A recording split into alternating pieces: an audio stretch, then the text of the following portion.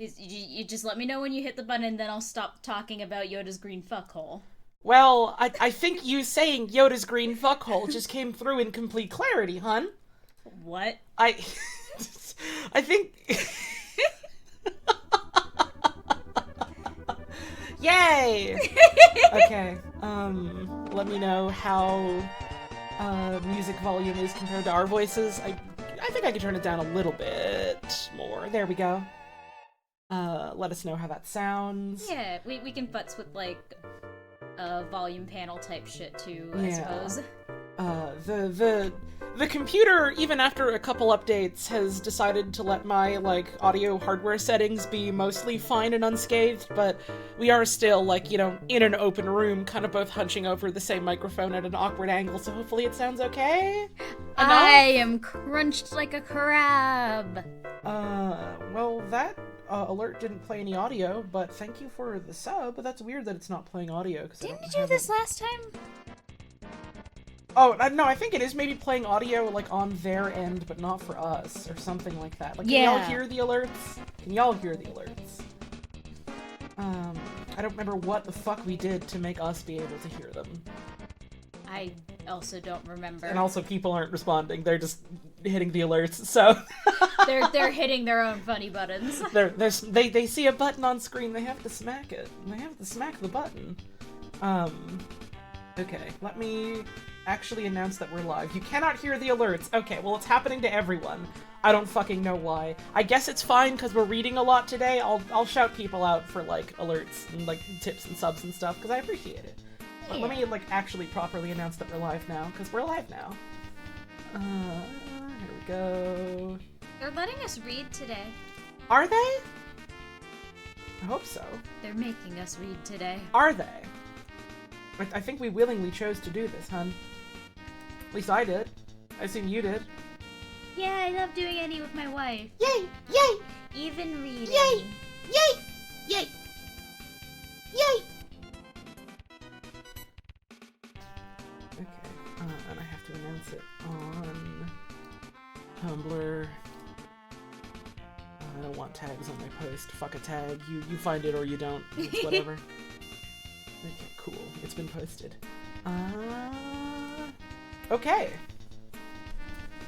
Hi! Hi! How everyone is doing today. I hope you're doing good. Let's see. We've got certainly some alerts already. We've got, one or two. We have 39 months from my good friend Teffy, who says, the end of Wikipedia? Well, I hope not. I think it's just the end of this article. Gateway of Last Resort with 39 months. Thank you very much. Crystalline Chaos with 21 months. Thank you very much. You didn't miss anything. The stream just started. Datafract with 21 months. Thank you very much. There's probably going to be a bunch of these because I have not streamed in a little bit. Yeah, what have you been up to? You're not going to believe this, hun. I've been visiting my fucking wife on the West Coast. Wow, how is she? She's fine. She's fine. Oh, I bet she is. Oh, she's fine, alright. Yeah, buddy! Yeah! Funpocalyptic, thank you for 48 months. Hyphenet, with 8 months, thank you very much. Cat with a Wooden Sword with 26 months, thank you. You're at the Party with 45 months. Hunter Bits from Orange Carnation. Deranged Donkey with a 4-month resub. Games sure do exist, that's true. So I'm told. Leah Kier with 33 months and message of, hello Floppy. Hello, Floppy. Hang on, I have to... There. Simpleton with 46 months. With my awesome Kefka message for me. Hopes and dreams. Where do they come from and where do they go? Such pointful things. I'll cherish them all. Yay! Nice Kefka was always saying that. Nice Kefka was always saying this. Different from good Kefka. Yeah, obviously, third guy. We're gonna learn all about the different Kefkas someday. Beans Themba with 33 months, thank you very much. Good name. Good fucking names today. Keith King Crimson with 14 months. I love to read on Wikipedia. I'm sure this list is unbiased and doesn't reflect the opinions of the various contributors more than it does the actual state of the gaming industry. I mean, I don't think it's it's really the biases of the contributors as much as it is. We'll get to that. In a funny way, it's actually more the bias of the gaming industry. Certain sects of the game industry. America. Cherry Boomer with the 23 months. Hello, Holly. I figured I'd watch the stream while I finally stopped procrastinating and design my Hobgoblin OC because the hyperfixation brain rot is very real. Hey, that's cool. I forgot what a Hobgoblin was, and I was thinking of, like, Green Goblin from, Spider-Man, and that's different. But thank you for the sub. That's just a guy. Jojo Noid, with the 14-month resub, who says, "What are you talking about? 40 months! That's exactly the amount of video games there are." I don't know if that's true. Thank you, Gunmulder, for the 26 months. Thank you, BV728, for the 35 months. Top 10 Twitch sub comments considered the best. Oh yeah. Amy Ison with 36 months. We're in the end of the list of games. The end game. The end list. That's true. Stray Cat Rock with 12 months. We're gonna read the last wiki article before they shut it down. That's true. Professor Sean with the 13 months, thank you. Antler Lad with 38 months, who says, "Hi Holly, I found all the Lord of the Rings extras on the Internet Archive. Let's go!" Oh, fuck yeah! That's fucking awesome. That's Thank you, awesome. Internet. Everyone, please applaud Internet Archive right now. Oh, this makes me happy. I'm seeing a couple comments in chat from people being like, "Yeah, you know, I watch the VODs a lot. This is like my first time able to catch something live." Aw. There's probably quite a few people that, like, exclusively check out my streams through the VODs, huh? Now that I think about it. That's neat. It's neat. Hey, thanks for enjoying my streams. Thank you to all VOD warriors. So how's everyone doing? I've been a little busy, visiting my fucking wife for, like, the past couple weeks. And there's a little cat in a window who just jumped on my desk real quick. Yeah, just to say hello. Mm-hmm. Yeah, we're talking about you, big We're girl. talking about you, Kiki. Yeah. We love you. We love you so much. We love she's you. embarrassed. She's turning into an egg. She's become an egg. Cats are always doing this. Cats are often doing this. You baked bean freak for the resub. Really good names! Thank you as well to Dog Verified and Morgcore. Much appreciated, much appreciated. Good names! So I haven't really had the time, or it's less I haven't had the energy to stream and more I haven't had the interest to stream. I've kind of been on, like, forced vacation time with my wife, which has been nice. Mm-hmm. The good news is we are in the same space, so we can do things that you can only do in the same space, like go out for food and go to museum and other things of that sort. The bad news is when you have a limited amount of time and energy, that doesn't leave a lot of time and energy for things like read Wikipedia on the internet for people. Yeah. I've kind of just written the month off as being a month off, which is nice. Also, someone graduated. Who's that? Was it you? Congratulations! None of you can see, but I'm giving my wife the most miserable stare right now. And she's just, like, curled up on my shoulder, blinking so sweetly in my eyes. My wife got her graduate degree. They done fucked up and now I have that. They didn't fuck up. They gave it to you on purpose because you finished the entire graduate program. Which was their mistake. No! You did good work. You got a damn thing. It's awesome. Also, to everyone who's saying stuff like, "Oh yeah, I graduated, but I just got my undergrad." Undergraduate is a fucking accomplishment. Be proud. It took me like 6, 7, 8 years to get my undergraduate degree.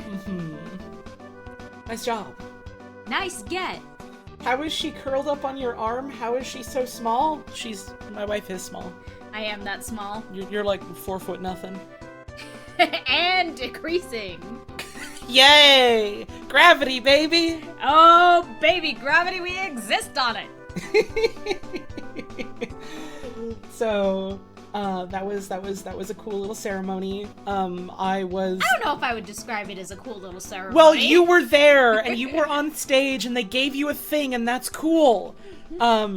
And I think we were originally thinking of, like, streaming or, like, a little bit after that, but, I did scream so loud with excitement when my wife was on stage that I, like, threw out my voice completely. Multiple people whose identities I still do ads, by the way. By the way, get advertised to. Or don't, actually. Do everything you can to not get advertised Sorry, it's to. ads. They want me to run these on Twitch. Unfortunately, we like having money to live. I do. What were you saying? What was I saying? Oh, yeah, my wife screams so loud that multiple people whose identities I still do not know apparated in front of her and went, "So you must be Puzz's person." Yep. A couple people came up to me and are like, "Oh, so you're Puzz's partner?" And it was like, yeah. I am. Yeah. I am. Also funny was that my mom was also there, and she and my wife were in separate locations. Apparently they both did this separately, unrelated to each other. It was nice meeting Puzz's folks. They're nice people. They're real sweet. I understand a little bit where you get some of it from now. What's wrong? It was very sweet. Your mother was like, "Oh, I'm sorry about like all these little things that keep happening that we have no control over," and it was like, I just met you. I'm not gonna tell you to stop apologizing to me. It okay. Oh yeah, Kiki is really cute. She has been very nice around me. She loves her mama Holly. So, the first couple times I visited, the first time she was like very skittish because, weird new person in the house that is and that was you. only a few months after she like became an indoor girl too, so she was still getting used to that life a little bit. Right. And then the next time I visited, she was still mostly kind of like keeping to herself and like keeping distant, but every now and then she'd come up and she'd sniff. She'd like sleep near us, but like not on our bed. She took care of you when I poisoned you by accident. She did do that, and she liked smelling the food that I got or the food that I made. She loves She doesn't care about any food that I make or that I get for myself. She loves anything that Holly makes or gets or cooks. Hee.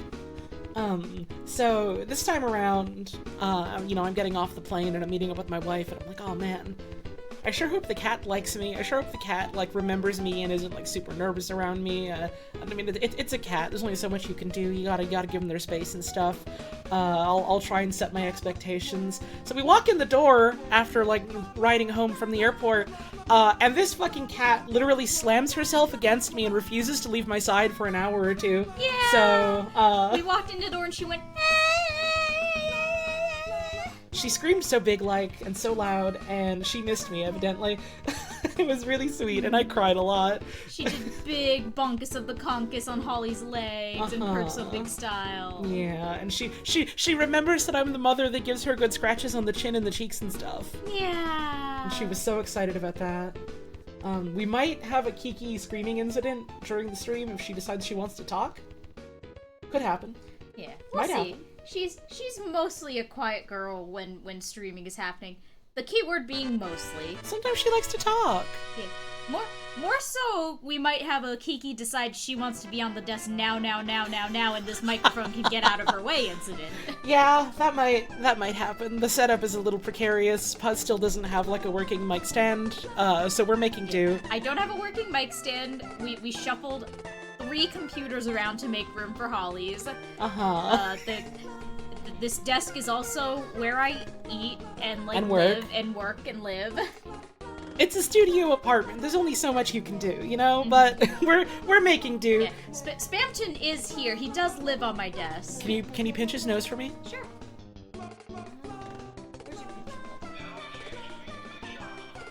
He lives here.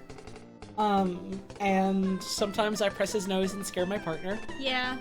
The thing is, I never remember where the button is. Holly knows innately, so I never make him talk, and then Holly gets in and just makes him talk nonstop. Is Holly gripping the popcorn tub? First of all, motherfucker, it's a pretzel tub. Second of all, no, because we're like both sat at different positions, so we just have it like in between us, so it doesn't have to be like right in my face. When Holly is here, I move. I have like a very small like little sit-in table for eating at or using as like an additional little kitchen island, and normally it more lives in like kind of the center part of the apartment near where like the kitchen. When Holly is here, I have to put the beds on the floor because I have a little loft bed for children, and that doesn't fit 2 human adults. I always forget it's technically a loft for children because of how short you are. Yeah. It's like a twin bed size loft, which works fine for me, being 3 foot nothing. You're not 3 foot nothing! I'm 2 foot nothing. You're the size of a pea. You're the size of a grape. The size of an ant. The size of a little molecule. So when my wife is here, I have to put the futons on. Also, I don't have a mattress. I have 2 futons on top of each other. Which, remarkably enough, I sleep fine on. I was, like, concerned that I'd be sleeping like dog shit the first time I came over, but, like, no, the futon's fine. Yeah, so I put the futons on the ground, and I moved the table out of the way so it's more, like, up near my desk, which is good, you know. It works for making the apartment adapt to 2 people. This is not an apartment made for 2 people. No. I know multiple people who live in these apartments with, like, their partners full-time, and I don't know how they live. This is barely an apartment for 1 person. I don't know how you live like this. Yeah, it was, like, okay when it was just me, and then Kiki came to live here, so I had to adapt to her, which means this is now an apartment for Kiki, and I squeeze my way in. See, I'm coming in here like, damn, bitch, you live like this? And it's not because of anything my beautiful wife has done. It's because of the tiny room they've given her to live in. I mean, it's a little bit also because I live like this. You don't have to do yourself dirty like that live on stream in front of people. Literally, no one would have known. They would have known. They would have sensed it. That's not how that works. No. They can feel the stovetop somehow. The Spanton makes noise, you beat the hell out of him and he didn't squeak or anything. Yeah, there's a little noise box in its nose. Yeah, watch this. Oh, it's doing the scary one! Okay. Cool, it's never done that single voice clip that has like a rare chance of happening anytime I've ever hit the button. We literally had a friend over, 2 weeks ago who saw the ago. Spam... Was it a week? I want to say it was a week ago. It was like the fucking day after graduation, and I don't remember when that was. I think it was a week ago. Let's say a week ago. Point being, a friend came over and saw the Spam and was like, oh shit, have you guys ever heard the scary line? And just sat there hitting his nose for like a full 2 minutes, and it didn't trigger. And so, I was fucking convinced, okay, somehow they gave us one that just has like a normal voice box that doesn't have the funny line in it. No. It's just never happened. He was saving it for stream. He was saving it for the spotlight. He was waiting for his big moment live on stage, and he got it. He finally got it. Good for him. Or bad? It depends. It depends. I'm really not sure. This is, in fact... It's not... I say it's the... It's not the... It's a Spanton sweepstakes Spanton. Mm-hmm. I was like... Yeah, it was very nice of Fangamer to offer... It's okay, don't worry about that. What just fell? Spanton threw the scissors. Quick, get that on the floor! Kiki's investigating! Kiki, no! I gotta stop giving Spanton all my knives. You know, thinking about it now, there's a bunch of precariously perched things all around Spamton's area, and like, they keep falling. Yeah, hi! And now Kiki's yelling. Yeah. Kiki excited. I don't know if any of her screaming came through, but boy, there was some.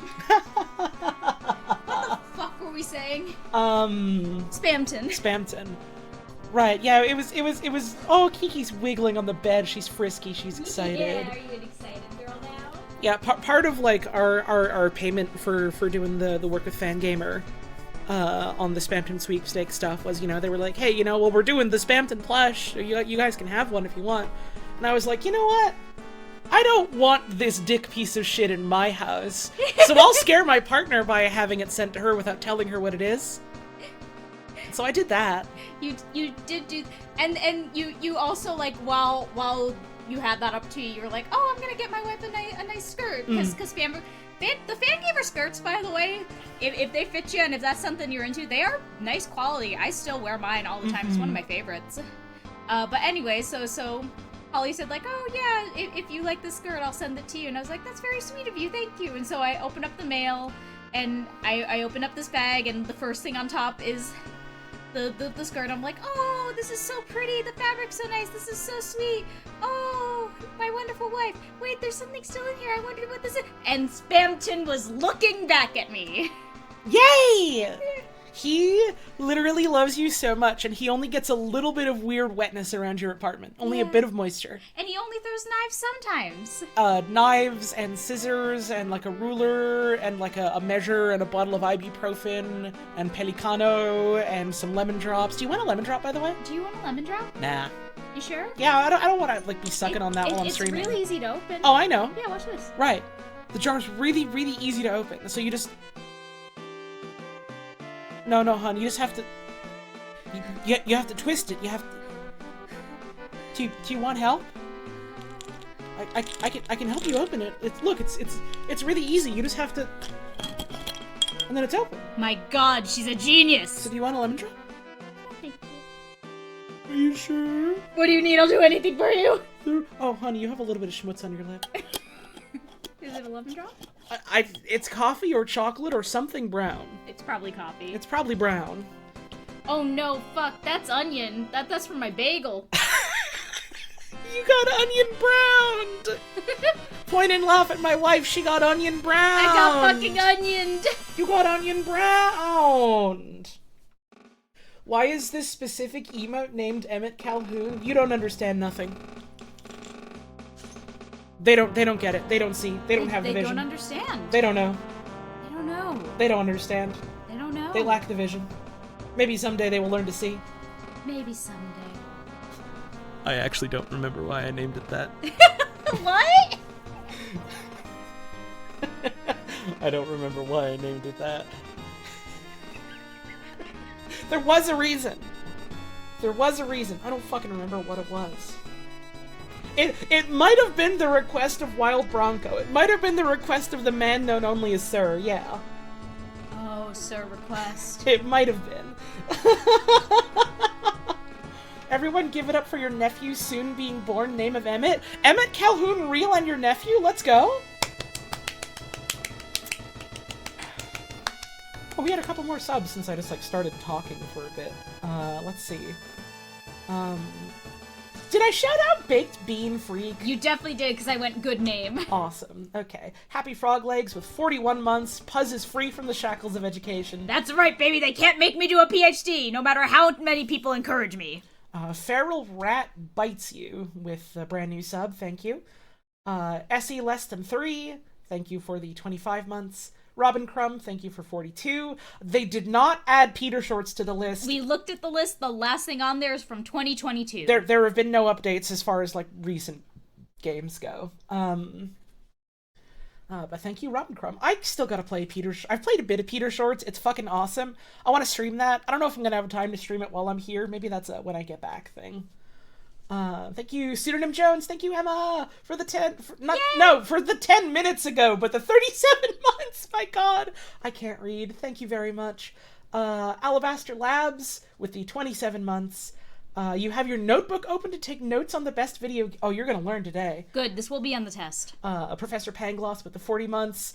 Thank you, very much. And thank you for congratulating my Big Fac. I can talk about Big Fac later. Oh, Big Fac. I kind of want to get the actual stream started. Missing Texture with the 37 months.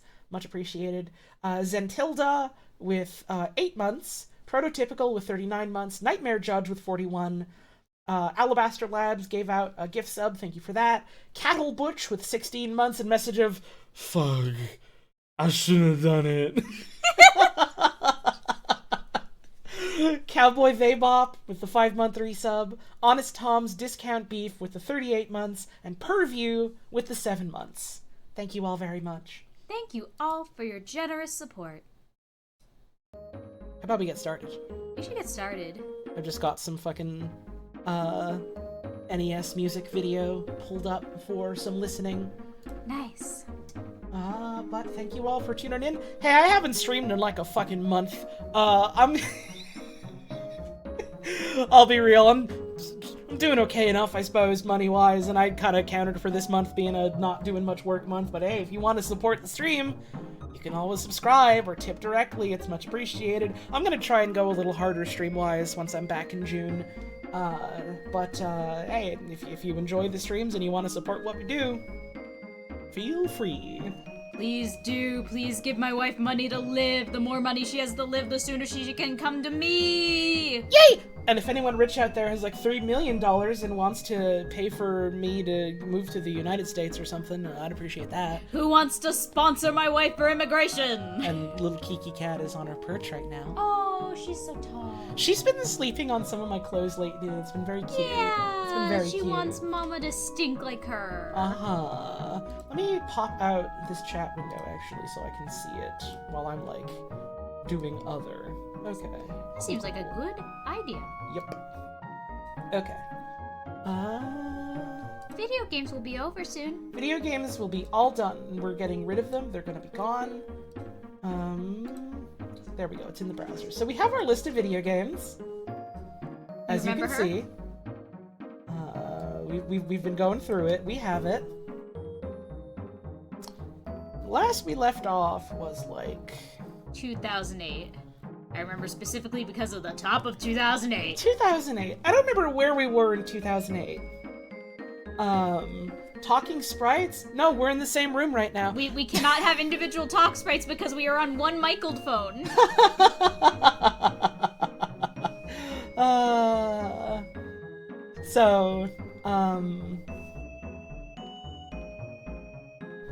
don't remember where we left off. I kind of just want to start with Braid again.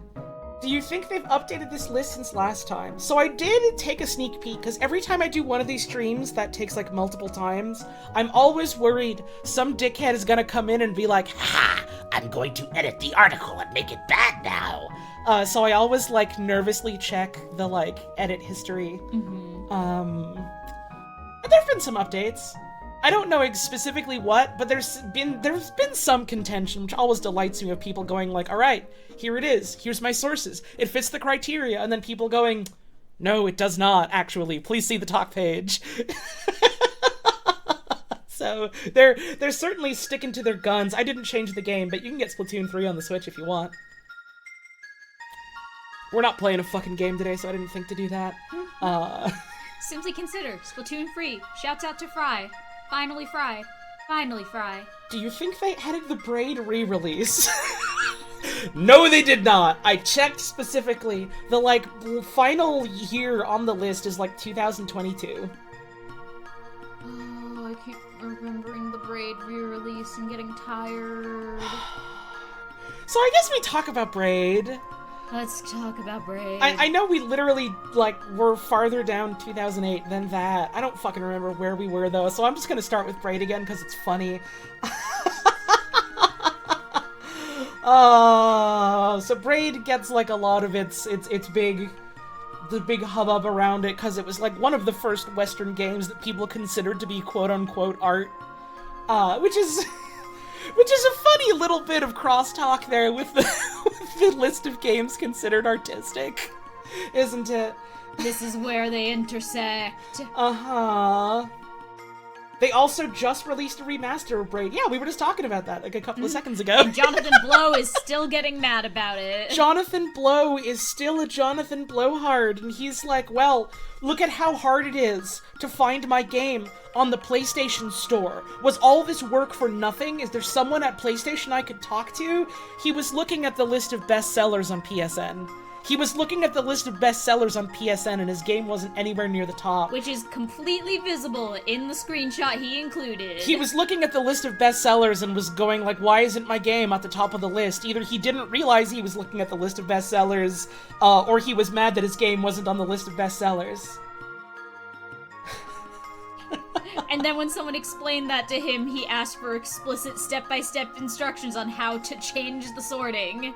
Did he? Yeah, he was like, oh, well, how do I change this? What do you click? I can't figure out how to... And someone was like, wow, so I guess someone else designs the puzzles for your games.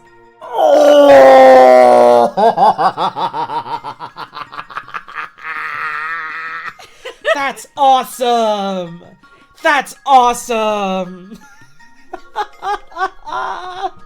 So, I don't know, to some degree, you know, there's debate about how much can you separate the work from the person who made it, and this is less been us talking about Braid and more us talking about Joe Blow.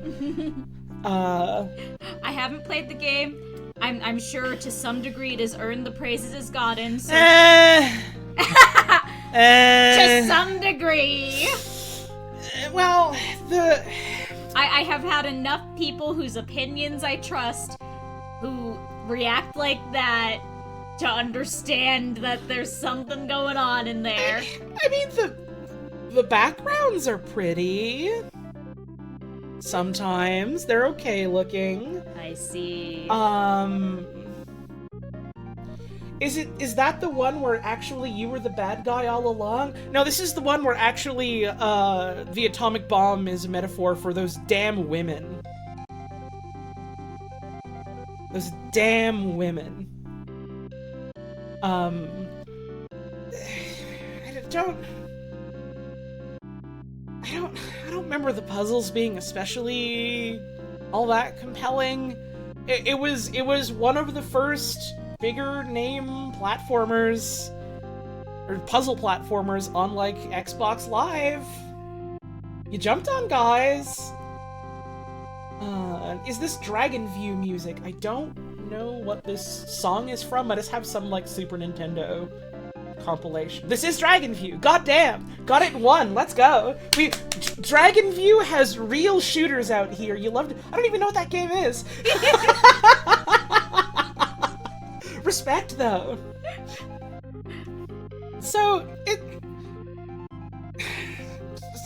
a lot of why it has like this sort of not following, but like the sort of weight that the name Braid carries is because like a lot of like people trying to talk about video games seriously back then were like, wow, could this video game really mean and finally prove that video games are art? Because it had graphics and it made you think. The bar was low back then. It was kind of rough back then.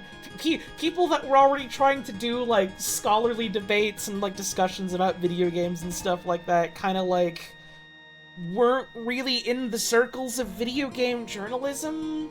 Not like massively, at least. Like, I'm sure there were some people doing that. I don't want to imply like I'm the fucking historian of games journalism here that remembers everything with perfect clarity. I'm some fucking woman on my computer right now. This is a little bit of a boss baby-ass sentence, but I'll put it this way, because I know for some members of our audience this will really hammer it home. Only a few years before this, video game journalism was still Tommy Tallarico, and they let him be on real TV. They sure did. That's the level of video game journalism we're dealing with at this point in time. Why do video games need to be art? Why can't they just be video games? Well, number one, they are art. Number two, it's because people were very insecure that people thought they were playing with children's toys when they were adults or whatever. Literally that. And I was like, no, you have to take us seriously. Look, this is a game about, like, a scientist mad, and he's sad because he wasn't nice to a woman, but maybe it was the woman's fault. I remember Frankie talking about how he was, like, playing Braid years and years ago, and was like, oh, you know, this is, like, an interesting look into how, like, this dude was a real shithead, and he really fucked up, like, everything in his life around him, and he was the bomb or whatever, and then, like, looking at anything Jonathan Blow says about his video game and being like, no, you don't understand. No, you guys don't get it. I think part of why, specifically, Jonathan Blow feels so inseparable from talking about, like, the things that he has made is because if you talk about the things he has made, he forces himself to be in that space to then tell you, hey, and by the way, this is how I am thinking about the thing that I made and what I did and what it means. If you try to have an interpretation in any kind of semi-public sphere, he will manifest to correct you. Jonathan Blow is one of the most famous historical examples of birth of the author, where he will make himself appear in your interpretation and yell at you and scream and demand to be burped. It's awesome. I don't know if I have anything else interesting to say about Braid. I don't remember the jumping physics feeling all that great. As with a lot of things on this list, this is a very fascinating look into the state of Western video game journalism and video game development at this very specific point in time. Should we preemptively ban Jonathan Blow if he has a Twitch account? He does. I think I already did. I'll have to look through the ban list later. Burnout Paradise. The Burnout games are fun racing games. What if What if crashing your car was good this time? What if you wanted to do that and you got points for doing that and getting really close to doing that and exploding? What if it was super cool and sick? Right, like, what if we just went all in on, like, blowing the fuck up? Burnout, it's because they're in alphabetical order, but Burnout being the one immediately after Braid is really fucking funny Yeah. here. Burnout awesome. They have, like, a bunch of really cool, physics of, like, making your car explode and shatter to a million pieces in some of the games, at least. Mm-hmm. Joe Blow and Phil Fish taught me a lot about how to not be online as someone who makes stuff. It's a valuable lesson, genuinely. There's a lot you can say about Phil Fish and, like, the things that he made. I'll say this much. At least he went up to bat for women sometimes, and also he made a game that was good. The bar's on the floor, but he's stepping over it. And also Phil Fish eventually, I think, maybe learned that lesson for better or for worse, and was like, nope, bye. You missed the beginning of the stream because you were busy beating Talos Principle 2. Awesome. I fucking love... I gotta play 2 one of these days. I fucking love the first one. Both of those. They're good. They're fun. Yeah, oh god, now that I'm not in school anymore, the game list, it is becoming overwhelming. You can play video games. I can play video... Tetris exists again! Literally, it's been so fucking funny. Like, after my wife got her degree and after, you know, I had some weeks of just getting to fucking relax and not worry about stuff, just being like, oh, hun, it's been really nice here staying with you. I'm so glad that we're enjoying, like, this whole month. It's gonna be sad when I have to go back home. Jesus Christ, we have so many things that we're gonna be able to stream again. I wanna see how Ghost Trick ends. We gotta finish that shit. We gotta finish that shit. I wanna see my friend Kiryu. We gotta go back to Yakuza! I'm gonna torment my friends with Professor Layton. Yeah. That one didn't really match the meter, but oh well. No, it really didn't. That's okay, though. I love you. I love you too. Kiki. And Kiki. And Kiki is here. She's smelling Mama's clothes. Uh-huh. The Japanese games are bad era was such a tiring time. Sure fucking was! And again, it's something that we've seen kind of like throughout a lot of this list, because like aside from some like big name exceptions, like, you know, ones that were super big in the West, like Final Fantasy VII, a lot of games that are like, you know, culturally massively significant in Japan, like a ton of the Dragon Quest games. Oh, the amount of time it took us to get to Dragon Quest is proof of the fucking xenophobia in this list. It took so many fucking years to get to a single Dragon Quest game on this fucking list, man. It's so goddamn funny. Like, maybe like a solid 50 to 80% of the Japanese games industry can be directly traced back to, like, Dragon Quest 2 or something like that. Uh-huh. Yo, Tyler, thank you for the resub. Fucking shoutouts to Tyler. Speaking of good games. Speaking of things that Puzz and I want to stream soon, I was, like, lamenting when I got here, because I'd put some money on, like, my Steam wallet, because there was, like, a thing that was gonna go on sale that I wanted to get. This was very funny in retrospect. And then, like, I had, like, some change left over, and so I was like, okay, maybe I can buy myself, like, another game or something. And Another Crab's Treasure comes out on Steam, and I'm like, oh, fuck. I want that game. That's gonna be fun. And I'm like $4 or $5 short of being able to get it on Steam, and I'm like, oh, man, I guess I'll just get it when I get back home. A couple days ago, I look at Steam and I get like an alert just being like, you got a gift, and I look over and I'm like, what the fuck? Fucking Tyler has sent me the game, not aware at all that I've been having these thoughts, with like gift message of, can you crab, please? So that's gonna be fun. The funny thing is this happened twice, because also, like, what, a few days into you being here, they dropped fucking Hades 2. They did. And that was also $4 or $5 more than what you had. Yeah! And so I was like, oh man, I also want to play Hades 2. That's gonna be really fun. I guess maybe I'll just wait till it's out of early access, or I'll wait until I'm home if I really can't resist. And then my darling wife is just like, I can buy it for you. And that son of a bitch, she did it. Listen, she was just having to fucking sat there while I finished a thesis. She deserves the woman punch game. There's no punching in it, I think. There should be. There should be. They should add that for you. Well, there was punching in the first one. Supergiant, love your games, love your work, really proud of you for this release. Please add punching for my wife. Can you bring the fists back? Also, can you make Nemesis's waist, like, less snatched? It's weird. Please.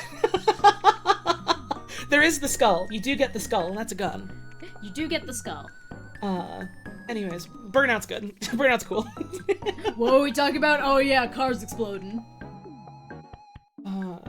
People are talking about other stuff on the talk page, like how there's like talk about how like a lot of these are like very Western leaning. Mm-hmm. I saw someone saying that there was like a whole back and forth debate on whether or not Fallout New Vegas qualified. Hang on, I have to pin another message from Tyler. Respect. We know they can do it. We know they can do it. They can do it. There's at least one character. There's at least 2 characters in that fucking game that I was like, hey, they finally did it. They made a character that isn't skinny. They can do it. Do it more now. Hot. And they are hot. Do it more though. More. Okay, next one. Dead Space. We definitely talked about Dead Space. I remember that. Mm-hmm. I remember that. That's the one with coughing baby, right? What? What do you mean? That's all I know about Dead Space. What? That boy in the armor and he's coughing baby. and Master Chief and Summers help him. Hun, you're talking about a meme that I haven't seen. That's... Midstar gets me. That's all I know about Dead Space. That's not Dead Space. That's a picture someone made about Dead Space. Honey, I love you. This is like going, oh, I know about tobacco pipes. I know they aren't a pipe. Yes, it's a pipe.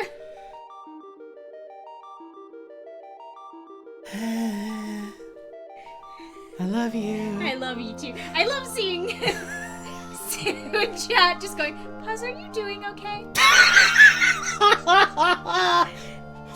I appreciate the people in chat going, Puzz is right, I know what she means, because at least then you're not talking about nothing. It's just a thing that I haven't seen.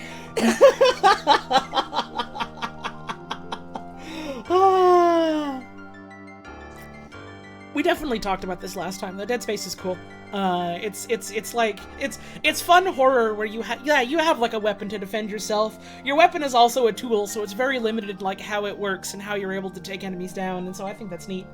I like the way they do the HUD being like parts of your suit that you like can look at that way. That's all. I remember us talking about this now because we were talking about how fucking hard it is to do like alternative HUDs like that and have it actually work and not come off as like gimmicky and shitty.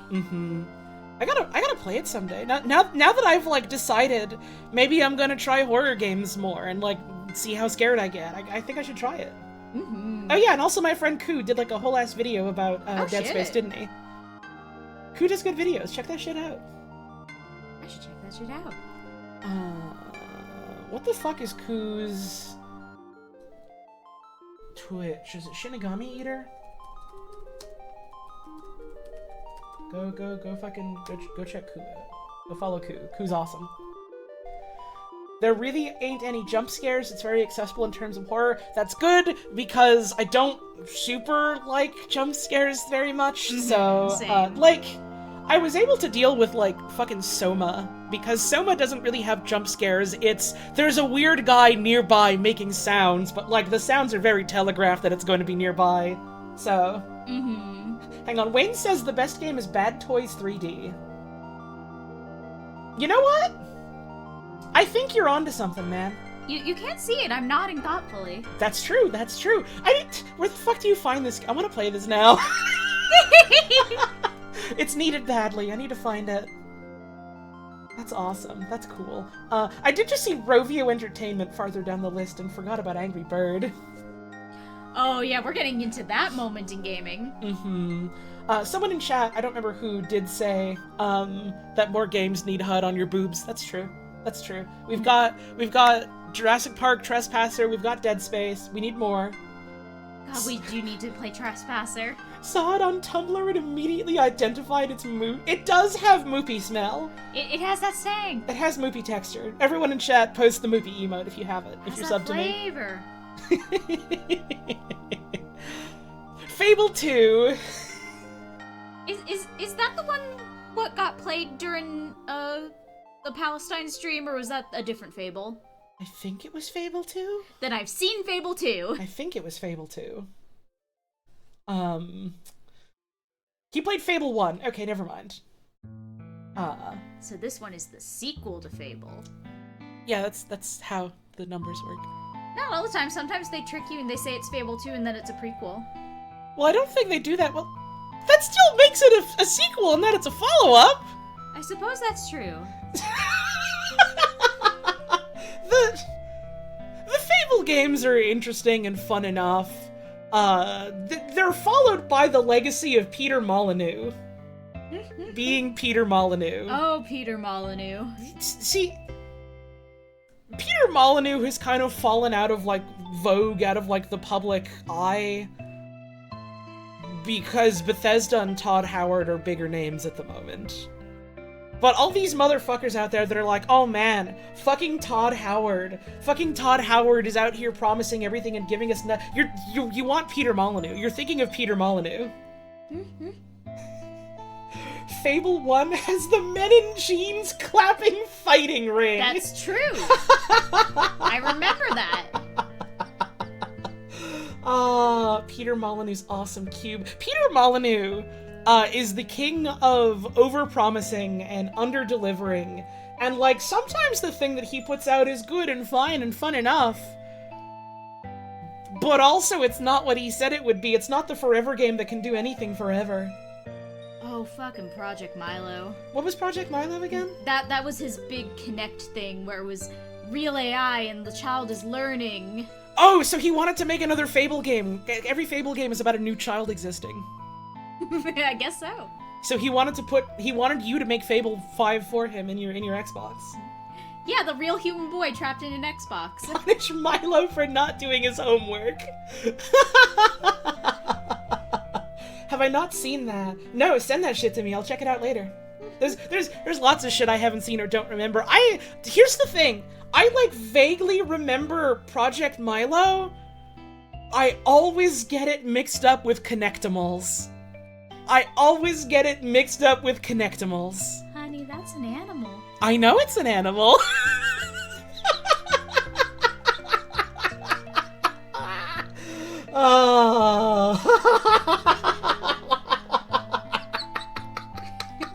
New Connectimal human child. Think about it. Yeah, the whole goddess thing is really goddamn funny. I don't remember exactly what that was, but it was something about, like,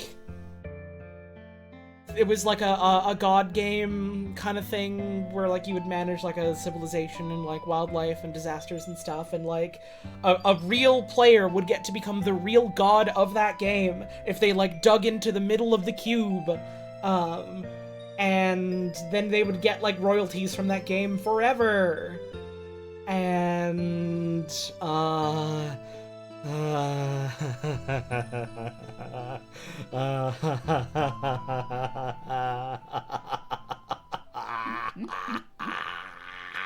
I would have to look up more of that later to remember exactly what, but man. Man.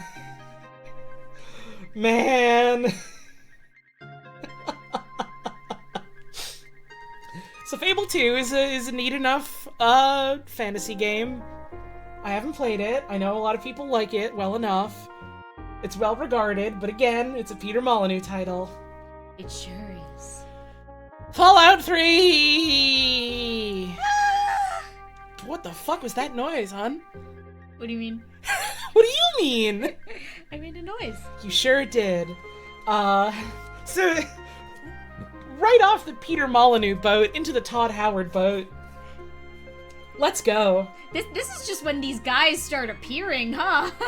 Peter Molyneux had been around for some time by this point. So had Todd Howard, because, like, wait, no, what was Fallout 3 first or was Oblivion first? Anyways, point being, this is not when they appeared. They had been doing shit for some time now. But this is when they start becoming entities. No, they've been entities since time immemorial. That's true. This is just where it starts happening to Fallout. Oh, dear sweet Fallout. Because, Bethesda, you know, gets the license for Fallout, and they own it now. And they're like, alright, we're gonna make, we're gonna make a new Fallout game, and it's gonna be a 3D one. We're gonna bring back the series. If New Vegas ain't on the list, we will all shit blood. You gotta go to your toilet right now. You need to run. You gotta get there. It's happening. Time's running out. Hurry up.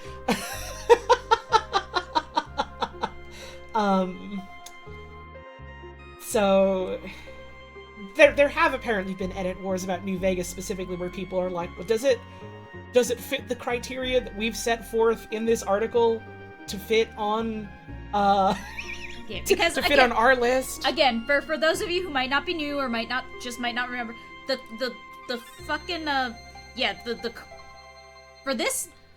the games listed here are included on at least 6 separate best/greatest of all time lists from different publications as chosen by their editorial staffs. The wording of this is very particular and specific, and they are sticking to that. God bless them. It is not a games considered artistic. It is not just make your best argument and edit the page enough.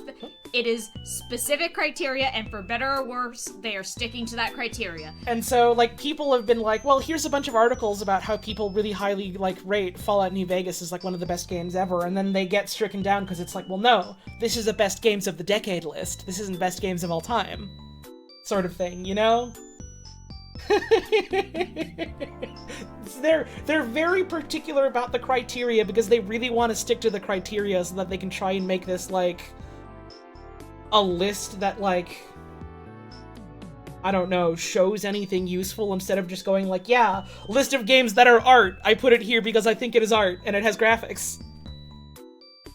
It's a very different beast from list of games considered artistic. Yeah, so, like, yeah, anytime you're like, oh, but why isn't this game on the... It's not list of games considered influential, it's not list of games considered artistic, it's not list of games considered the best because I can argue it's the best for X, Y reason. It's list of games that a quote-unquote reputable source that you can cite in a Wikipedia article has said is the best game of all time. One of the best games. One of the best games of all time at least 6 times. Yep. You need sources, and they need to fit the criteria. Yeah, we can criticize whether or not that's sufficient for what they're doing and what they consider a qualified source and how that makes this list very much lean, like, Western journalism and how that influences what they consider the best and influential. But within the criteria they have set, they are meeting those criteria. So Fallout 3! Fallout 3, baby! It was the big deal because it was like, okay, well, Fallout's coming back now, and it's a Bethesda property now, and they're gonna do to it what they do to, like, you know, what they do with, like, their Elder Scrolls games types of things. This is the post-Oblivion era of Bethesda, where they're like, okay, well, we have the technology. We need our shit to be big and vast and wide and expansive. And then they kind of struggle to do any of the writing. And then also, a lot of the people they had doing, like, some of the interesting writing on, like, the previous games are not really doing the writing anymore. And they have, what's his name? Adam Adamovich? I'm almost so bad at pronouncing his name, I'm so sorry. The dude who does a bunch of really fucking cool concept art for, like, their video games, and so you see a bunch of that floating around. That shit looks awesome. And they don't ever really... Sorry, my train of thought just got derailed because this, like, SNES compilation is playing the Capital theme from SimCity. And my brain just shut off. Hell, He's coming. I've Pavlovian dogged myself. It's a problem. This is what happens to me with the Capital theme, with the Goodnight theme, and with the fucking, whenever I see Cranky Kong. How's that sick son of a bitch been lately? And so, like... Fallout 3's dog ass, man. Like, I certainly think that. A lot of people certainly think that. You can like it if you like it. I don't give a shit. That's fine. Whatever. They have the tunnel snakes. The That's tunnel all snakes I know. do rule. That's all I know, and that's all I care to know, frankly. And, like, it's... it was a big deal because, like, the big open world thing was, like, extremely novel at the time, and it was, like, a beloved franchise that they were bringing back in, like, a new format that in some ways still felt relatively loyal to the old format, kind of, like, modernizing that sort of, like, structure of it. It's Oblivion with guns. I really like comment from Combo Winter saying, Fallout 3 is like if a video game was poorly written, and not fun to play also. Yeah, it's Oblivion with guns, and they were like, yep, we've got our guns here, and we're bringing back, like, the targeting system from the old ones, but also because it's, like, a first-person 3D video game, you can play it as a first-person shooter, and it doesn't feel good to play as a first-person shooter, fundamentally, honestly. And, like, God bless them, Obsidian fucking tried, when they were making New Vegas, to make it feel better as, like, a first-person shooter, and to some degree they did, but it's still built off the bones of Fallout 3, which is not an especially good shooter. Mm-hmm. The plaudit you can give to Bethesda is they're good at world map design. I think they're okay at it. I think they're okay at it. I think they would do well to scale all their shit down massively. Mm-hmm. They're never going to do that, though, so I've given up on ever hoping for that. I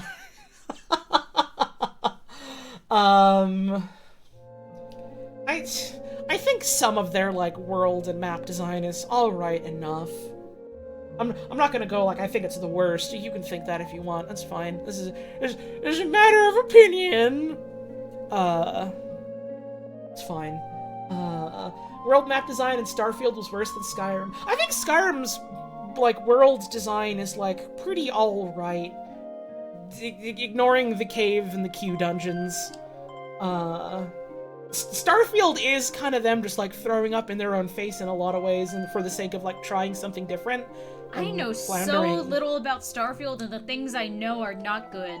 See, I've talked about this a couple times on stream.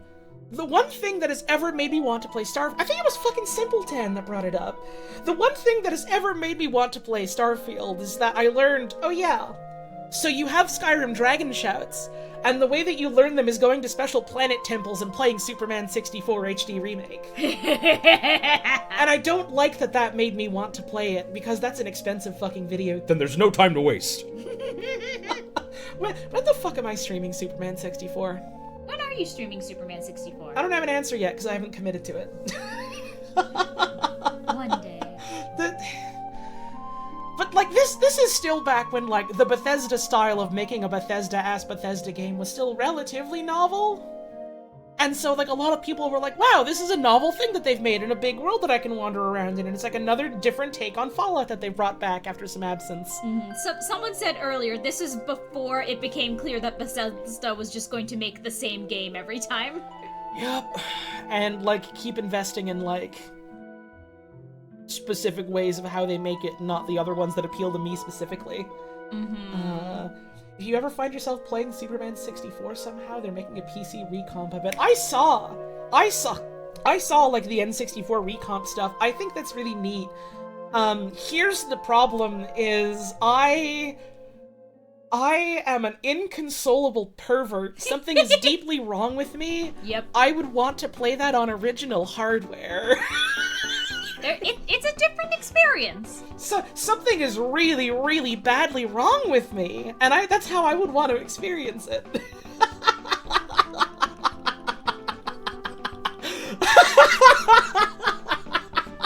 Everyone in chat is scared of me now. That's good. Good. Or bad, it depends. The recomp stuff is really cool, though. I got a little bit unnerved by some of it, because the video I saw was like, yeah, this is, like, a really cool way that you can play, like, play old games on, like, modern hardware in ways that, like, run relatively well, and got, like, kind of, like, skeeved out the same way I do with, like, high-definition Minecraft shaders and texture packs, because it was like, and also, we can run it at above 60 FPS, and we can do HD textures and new lighting and stuff, and it was just like, it looks wrong. It looks wrong. They didn't make it like that. It looks wrong. This is a different game now. And I cried and I hid under a rock for a while. Yeah, and, like, that's the thing. Like, for better or for worse, at a certain point, remakes like that become a different game. And that's not necessarily a bad thing. It's cool when you make a bad game good, but it is a different game sometimes. I think a lot... No, this was for, like... They were showing this for, like, Ocarina of Time and Majora's Mask, which are already universally beloved video games. Mm-hmm. But it was just like, this is a thing you can do for N64 games in general, kind of thing. Yeah. I think a lot of the appeal of stuff like that is for people that have already played those games to death, you know? Yeah. Like, all the people that have played, like, 3 million hours of, like, Ocarina of Time and Majora's Mask and done a ton of the randomizer, and now it's like, hey, well, here's, like, you know, a new coat of paint on it, a new, easier way to do, like, all the rando stuff that you've been doing. And, like, that's cool. I see the value in that. I'm not going like, oh, this is bad. I'm just going like, oh, I saw this stuff, and it was just like, oh, that's weird. Okay.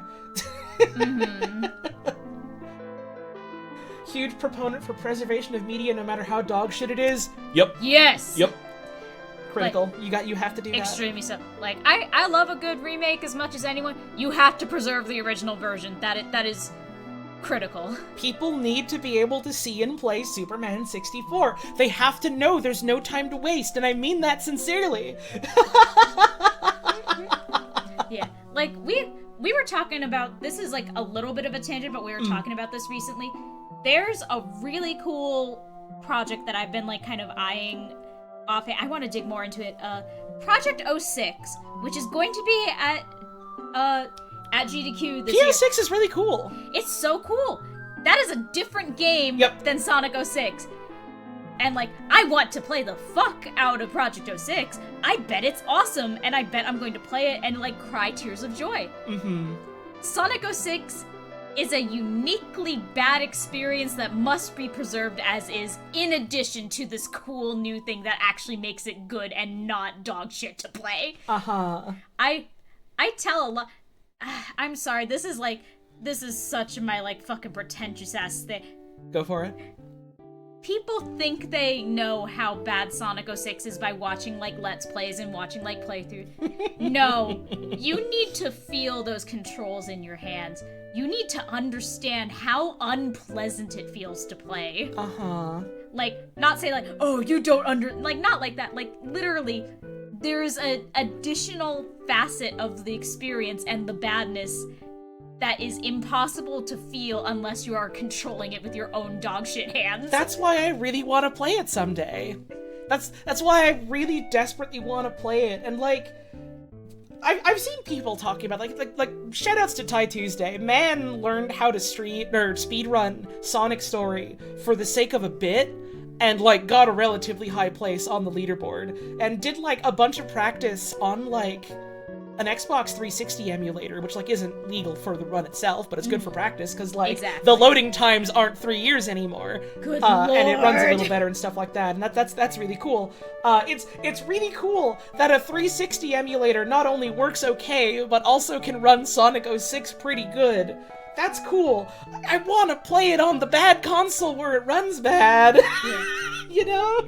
Yep. It's important to the experience and the smell. I want to play it on your poor old PS3 that's on its last legs. That's filled with dust. It's not even like one of the newer models of PS3. I took the hand-me-down. Uh-huh. My sibling got a better PS3 and was like, you can have this one if you want, because I just use it to play Jack and Daxter and watch DVDs. So Fallout 3. Fallout 3.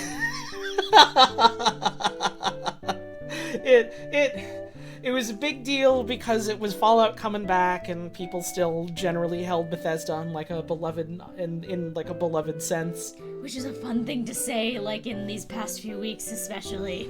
Oh, I'm sure we'll get to that. I'm sure we'll get to that later on in the list. And so for the sake of moving on with the list, I won't bring that up yet. We'll get to that. But man.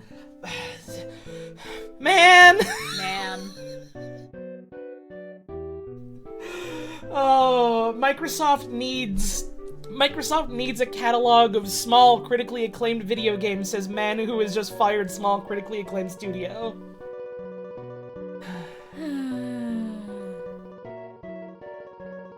Fallout 3 was fine, but I can't be gay in it, so it sucks. Those are some interesting standards you have there, Ratatouille on GameCube. Good username, by the way. Really I good mostly just wanted to say your username. See, this is why New Vegas is superior, because the most powerful power in the game is being bisexual. Literally, it is like the metagame is to be bisexual, because it makes you kill everyone better. Except for, like, animals. Animals don't care. Anyways, Fallout 3. It's a video game that's bad or good. Depends. And you can play it. I want to play it with you someday. It'll be fun to go through the Fallout some. And my Fallout knowledge is very funny because I know the first two are extremely well regarded and rightly so. Fairly Continue. rightly so. I know a lot about New Vegas because of my beautiful wife and my friend Cricket. Mm-hmm. And I know the final Pam.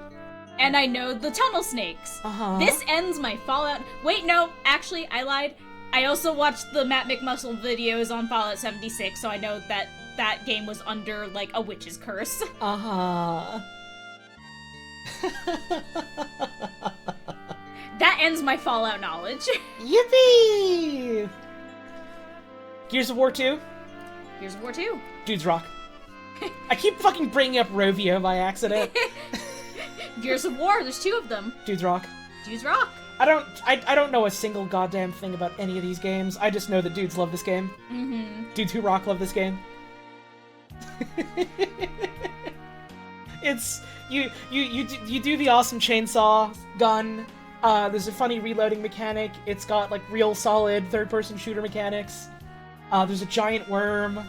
It's like very corny in a way that they play completely straight. What if you were a huge guy and sad about your wife? Yeah. That's Western gaming, baby! There's a lot of video games that are like that, but I don't know, Gears of War is fun about it. Because there's also a giant worm. There is? Yes, I wasn't joking when I said there was a giant worm.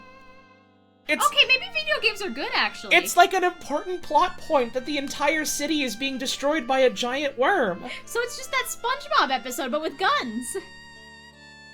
Yes. Awesome! Yes. Yes. What if we take the city and push it somewhere else? And then they couldn't because the giant worm got them.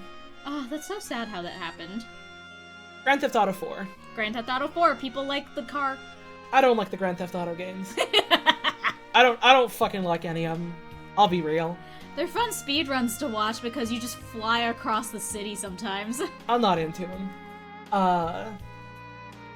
This was like a big step up from like 3 and stuff, and then we're like, well, we're also gonna make it like at least kind of more serious while also still being like, well, it's a Grand Theft Auto game, so we're trying to do our like hokey parody stuff or whatever.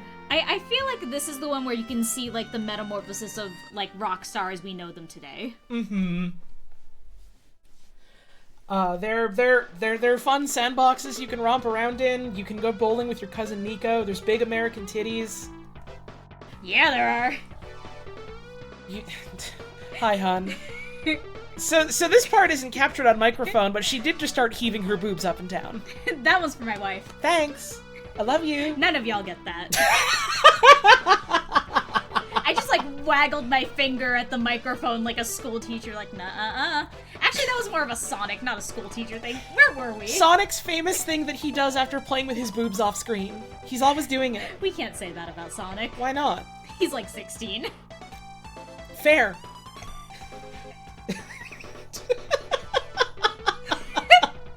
Anyways, I don't have much to say about GTA 4. People like it a lot. I get why it's there. It's certainly like a step up from like previous games that are also well regarded. Left 4 Dead. People like that one. Left 4 Dead, I know that one. I've heard about Left 4 Dead like multiple times from different people this week. It's really funny. Huh. That's interesting. Left 4 Dead was like a big deal for like PC co-op shooter games, and like I feel like I don't want to say it introduced this sort of mechanic. I feel like that's not true, but it certainly like got people aware of this type of mechanic where you have like your fucking video game looking at like how well you're performing and like how you're going, and then like actively like sort of changing the game as you go, like going, okay, you need more or less monsters, you need like the scary ones to appear, you need more or less guns and ammo and stuff like that, like the whole like the AI director system, and being like, all right, we want to like fiddle with your game experience depending on how it goes to make sure that it feels to some degree like a tense zombie slasher movie sort of thing. Mm-hmm. Then like, you know, ramping that up based on like different difficulties, and like, you know, having different like character designs that stand out like really good from each other, with like different personalities. They do a little bit in 1 and 2 have the girl character, and like it's not to say that her personality is just girl, but when you have the one character who is a woman, it does sometimes feel a little bit like, alright, this is her personality, it's that she's a woman. Mm-hmm. I feel like to some degree also that's like community response to it is that, because they're like, oh, well her the way she is as a character is that she's just woman. And people are especially like that about Rochelle in Left 4 Dead 2, which I think to some degree is because she's a black woman. Oh god. Rochelle was given so much undue flack. She sure fucking was. I'm gonna say it. I like her better than Zoe. I think that she's a more interesting Zoe. And people were just like real dog ass about her. Who could say why? It's weird.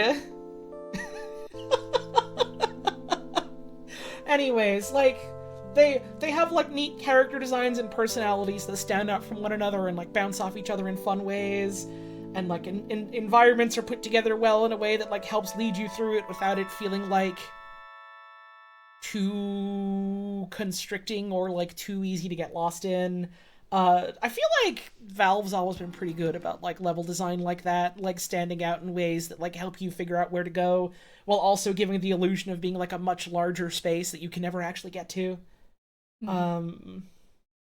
It's got real solid gameplay, and it like amps up the difficulty in good ways depending on how you're doing. And the versus mode, I fucking hate versus mode, which is to say I love versus mode, but I'm so bad at it.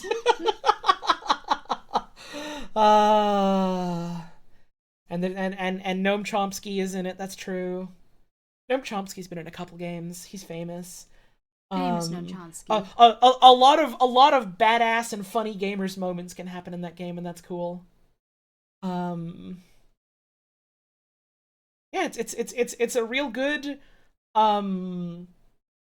just like group shooter, co-op shooter that in a lot of ways when Valve puts out a high profile video game is like, all right, this, I don't want to say it sets the standard necessarily, but it does kind of get people thinking and going like, oh, we could try doing more things like this, huh?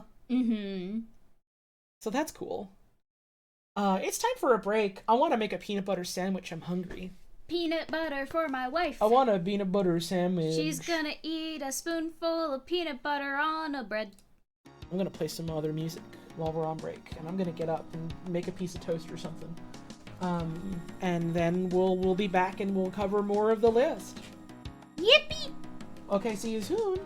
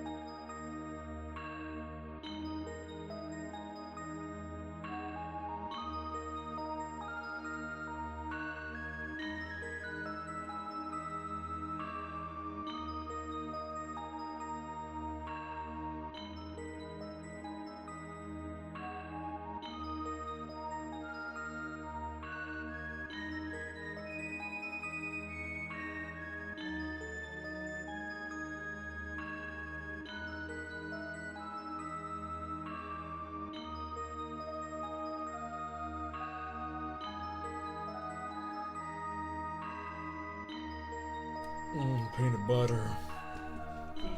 Oh, fuck peanut butter. Oh, it's peanut butter. Oh, peanut butter. Oh, God, peanut butter. Peanut butter.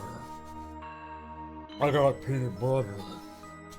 Oh, peanut butter. Oh, peanut butter. Oh, there's peanut butter. I have my headphones back on again. Hi. Not that it makes a difference. I got peanut butter. I got peanut butter. Oh, peanut butter. Peanut butter fights back. Oh. That's fucked up. Oh, peanut butter!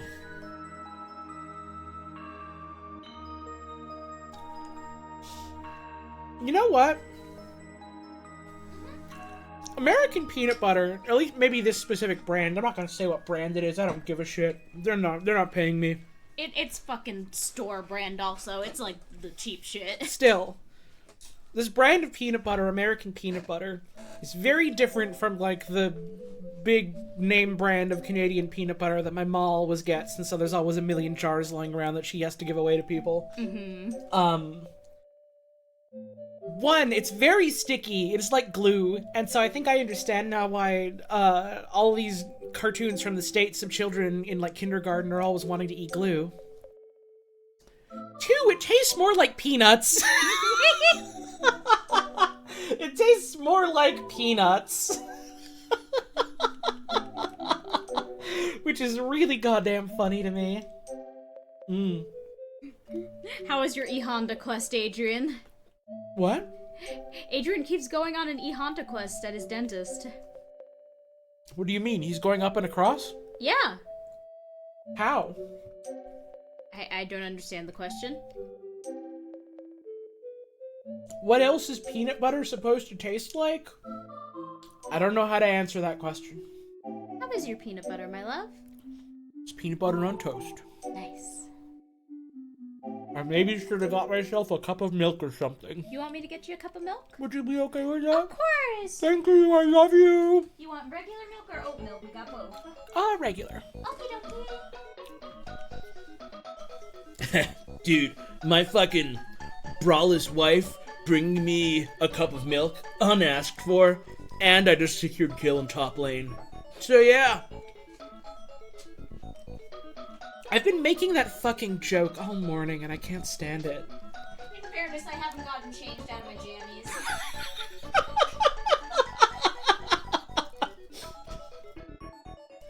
Now, to cool people off a little bit, the jammies are an oversized shirt with like a weird pug on it with like D&D accoutrements. What do you mean to cool people off? Do you think our chat are fucking like drooling and slabbering and like wild animals howling? Because you said, I'm in my pajamas and I have breasts.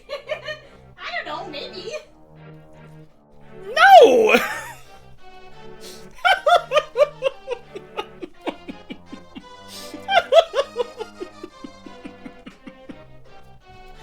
So how's everyone doing? Do I want you to be? No! Absolutely not. I'm putting you in the Yoshi's Island Bad Castle for this. If you're weird to me, then my wife gets to hit you with a beam. I do. Peanut butter. How's your milk, my darling? It tastes like a cup of milk. Is that good? I mean, it's what you gave me, so... Is it good? Yeah? You want anything else, Mama? A chocolate or something? A kiss. Okay, well I gotta come over for that. Okay. It's not poison this time. The milk is normal. I made sure I got new milk. Kiss. I love you. I love you.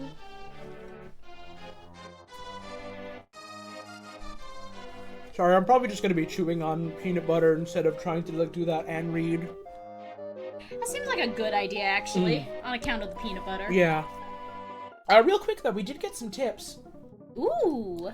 $5 from Dame Grey Wolf, who says, wait, me? From me? The money is coming from me? To you? Wow, amazing. Holly is the best magician. What are you doing, Kiki?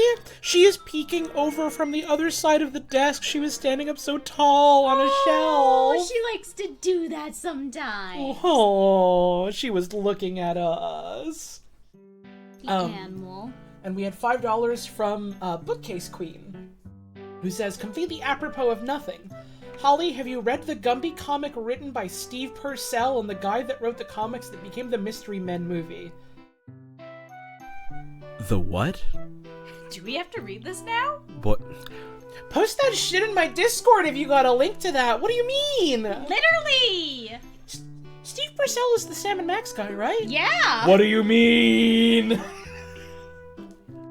It's needed badly. As I put more peanut butter in my mouth.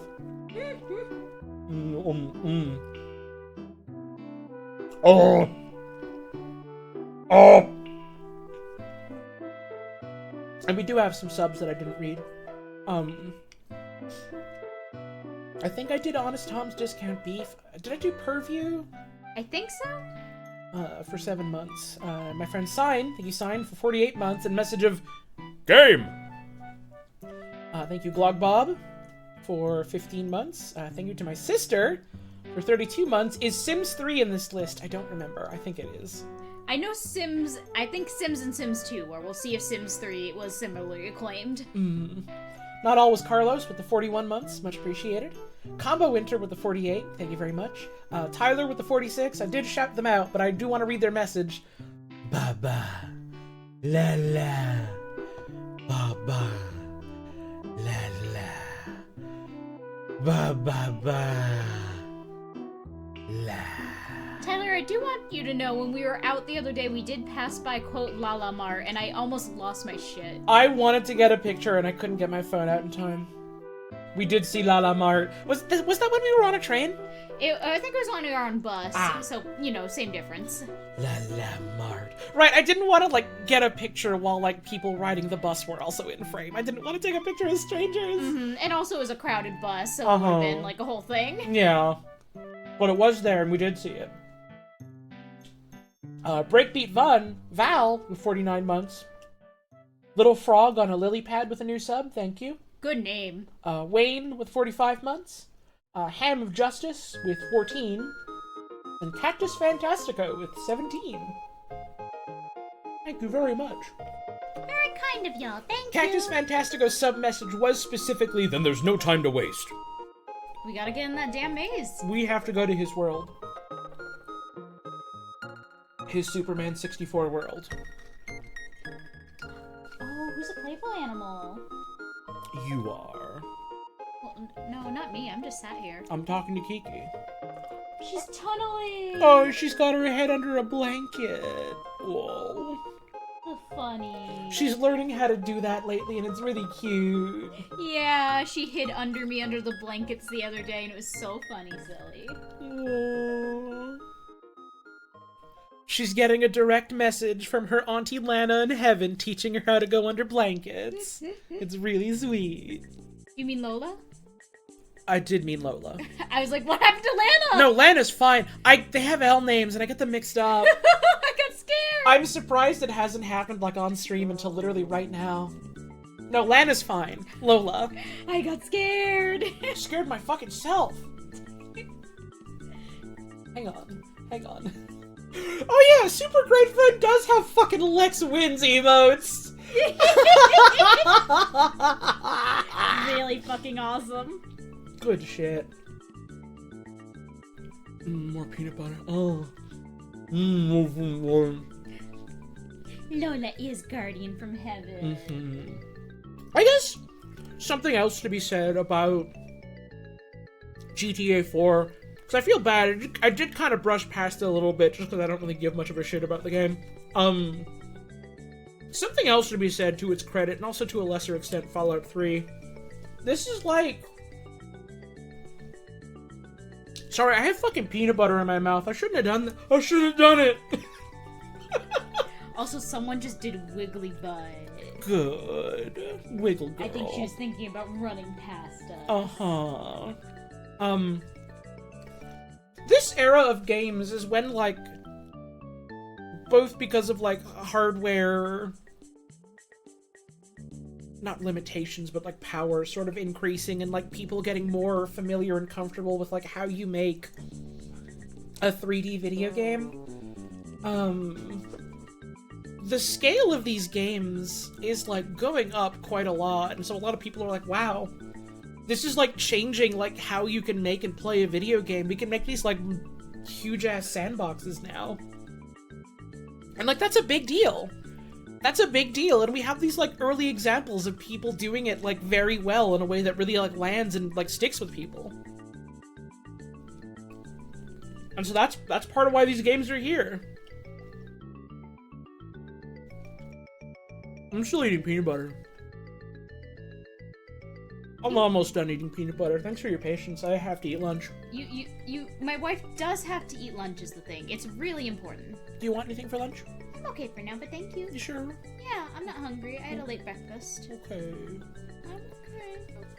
I'm okay. Okay. Okay. There's some yogurt in the fridge. I know. And berries. I have my leftovers. And your leftovers. It's okay though. You did also have a more, like, filling breakfast than me. I just had a little bit of yogurt and berries. Yeah, I had a big everything bagel. You can also have a lemon drop. I don't think I want one right now. Do you want one, though? Not right now, but thank you. Okay.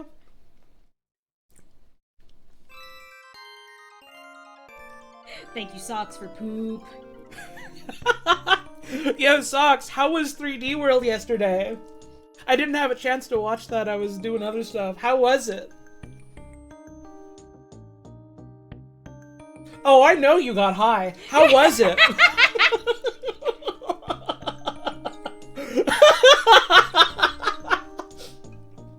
It was scary? Mario's scary game.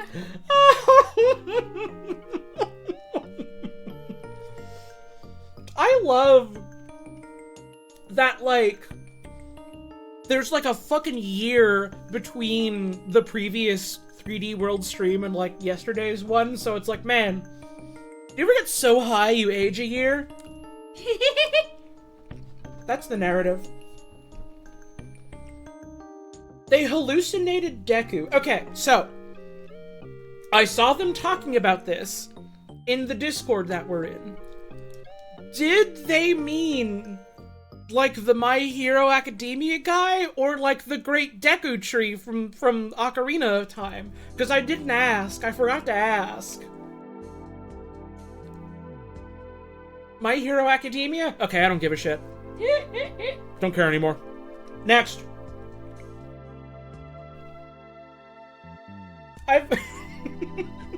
I've become obsessed with, someone left a fucking comment on, like, the most recent Game Clam YouTube upload, where they just, like, in their comments said something like, oh, this video is dumb and I don't care about it. YouTube skip! And now I've just been obsessed with, like, being like, alright, skip this, next, to just, like, random conversations or things being talked about.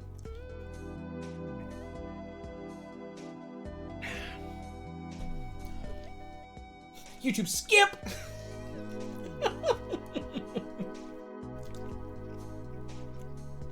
Sitting here like a fucking king of Hyrule while my jesters are juggling, and I'm like, nope, YouTube skip. And they fall into a hole, and then I get dinner. Dinner.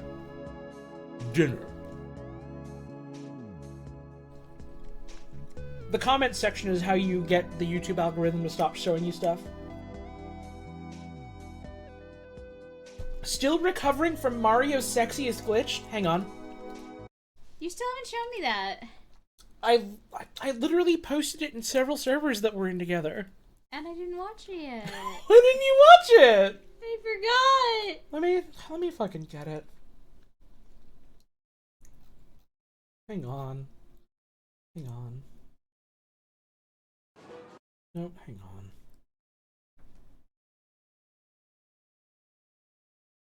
Hold up.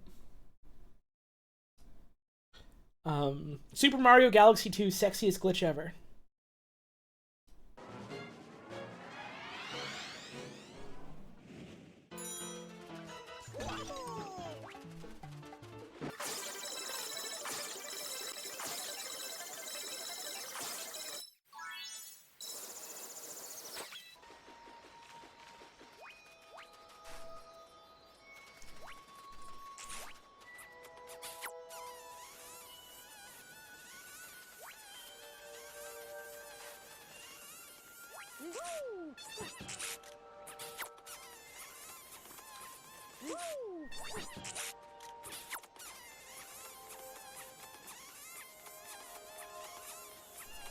sucking and licking him. I see. So you don't have headphones on, so you can't hear this wonderful audio. So you'll have to watch it on your own later. Okay. And whatever happens is not my fault. Scary. Sucking his butthole from behind. Over in that? front. It's the sexiest glitch ever.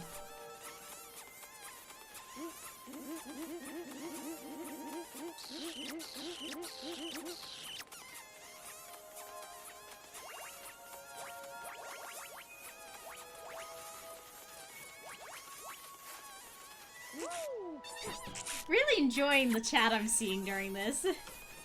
What are they saying? I'm enraptured by the video. Some person just said that this has an evil energy. Someone just said a suck of milk. Oh, I am having a suck of milk while I watch this. Someone just said in all caps, you can't show that, my dad's gonna hear. Okay, well, Sucking Mario with reckless abandon. rip to your dad, but he would really enjoy Super Mario getting sucked off! Getting smeeched and smorched. What did Nintendo mean by this? Tyler just posted what appears to be a Lego person. Oh, I think it's a socks emote. Makes sense.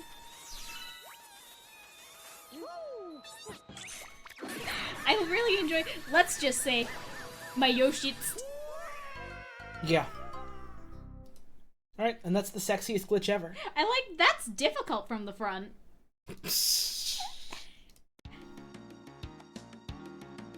Hope you liked it. Please turn this off, I can't afford to get a bow in her, like, right now. YouTube, don't skip! She snuck me. Dad! Mario suck. Yeah. I've eaten my peanut butter.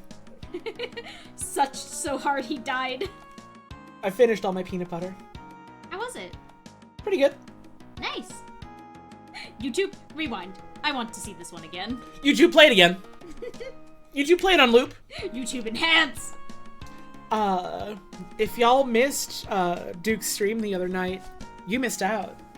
You don't know. You missed out. You were having a time during that stream. Yeah, we were speeching. You were smeeching. They don't know. They don't know. They don't know. There's no VOD. They don't know. I need you to understand, if you've seen or heard Holly on any stream in the past, like, what, 2-3 weeks, I've been just in the background. Uh-huh. Hearing this. Uh-huh. Hi. Oh shit, thank you, Inumaru, for the raid. My alerts are not making sound for some reason today, but I hope you had a good stream. Thank you! How about we get back to the list, now that I'm done eating peanut butter. Oh yeah, list of video games. Now that I'm done eating peanut butter. Okay. Is the music still going? The video stopped. Hey. Don't do that. Hey. Sure, whatever. Okay. Let's get back to it. Little Big Planet. People like that one. Skip! Persona 4. Hang on. Little Big Planet isn't worth our time, but fucking Persona 4 is? I have never heard you this angry about a joke that I've made before. That's awesome. I fucked up bad. No, don't make them think I'm actually mad at you. I'm smiling big style. I know you're doing it as a joke. I've like basically never played Little Big Planet. I know nothing about it. People just like it a lot. I don't really have much to say. People like it. Sackboy was in that one. Sack was in that one. They did have Sack in that one. Sack! Sack! Sack! Sack! Sack! Sack! Sack! Sack! Get Koo to write a TED Talk about it for you. I thought you said get him to write a TED Talk about me, and I got scared. Scary! Sack! Sack! Sack. Man, people like it. You can make levels. I don't know anything else about those games because I never had a PlayStation. Mm-hmm. I believe they had pretty good platforming. Because, like, they ended up just stripping the level build ones and just making a platformer recently. Mm-hmm. Someone in chat says, I haven't actually played Persona 4, but I plan to soon, so maybe try to avoid spoiling that one if you talk about it for a while. No! Leave my chat for a couple minutes! Turn the stream off! You need to take control of your own media consumption. We're gonna shit talk Persona 4 now!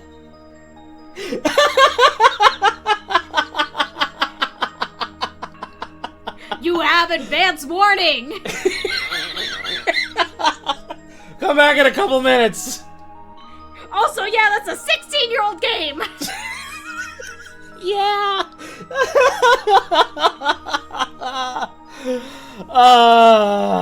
Persona 4. And I apologize to anyone that really, really likes Persona 4. That game makes me damn mad.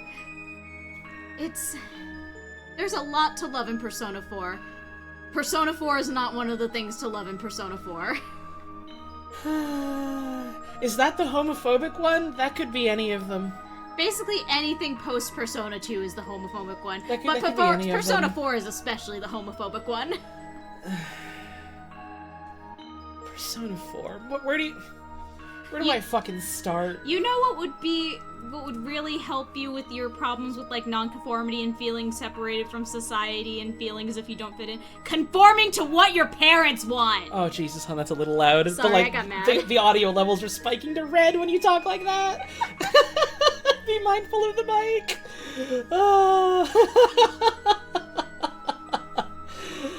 Persona 4 it was fine on our end. Oh, okay, I trust everything you're saying implicitly. You can yell if you want. Okay! Ah, that hurt my ears. Jesus! I love you. Modern Persona games have very pretty UI design, and they're, like, stylistically very neat to look at.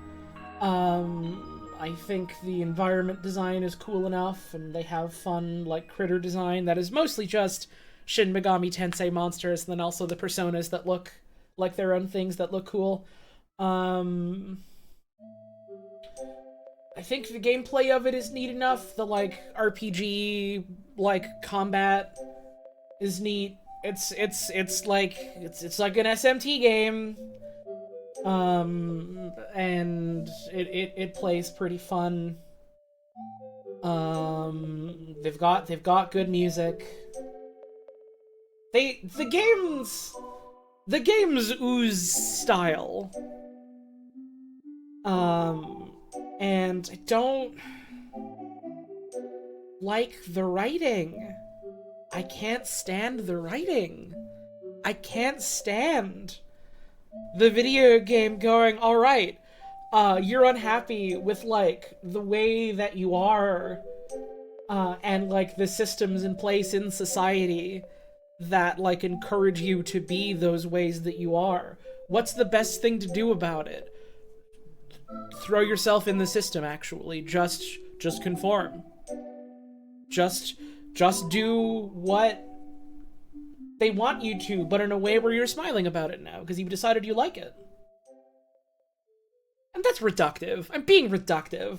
I'm being reductive because I can't spend all stream talking about Persona 4, a game that I honestly have not really talked about or thought about in years. But it's like, this is a common thing with, like, modern Persona games, where they go like, alright, we're getting really close to, like, making an interesting salient point. And I don't know if it's, but we're written by a bunch of old men, or but the Atlas boards are a bunch of old men. But they get too close to the sun, and they have to shoot themselves in the foot about it. Mm-hmm. Yeah, it's a game that would have genuinely pretty nice, like, character writing and themes if they stuck to the theme that they're writing about and not had it end with, actually, I like conforming now. It's just... I'm like, I get why people like them. The aesthetic stuff is all really good. The music is good. The art is good. The RPG combat is pretty good if you're into that style of combat. The, like, mixing it up between, like, having to do, like, day-to-day stuff and balancing that with, like, going into yonder dungeon and doing shit like that is, like, a neat sort of gameplay thing. I'm not really into, like, the high school thing personally anymore, but, like, I don't know, just, like, from, like, a top-down view like that, yeah, like, I think it's a neat enough system, and then it's just, like, the characters, if you squint and, like, ignore the video game writing being the video game writing, like, the not main story, just, like, individual character stuff happening is pretty fun. I get why people like the characters. Man, what if we have, like, an interesting story about, like, life in, like, a fucking conservative little town that really wants you to, like, shape up and be the way they need you to be, and how much that shapes and how much that sucks, and instead of, like, you know, continuing with that, we just threw up all over ourselves, and then told you to wipe it up. How about that? How about that? About that.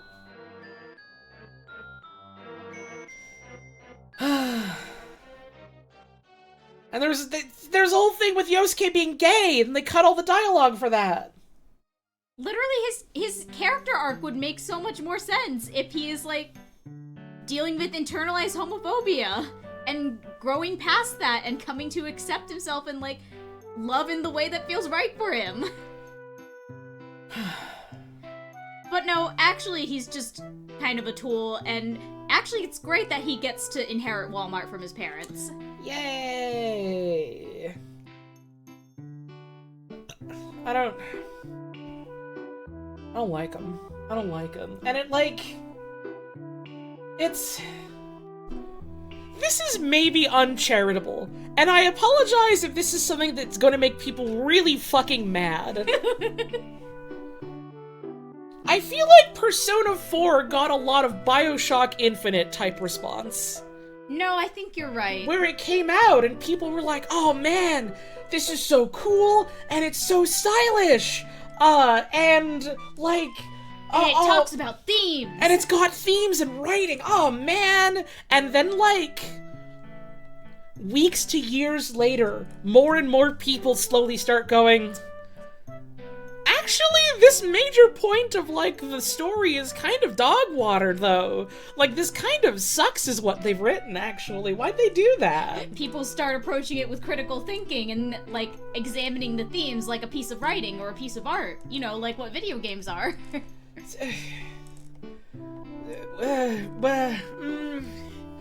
Man... people started growing up. I don't even think that's necessarily fair, because a bunch of the people that were, like, reviewing this game highly when it came out, and then later went, hey, what the fuck, we're adults! Again, this is an article about games journalism, and, like, the responses that games got from journalists.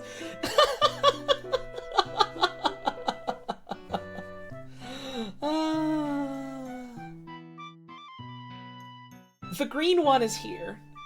You keep saying that. What do you mean? Socks, I love you, bud. What is the green one? Luigi? Oh, okay. Luigi is there. That's true. Zumbo sauce? Can you send me a picture? You can send me anything, but I don't know if I'm gonna look at it anytime soon.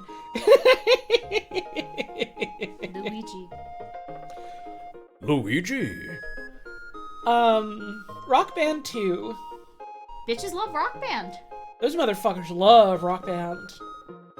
I don't know what else you can really... What the fuck can you say? It's a music game. It was very... people loved it. I can say something, but it's mean, but it's true, but it's mean. Okay. You listened to what I just said about Persona 4 for the past 5 minutes? We keep talking about, you know, like, oh, this is a very, like, Western central article. Uh-huh. Have there been any other rhythm games on here besides Rock Band and Rock Band 2?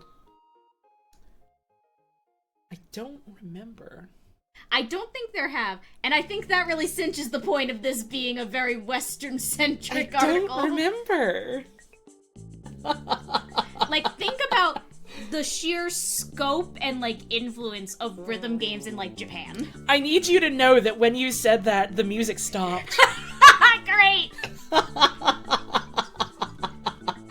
I think Parappa was maybe on the list.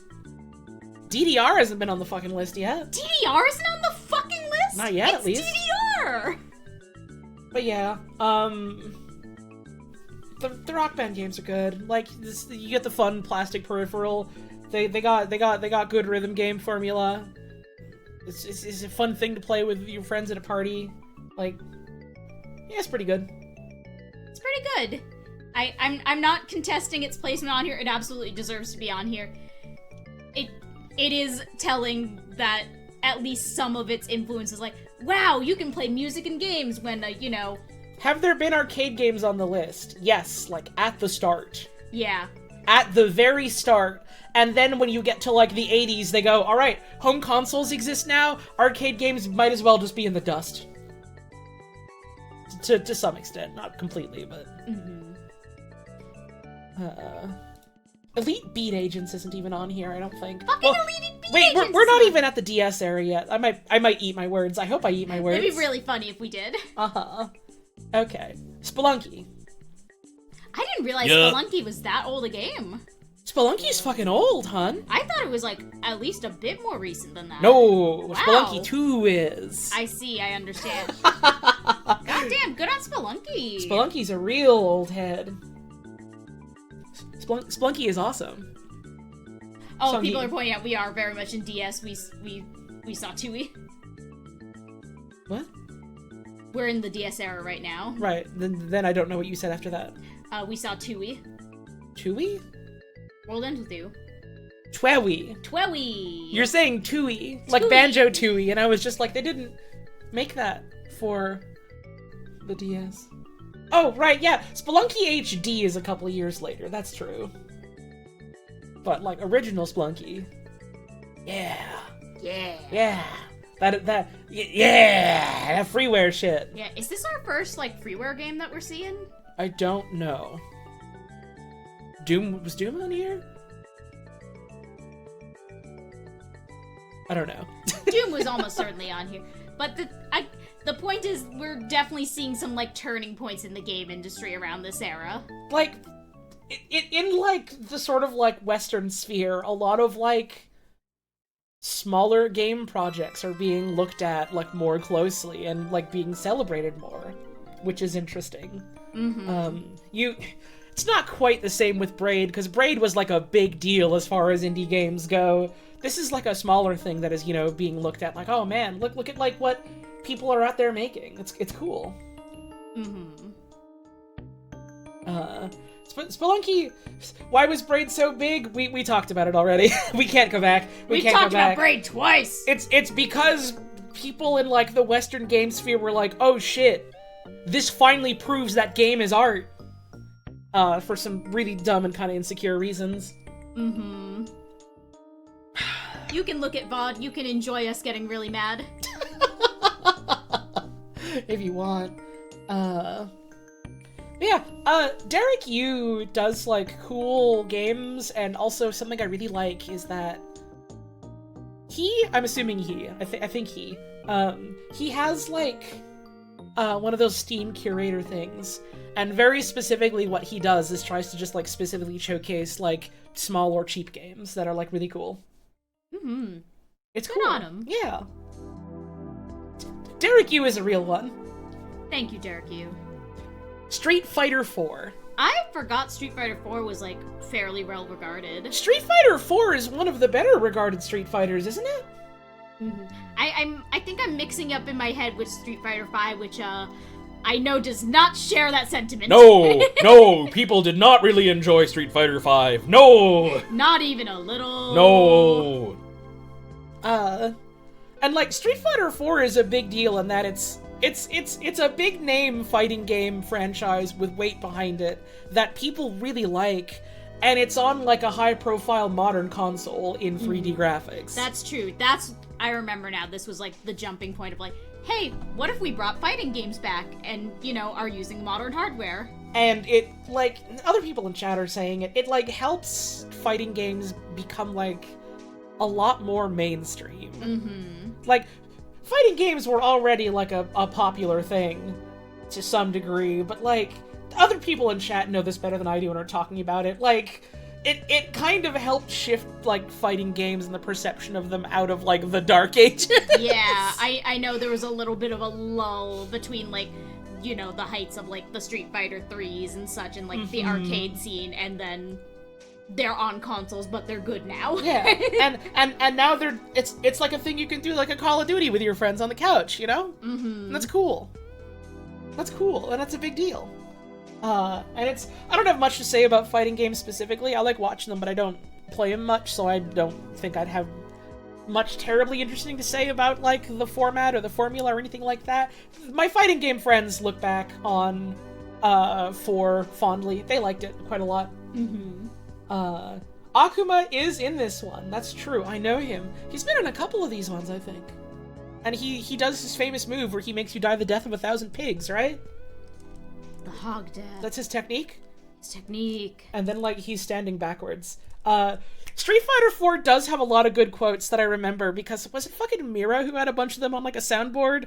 So I have a bunch of El Fuerte just stuck in my head forever, like, "You like fruit?" And then edited to have him say, "You like poop?" Awesome. Hey, you're Fei Long. I've seen your movies. That's a lot of Street Fighter 4's impact on me, is that.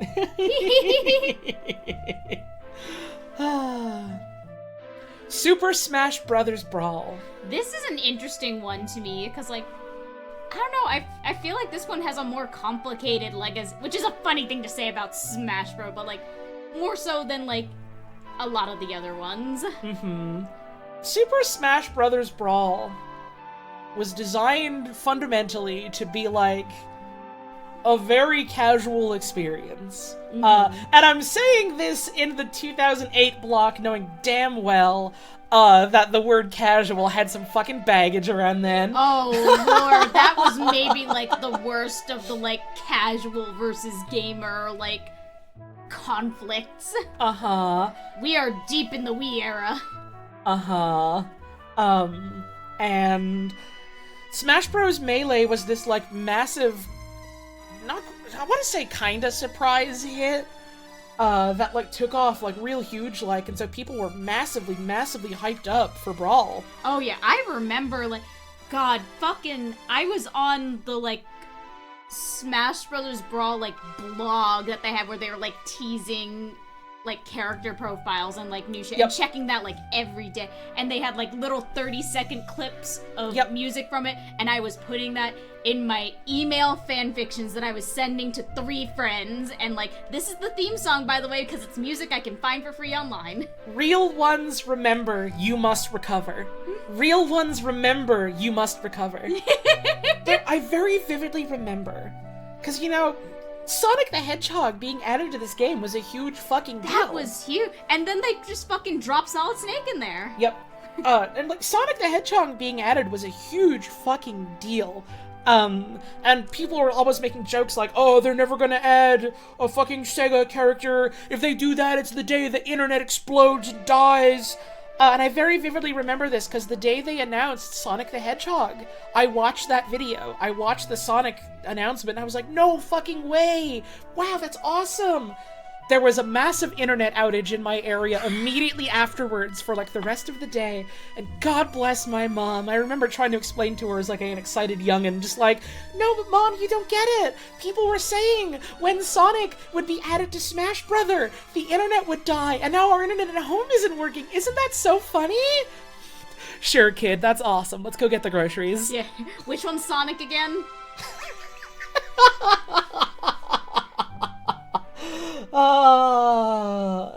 And it comes out, and it plays really differently from Melee, which Smash 64 and Melee play pretty differently from one another, but to some degree, people just assumed that was, you know, them, like, going, okay, well, we're enhancing on the formula and adding to it, with, like, new mechanics and stuff, and then Brawl is, like, a departure from that explicitly, specifically, intentionally, being, like, very slow and floaty, and in a lot of ways, like, kind of being designed from, like, an anti-competitive standpoint. And a lot of people didn't like that because they wanted more Melee, which is fair and fine, but it's not what it was. And there was tripping in it, which is really funny. Tripping is so fucking funny, dude. God. Anyone remember fucking building custom stages to farm CDs so you could get all the songs? Yup! And then it has the Subspace Emissary. Oh my god, I thought that was the coolest shit in the world in 2008. It has the Sunset Rubdown. I want to play that again as an adult so I can laugh at it. It's not even in like a mean-hearted way, just in a like, oh my god, this is exactly like 2008 cool. I don't think it's very good. It probably isn't. It's probably bad. Now listen, the cutscenes were hype as fuck.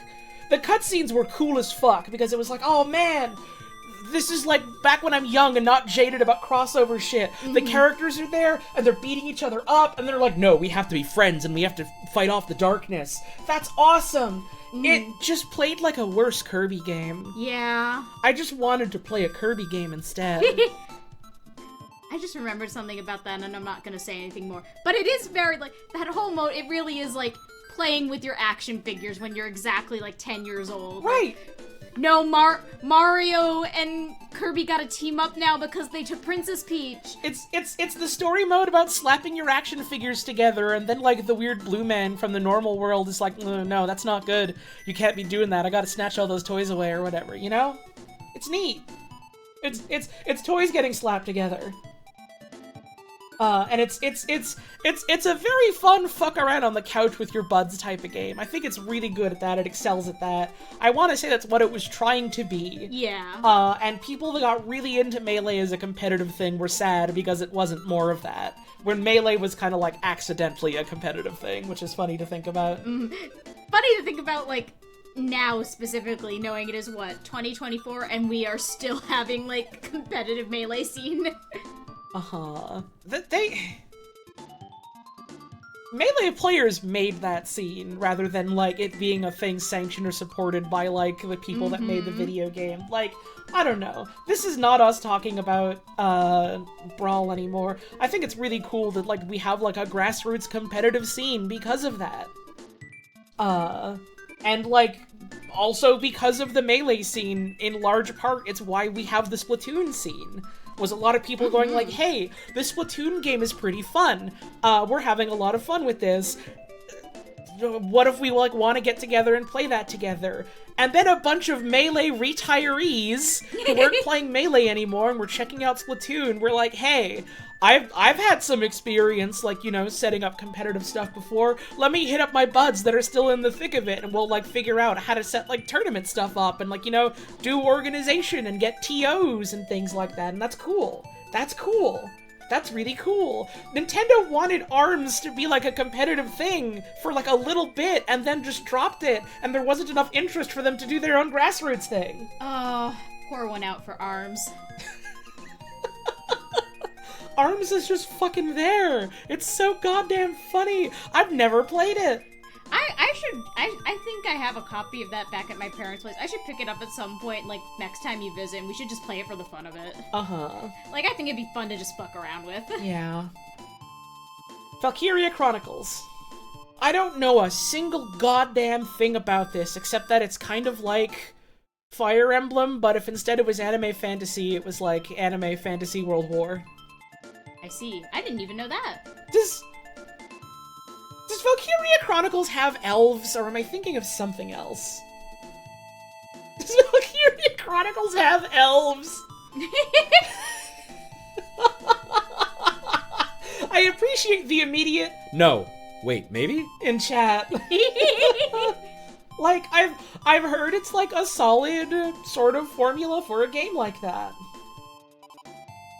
No one in chat remembers if it has elves. Someone saying the short answer is kind of, is haunting. Well, that's good. Okay, so what are the sourced articles? Hardcore Gaming 101, Polygon, Games TM, 100 video games you must play before you die. That book 1,000 again. video games. That's more than 100. The French? Les 100 meilleurs jeux de tout le temps. From jeuxvideo.com, or .com, I guess. The top 100 games of all time from digitally downloaded.net. Game Reactor's top 100 Bestspielnogen sind. Is that, what, German? Dutch? One of those, I think. And then Game Informer, the top 300 games of all time. So just barely making that cutoff. It's got 8. 7 or 8. Oh, I miscounted. I thought it was 6. Hi, hun.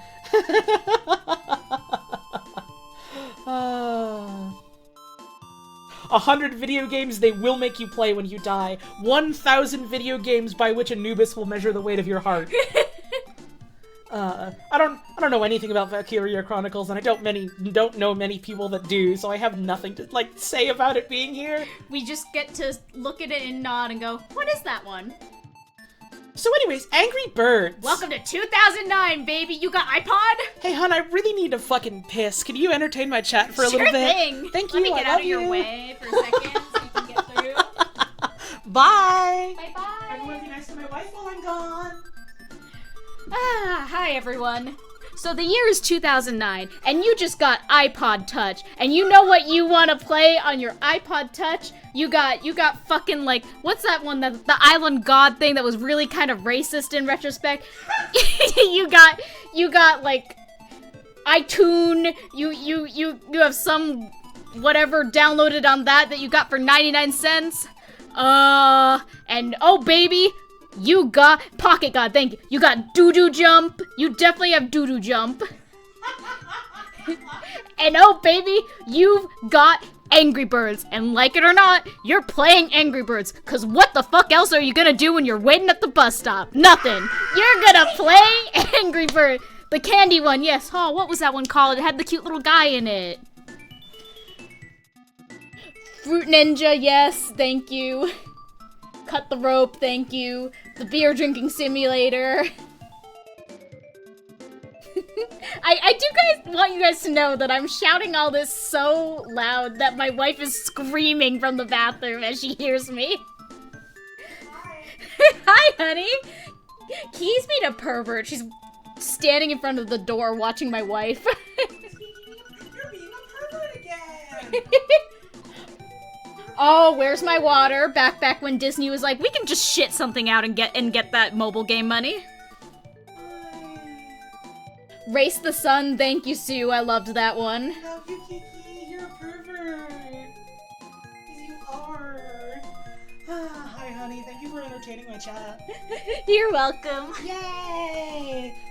Neku Atsume was later, and what was the other one people were bringing up? Fucking Flappy Bird, that was later. We're gonna get to that. This is 2009. These are simpler times. You will be entertained by these angry fucking birds. I need you to know that Puz is hunched over the microphone and pointing her finger as she talks for emphasis, like she's a teacher scolding someone. So Angry Birds. Hey-ya! They done hated those pig. So Assassin's Creed 2, no, so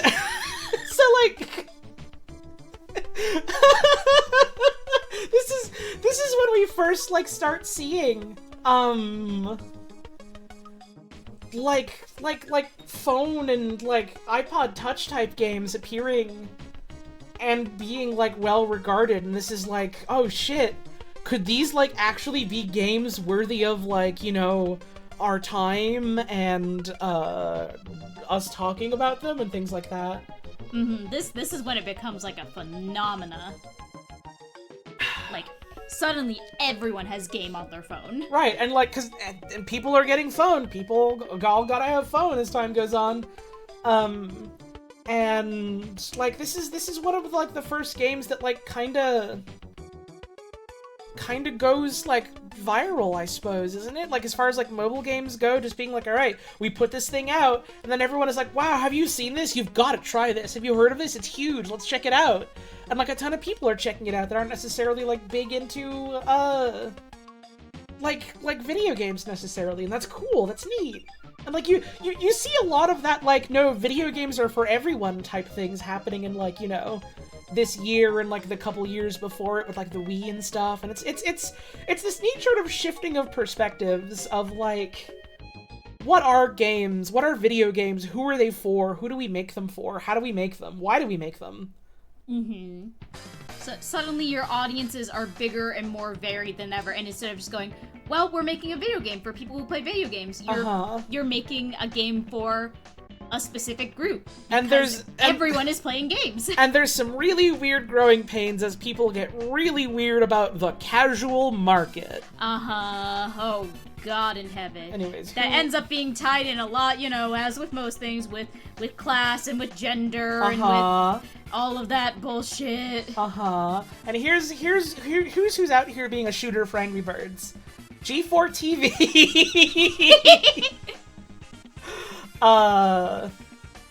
All-time 100 best That's video Time games. Magazine. Oh, from Time Magazine. Okay.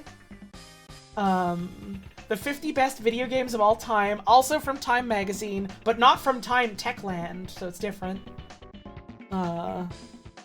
Sure. Reviews on the Run from the Electric Playground, which was also G4. So G4 and Time really loved Angry Birds. And the Irish Times. The Irish love them birds. I suppose the Irish would know something about fighting back against a monarch that takes your resources. Fighting back against pigs. Fighting back against pigs. Shouts out to the Irish. Shouts out to the Irish.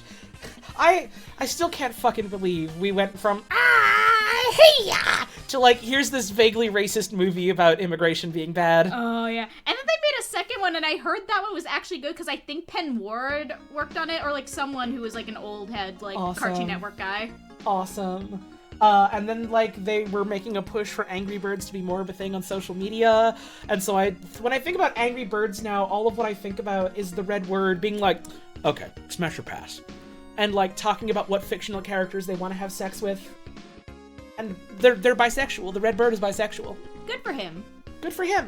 Respect, I think. I think he also passed on Tracer specifically because she's a lesbian. And Polygon, the 500 best video games of all time. And that's Angry Bird. That's the bird. That's Angry Bird. We seen it. Why is everyone asking us about Angry Birds jacking off? I don't like this anymore. Did you see the tweet about jacking off they retweeted the other day? Well, 1, I don't use Twitter anymore. 2, I don't pay attention to Angry Birds. 3, what? Why are the Angry Birds jacking off? They had to issue an apology? What? They retweeted something about jacking off. Okay. Alright, Adrian posted it. I'll look at it later. Oh, thank you, Adrian, our friend Adrian. Okay. How are they jacking off, like, physically? Nope! YouTube skip! Next! Assassin's Creed 2! Assassin's Creed 2. Bitches love Assassin's Creed. People love Assassin's Creed. This is before Assassin's Creed games all sort of start becoming the same massive open world Ubisoft slop. Mm-hmm. And I've never, literally the only one I've played is one of the ones in the thick of the open world Ubisoft slop. So I don't know a damn thing about this one. I know people think of it pretty highly. It's still like it's the second one, so it's still like, early on novel. The formula being like, oh yeah, you jump around in historic times and you get to stab people and do parkour and do like cool exploring and stuff. That's cool. That's neat.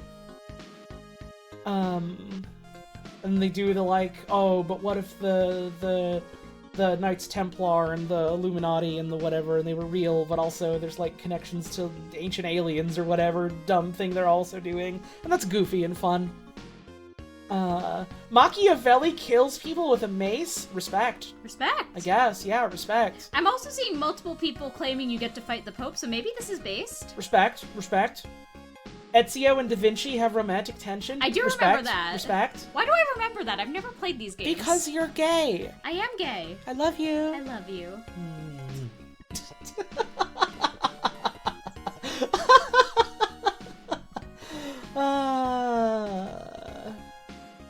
But yeah, people like jumping around in those games, and they do a fun little, like, historical fiction thing. You get to punch the Pope to death. It's break time. Oh shit! It's break time. It's damn break time. It's damn break. Time for a damn break. So We made it all the way to 2009. Yay! We'll get we'll get farther. They start getting less and less as we go on. And I know you got to get up eventually because you got like your therapy session I got today. like another like hour and a half before I have to go. Worst comes to worst, I can just cut the rug solo for a while, you know? Yeah, you get to shout about the iPod Touch for a while. Yay! They put a black guy in the upcoming Ask Creed and people are mad Yeah, about it. it's Yasuke. It's literally a historical figure that actually existed. Yeah. It's so fucking funny. They can die mad. Anyways, it's break time. See you in 3 minutes.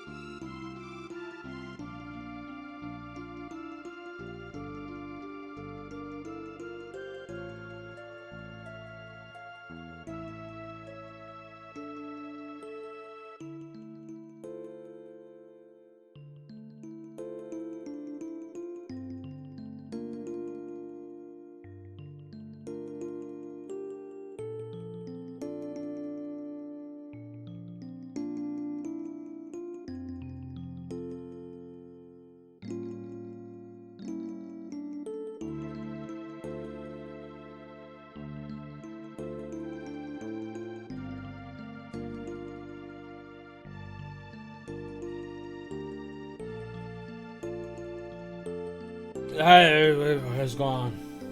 What happened? Hi, everyone. Where am I?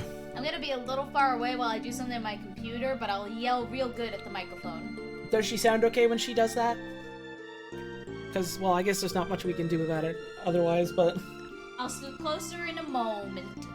They say you sound fine. Yay! Yay! I do have a lemon drop in my mouth. Ooh, lemon drop. Puzz is very audible. Well, that's because my wife is really good at being loud. I love it! She does love it. It's like...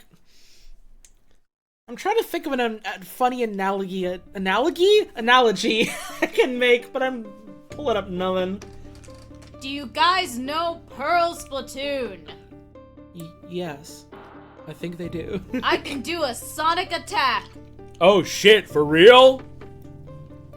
Got tickets to see a movie tonight? Let's fucking go. Tomorrow is fucking trash night video. And I'm very excited for that. We're literally having a friend over to watch that with us. Yeah, So one of my grad school buddies and I last semester, when we were both just burnt out and, like, beat to shit and miserable, decided to start a new tradition that we've been affectionately calling Hedonism Day. Hedonism Day, where we get a lot of food, and we wear sweatpants, and we come over to my place to watch something while eating a lot of food. Sounds good. Sounds good. And so this time we're doing trash night about it. Yay! What's Trash Night? It's a thing that happens every month on twitch.tv/trashnightvideo, where it's like... It is a Boston institution, where they would host this out of, like, a famous theater. And just every month, on, like, the third Tuesday, find just a really shitty movie. And not like a well-known shitty movie, but like a nothing movie from like the 80s or 90s or whatever, and just air that as like a public watching thing.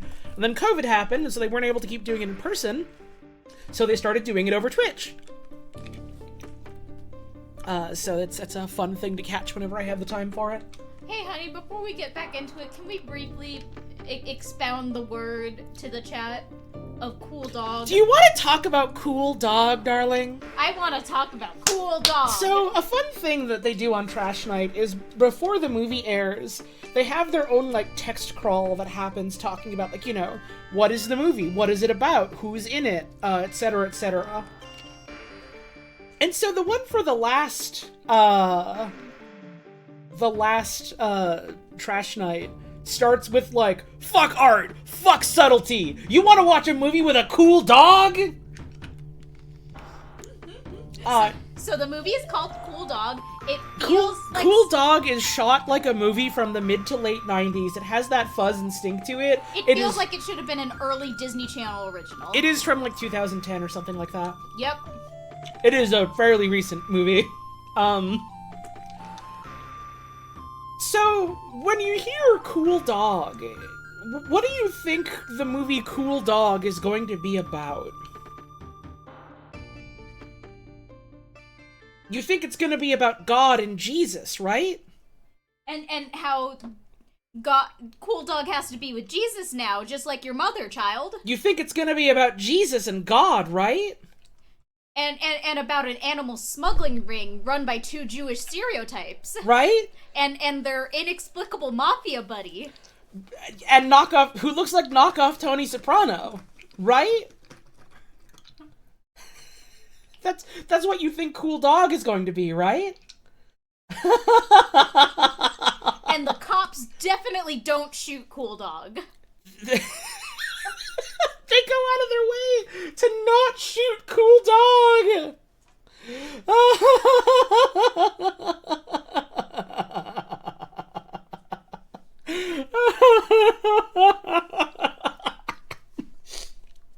And the dog is so cool. The dog can drive any vehicle. That's not a joke. The dog can drive any vehicle. The dog can play any instrument. The dog knows how to get up into hijinks, and it knows how to travel across the country. A bunch of hobos in a train adopt Cool Dog for a while, and he becomes one of them. And he plays instruments with the hobos. He beats them at checkers. They specifically have a set of, like, puppet dog hands so that they can have scenes where dog hands are doing a thing to imply that this cool dog, who is the smartest being known to God, is, you know, doing all these things. Is this about a dog or a human? Yeah, it's about a dog or a human. And so the dog has to go across the country to go find his owners because they abandoned him at a shitty park because the dad got a big job in New York City, in New baby! York. Let's go Mets! Love the Mets! At an apartment that didn't have dogs, and they didn't tell their son this literally until the day before they were moving. Because he was going to be so sad that he couldn't take the dog with him, so naturally they'll just avoid telling him. Right, at all, so he wouldn't know. And I need to stress that the cool dog is, like, a national hero in this town that they live Literally, they open the movie with him just, like, walking around town on his own while his owner's asleep, and everyone loves him and goes, "Hey, it's Cool Dog. Hi, Cool Dog." They call him his name. I forget his name. They throw a parade for him, and... Yeah, because he saves a child who is dangling from the train tracks. And literally no one wants to take this dog in except for, like, the scam zoo that is, like, mistreating all of its animals. With a guy who looks like Brian David Gilbert doing a bit. Does he? A little bit. Huh. And so the dog has to go all the way across the country to New York, and then finds the boy. But the boy can't bring him into the apartment because there's no dogs allowed. And then, did you miss the stream? No, we're just talking about Cool Dog. You have to learn about Cool Dog, okay? It's very important. And then the Cool Dog uncovers a smuggling ring run by the kids' landlords. And they have to stop them. And then the landlords, like, kidnap the child and are like, "Alright, we're gonna strap you in a fucking box and send you to Mexico, kid." And so Cool Dog has to go and save the kid, and jumps into a hole and dies. And because this is a movie that keeps talking about God and Jesus and goodliness, and I'm sorry, son, that we couldn't take Cool Dog with you, but God works in mysterious ways, and we just have to let him provide for us. And it's also a plot point that this kid is so attached to his dog because his mom died and is up in heaven with Jesus now.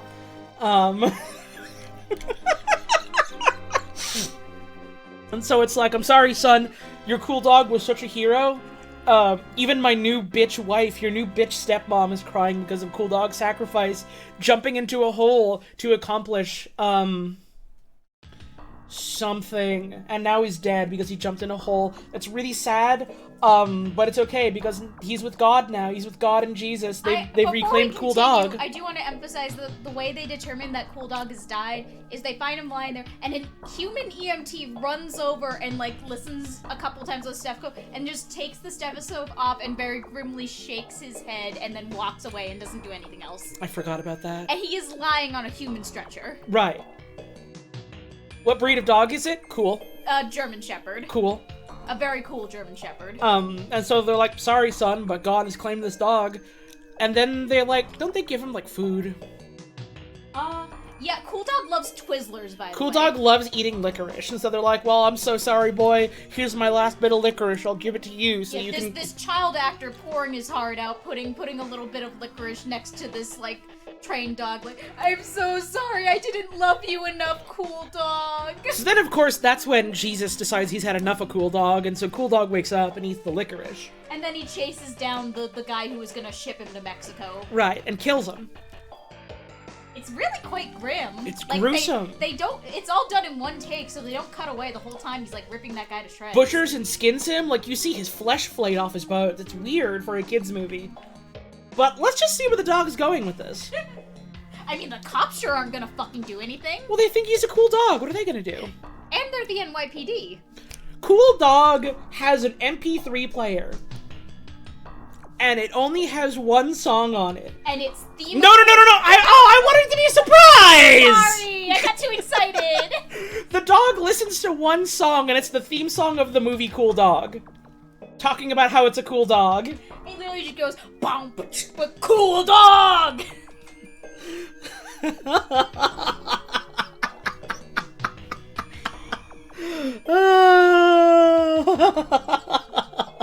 Cool Dog is a form of art. No one should watch it. So I'm very excited for Trash Night tomorrow.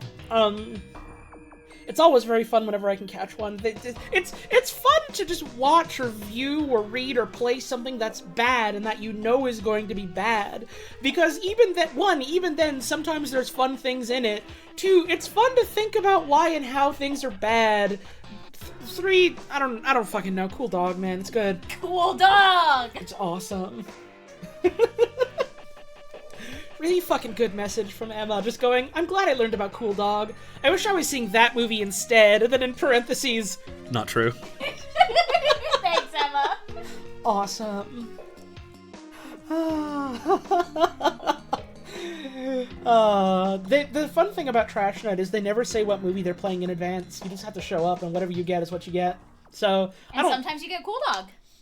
Sometimes you get, like, 80s and 90s movies about, like, robots being like, man, Terminator was so cool, we could do that, and we could have, like, a kickboxer in it. That was the last one you and I saw. Yeah, and it was about, like, endless cybersex. Yeah. It was awesome. It was awesome. Do you want to read more of the list? We should maybe do the stream we were here to do. I'm sorry I got so excited about Cool Dog. You... bitch, you can't apologize for that. I got excited about Cool Dog too, and I'm not apologizing for that. I'm sorry I called you a bitch. I don't know, that's what I went for. No, I am. No, you're not! I self-identify. I can reclaim. Oh, okay. Let's go. There we go. I love you. Cryptotheism, we're literally going to go there in like a week. I've been there before. I fucking love it. We're going back there again. It's one of my favorite museums. It's so strange. It's great. It rules. I fucking love that place. Love that place. We get to go watch the video about the time triangles again. Oh, man. The cone and, like, the plane moving through it. That's how time works. That's how brain memory works. That's how time works. That's how Mafia works. Okay. So let's do our stream that we said we're gonna do today, I guess. So we're on Bamaham Yum. This is the first Arkham game, right? Arkham Asylum? I think so. And this is like... it's a big deal because it's a Batman game. And it's cool and edgy, because Batman's cool and edgy now. This is before it got really edgy, I think.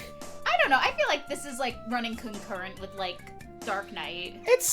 I wouldn't say it's quite Dark Knight level. It's not quite Dark Knight level, but some of that is, because it's a video game, and video games are inherently goofy. Yeah, well, it was at least a little goofy, and then the later ones get, like, much more edgy. It's interesting because they simultaneously get more edgy and more goofy. Right, but, like, they're trying to be like, no, look at how dark and scary this is, but they still have to be a Batman game with Batman guys. Yeah. There is the new Junker Liquid. And, like, this game is a big deal because it's a game that plays fine and looks pretty good and it sounds fine, etc., etc., etc. It's a licensed game that is okay. And that's huge. Yeah! It's a big name licensed game that is okay. And it's like it's not a direct tie-in to any specific like property from that license. So it's not like, oh, this is a Batman Dark Knight game. It's just, hey, this is a Batman game. And like, compared to a lot of other Batman games that have historically been made in the past, oh yeah. leagues above. Leagues better. Oh yeah. Leagues better. Also, yeah, people are pointing out, like, this game with, like, Harley Quinn specifically, like, we are still feeling the effects of this game's Harley Quinn.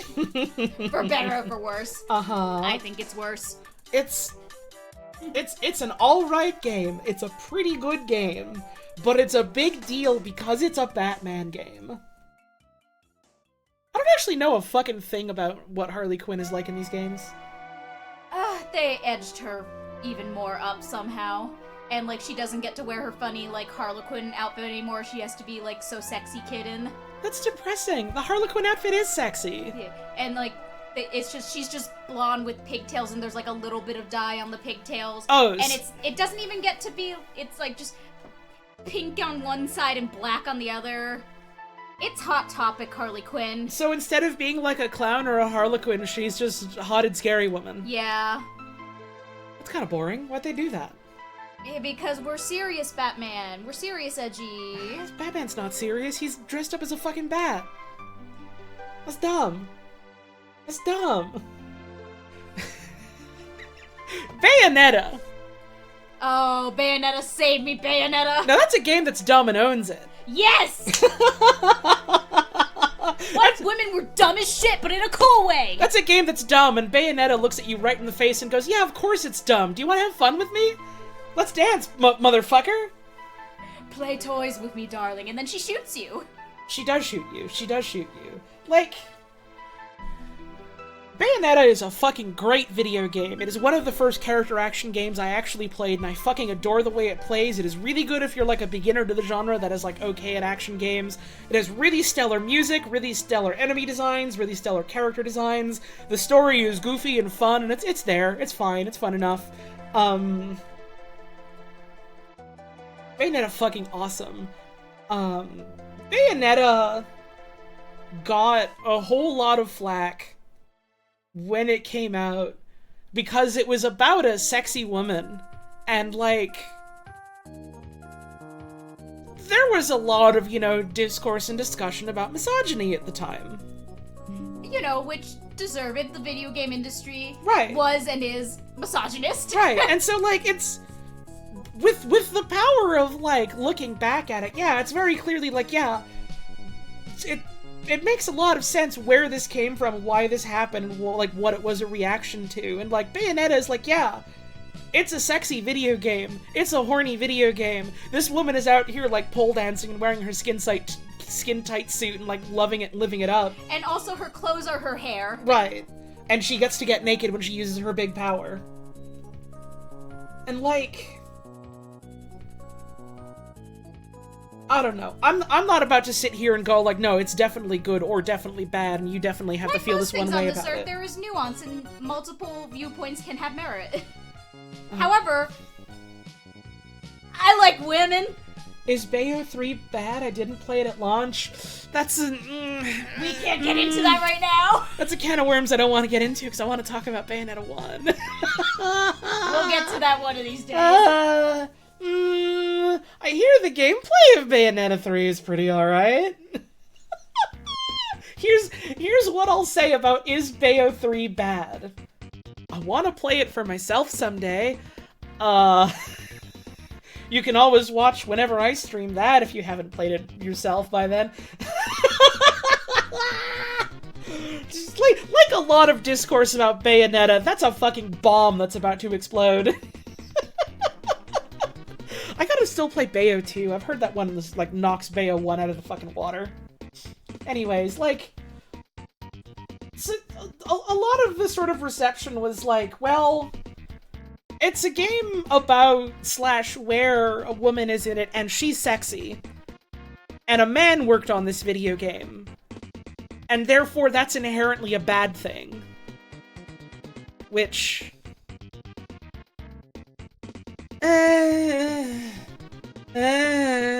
Reductive, doesn't get to the heart of the issue. Yeah. Boobs bounce when I walk. They sure do, hon. They sure fucking do. See, I was thinking about Bayonetta, but also, yeah. A woman designed Bayonetta? Right, but it was a game that a man worked on. And so people were like, well, so clearly, this is all just meant to titillate the male viewer. And there was a lot of, like... I don't want to say disingenuous discussion, because I feel like that's unfair to the people that just, like, I don't know, genuinely don't like this game and don't like the way it's presented or whatever. But, like... I'm not really sure how to word this, but I have complicated thoughts about, like, that whole era of how, like, this was talked about, especially in reaction to, like, other video games that were just, like, blatantly misogynist, you know? This is too deep for this stream and this discussion.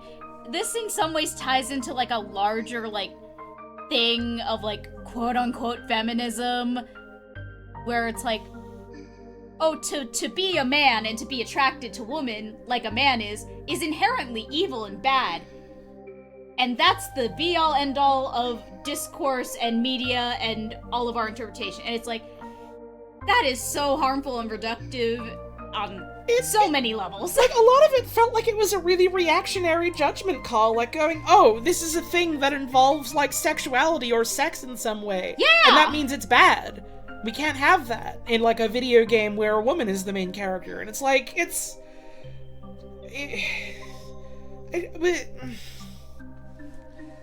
I look back on it, and I look back at, like, the way that I was years and years ago, and how I had, like, a really weird, discomforting relationship to sex and sexuality. And I think, yeah, of course that's the sort of reading and analysis that I latched onto and then assumed was like, yeah, that's just the gospel truth. And then years later went, hang on. What? What was I on? You know? It's a very, like, puritanical, gender essentialist, reductive viewpoint. Things have nuance. Things have context. Sometimes it's good when boobs bounce when you walk. I don't know. A work being about sex and sexuality and sensuality and, like, that centering a woman isn't, like, necessarily a bad thing, you know? That being worked on by a man isn't necessarily a bad thing. And that this in, like, a way, not directly, kind of ties into the whole, like, well, am I allowed to make stories and art about transgender people or gay people if I'm not queer myself? And that's a whole other discussion, you know? It reminds me of that. Mm-hmm. It's this almost like, this is very reductive, simplistic way to put it, but it's almost like this inverted, like, ism and, like, phobia of, like, you get so scared of being homophobic that instead of not being homophobic, you'll just never touch or interact with anything to do with gay people, or, like, you're so misogynistic you'll just never touch anything involving a woman. It's like, you overcorrect to a degree that you are still doing the bad thing just from the other direction. It's like, just, I don't know, just treat people like people, and, like, listen to people's individual experiences, and, like, if you are in a position to do so, bring people onto your project that have lived experience and listen to them and give them a position where they are not talked over or driven out. I don't know. It doesn't seem that hard, actually. That kind of thing is applied to race a lot, too. Extremely! It sure fucking is. The fucking Tumblr debate du jour about fucking rap. Oh, God. Where, like, I've like, ignored the brunt of it because I just haven't been going on Tumblr lately, but man, it's been fucking miserable seeing so many posts just going like, yeah, maybe you should engage with, like, art made by people that aren't like you. Maybe you should engage with that in some way. Or at the very least, don't announce proudly and unprompted that you don't and never will. Like, Don't tell on yourself! Please stop slamming my chair and yelling. I know you're excited about this, but it hurts my ears. Sorry, honey. Oh, sorry. Sorry, what were you saying? Just, you don't have to tell on yourself that bad. You really You don't. can just shut the fuck up Friday! There's, like, there were so many posts reacting to posts that I didn't see. Thank God for that. That had me like, what the fuck going on? But, like, talking about, like, yeah, you know, you can... If you see something and you're like, oh, this isn't about me or centering me or made by someone that's like me, so the right thing to do then is to, like, not engage with it and never engage with it. That's me being helpful. That's me being a good ally and woke. No! That's dog shit!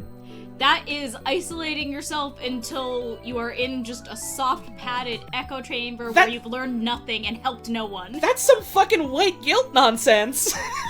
Is what that is! Literally just shut the fuck up and listen to people who are different from you.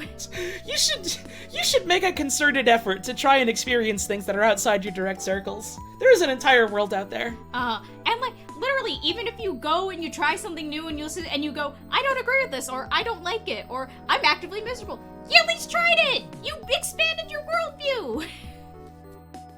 People on Tumblr not realizing how much modern music in general owes to shit taken from black musicians. Yes! Yup! Like most of it! Yup! Just...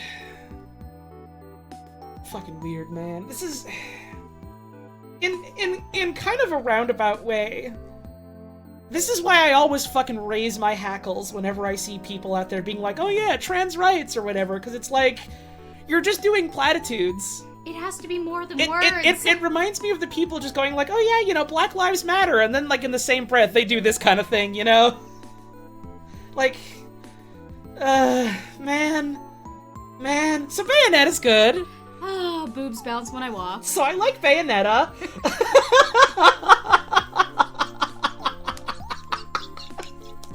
So I like Bayonetta.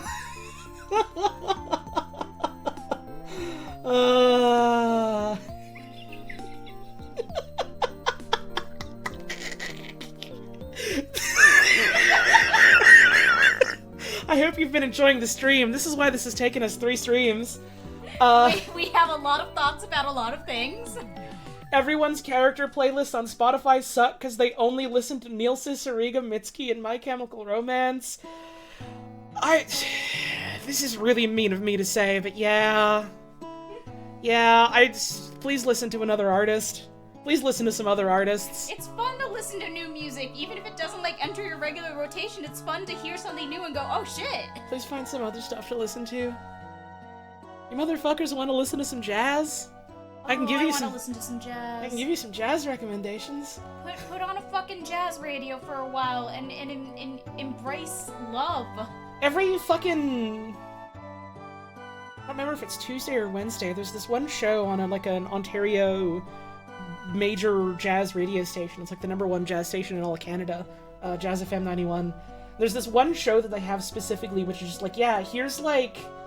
We bring on like a prolific, I don't remember what instrument he mostly plays, but he's a like a prolific jazz artist, and specifically it's just, alright, here's some cool shit he found recently that he's been listening to, and he's gonna play it for us, and it's like, it's a Canadian radio station, so they try to like center Canadian music, because that's what Canadian broadcast is, but like, this dude is just going, nah, here's some shit from like all around the world. You get like...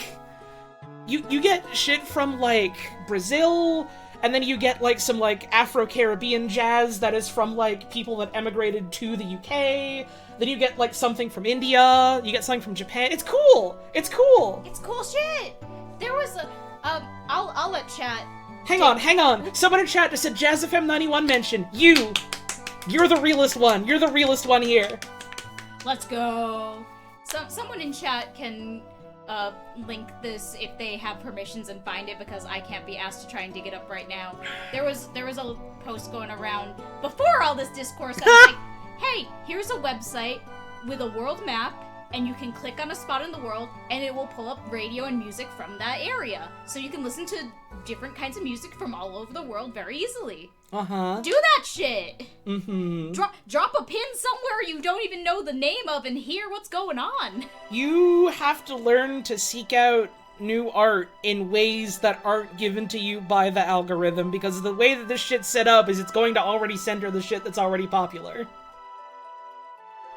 You gotta find other ways to do that shit outside Spotify or whatever. You gotta do it. You have to learn to look. And like, yeah, sure, that shit gets harder and harder as like the internet is gradually homogenized. I don't have an easy answer for you or nothing, but you have to learn to do it. And it will be good for you, and you will be enriched. You gotta find ways to do it. And you will be kinder and more empathetic. This sounds like I'm just kind of saying words and being big style about it. No, I mean it genuinely. Learning about more things and accepting and understanding that the world is huge and vast and there's things you've never heard of and maybe never will is good for you. Mm-hmm. You should engage with art. It's good. Engage with art. Engage with weird art. Engage with art with like 2 notes. Engage with art that you don't understand. So Borderlands. On the other hand... This extends to more than just music, it sure fucking does. So Borderlands.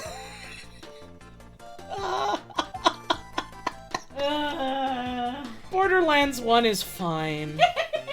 That's the thing I want to hear about a game when I'm getting game recommendations. Like, yeah, it's fine. It's okay. The color palette is very drab for the most of it. And the gun design is cute enough. And the characters, have interesting gameplay differences. And it's like this, like, kind of, like, you're in, like, a fucked up, like, desolate, like, ravaged by capitalism type of world that was already bad to start off with and then got worse. And it's got a fun enough, like, looter-shooter formula relatively early on in, like, the looter-shooter lifespan, I suppose. And Claptrap is there, and Claptrap isn't, like, miserable yet. And the writing is nothing. Did the music stop? Hang on. No, this is just a quiet song. Okay. It's just Kirby quiet time. There we go. Kirby is back now. I don't know why that stretch was just quiet. And it's Borderlands is okay. And it feels fine to play. And the DLC is there.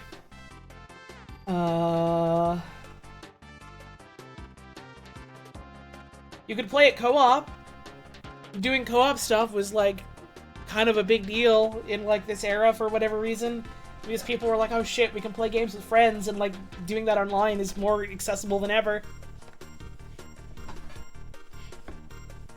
Hi. Hi. Hi. Hi. Hi. I got closer to the microphone. I thought you were leaning in to say something. No. So I stopped. No, I don't know anything about Borderlands except that it seems annoying. So this is before Borderlands gets annoying. Interesting. I'll say that much. It's before it got really annoying. I'll say that. Awesome.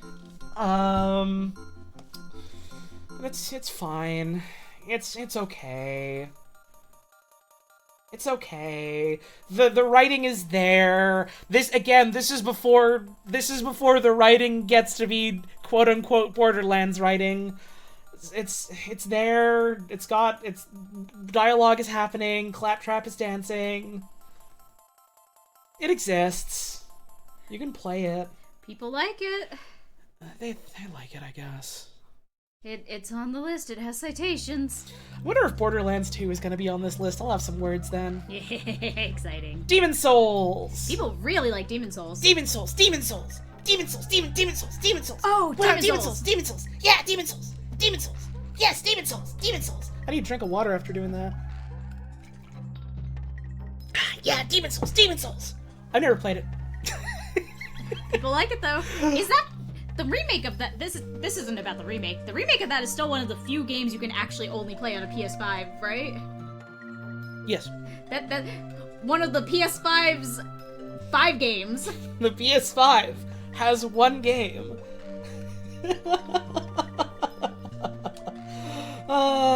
This is the stream to watch if you want to hear Holly sigh and say it's okay. Oh, we're not even at any of the later dates yet. Oh, Listen, I'm like anyone out there. I'm opinionated. I have some fucking thoughts about games, and I don't give a shit if other people disagree. It turns out when a major part of both your hobby and your career involves playing video games, you develop opinions about video games. I have thoughts about art, etc. I have thoughts about fart, etc. Come on. Can we get to good games? One might say this entire list is good games. Smile. One might even argue the best. It's funny because the original Demon Souls is still a PS3 exclusive. That's true! Oh my god! Who's gotten to play Demon Souls? 5 people have gotten to... No, 6 people had to have played it, because 6 people had decided as the best. So 6 people have gotten to play Demon Souls. Well, no, you see, the PlayStation 3 was quite a popular console. And people were desperate to play any video games on said console. That is true. So I think maybe a couple million people played Demon Souls. 6 people own the PlayStation 3. No, 3 people do. Because it's PlayStation 3. Ah, I see. Because they made 3 of them. It was a popular Blu-ray player. That is one of the reasons I have a PS3, so I can play my DVDs and Blu-rays. Uh-huh. But yeah, it's this neat progenitor to Dark Souls, and it's this neat sort of follow-up to, like, a lot of the other dungeon crawler-ass games that From Software was doing. It's this cool sort of middle ground that exists, and it's got a bunch of weird mechanics that aren't super explained super well. You can only play Metal Gear Solid 3 on the PS3? Wrong! That shit was on the PS2! You're thinking of MGS4! Get his ass! Get his ass! Live on stream! Does have a JPEG of a cat. The cat is very cute. Kitty. I don't know if I have much to say just because I don't know super much about Demon Souls. Most of the folks that I know that like Demon Souls just want to talk about the Dark Souls games more. You know? But it's good. People liked it. People like it, and you know, can't say it wasn't influential. Being influential doesn't matter on this list. That is true. Dragon Egg Oranges. Which one was that? All the Dragon Age games exist in a singular mush in my head. The first one. This is sort of like in the same camp as Mass Effect, where they wanted to make kind of a crusty-ass, modern, old RPG. And I say that with love, mind you. I don't mean that as a bad thing. I don't mean that as a bad thing. That's what it was. And then, like, all the later games, EA came down on them like, we gotta make this more action game for the big market. We gotta do that. We gotta do that. But Origins is, like, more of a, like, a plays in kind of, like, how would you evolve an older CRPG for, like, a console type of video game? Mm-hmm. Baldur's Gate 2.25. Yeah. A little bit. Yeah, I see what you mean by that. I would generally agree. And it's... I've never played it, and most of the stuff that I know about those games writing revolves around the discourse of Dragon Age 2 and 3. Mm-hmm. But people generally enjoy it. People generally enjoy it. It's got neat gameplay if you're into that sort of gameplay, and it was on a console, which was like, wow, that's cool. That games like niche games like this are able to exist on a console. Can we skip the next one? No. I'm also not done talking about Dragon Age. Don't interrupt me. You're gonna get report. Do your own stream if you want to skip any of these. But yeah, I don't know. Origins is neat from what I've seen and heard, and I've always wanted to play it. Alright, next game. League of Legends, that's just Defense of the Ancients, but worse, and they monetized it. Because it wasn't just a Warcraft 3 mod, it was popular. Because you could just download it standalone. Okay, Left 4 Dead 2. Left 4 Dead, people love that one. People love Left 4 Dead 2. People love Left 4 Dead 2. I feel like this is very rare for Valve to do. I say that and I'm thinking about more examples, but like, generally Valve, they like to put out a video game and it's kind of like a concept. It's like, hey, here's like a proof of concept that we made into a whole ass video game. This is a tech demo for something or other sort of thing. Here's our idea. Do you like it? It only idea. It just idea. And so when they do sequels, they either feel like they have to iterate on it a shit ton or like just make it very similar, you know? Mm-hmm. Left 4 Dead 2 is the very similar camp, but in a way where it feels like they have refined the formula of Left 4 Dead to like a razor sheen. Like, that shit is tight. That shit is strong. That shit is good. And then they put the entirety of Left 4 Dead 1 in it because they were like, all right, we've got the good-ass fucking mechanics in this one after doing the first one and refining that. Let's just put all the first one back in so you can play that again if you want to. There is a reason, like, to this day, we have people trying to make Left 4 Dead alikes. I mean, also in part, like, the Back 4 Blood was a bunch of the Left 4 Dead devs that left Valve and then tried to make their own, and it didn't go super great. Because I feel like to some degree they wanted to try and make things too different. But we're not here to talk about that. We're talking about Left 4 Dead 2. Holly, what were my thoughts on Angry Birds? Bisexual. I hope that helps. But yeah, it's cool. It's just better Left 4 Dead, and we put Left 4 Dead in it. You can have Left 4 Dead in your Left 4 Dead. Enjoy. Good luck, have fun. And Coach is in it, and Coach is one of the best characters that Valve has ever made. And I know most people gravitate towards Ellis, because I ever tell you about the time me and my pal Keith sucked each other's dicks, 7th degree burns over 80% of his body, and that's fun and all. But Coach is the best one. Coach is just the best one. Coach is the best guy. Coach is the best guy they've ever made. Fuck Alex. Fuck GLaDOS. Fuck the protagonists of Ricochet. Coach is just the best one. They made him. He's the best one.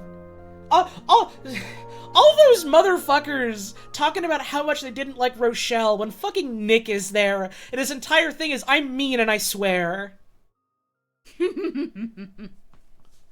Fuck the Scout TF2. Fuck the Soldier TF2. Fuck the Pyro TF2. Fuck the Medic TF2. Fuck the Heavy TF2. Fuck the Engineer TF2. Love the multiple people in chat like, fuck GLaDOS, sure thing, boss. No, we'll get to that later. Come on, get it back in your pants. Etc., etc. Coach is right there. The one-man cheeseburger apocalypse is right there, and he does not get the due respect he fucking deserves. All of you stand and salute Coach right fucking now. Right now, on the double. Make it snappy. Hurry up! That's fucking right. That's fucking right. That's what you like to see.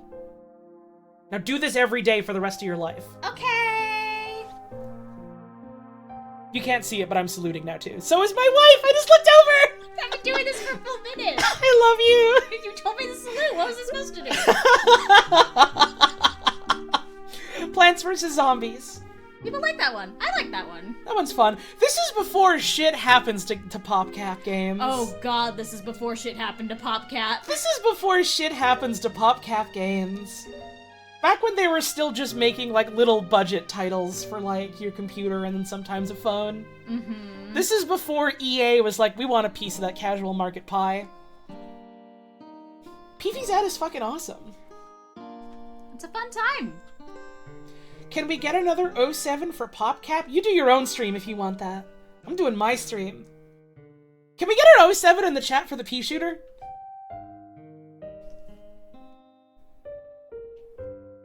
That's right. That's fucking right. That's fucking right.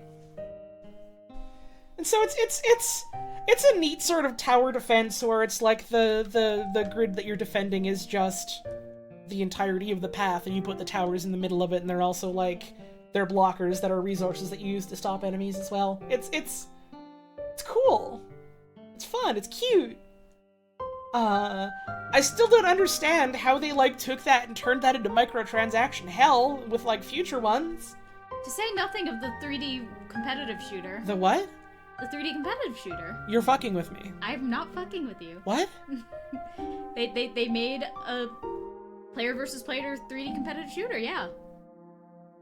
Garden Warfare, thank you. I couldn't remember the name of it. Why'd they do that? Unclear. That sounds bad.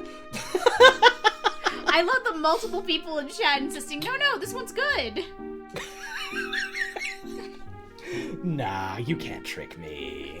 They made two. They did it twice. They did do it twice. I forgot about that. What? Can you search it real quick just so you can look at the visuals of that? I do want No, you to see it. I don't want my fucking Google search coming up on stream or whatever. You know that's fair. I'll look at it later.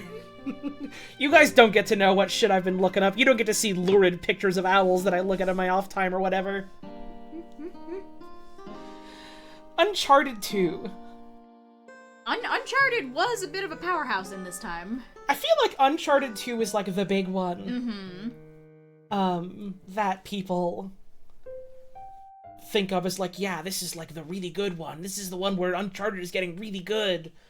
This is like the peak of the series, and like, I watched the Chip and Ironicus Let's Plays of those games. They're a fun romp if you kind of close your eyes and try not to think about the fact that Nathan Drake is killing hundreds of thousands of people in foreign countries. Yeah. Oh lord, it sure was 2009, huh? It sure fucking was. The Iraq War, huh? Kitty got wet, though, so think about it. I'll think about it. Do you know about Kitty got wet? No? So, Kitty got wet is a thing that Nathan Drake says in-game, I want to say mostly in the multiplayer when you take other people out, but it's like a funny phrase that he says, like when you, like, you know, get a kill or something, or like score or whatever. And it was just like, this is some weird, like, thing that he says. Why does he say that? And so the story is that it was either, like...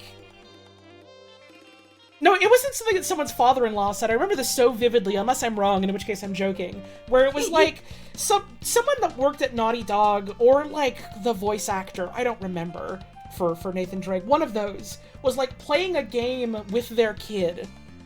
Or like a kid that was close to them, or something like that.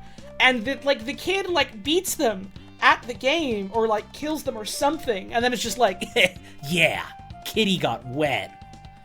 And the parent looks over at them like, what did you just say?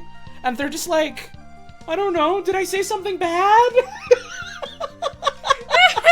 It was just something awesome and cute that a child said, and so they were like, let's put that in.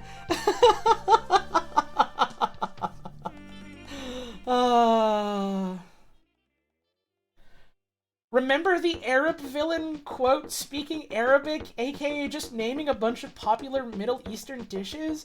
In Uncharted? Is that a thing they did in those games? I don't know enough about Uncharted to dispute it. Unfortunately, it does sound correct. That does not surprise me given the era of video games. I would believe that. I don't know enough to verify, but I would believe that. Thank you, Professor Sean, for the raid. Man, if you're lying to me, you're banned forever, unless you're just kidding, in which case you're banned forever. If you're right, ooh. 2010. Welcome to 2010. Welcome to the year 2010, the shining, beautiful years of 2010. This is around the era of Cool Dog. Well, we are now in a post-Cool Dog world. People still struggle to render Arabic text correctly in games. They sure fucking do. Mm-hmm. They sure fucking do. If you're right, you're also banned forever. That's true. In fact, you're banned forever. Goodbye. Sound of me typing. Real. I definitely did it. 2010. Civilization 5. You know some civilizations, don't you, honey? Yeah, people like Civilization 5. Nice. That's when they started going to hexagons. Oh, the hexagons are Instead in. of being in a grid. So the magical power, the unbridled fury of 6 sides. And Baba Yetu is there. And Baba Yetu. It's a Civilization game. If you know anything about them, you know what's up. It's like that, but more. They made some gameplay changes. It's still a solid foundation if you like those kinds of games. It's there. People like it. Kiki is a little cat and she's pawing at something. Oh no, she's just getting comfy. Oh, comfy thing. Becoming an egg. She's the shape of an egg in the window.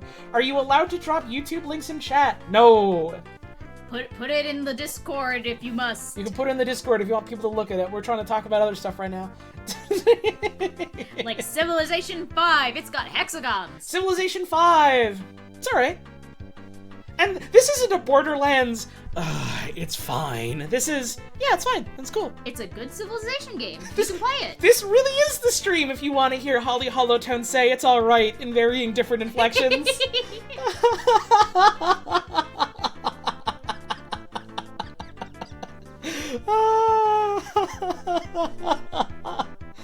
There was a Civ that had a tutorial where it had a model of Sid Meier that talked to you? What the fuck? I've never done any of the tutorials in any of the games, which might be why I'm not very good at them now that I think about it, so I don't know. Yeah, Civ 5 is cool. God of War 3. People really like that one, right? Yeah, this is still the era of, like, God of War being, like, big, bloody, macho, like a comic book type video game. Mm-hmm. This is before we got sensitive. God of War. This is before the makers of God of War were like, oh fuck, what if I had a kid and that was kind of scary? Aw, shit, I'm entering a new phase of my life and I don't know how to deal with that. Oh god, I'm a dad now. Fuck! It's interesting how, like, the modern God of Wars are, like, my understanding from, like, friends that have played it are, like, you know, very interesting and well-written, like, meditations on the sort of things that they're exploring, and are, like, absolutely 100% a direct reaction to all the other God of War games all before that. Yeah, it's... I don't know, this feels very reductive to say. It's interesting watching games, like, exist with and react to each other. It's interesting to watch games be in conversation with each other. Uh-huh. Was God of War 3 the one with the Aphrodite sex QTEs? I don't know. I think all of the first 3 had sex QTEs, though. I think God of 3 might specifically be the one with Aphrodite. They loved sex in these games. It's so funny. Just Kratos goes off screen, and you have to press the buttons, and you see all the furniture like thumping and rattling and shaking as he's getting dicked down good or whatever. Other way around, because it's a sexy woman he does it to. And then the vase falls off. Yeah. I mean, he could be progressive. He could be getting it good. Not in that era. Not in that era, but maybe now. Maybe nowadays. Maybe. Listen, I haven't played the modern God of Wars. Maybe Kratos has gotten to a point where now he is okay with getting pegged. Respect. Let him take the strap. I don't know, though. I haven't played them. What the fuck were we talking about? God of War 3, hun. God of War 3, people like it. They do the real good action game formula. The story is kind of goofy, rolling my eyes, whatever at it. Kratos taking back shots, QTE! Come on! You're right, but come on! Also, big fan of Sergeant Mistheart. This is Aphrodite we're talking about. She absolutely has that strap on her. You're right. In this game, in this era? I mean, not that we get to see it, but she has it. That is a very optimistic way of looking at the world circa 2010. Listen, just because the devs don't want to acknowledge it doesn't mean it's true. Aphrodite got that thing on her. I mean, you know that, and I know that, and we all know that, but the devs didn't. Gave my boyfriend the old quarter circle eggs? Good. My awesome hot wife keeps trying to join me in bed, but I keep crouching in the corner ready to unleash a sonic boom. My zoning game is peak. On point. No one's getting in. Hi, honey, I love you. I love you so much. What the fuck were we talking about? Block this overhead. Okay!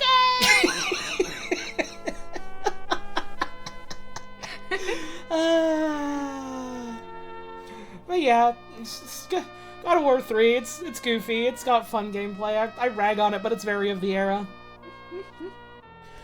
Heavy Rain. Can we go back to talking about Kratos getting the strap? So Kratos really loves to famously have a lot of sex. All the time. He's really good at it, and one might argue he's even really bad at it. What are you doing, Kiki? Oh, someone's getting very long. Stretching up so high so she can swat at some, like, cords tied up against the wall. Don't do that, Kiki. That's not your toy. Hey!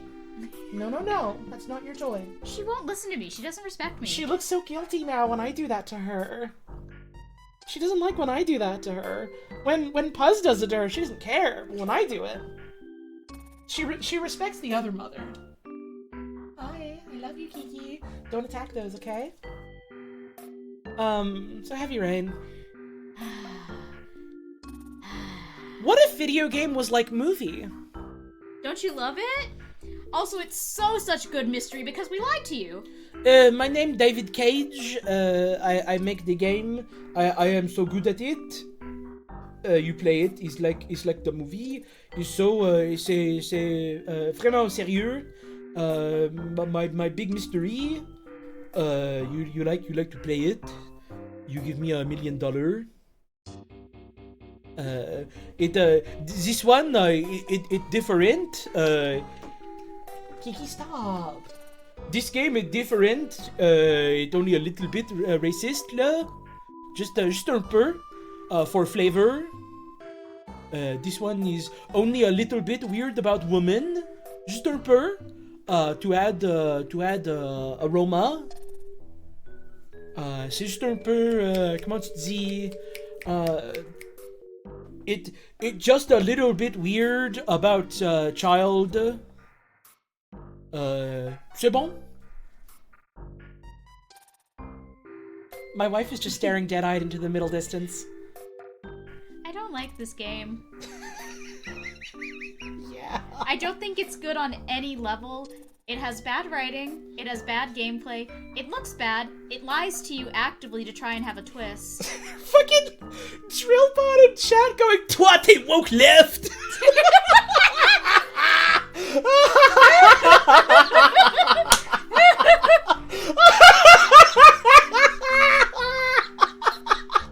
That really got me.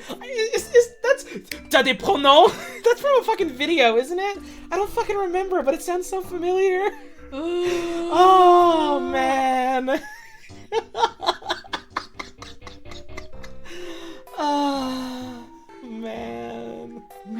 Man. Bad game, but people who review video games are cowards and self-conscious, so people said they liked it a lot. But it was like movie. It was just like movie, and movie is like an art, so we can be an art too now.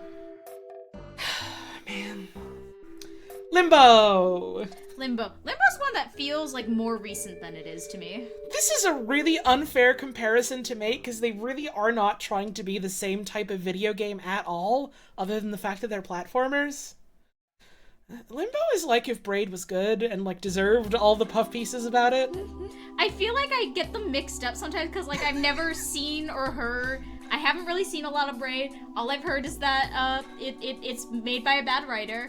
Limbo I have seen and it looks cool and interesting. Limbo is a platformer with like a very strong and particular art style that made people look at it and go, oh man, maybe video games are art. Maybe video games can be art. Except it's also a good game that's worth talking about because it's a good game. Mm-hmm. As opposed to Braid, which is a bad game worth talking about because it's a bad game. I like the person in chat going, Oddworld ran so that Limbo could walk pretty fast also. Limbo was really good at getting Inside made. It sure was. Mm-hmm. And bless them for that. I've never actually played Limbo. It's got a big spider in it, and it's oh, scary. But hey, it's a platformer, so I have nothing but respect for it, and I've been wanting to play it. Mm-hmm. I heard it's neat. This was the year that Roger Ebert wrote the article from inside his own ass about how games can't be art. Wasn't this very close to when he died, and then one of the BioShock Infinite people made like a comment like, man, it's really sad and prescient how Roger Ebert passed away before BioShock Infinite.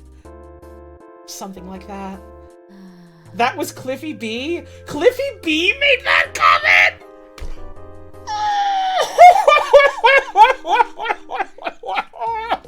My wife is collapsing. What have you all done to her? Kiki's scared. Mother is making a new sound. Sorry, Kiki, I didn't mean to scare you. Man. Of course it was Cliffy B. Mass Effect 2. This was before Mass Effect lost, like, all respect in the gaming industry. Yeah, it was, huh? And this was their, like, big departure from 1, because they were like, alright, well, Electronic Arts really wants us to make it, you know, more action-y to appeal to a wider, broader audience. So we gotta, like, ease out on more of the, like, real time with pausing stuff, which you can still do, but it's not really the focus anymore. Now it's like a third-person shooter with powers. Is this the one with the genetically engineered white girl, or is that 3? Yes, with her perfect sexual body that's always like ass the camera's always in focused on her ass or her boobs. Shepard, my body is so sexual and perfect, and they made me in a lab, and I'm quite sad about it because I'm sexy. Does she have a South African accent? It's more Australian, I'd say. Because if it's South African and she's the world's perfect creature and she's white, that's scary. I don't like that. It's more Australian, I think, if I'm remembering right. Right? It's Australian, okay. Thank God, I was really scared. I didn't mean to lean too hard into fucking South African voice. No, there. it's fine. I wouldn't have been surprised if they were accidentally / quote-unquote accidentally really, really, really racist. Kiki, stop attacking the skull! Kiki, let the skull go! Kiki, why are you attacking the skull? Kiki, stop attacking the skull! This sounds fucking absurd to anyone who doesn't know what we're talking about. She's attacking the skull! Puz just has a skull taped up on her wall, like a T-Rex skull, and Kiki likes to bat at it sometimes. No, see? It's a strategically placed skull. Because before the skull was there, she was slapping all of those things off the shelves. Oh, so it's like a Pearl and Marina defense mechanism. Okay. Exactly. Puz has these like little shelves taped on and set up to like hold things. And Kiki really likes knocking things off of them. It's very fun to her. The skull. Oh, it's break time. We have to go chastise our cat daughter for trying to knock or things play over. with her for 5 And also play with her minutes. for a bit. Take care, Emma. Enjoy movie. Thanks for tuning in. Enjoy movie! We have a stretch. We go play with the cat so that she's a little less frisky about knocking things off the walls, and we'll be back in a couple minutes. See you soon! Bye-bye.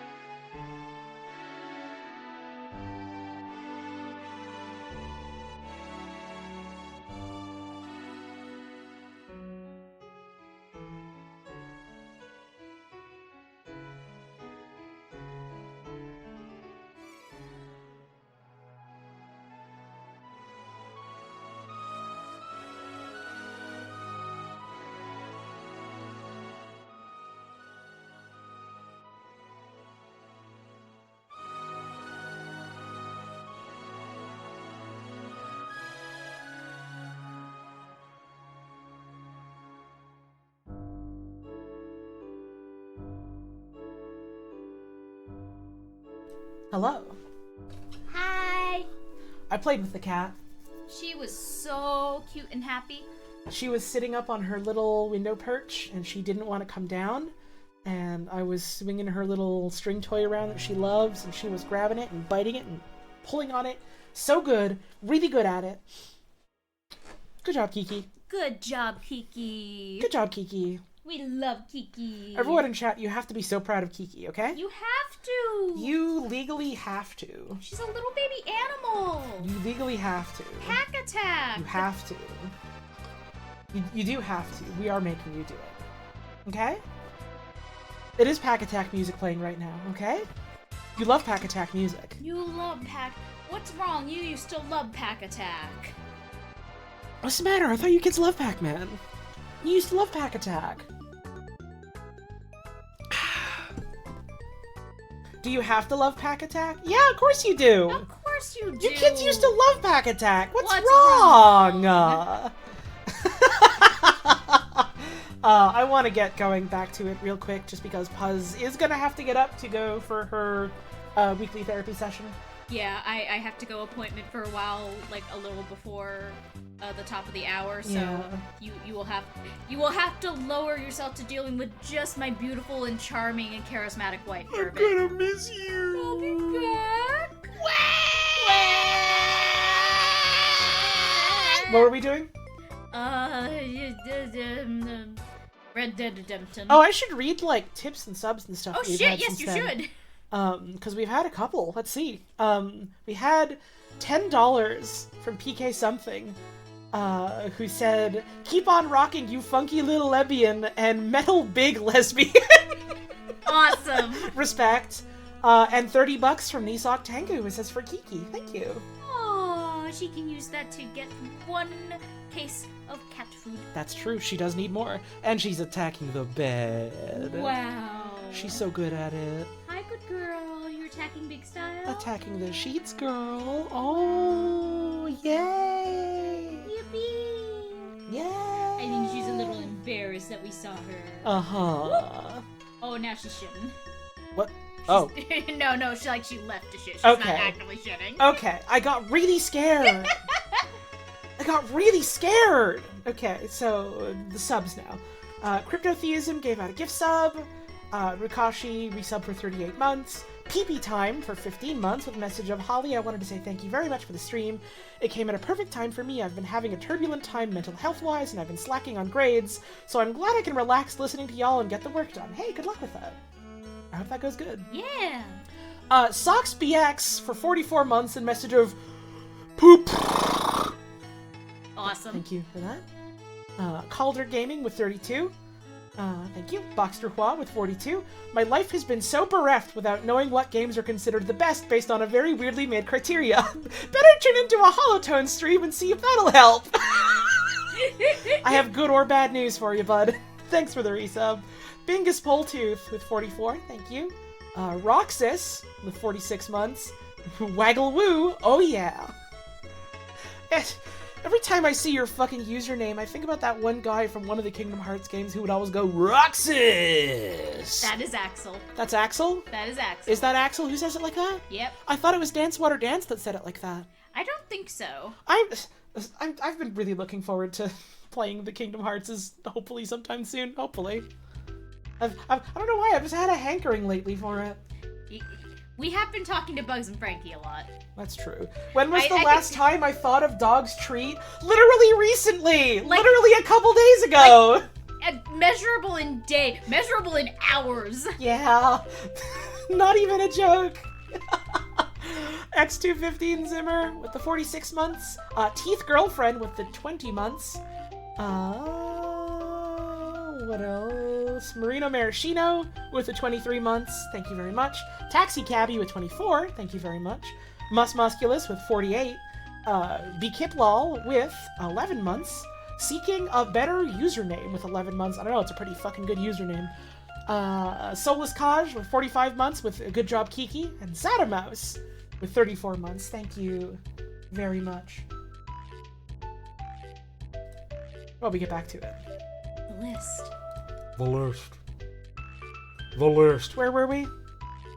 We just Mass talked Effect about 2. Mass Effect 2. Mass Effect 2, right. So it's like, they go for more of like an action game kind of stint, and listen, as someone who liked like the weird kind of grimy gameplay of Mass Effect 1, I do think this change was maybe actually for the better, funny enough. Thank you, Nisoc Tango, for the 28 months, much appreciated. Demix doesn't, but I think Zigbar also does. You're right. Zigbar does say it like that. It might be Zigbar. And yeah, Mass Effect 2 has Miranda, who sucks, but it has Jack, who's awesome. And I don't know. I simultaneously feel like the Mass Effect 2 writing is stronger, while also like being a lot weaker and not leaning enough into the like, yeah, you're working for the weird fascist group now thing. Like, I don't know. I wish they had explored that more or better. But it's just like, yeah, by the way, you got revived by like the pro-humanity group, and now you're helping them out. And it never really attempts to reconcile with it very much. And also, I have to think if they did try to reconcile with it, they wouldn't do an especially good job of it. Mass Effect makes a lot more sense when you realize it was written in a post-Iraq war context. Yeah, we talked about that with like Mass Effect 1. It's very of its era, very directly. Like it's a game about being like an extra legal cop, you know? Yep, and that's definitely a good thing for the world at large. It's yeah, Rex puts that good. It's neoliberal to the bone. Yep.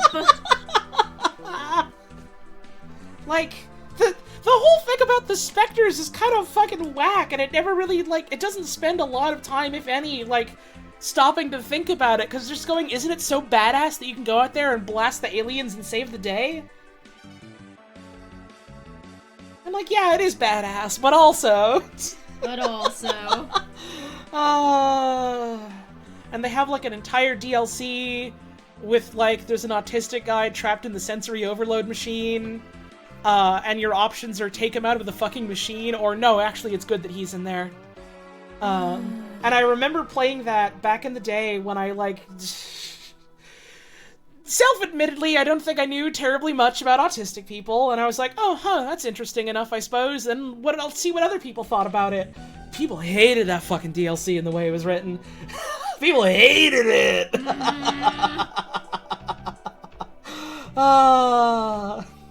His autistic mind is perfect for my experiments, right? He's really good at math, and that means that we can cram him in the shit machine, and he can talk to robots.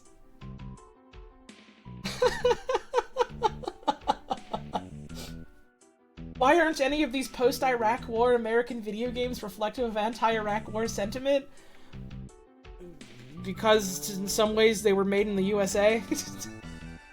Oh, yeah. And also there were games like that.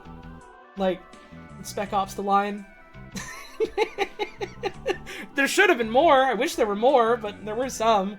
It doesn't make as much money unless you're making a game going, ooh rah, let's go and support the troops or whatever, you know? The quote was, his autistic mind is as alien as the aliens. Woof, I don't remember that at all. That's bad, huh? Yeah, no wonder people hated that, huh? I think maybe we should getting them with hammers for writing that.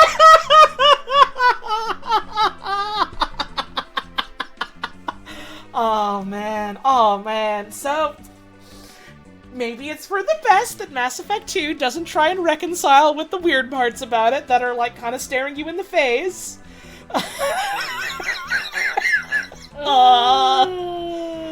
So Red Dead Redemption. Red Dead Redemption. That's the open world Cowboys game made by Rockstar. Cowboys? You only remember the autistic girl fumble. I don't remember what that means. The autistic girl fumble is me when I... something... I can't think of a joke here. Help me out. Help! Help, honey! Bail me out of this joke! Red Dead Redemption. There's cowboys in this. Red Dead Redemption. This is not the Horseballs one. This is before Horseballs. No, that's the second one, yeah. Well, it's the second Red Dead Redemption, but it's not the second one, because Red Dead Redemption is a sequel to Red Dead Revolver. Yeah. But then the third one is called Red Dead Redemption 2, which has always delighted me. Instead of calling it, I don't know, Red Dead Redouble, because it's a prequel.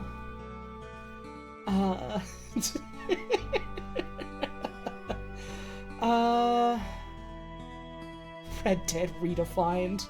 Autistic girl fumble was me pre-transitioning during football and PE. All right. Really good one, Adrian. Thanks, Adrian. That one's going on the pins. You're going up on the fridge, my friend. Awesome. Anyways, Red Dead Redemption. They took the sort of Grand Theft Auto formula, what they have, and they put that as like a Western setting, and that's neat enough. That's neat enough. People really liked it. I don't know a damn thing about any of its story. I just know you can do cowboy stuff, and then people liked it enough that they made a sequel. People love them damn cowboys. And then in the sequel, you got a guy that keeps going, Arthur! And I know that because Lauren always does that voice. That's like the cowboy version of Nico. We can't talk about Arkwright Fantasia on Mr. the stream. Lark, oh Mr. Lark! Mr. Lark! Oh, they trapped me in a cowboy game! I gotta get out of here, man, and I'm having a lot of trouble! we can't be talking about... Fucking shoutouts to Mike. You should go watch his streams. Please go watch Mike's streams in general, but especially the recent Arkwright Fantasia. I've been fucking loving his playthrough of Arkwright Fantasia, which is not a good JRPG. Not even a little. But it's great. It's bad. Watch it. I can't stop thinking about the elevator bit. Fucking elevator. I can't stop thinking about the elevator bit. I thought I was going to pass out when I saw that happen. Arkwright Fantasia is always one step removed from being a full-on comedy game. But if it was actually a comedy game, it wouldn't be as fucking funny. Mr. Lark! There's a snake in my boot! And if I take it off, I can't run away from the bear! Nico, we should throw you into the water and feed you to the bears and the salmon. Mr. Lark, that's cruel! What the fuck were we saying about cowboy game? Red Dead Redemption. Red Dead Redemption, people like it, you can play it. Okay. It's very much...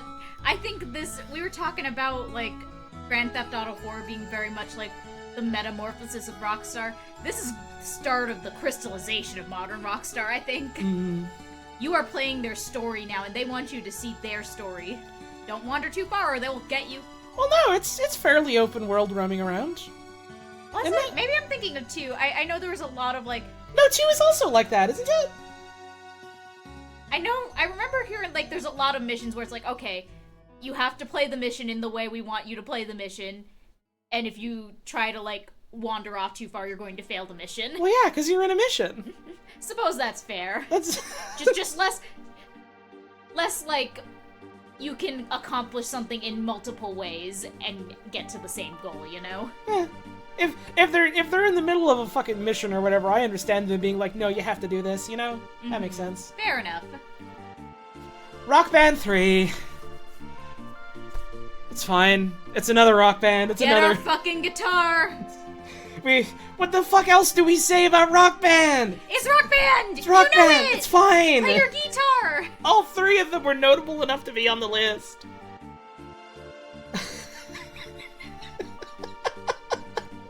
Whatever! This is Final Fantasy VI music, yeah. This one I know is FF6. StarCraft 2 Wings of Liberty. Bitches love StarCraft. Man. Woof. This game has a story. Did you know that? It has a story mode, it has writing, it has a plot. Really? Yeah. I did not know that. Do you want to know if it's good or not? Is it any good, honey? Well, it's a Blizzard game. So no.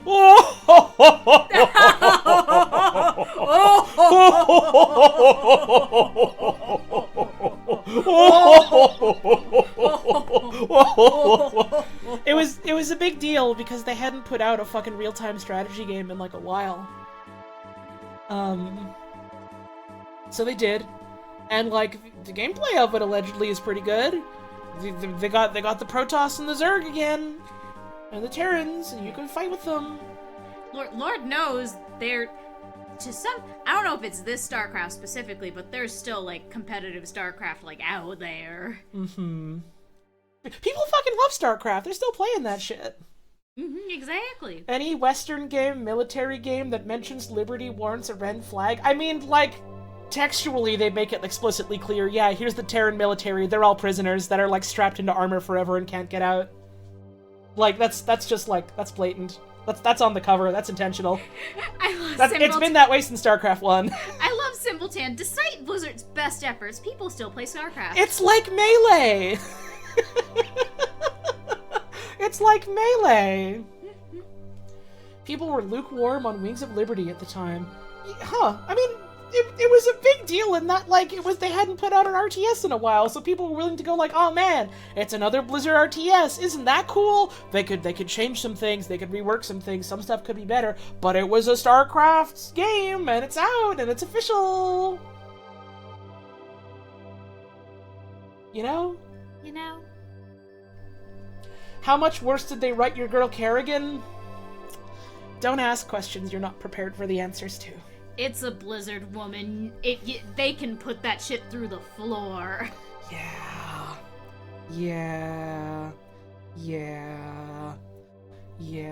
It was different from Brood War, so grognards were grognarding. Keep in mind that grognards weren't the ones writing the best games of all time articles for publications. They were the ones posting on forums. This is not games considered the best by users of a forum, you know? Like, yeah, the voice of your average Joe that plays RTS games matters when you're talking about an RTS game to some degree, but this list is not about that. Super Mario Galaxy 2. People like that one. Do I need to pull up the Smeeches video again? Do you? No, we watched it already. We watched it already. That video will make people so turned on that they'll explode. For their own safety, we can't show it I again. can't play this video again. My fucking boner is gonna slam into the power button of my computer and end the stream. That's not good. It's bad. So they did You Are Mr. Gay too. I think a lot of people generally like Galaxy 1 better than 2, but I like 2 better. 2 is the one that we don't actually have, like, remake ass access to, right? No, we don't, and I'm sad about it, because I just like it better. Everyone was so sad about it. It was good. Mario Galaxy 2 is a good game with no glitches, especially no sexy glitches. Mods, can we ban this person for lies? Mods, can we ban them? Ban them? Ban them. Ban them? They're lying. Ban them? Ban them? Ban them. Ban them? Can we ban them? Ban them. Ban them. Ban them? Can we ban them? Ban them? Ban them.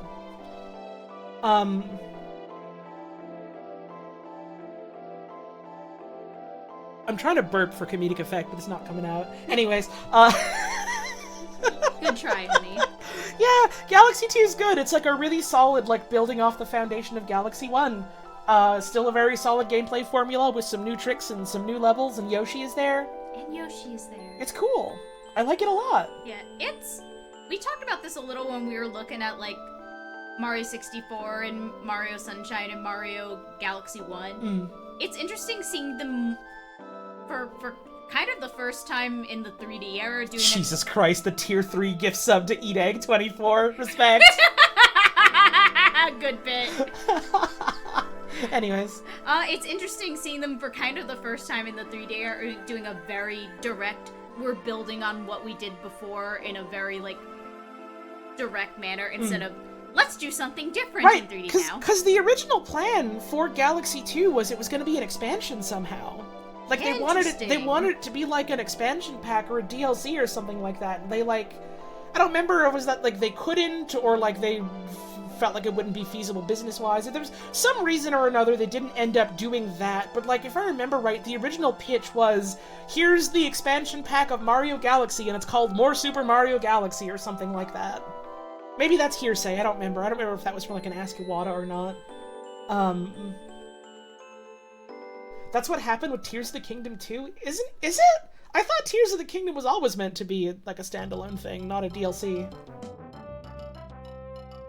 There was no way they could do DLC on the Wii, so they just made another game for it. It might have been that. It might have been that. It might have been that. Oh yeah, it is interesting, especially knowing that, like, you know, we have the benefit of hindsight. We can look at this from 2024, knowing that kind of after this, we get 2,000 years of 3D World. Okay, so I was almost right. The internal name for SMG2 is Super Mario Galaxy More. Okay. Cool. Yeah, it's cool. It's a good one. You jump around, Mario is there. Mario. Super Meat Boy. I've talked a lot about, like, stuff like Limbo and Spelunky, like, oh, I feel like this was more recent. Super Meat Boy is the opposite. Super Meat Boy feels like I should be digging that shit up from a Flash game site in 2006. I don't like Super Meat Boy. Put aside all of the stuff about the Edmund McMillan art style and aesthetic, whatever. That's not for me. That's fine, sure. I hate the way it controls and feels. I hate the gameplay of it. Oh, it feels so... Meat Boy, you feel so damn bad to control with my hands. Meat Boy, you feel gross and awful. Meat Boy, I don't like it. I don't like you.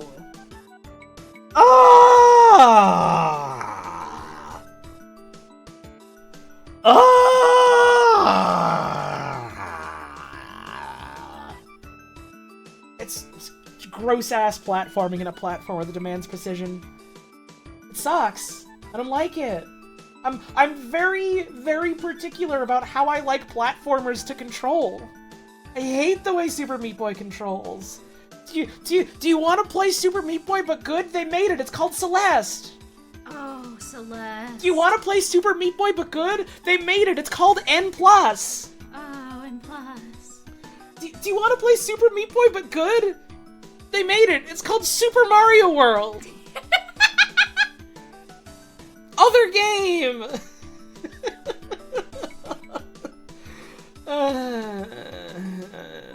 Refunded Meat Boy very quickly. It really wasn't for me. I put so many hours into that fucking game because it was long before the era of letting you refund shit on Steam. I wasn't allowed to do that. I had to try and work my fun out of it. God bless me, I tried. Oh, God bless you. I don't like it. Other people did. I don't fucking know why they did. But they sure did. Xenoblade Chronicles. Oh, boy. Xenoblade Chronicles I like a whole hell of a lot. It's a fun... I was about to say little. It's not little. It's a fun JRPG with a neat story and them doing like, hey, you know the sort of gameplay you have in like an MMO? What if we had that in like a single player game and you had to like do like positionals and worry about AoEs and things like that? And that's neat. It's Rhine time. You can't have a rainbow without Rhine. Shulk, come over here, buddy. I'll hold you with my big strong arms. I'll kiss you on the lips. It won't be weird. I love you, man. Rhine's always doing that. Rhine's always doing that. Shulk and Rhine, gay as fuck for two allegedly straight men. Respect. Honestly. Hirapon, very cool. Mods, ban them. Ban them. Ban them. Ban them for mentioning Riki on my stream. Ban them. Ban them. Get them out of here. Ban them.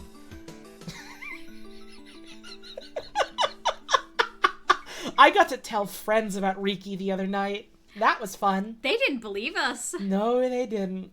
I've talked about Riki does have sex. Canonically, Riki fucks.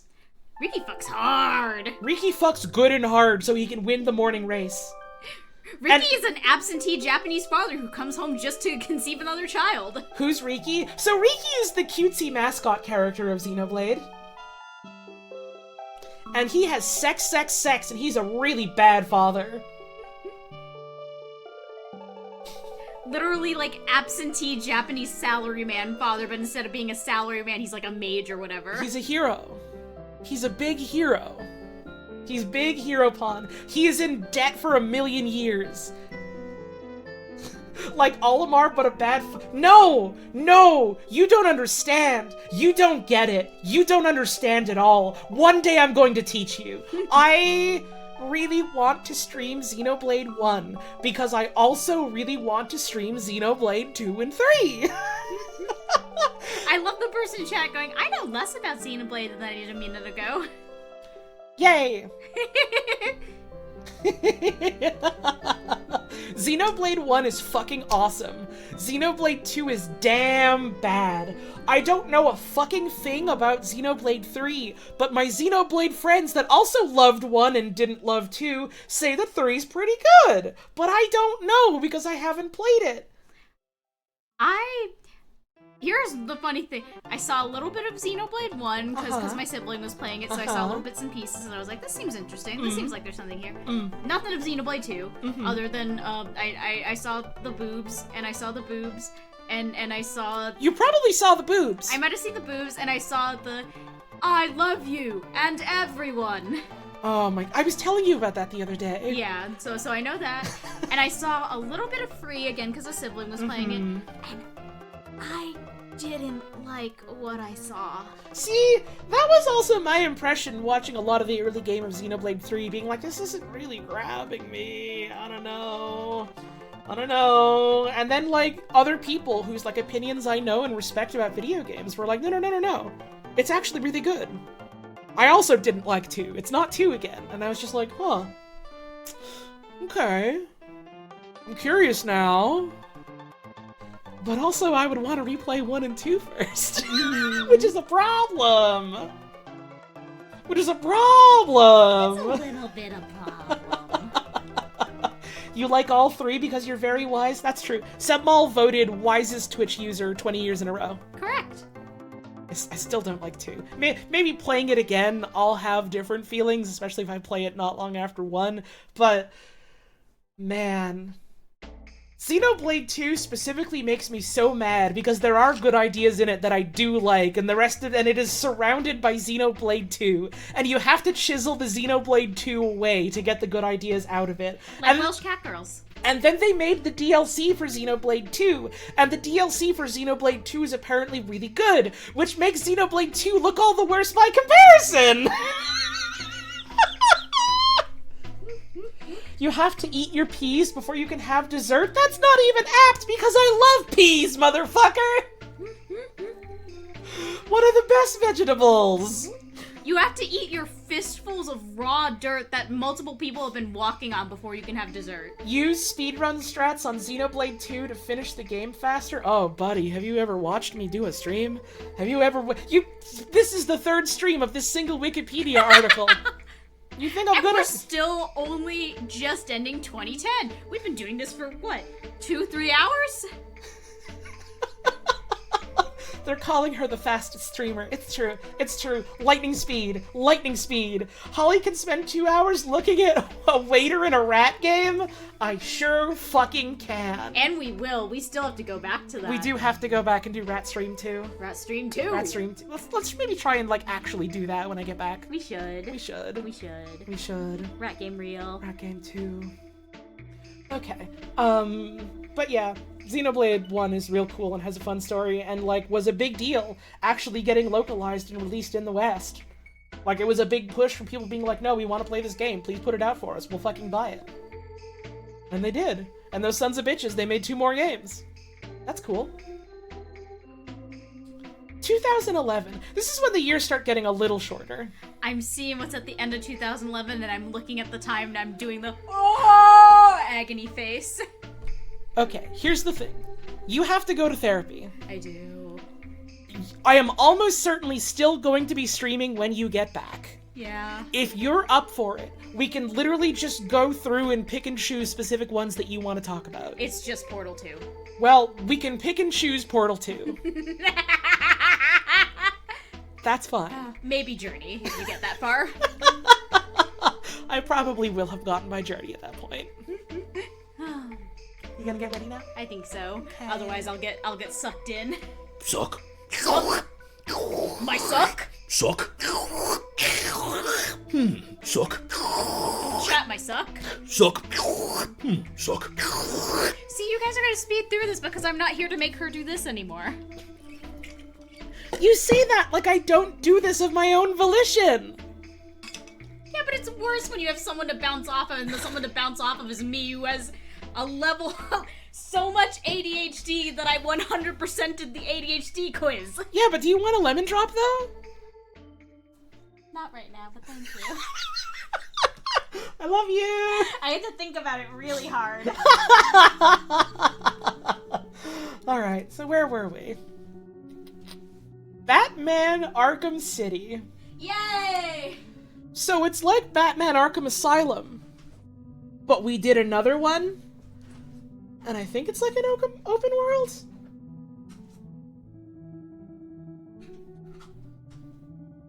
So again, the bar is, well, it's an alright licensed game. And it's specifically a Batman one. People made that shit their entire personality. Did they? A little bit. Huh. People who like the Arkham games really like the Arkham games. That's true. That's true. I don't know a lot of people that really like the Arkham games is the big thing. You're keeping good company. Ha! I love you. Do you want any water or tea before I leave? No, I'm good. I can get my own. Okay. Thank you. I love you. I hope you have a good therapy session. Thank you. Bye. 100% in therapy. That's not how therapy works. I got a good grade in therapy. Yay! Alright, chat, you motherfuckers, it's just you and me. Here's my 3-hour stream about how much I love my fucking wife. Number 1, she's my wife. Number 2, she's my fucking wife. Number 3, I love her. Number 4, she's still there. She's waiting for me to leave before she ends this thing. She's still there. No, I actually didn't realize you were still there. I look over slightly and I just see her standing there putting a mask on staring at me. I love you very much. I love you. Bye. Bye. Bye. Take care. Bye. I love you. Bye. Bye. Bye. Okay, the door is closed. Alright, you motherfuckers, here's how much I love my fucking wife. Number 1, I love my fucking wife. Number 2, she's my wife. Number 3, I love her. Number 4, that's my wife. Number 5, I love my wife. I guess I can do the rest of the stream. Oh, I'm sad now. It's not gonna be the same without my wife to bounce stuff off of, but that's okay. We'll make do. We gotta finish this fucking list. We gotta get through it. I told myself I was gonna fucking finish it. Your wedding anniversary was yesterday? Congratulations! Oh, that's wonderful! Do I love my wife? Many are saying this. More and more people are saying this. Wild. Wild, that. So, Birmingham City. I guess people liked it, yeah. Dark Souls. Dark Souls was like a perfect storm in the West, coming out when it did, in the fucking miserable, obnoxious heyday of, like, casual versus hardcore gamer discourse. And it was a big deal because it was a niche title that was kind of difficult. And so Dark Souls spawned the Dark Souls of talking about Dark Souls on the internet. And a lot of that kept me off of ever playing it for fucking years. And then I went, that's stupid. Fuck that. I'm gonna give it a try and see what I think. And it's awesome.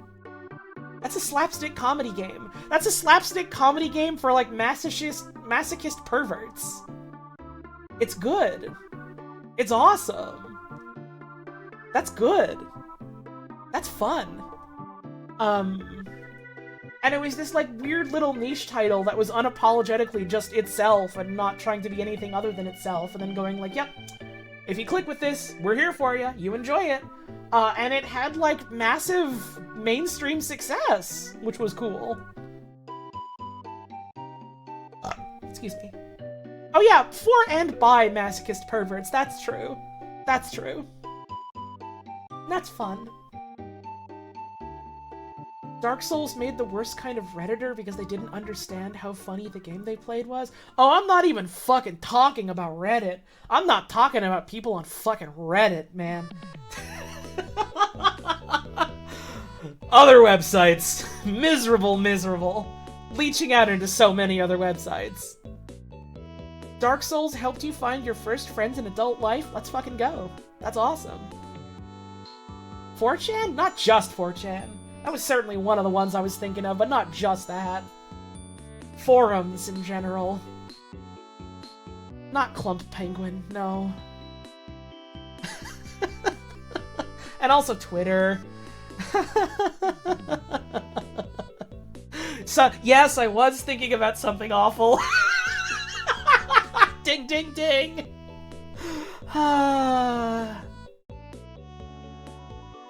Man, Dark Souls is awesome, though. Dark Souls is awesome, though. I gotta drink water.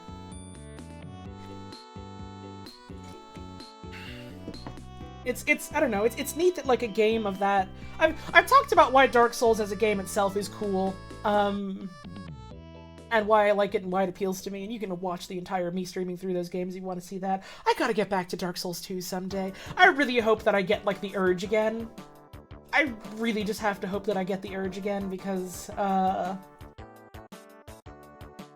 game was fucking awesome when I was in the mood for it.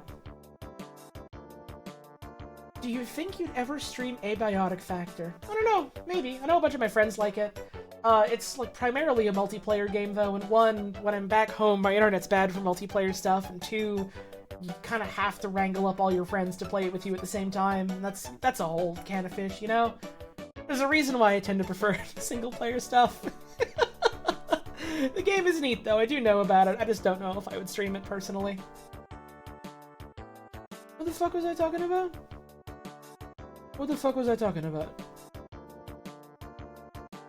Yeah, hopefully someday I'll have the want to get back to Dark Souls 2. I'm so sad! I was having, like, a great time with it, and then, like, between, like, all the weird, like, online connectivity issues happening, and then, like, me just having a depressive episode, during that, unrelated to it. Like, that's my association now, is it's, like, the game that makes me think about being sad and getting hacked. Or, like, maybe... It's the game that turns me into Johnny Chaos! Oh my god! And that's really sad baggage to have for it, because the game's fucking great. I have similar baggage with, like, fucking Mario Odyssey, which is funny to think about. But someday, you know, someday. Someone got invaded today! It's concerning! I'm hoping, I really want to play another Crab's Treasure once I get back home. And, like, that's a Souls-type game. I'm hoping playing that will, like, get me the hunger for it again. Honey, what are you doing in chat? You have therapy! Stop watching my fucking stream! Cut it out! You're gonna get in trouble! You're testing your headphones, okay. No, I don't think I want my wife's therapist to watch my stream. That's weird. I'm not the only one that thinks that's weird, right? That's her private thing. I don't want to budge in on that. Anyways, the Elder Scrolls V Skyrim.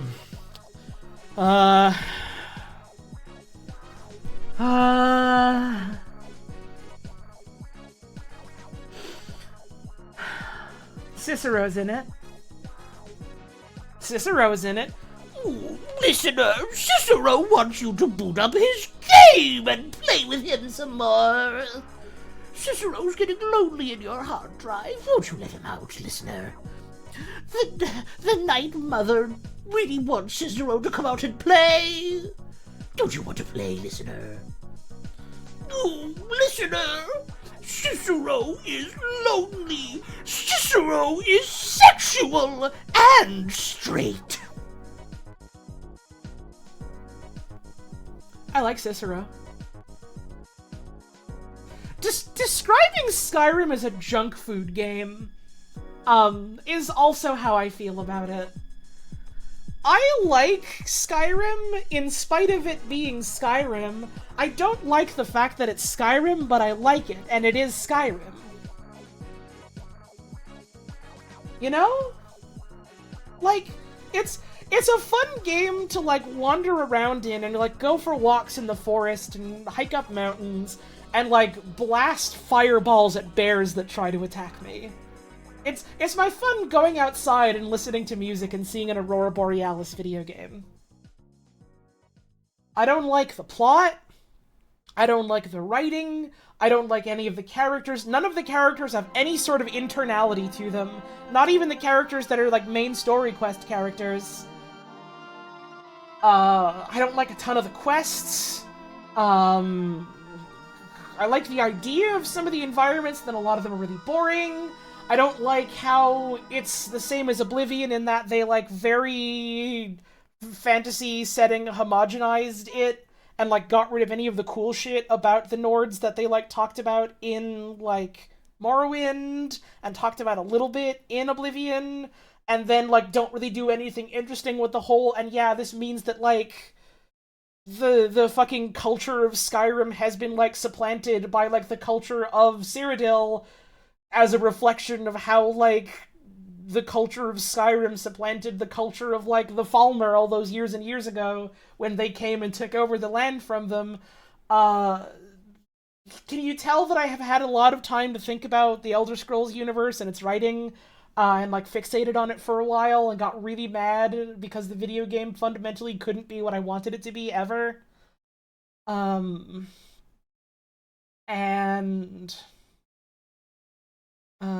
Your only interaction with Skyrim was you really enjoyed Prequel. Prequel was an Oblivion comic. All the video game stuff happening in that wasn't even Skyrim, it was Oblivion. Listen, we're real Elder Scrolls fans in here. We hate Elder Scrolls.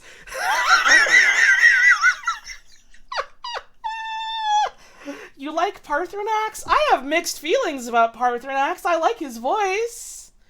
I like the voice that he does. We clowning this motherfucker. You keep your sensitive ass away from Elder Scrolls 2. Parthenax being Mario is great. Parthenax being Mario is awesome. That's fun and cute, and I like that. Hang on, the music has to start playing again. Start playing the music, please. No, I want from the start. Thank you, please. Okay.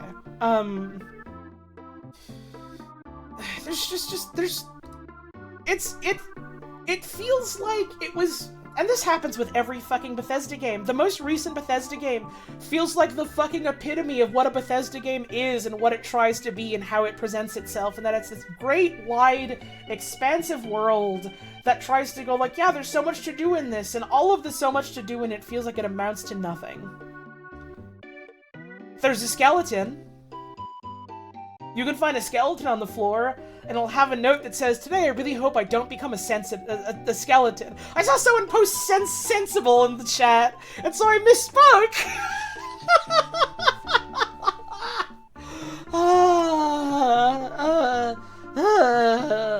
But at least it's some pretty mountains to hike around in. I do like to hike around in the pretty mountains. They are pretty mountains to hike around in. And then you get to go to Solstheim, and Solstheim's pretty to hike around in as well. And then they eventually released the better version of Skyrim that has lighting that isn't miserable to look at with an awful color palette, and it made it even more fun to hike around. You got your first month review at work and got called Best New Boy. Dude, more and more people are saying this. Brady is the best new boy.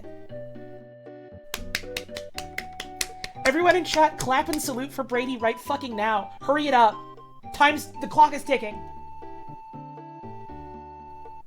That's right. That's fucking right. That's fucking right. Now make sure you do this shit every day.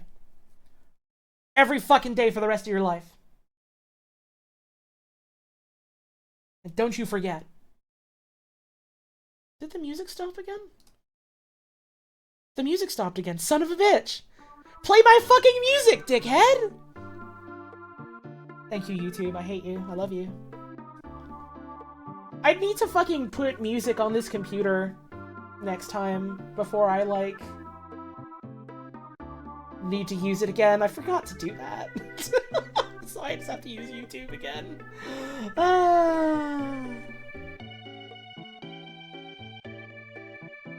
I drink water again, hang on.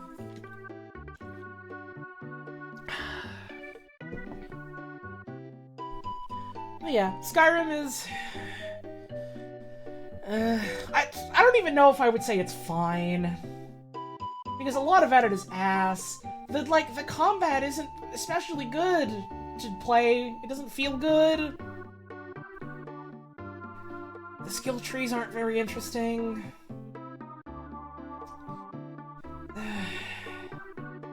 There's still stuff I like about it, but I like it in spite of what it is and what it's trying to be. And I'm fundamentally not interested in Bethesda games. And like how they make their games and how they write their games and present their games and design their games. It's an RPG without the R or the P or the G part. Kind of like Fallout 4, which I'm sure is going to be on this list later.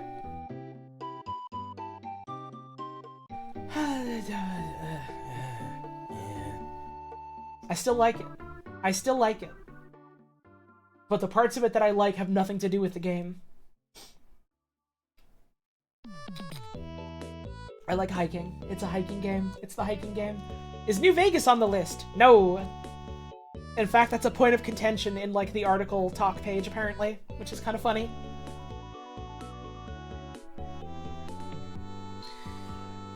Minecraft. Yeah. Minecraft has been around for some time now. Minecraft is one of the most popular video games in the entire world.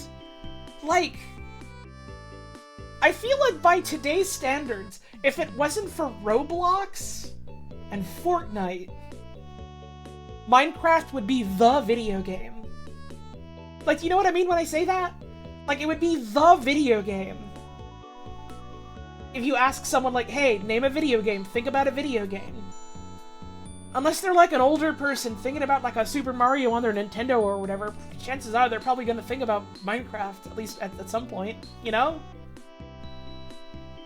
It's become ubiquitous. It's huge. It's the video game. It's one of the video games. And I think that's earned, and I think that's deserved. And people like it for a reason, and I like it. That all sounds like I'm leading up to a but here. I'm not, but,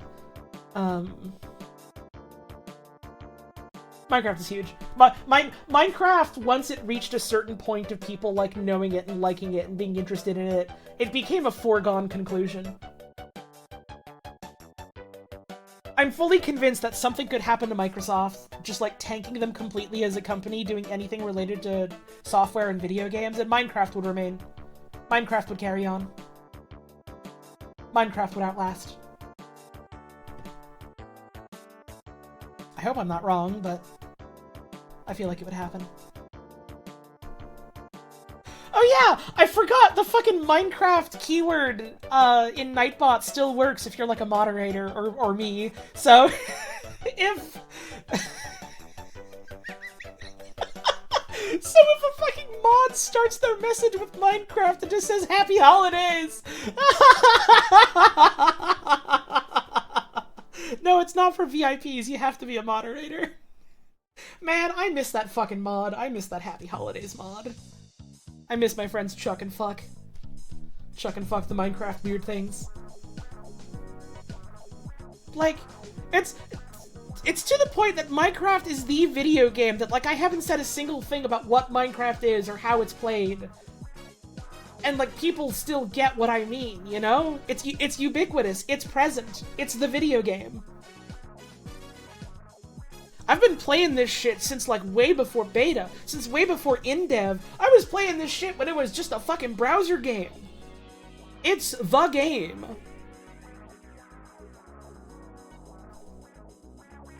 I don't like Fortnite. I'd say that's also the game. That's one of the video games. Roblox, to some degree, probably also is. It's the game.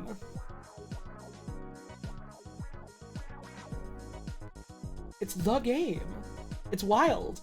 It's cool that it still has that staying power. And is, like, still being worked on to this day. Portal 2. My wife's therapy session started as of like 2 minutes ago, officially. So, she will not be in chat howling, I presume. Portal 2. I'm probably not going to linger on this too long, just because Puzz is going to want to talk about it when she gets back.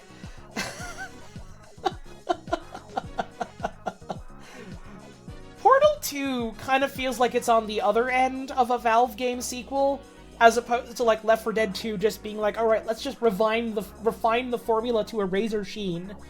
Portal 2 feels like, alright, let's try and do something fundamentally different with this foundation.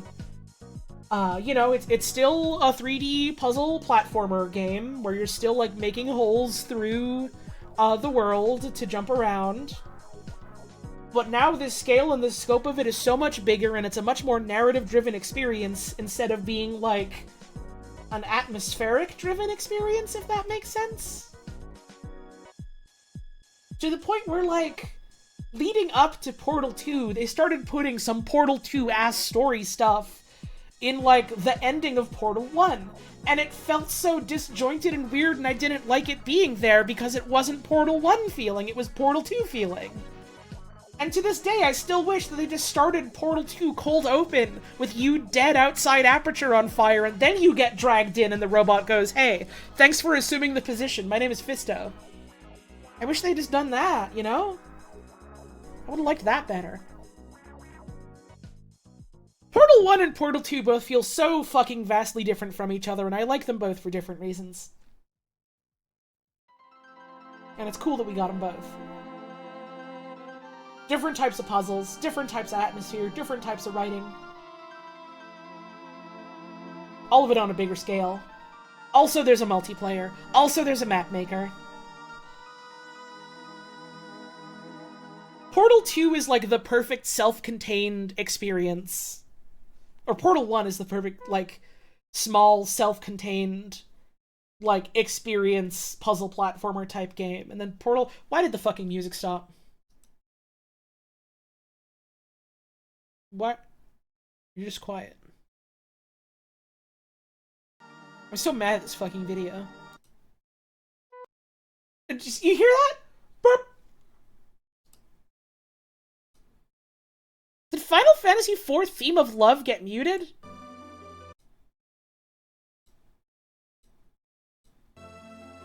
Fucking whatever. Whatever, man. Man, I'm so steamed.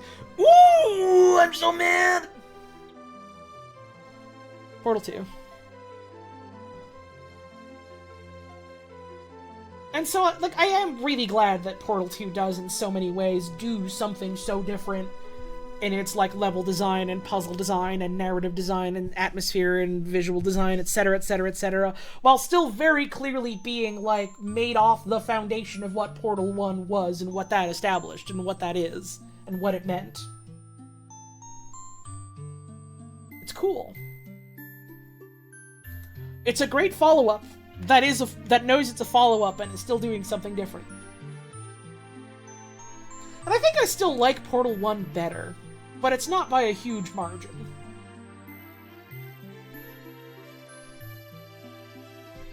It's cool. And so we move on to 2012, and here we are at Borderlands 2. It's...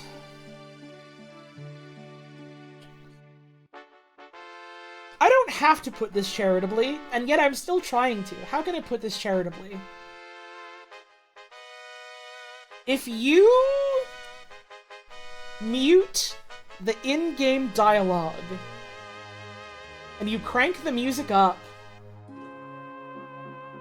and you only play New Game, not any of the New Game Pluses, and maybe you play it with friends, and you don't play Salvador, it's okay. It's okay. I like the color palette they use, and I like the level designs that they use. You didn't even know there was a New Game Plus? That's a huge thing in all the Borderlands games. It's like True Vault Hunter mode and Ultimate Vault Hunter mode. Right. A lot of asterisks here. A lot of this is not a place of honor signs here. Salvador just breaks the game over his leg? No, it's the opposite! You get into any of the higher level stuff, all of Salvador's abilities scale like shit! Salvador gets fucked! You don't get to play him! He's not a character anymore! Should've stayed at home! You should've picked a different guy! I'm not about to get into the Borderlands math rant, but I fucking hate the numbers and mechanics on that foundational level of Borderlands and Borderlands 2. Man, it's dog water. Man, it falls apart.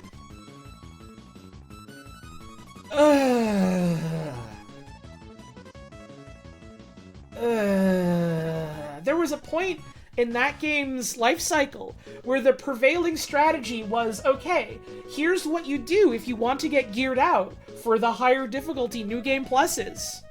You go to one of the DLCs, and you get 2 of these, like, quest reward only guns that are 2 snipers.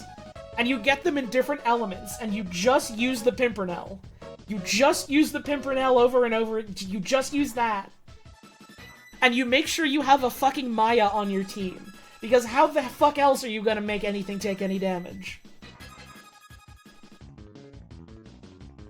It's a game that really wants you to play it on a higher level, and then you try and do that and engage with that, and it just fucking falls apart. It goes, okay, there's now 2 ways to play this game at a higher level, and there's no room for, like, any other sort of, like, build or experimentation. And so then what's the point then if the writing is fucking bad? And a bunch of the guns are kinda eh. And just one of the characters kinda straight up doesn't work at that point in the video game. Well, the number goes up.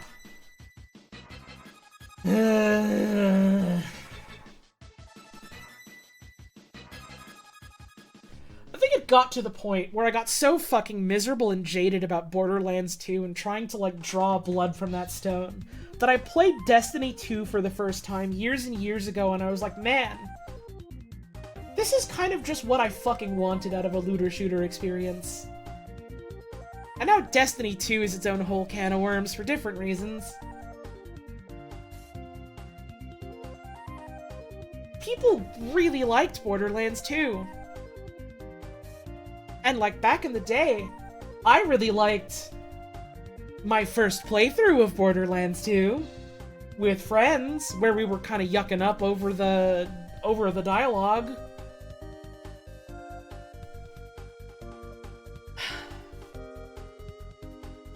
But some people still, like, really highly regard it, which I always found kind of interesting. To the point where, like, Borderlands 3 came out, and people were like, we're going back to Borderlands 2.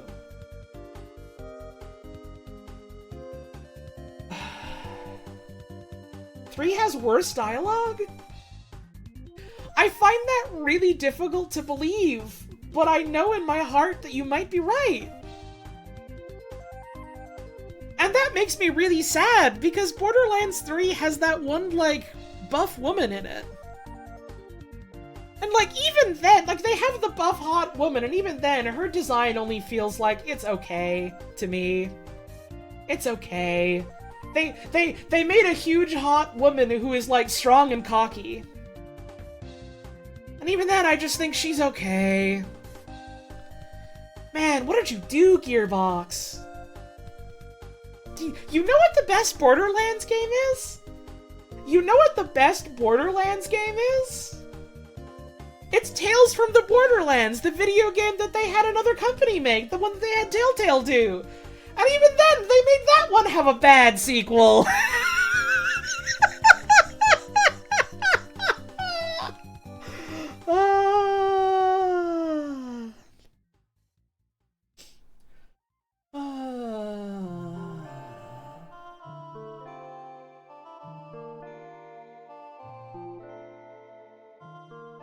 Mad Moxie's in it, and she has kind of a hot clown thing going on. That's cool, I guess.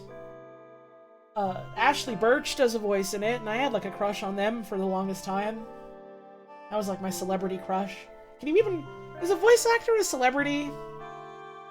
They do voice Tiny Tina, though. You haven't played Borderlands yourself, should you? You are presumably an adult and you have to make your own decisions in life. I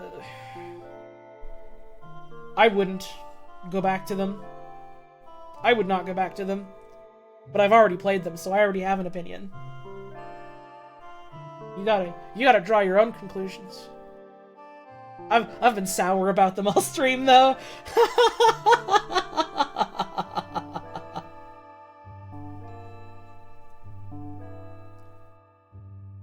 Dishonored. I knew this was gonna come up.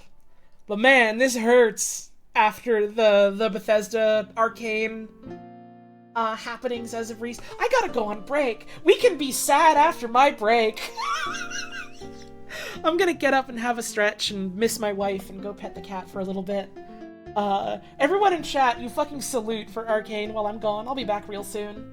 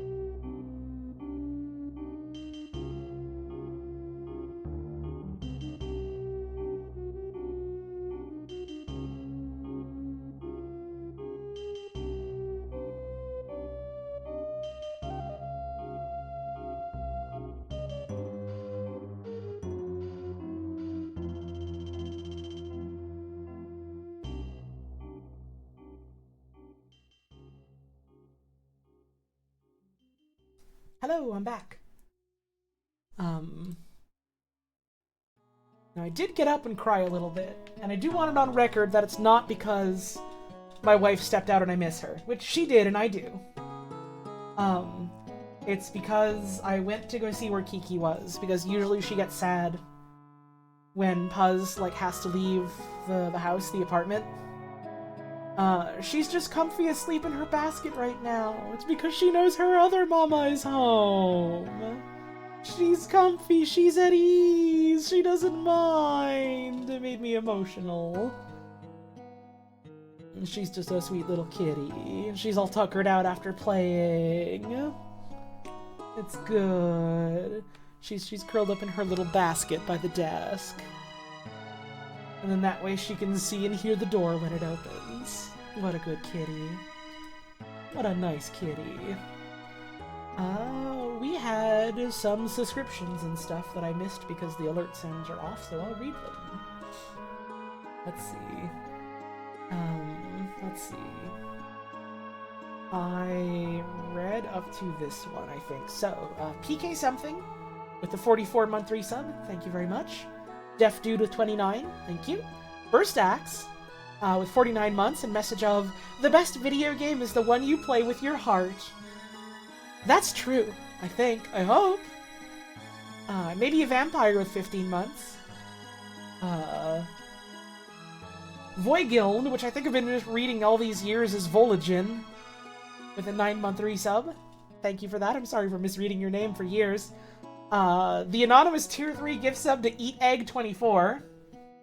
How old is Kiki? She's like 3 years old, I want to say.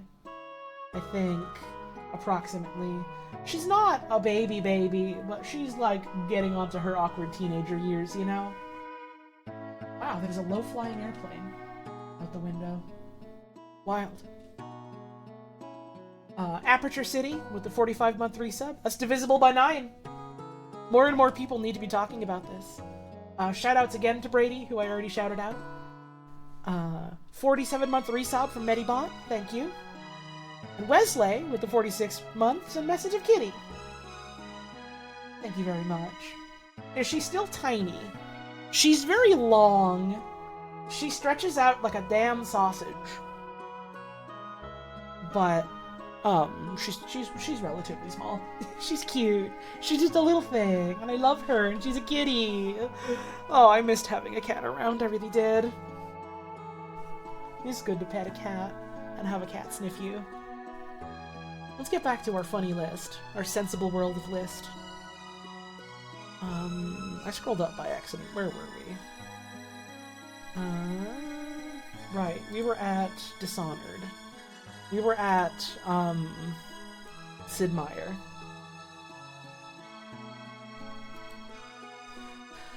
Man, fucking pour one out for Arcane. And I know it's just Arcane Austin, but saying it's just Arcane Austin is doing that a massive disservice. Especially given, like, how it was, like, fucking 4 studios all at once without any really prior warning. And how they were still actively developing and working on updates to Redfall that morning. Man. You can work your fucking heart out. Make, like, one of the most well-received games in Microsoft's entire oeuvre in fucking years, in Tango's case. Or, you know, put out something that you really didn't want it to be that type of video game and then do everything in your power to steer the ship back into port, in Arcane Austin's case. And you can do all of that and try your damnedest at it. And it doesn't matter which one of these you do, because the guys in charge go, well, Starfield didn't quite perform as much as we wanted to, so we needed to close ranks a little bit, and we really need to focus on our major players and major titles here. So, bye-bye.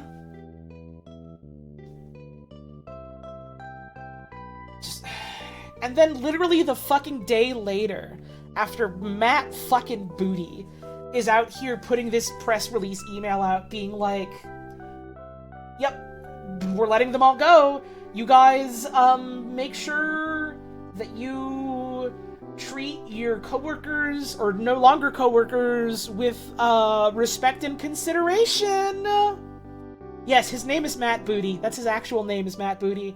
And then the day later, to go, man, here's what Microsoft really needs to focus on. Here's what Microsoft really needs to do and focus on as like a company to help keep hitting it big in the video game industry. We need small scope and scale, small, critically beloved video games, and we need to make more of those.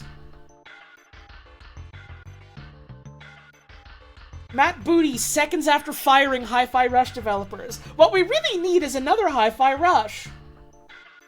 And, like, saying that makes it sound like he's the one single person responsible for this, and he fucking isn't. Of course he fucking isn't. It's a company. It's a corporation. Lots of people are responsible. Stockholders are responsible.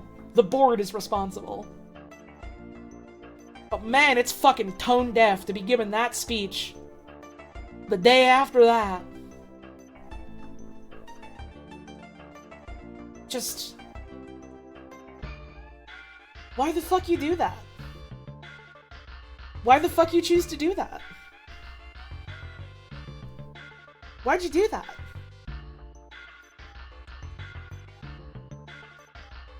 There was like a brief era where some people, myself included, were very hopeful about Microsoft going out to like a bunch of smaller companies and going, hey, here's a lot of money. You're under our umbrella now. Here's a lot of money to stay open. Keep doing more or less what you're doing, and we'll take a small cut. Keep it up.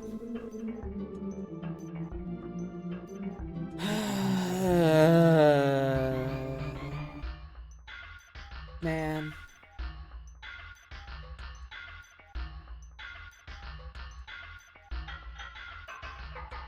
A large chunk of the workers are being dumped into Bethesda because they want to crank out a Fallout fast to take advantage of the TV show. Yep, again, they specifically mention that they really want to focus on, like, major titles for Bethesda. And to make sure that they really, like, get those knocked out of the park. Because you saw how fucking Starfield did. You saw how fucking Starfield did.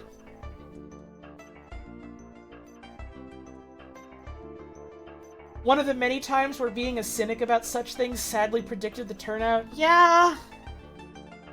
And I really don't like that, but I can still actively feel myself becoming more fucking cynical about it as more time goes on.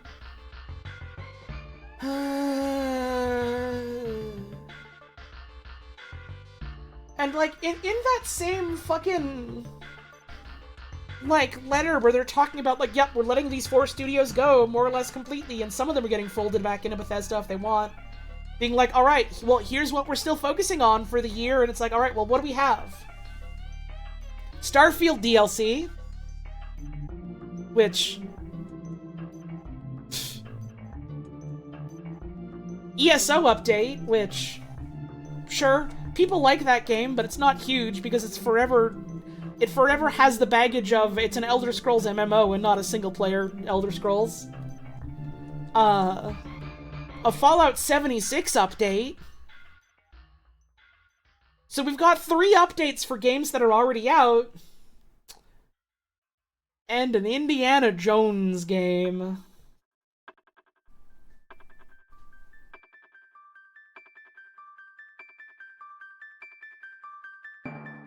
Man.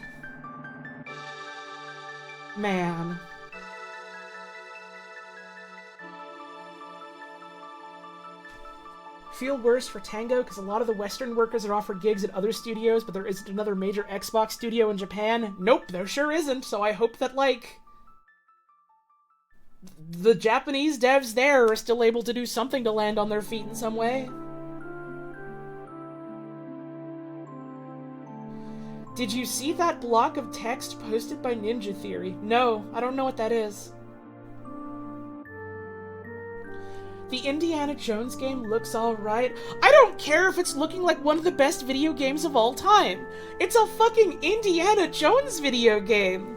Who gives a shit? Rocco Bodie gives a shit. That's it. dad maybe gives a shit. That's it!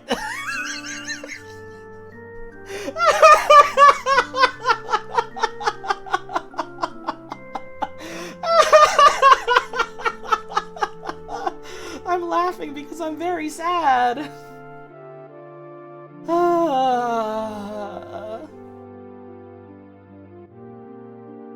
Indiana Jones game.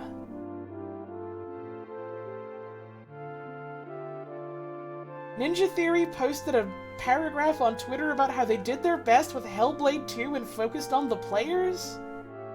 Is Hellblade 2 out? Is that game out? Is this like a we're sorry it launched weird, or is this it's about to come out? It's about to be? That could just be them being like, hey, please look forward to it, we're trying to be sincere here, or whatever. But, like, given the climate of the industry right now, I wouldn't be fucking surprised if people were like, oh god, it's over, thinking about it. You know?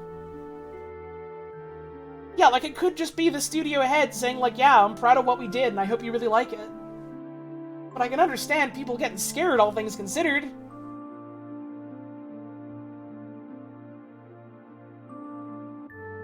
So Dishonored. So Dishonored. I didn't play it.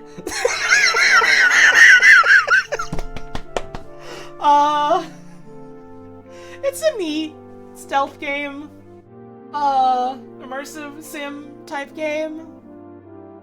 There's rats in it. It does the really goofy, like, no, if you do violence, then a plague of a million rats forever type of thing. Which I always do roll my eyes a little bit at. It's got neat gameplay, it's got a neat world, I'm told. I've always meant to play it and never did.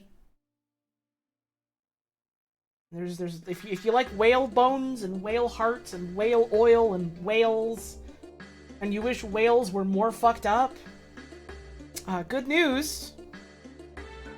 Dishonored's here for you. Speaking of, how about that Prey? Also didn't play that one. I liked Prey's story a lot, but I also didn't play that one.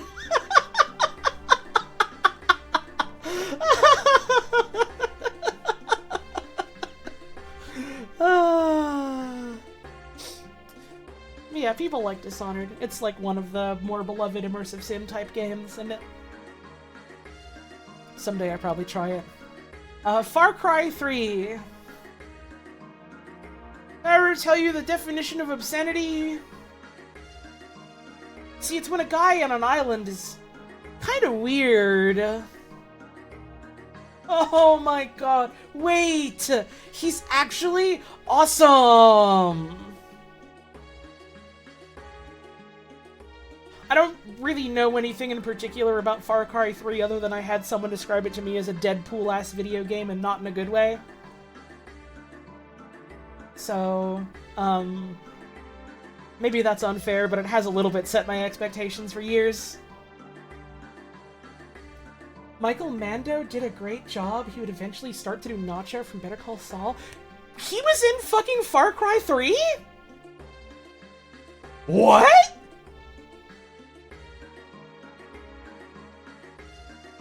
Wait, he was the villain guy?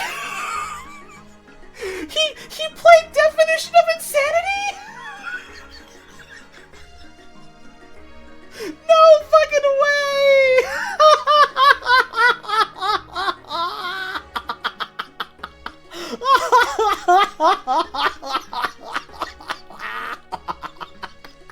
That's awesome. I haven't seen a lot of Better Call Saul because I haven't watched Breaking Bad. But I really like the bits of performance I saw, like, from him doing Nacho.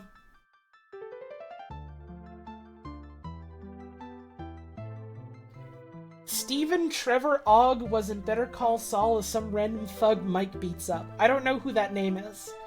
I don't recognize that name. I recognize Mike. That's Miker Mantrout. I know him. Trevor GTA 5? I don't give a shit about GTA 5. I don't know that one. I don't look at that one.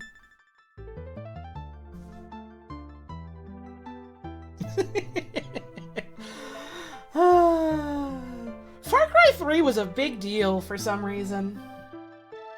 I guess this is because this is kind of the start of, like, the Ubisoft open world video game.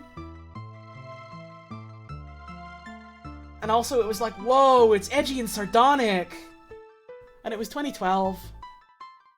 You know? So I guess that makes sense.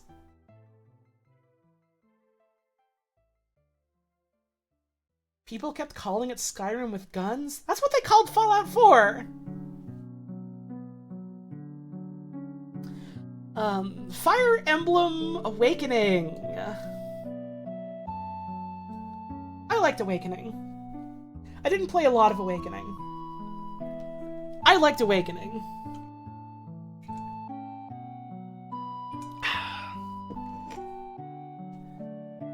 It was neat.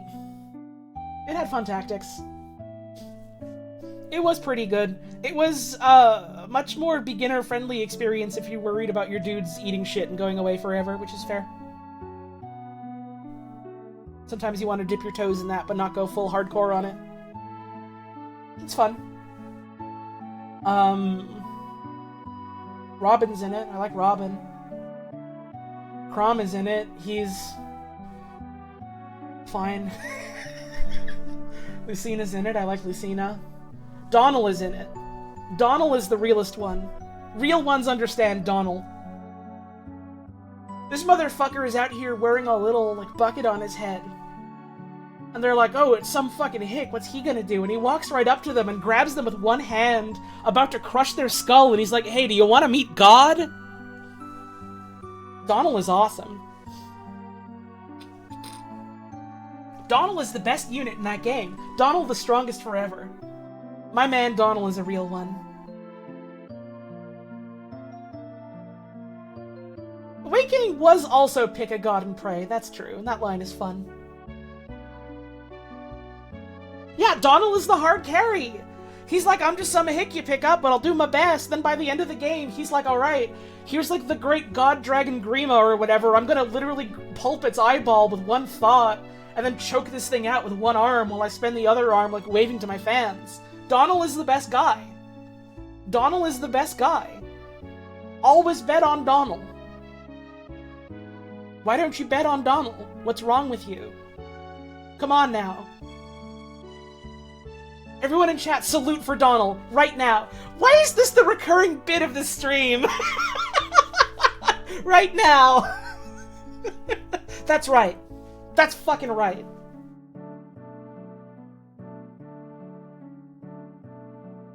That's fucking right.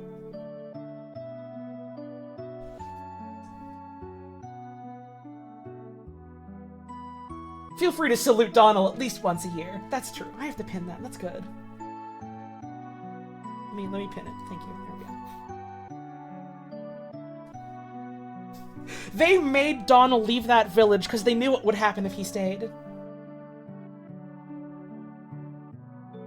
Hotline Miami. You know, I haven't played this one yet. I've been meaning to for fucking years. They do, like... They do, like, a neat thing with, like, you know, perception and making you doubt your perception in it, right? Is that the game that I'm thinking of? Like, you know, how much of this is real and what's like a dream and what's like a drug-induced haze? And you're the chicken man and you like hurting other people? And it's, like, got really solid top-down shooter mechanics? Like, that treats it like a puzzle? It was too ugly for you. Huh. I like the grime of it. It's my kind of grime, I suppose. I don't know how people feel about 2 compared to 1. I don't know enough about the writing to have any opinion on any of it. I gotta play it someday. It's neat. Seems neat. I pick up the phone, and Spanton is on the other line, and he's like, now's your chance to kill a lot of guys. Alright, man. I'll see you later.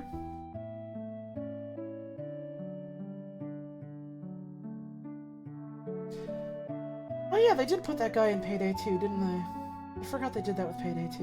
Man, what's up with Payday? Payday 3 is out. I don't see people talk about it. Do people like it? Am I throwing a bomb in chat right now by asking that?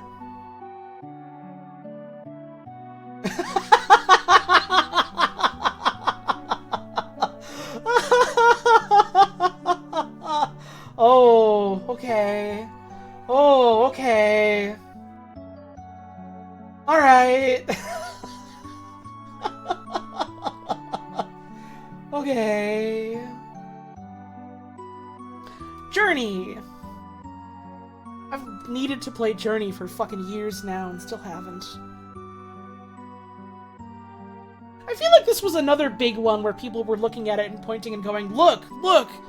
Video game finally can be art! And I mean, I think that discussion is fucking miserable, but I get where they were coming from, you know? Journey came out 12... No, Journey came out 12 years ago, not 10 years ago. It's 2024 now. It's been more than 10 years. The game's old. The game's old. I gotta play it. It does look like a fun little experience. I like the way it looks, and I like what I've seen of it visually. And I like that, like, sometimes you just get, like, paired up with another random player and you gotta, like, beep at each other or whatever, you know? That's fun. It's cute. That's a neat way to do that sort of thing.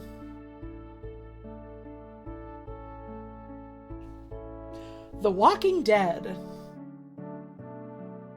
This was one of the bigger name Telltale games, wasn't it?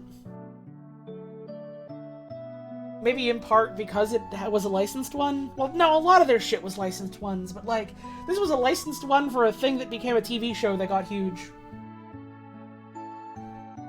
And then, like, the games weren't really anything to do with the TV show. They were more to do with the comics, I think. Which is cool. I've heard people say very highly that, like, Walking Dead is, like, some of the best of Telltale's work. Which is cool. I was about to say I like Telltale's games, but that's more accurate to say I like their Sam and Max's, and I liked Tales from the Borderlands, and I didn't play any of their other stuff.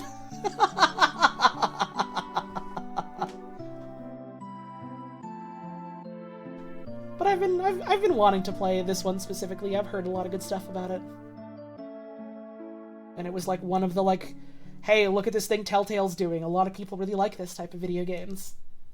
Oh, wait, no! They also did Strong Bad's Cool Game for Attractive People! I love those ones! I played those ones, too!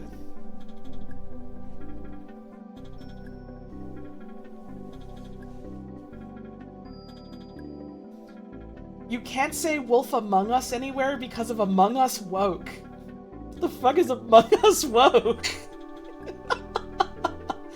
I still can't believe they put out another fucking, thing of Strong Bad games recently, didn't they? I don't have an Among Us scene set up on this laptop, so you don't get an Among Us joke. You gotta wait till I, like, get home in June for that. XCOM Enemy Unknown. I like Enemy Unknown. I like that game. I think that game is cool. It is fairly different from the old comms. Different enough. While still, like, trying to stay true to, like, what those games were doing. In a way that feels more accessible to people that didn't grow up with, like, 80s and 90s DOS games.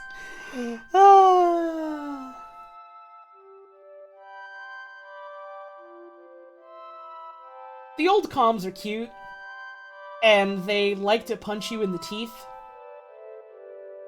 And new comm is also cute, and punches you in the teeth less.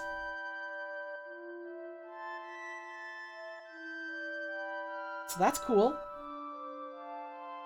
and you can, like, do cool turn-based strategy. I feel like Enemy Unknown kind of spearheaded a lot of, like, turn-based cover shooters coming back in a big way.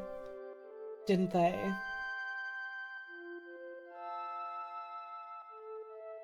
That's true, there are also the mods that people make that add more punching you in the teeth and also the kidneys.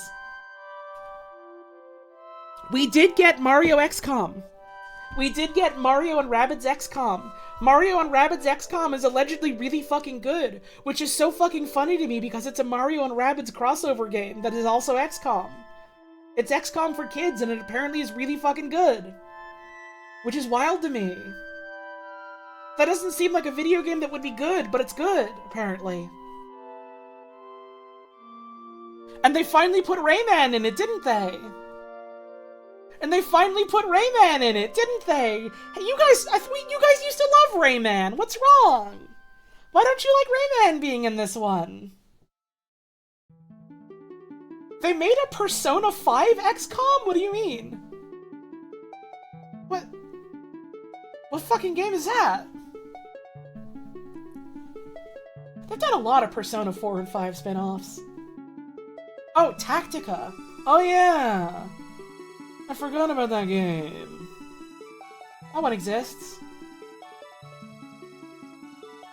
Only care about Rayman's huge dick from the magazine ad where those guys are staring at Rayman's dick? I have really wonderful news for you, Sepmal. You're gonna get a real kick out of Rayman's gun in the Rayman XCOM game. You're gonna love this.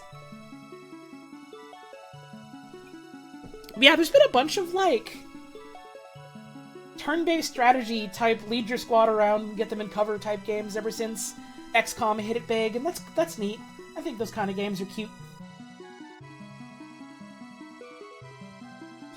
So you're not allowed to talk about Captain Laserhawk in my chat room. You're not allowed to talk about Captain Laserhawk in my chat room. It's now illegal to talk about Captain Laserhawk in my chat room. It's no longer allowed to talk about Captain Laserhawk in my chat room.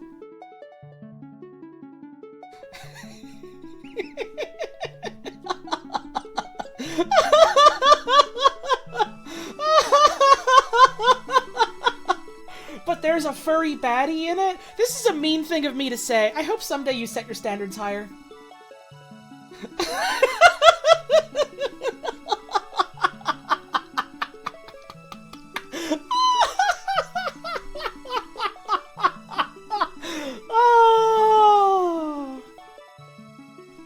Oh, I feel bad about saying that. I take it back, actually. I'm sorry. That's uncharitably mean of me. I'm so sorry. You're out here making a joke and I stabbed you in the sternum. I'm sorry. Why did I do that?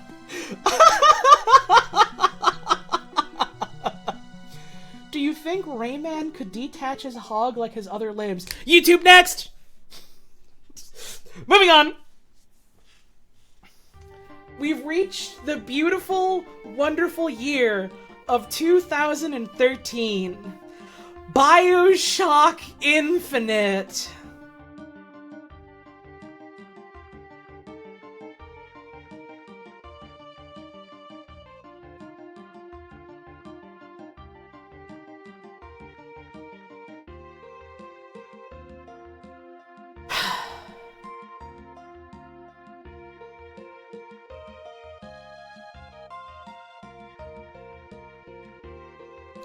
BioShock Infinite. You don't know anything about BioShock. Here's what you need to know about BioShock Infinite. It's the video game that goes... Maybe racism goes both ways. Maybe racism isn't that big of a deal. And it came out, and so many big publications went, dude, this game is awesome because it has shooting mechanics like older shooter, and it makes you think.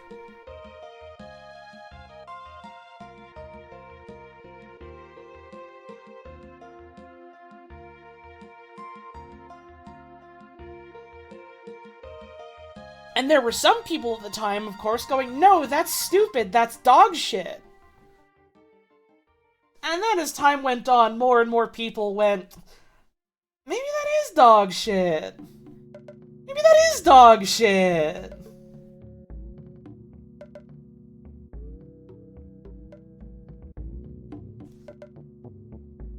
The plot makes no sense because it uses multiverse theory wrong. That shit's made up anyways. That doesn't matter. That's playing pretend.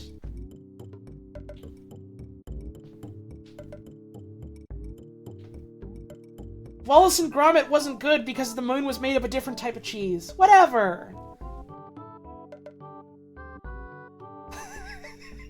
I don't know why I got fixated on that. It just reminds me of when people go, well, actually, dragons and wyverns follow these specific biological criteria. They're not real. They're made up. That's playing pretend. Would I say that to the Dark Universe? I wouldn't say anything to the Dark Universe because there is no Dark Universe. They didn't make any of those movies. They never put a Dark Universe Holly movie out there. I wouldn't say anything to her.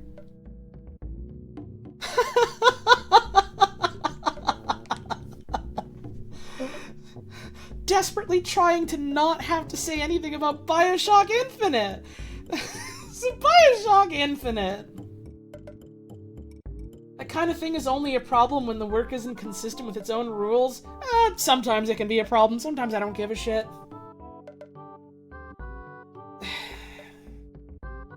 BioShock Infinite is an insufferable work by Ken Levine, on account of it's a work by Ken Levine. And it's so sad that Roper Ebert died before he could think about how this game is arts.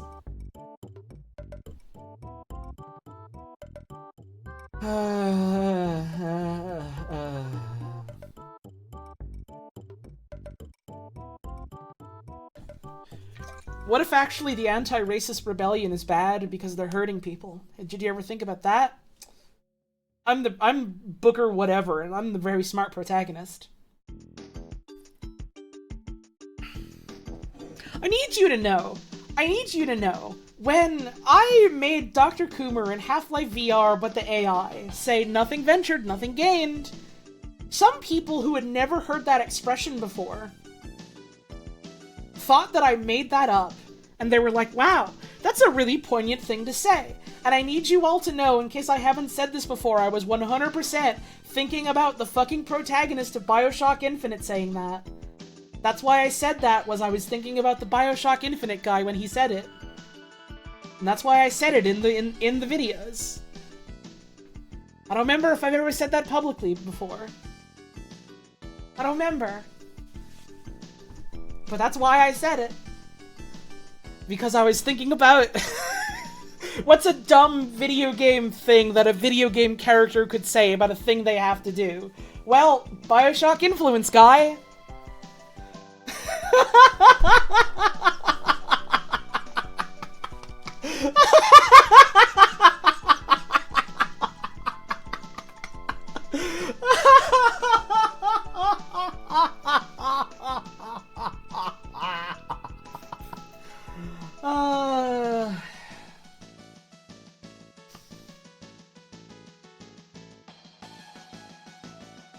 I could stream BioShock Infinite. If I decided I wanted to be history's greatest villain, I could threaten to stream BioShock Infinite and have like a tip goal to not stream it. And you would have to meet that goal every month or else I would stream it. And that's how I'd get $1 million. I was about to say I'd become the world's first Twitch villain. But that's not true. It wouldn't be the first.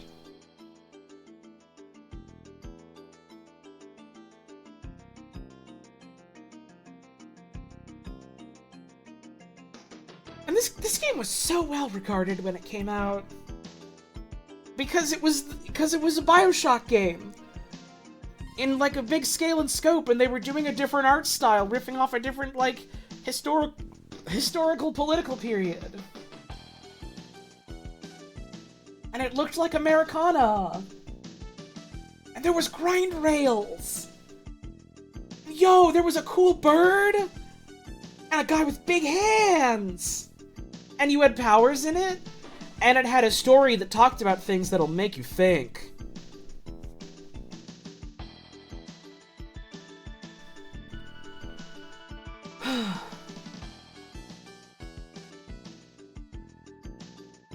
BioShock Infinite, huh?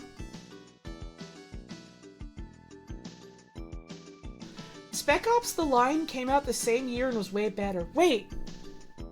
Spec Ops The Line was 2013? Spec Ops the... Control F.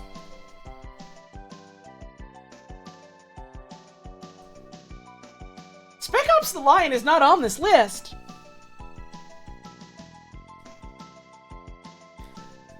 And whether or not that's a good or effective game that accomplished what it wanted to accomplish is a matter of debate, sure. It's not on the list.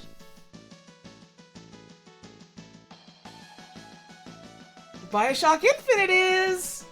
Thank you, Darling Demon Eclipse, for the raid. I hope you had a wonderful stream today. You've just missed me talking about BioShock Infinite.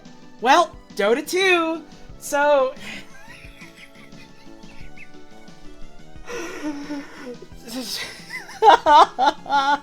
Valve and Ice Frog saw other places go, what if we tried to do a Dota and make it a standalone thing where you don't need Warcraft 3 to play it?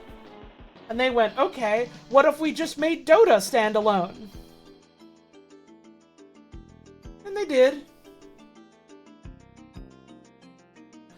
According to the spreadsheet of how many ticks that are required to get on the main list, Spec Ops only has 3 out of 6. Awesome. Awesome. And you can say what you fucking want about MOBAs and the people that play them, whatever. Of, like, all the ones that I've seen and dabbled in, I do think that Dota is probably the better one. And now everyone in chat is just saying all of the fucked up, like, text-to-speech things that my friends have made Dota characters say. I think I'll insert my cock into this lubed-up rifle barrel. Oh! Good day to you. I am Bane. I'll give you nightmares. How about a dream where you are human and not a pig? How evil! Oh my goodness, I am Bane, and I need to escape from Pudge's ultimate. And Pudge's ultimate is called Brown Hole.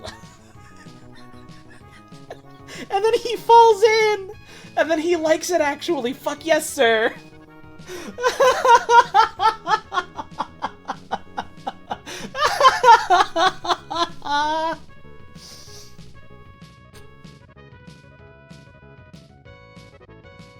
Grand Theft Auto 5. I don't have a lot to say, because again, I don't really like the Grand Theft Autos, but it's like 3 and 4, but a wider scale and scope, and they got a little goofier with it than they did compared to 4, and it's got like the massive GTA Online thing that people adore. People liked it. This feels uncharitable, but I don't like the video game, and so I don't think about it much, and so I don't have much to say about it, you know? It's there.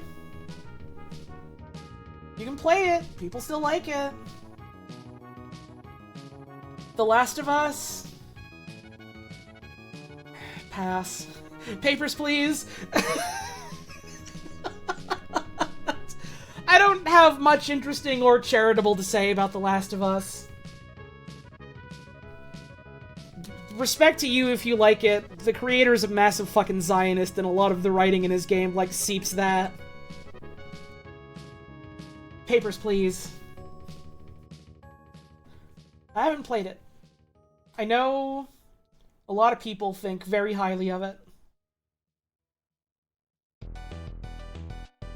And I know some, like... some leftists, what enjoy video games are, like, a little persnickety about how it, like, portrays some of its politics and world. And that's fair, because I also do think a lot of what I see them saying that is them saying, like, yeah, I find this game really compelling. This thing bugs me a lot. It's, like, weird about communism. Which I was about to say, yeah, that was very much a thing around this era. That's kind of still a thing around this era, isn't it? Papers, Please is neat and has aged like shit. Awesome!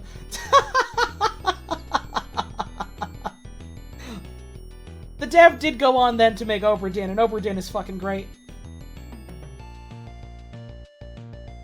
Anti-communist but tight border controls are a very American thing. Yep. I mean, I think there is a reason why some of it still resonates with people, even to this day. But again, I didn't play it, not sure if real, just posting. You know? I wish I had something more insightful to say here. Alien Isolation. Which one is that? Which one is that? Is that the one that Wayne played in VR?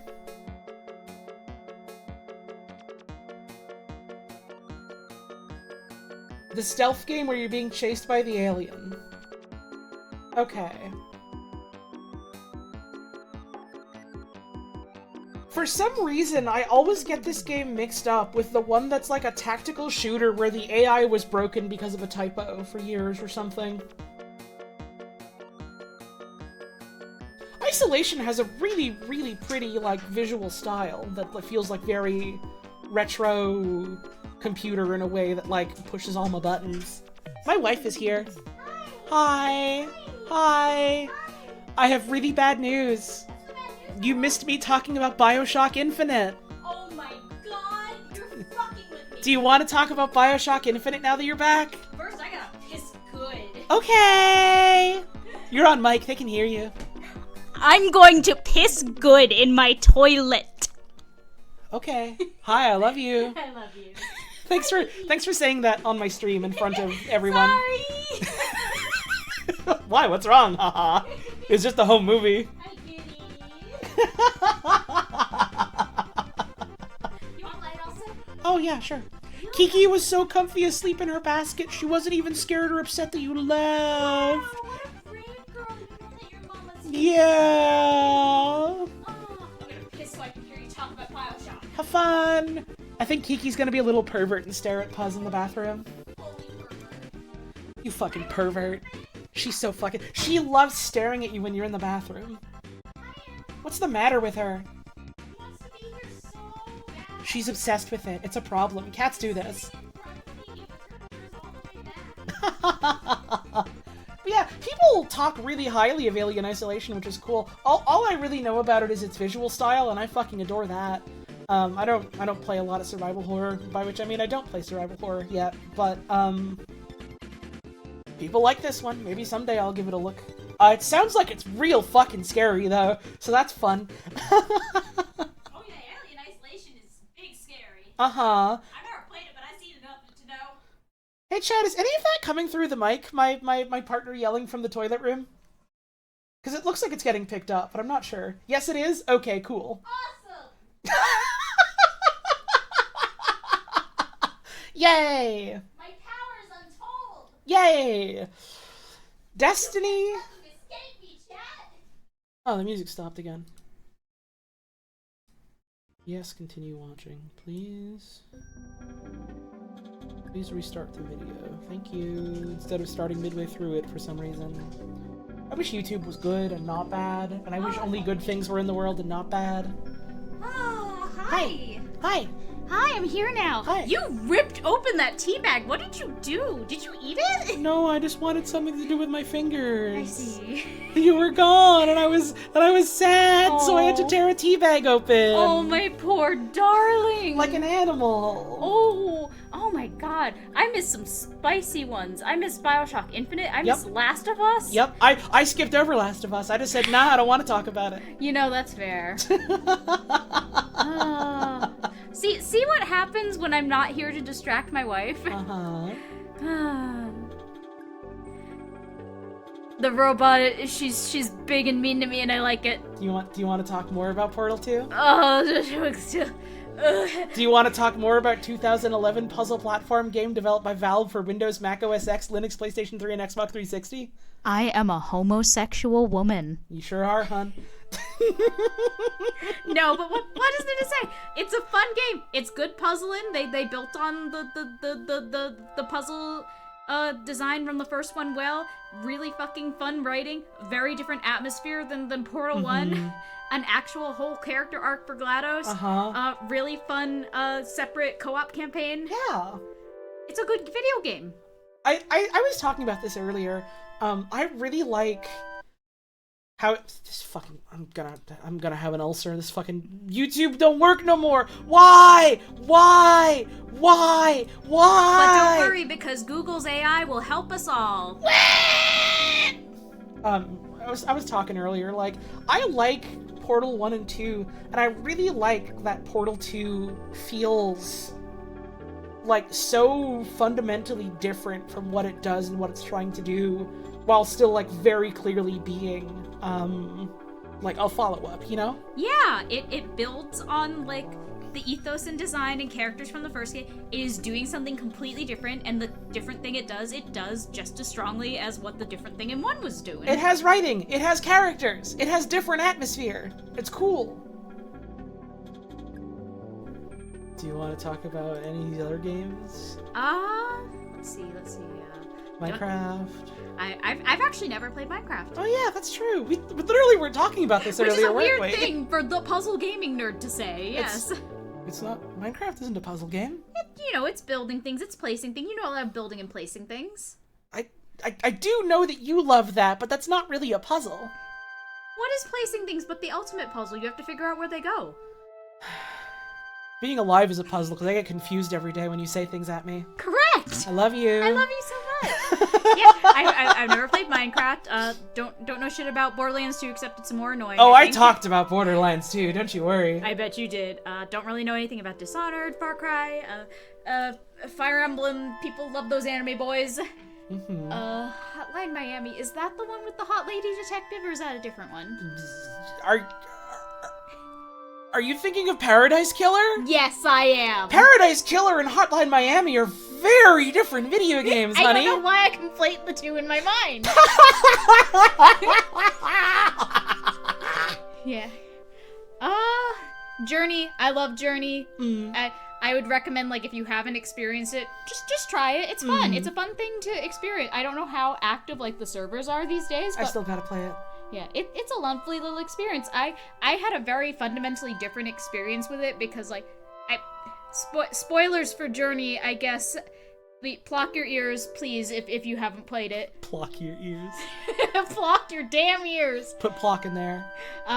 The whole conceit of the game is, like, there are other actual players, like, running around, and you cannot communicate except for the little, like, musical chimes, what your character can do. Yeah, you can beep at them. Yeah, I played actively with another friend where, like, we were on phone together, and we were like, okay, I'm in this area, see if you can find me, and we went through the whole game together. And, like, it's a very different experience than what they, like, quote-unquote intend. It was still really lovely and meaningful, because, like, we had this whole experience together, me and someone I cared about very much, and, like, it was triumphant and beautiful, and, like, this is actual major spoilers. I'm gonna give you a warning now, like, block your ears. If you haven't played, yeah, block your ears, honey. The towards the end when you're, like, in the heart of the mountain and, like, the winds are blowing at you and, like, all you can do to keep each other alive is, like, just chirp futilely. Like, doing that with someone I actually knew and, like, loved very much as a friend was, I don't know, that sticks with me. There's something beautiful about that. It's a beautiful game. Give it a try if you can. Alright, you're good now. Oh, okay.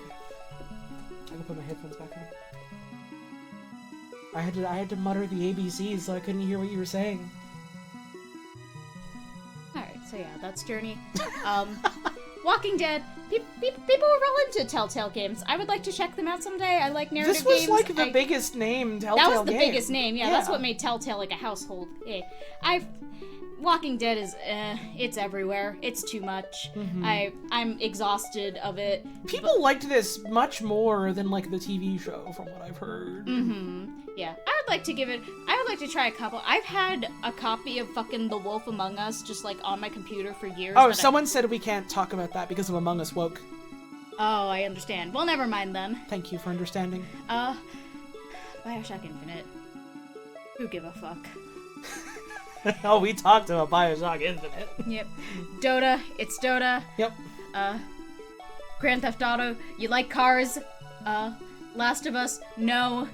Papers, Please. I need to check out Papers, Please. Someone gifted that to me years and years ago, like, please play this, you would really enjoy this, and I still haven't fucking played it. What was said about Borderlands 2, you wasn't here? Go watch the VOD!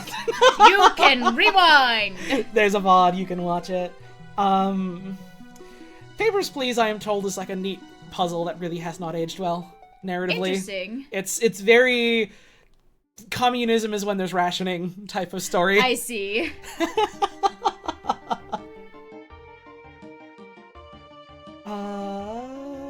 Okay, where were we then? We talked about Alien Isolation. Destiny! Oh boy, Destiny! No. This is Destiny 1. Before any of that other stuff happened. All I remember of this one is all my fucking customer service coworkers in that exact year were talking about Destiny. Yeah, because it was made by the people that did Halo, but they were making a different, like, almost MMO type of game that you could play with your friends and stuff. Mm-hmm. Peter Dinklage was in it. Oh yeah, Peter Dinklage got patched out of it. Why did they patch him out? Because they decided that his, like, vocal delivery wasn't good. Okay. But, like, I don't agree with that, because the, like, really flat affectation I thought was really fucking funny. Just, like, being, like, really frank and matter-of-fact, like... There are wizards on the moon. Like, yeah, we all know about the wizards that are on the moon. Yeah, that's great! That's a fucking fact about the universe that we're all aware of. We know it. And he, like, his delivery was really flat and, like, not super emotional. Hang on, I have to pin Eric's an awesome message. And so I'm almost certain the reason why he got patched out and replaced with a different VO is because of, like, cost and scheduling. Like, I don't think it was just because, well, people thought it was kind of bad. I think it was a number of factors, and then they replaced... Who the fuck did they replace him with? It's some guy that does a lot of video game voice work. Like an actual video game voice actor instead of celebrity voice. Was it fucking Nolan North? It was Nolan North. Nolan North is Engine. What? I can't get into this. Let's continue. What do you mean?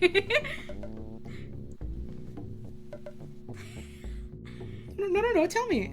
So there's a video game... She's attacking me! I missed you. I missed you too. Should I actually continue, or do you want to keep going? You can tell me later. That was my joke. Awesome.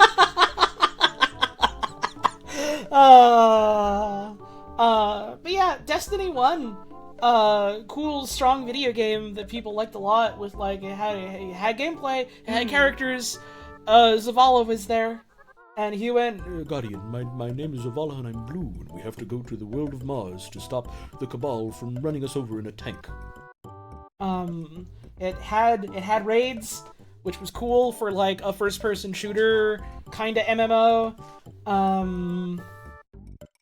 And it had a neat story with, like, a real cool, like, sci-fi world doing, like, weird sci-fi shit mostly in the margins, because it's difficult to have weird sci-fi shit happening in your looter-shooter on-screen stuff, which is the eternal curse of Destiny and Destiny 2 and a lot of games like it, and live service games in general, and just video games, and... Man... Video games, huh? Man, I've had some time to think about Destiny 1 and 2. I haven't even played Destiny 1. No, Antler Lad. My ex-wife on the field is Destiny 2. The Drifter's not in this one. You gotta wait till Gambit. You gotta wait till Gambit.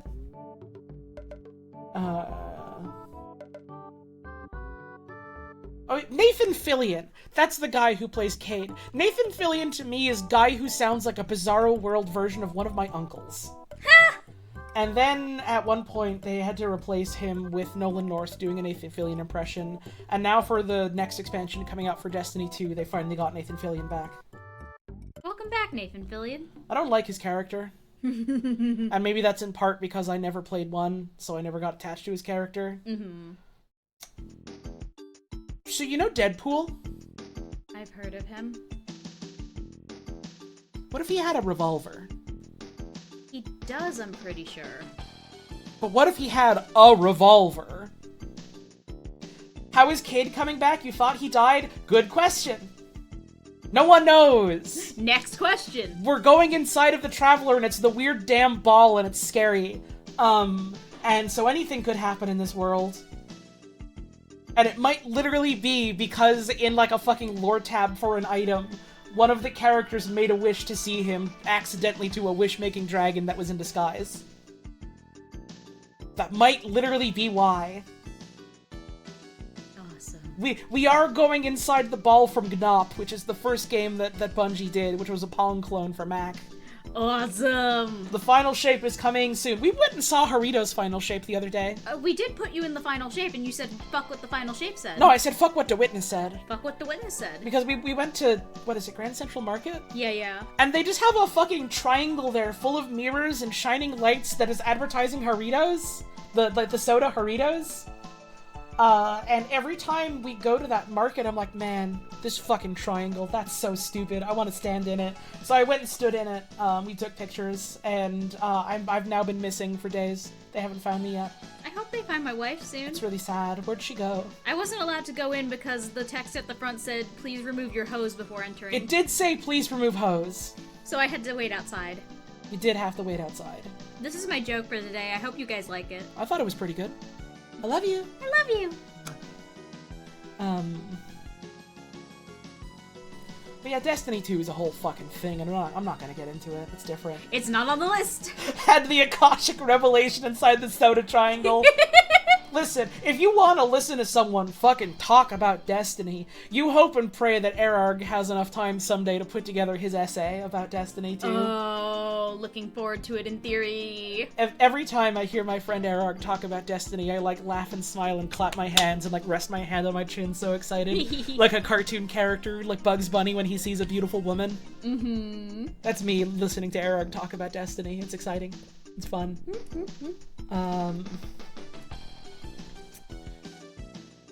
And that's Destiny. That Destiny. Hearthstone. Ryan likes that one. Blizzard, they made a digital card game and people were like, oh shit, that's a digital card game. That's cool.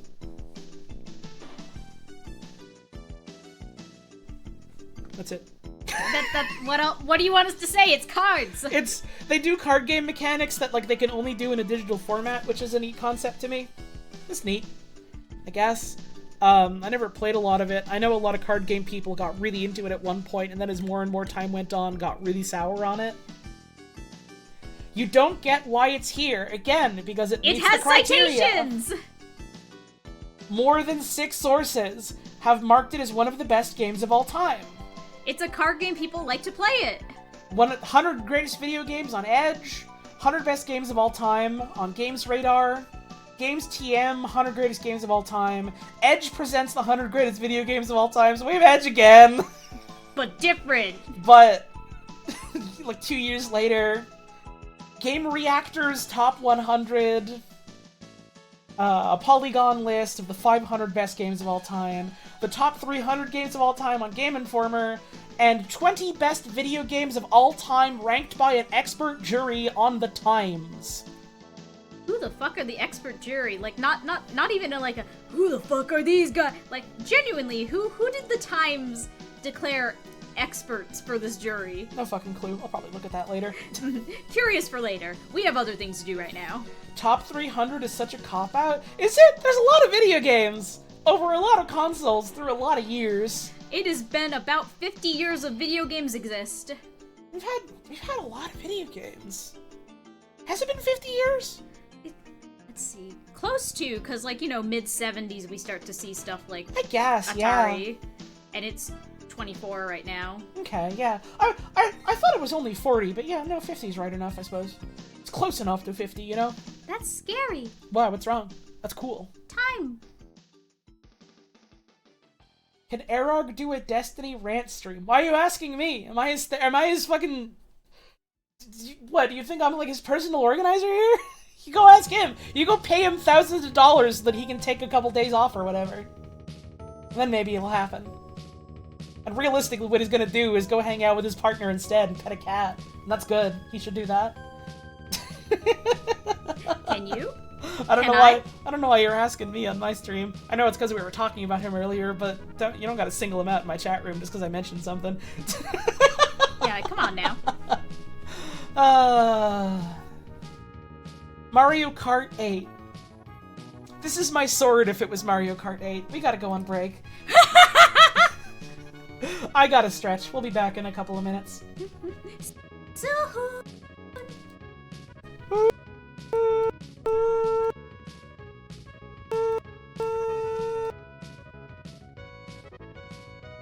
Oh.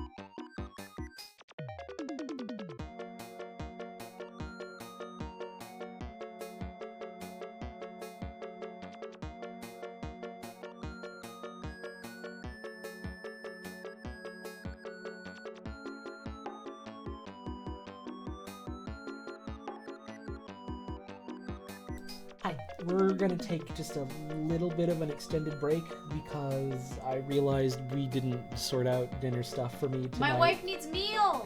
we made a pasta last night, and I told Puz that she could have the leftovers because she liked it a lot more than I did. It was good. She was very happy with it, which is good because I was making dinner for her, but I was kind of like, oh, I made this a little too sweet by accident. So it's not super to my taste, but she really likes it, which I'm happy about, so she's gonna have that. And so it's like, well, what do I have for dinner? I forgot. I'm ordering her chicken. Y'all have to wait. I'm gonna get a chicken thing, and it's hopefully good. I haven't tried Dave Hot. His Hot Dave. Is Dave Hot?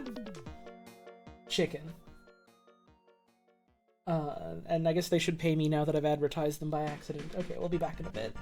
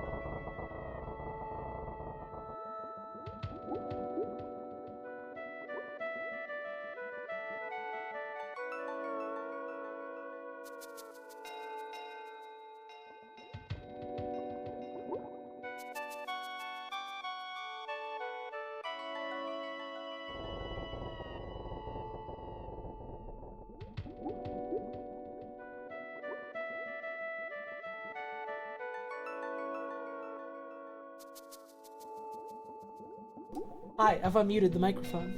All right, I'm now going to read my credit card number. You son of the bitch, you're gonna get reported! I am not going to do that. This is a joke. We call this a joke on Twitch.tv. I know those. Forgot to post your favorite segment of the original Dark Souls 1 Steam description. Oh, that's a fucking classic. I'm always thinking about My Soul Is Mine and I Am Alive. The alt narrative of Dark Souls as a comedy game is winning you over. It is a comedy game! It's Looney Tunes! It's about bad shit happening to you in a goofy way. That's awesome. It's funny when that happens. Also, we made food order, so that's coming in eventually. I'm gonna try to finish before it's mealtime, but you know what it is. See, My Soul Is Mine and I Am Alive does go at least a little bit hard in kind of a cheesy way. Which is,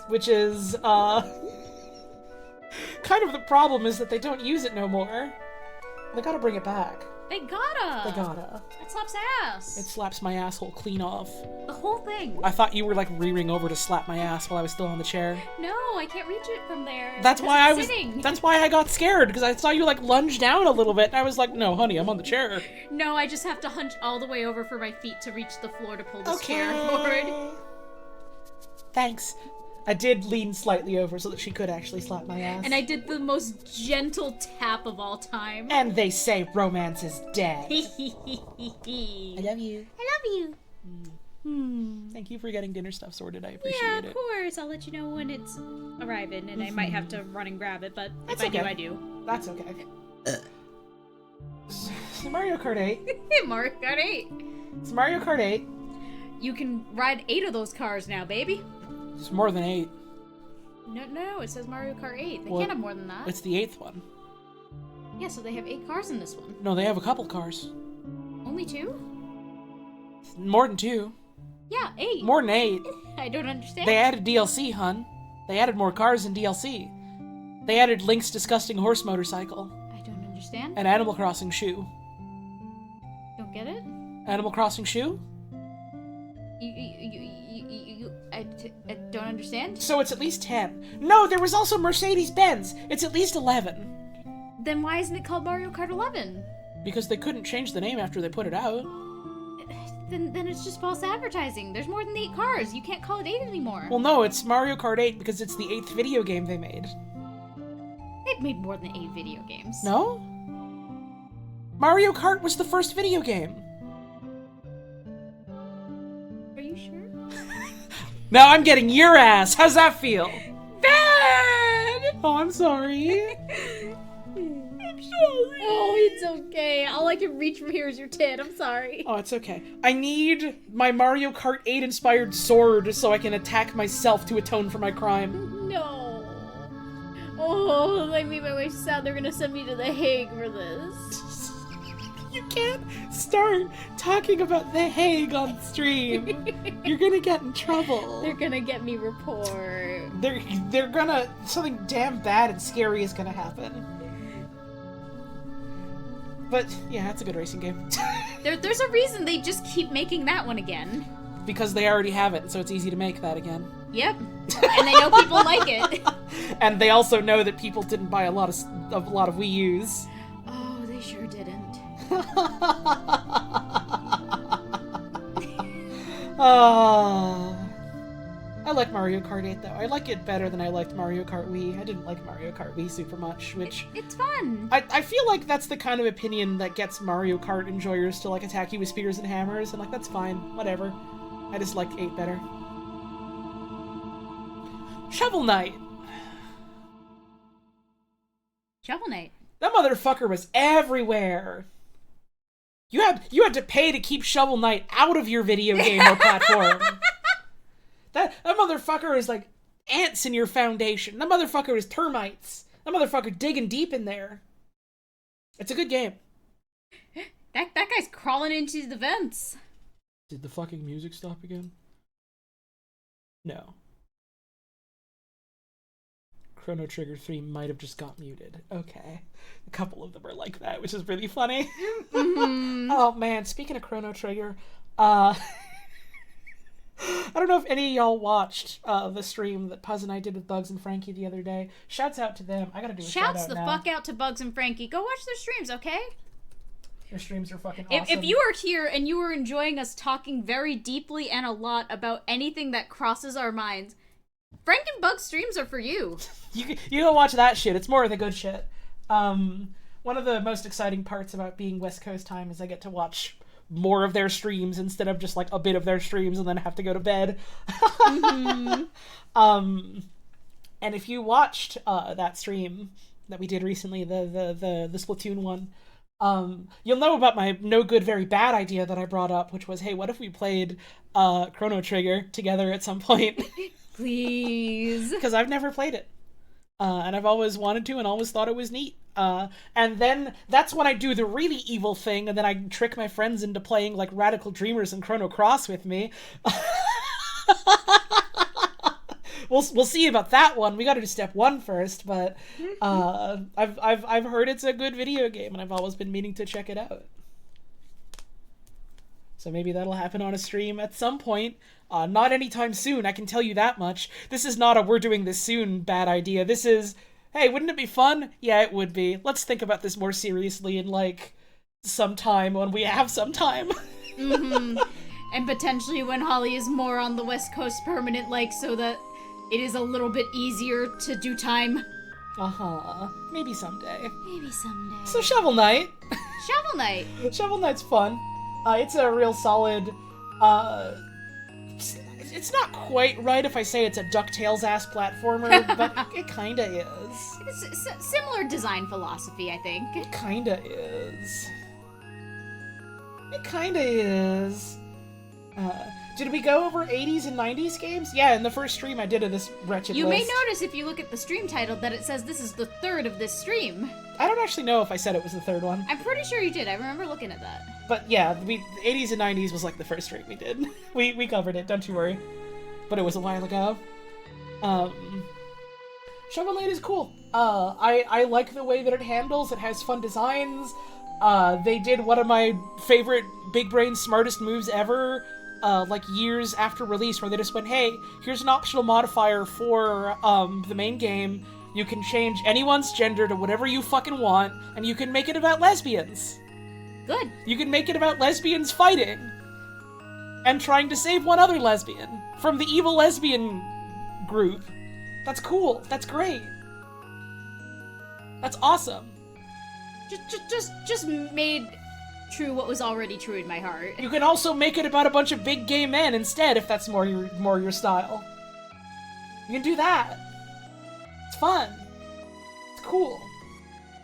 And I don't think you could do it for any of the spin-off ones they made, no. I think it's just for, like, the main base game, which is too bad, but fair enough. They threw me any bone at all when they literally did not have to, and it's just like, yeah, I like your product, thanks. Thank you! More of that, please. What if Mario had big cans? Is this the second time we were talking about Mario boobs in, like, our visit? What? I feel like we talked about this before, like, a week ago or two. Not on stream, but, like, just walking around. Were we talking about Mario's boobs or Mario sucking boobs? Mario's boobs! I think we just removed the sucking from Mario sucking boobs and just talked about Mario's boobs.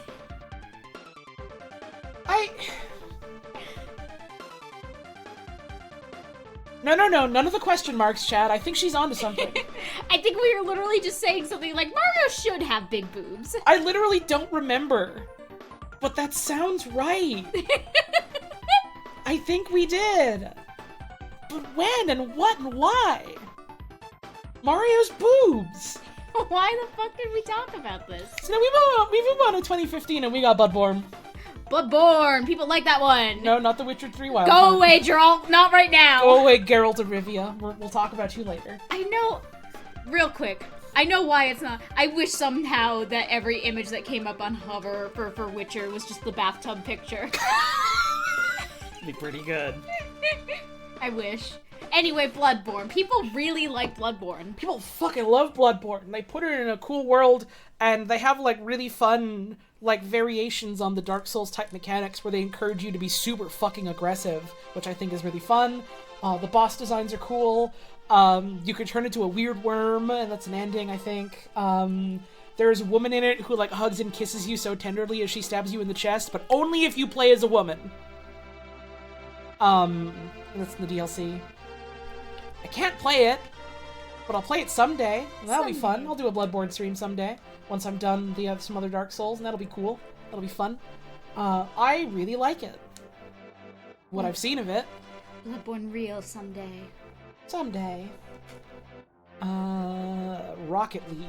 That's the one where the cars play soccer, right? Yeah, that's the one where the cars play soccer, and I think they just ended up folding it into fucking Fortnite or something? Something like that. I know they brought it into something recently. Like, they brought it off of Steam and put it on the Epic Game Store, and they were like, alright, we're having the Rocket League devs do Fortnite stuff for us, or something like that. I don't remember exactly what it was, but man, it makes me fucking sad thinking about fucking Fortnite just being this, like, all-consuming thing that's like... I mean, I guess that's because they're trying to make it like a fucking platform in the way that Roblox is or whatever, but even then, it's just, I don't know. Something about it fucking, it chafes. It feels gross. Sensible world of car soccer. Car soccer is fun and all, but best game of all time? Again, 6 or more outlets vouched for it being one of the best games of all time. Not 6 or more saying it was the best of all time, but 6 or more saying it was one of the best of all time. Yeah. If it's on a list of 500 and it's number 500, it was still referred to as one of the best games of all time in a citable source. Fits the criteria on the list. People liked Rocket League was huge for a while. Uh-huh. Like, Rocket League was a big deal for a while. And maybe this is my, like, perception being skewed because, like, a bunch of the streamers I watched were really into it. But it was huge for a while. It's still kind of quietly huge. There you go! Exactly. People love cars, people love soccer, people love doing flips, and this game has all three. They love awesome soccer car. It's fun and it's cute and beep beep. Smack. You know? Pretty cool. Pretty cool. Who decided 6 sources? Whoever came together as like a group and decided to put this article together. Why not 7 or 5? Because this is what they decided. Sebmal did it. Sebmal did it because he's the wisest person on Twitch.tv for at least 10 years running, and maybe on the internet as a whole. Hashtag the wise gamer. Hashtag the wise... I need to fucking type that out in chat now. Hashtag the wise gamer. That's why. These guys think they're so smart. Well, why did they put it together that way? Why did they do that? Because the wise gamer did it. Because the wise gamer! Come on now! They don't even know the wise gamer yet. They don't even fucking know the wise gamer. I feel so bad. I've been singling people out as a joke multiple times this stream, and now I'm just like, why am I being so mean to people asking genuine questions?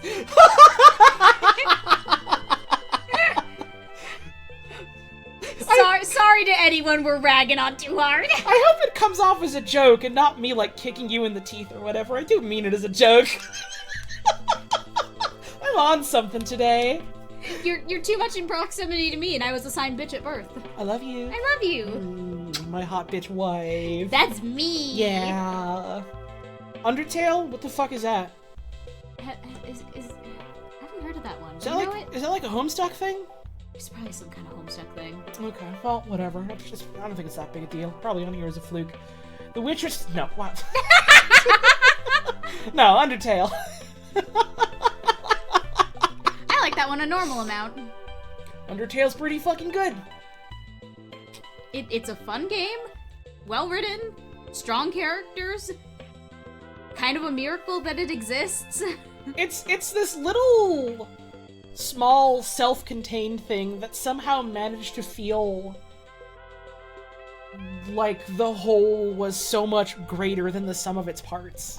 Such a solid, strongly put together game. Yeah, I don't know, like I know some of y'all in here are like a little bit youngins. I don't know if it was just like the specific like circumstances I was in at the time. I can't emphasize enough what a fucking moment it felt playing that for the first time. Like, it was... You can so very clearly see the bones of, like, what inspired that game.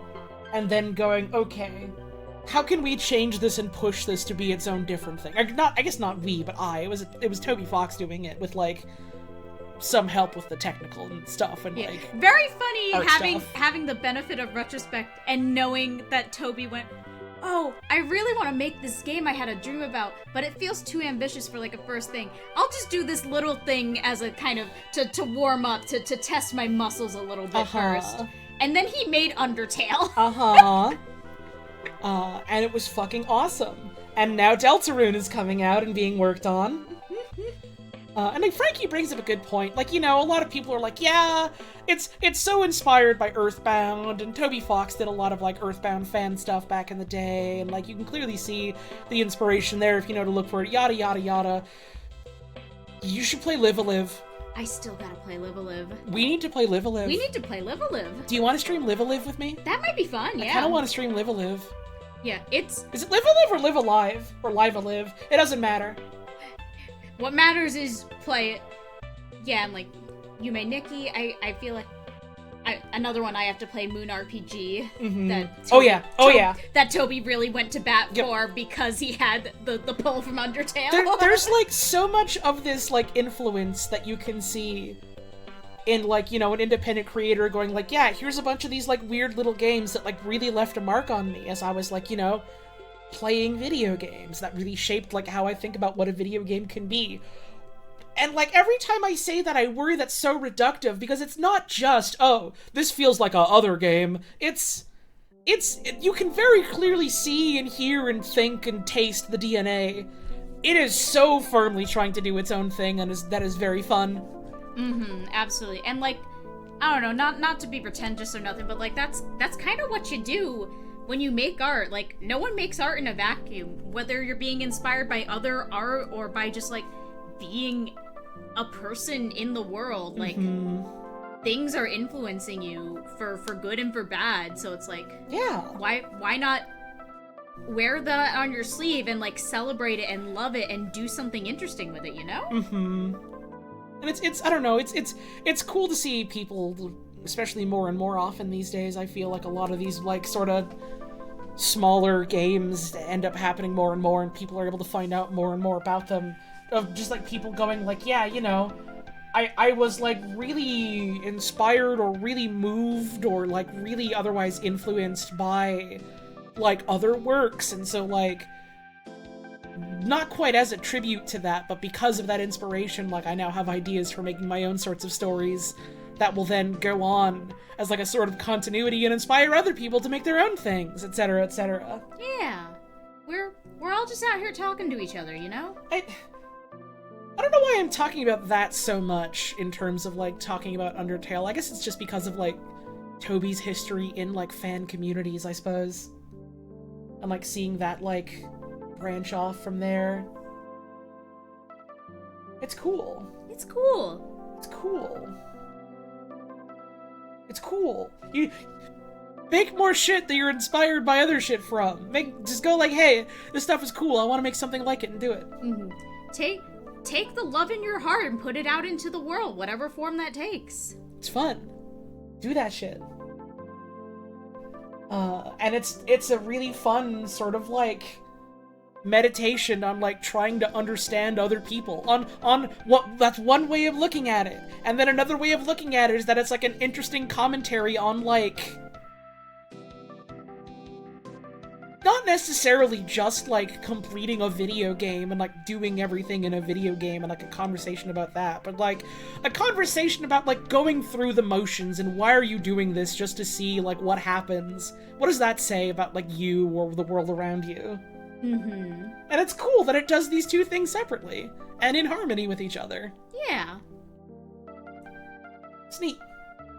It's neat. Undertale's cool. Undertale's a cool game, and I'm glad it exists, and I'm glad that a lot of people got to experience it and play it and, like, take it into their hearts, you know? Uh-huh. That game is really cool. Someday I'll play it again so that it'll be fresh in my mind and I'll have more cognizant thoughts other than, it's cool, it's like another thing, you know? Mm-hmm. Yeah, and also Frankie points out, like, it's a silly game. That doesn't stop it from also being, like, a fucking gut punch of a game, or a game with like serious things to say, or a game where things happen that matter. You can have those things all happen. I don't know, I feel like a lot of like, and you know, we've talked about some of this fucking like, oh, games is movies, oh, it's art now. It's like, you can be sincere and silly and meaningful, and none of those things stop the other things from being true, you know? There's a lot of, like, media that's so, like, you can feel it in, like, its DNA. It's scared of being what it is. Mm-hmm. You can make something dumb and goofy, and that doesn't somehow, like, preclude it from like, being anything interesting, or from you saying anything interesting through it, or by making it, or saying anything interesting at it, or, like, it being, not being valuable, and, like, you can, like, sit there and hem and haw and wonder, like, what if people don't take it seriously, though, because it's like that? And it's like, they weren't gonna take it seriously anyways. You take it seriously. Mm-hmm. You take it seriously, and then if maybe one other person out there at minimum will be able to take it seriously, too, and that's pretty cool. Mm-hmm. Make the thing that you want to see, and for the people, the person out there who didn't know they were waiting for it, you know? Yeah. Make your shit. Just do that. Witcher 3 Wild Hunt. Oh, Geralt is in the tub, and his feet are all the way in your face. Now, I'm saying this as someone that knows a lot of people that really like The Witcher. The Witcher 3 Wild Hunt was the first good Witcher game. Weren't the other ones much like... They were like fucking card-based or something crazy. No, what? They weren't? No, Witcher has a card game in it. Oh, I thought it was like a card-based like RPG type thing. No! What the fuck is The Witcher about? You're a witcher and you hunt beasts and witches. Okay, don't understand. Well, you see, you're a shitty old man who's a shitty gnarly old man. Mm-hmm. And you got old because of the strain on your body that learning magic and fighting has done. Okay, yeah. And you have a horse named Roach. That's a good name for a horse. Yep. And you've got to fight monsters because no one else is able to do it. Okay.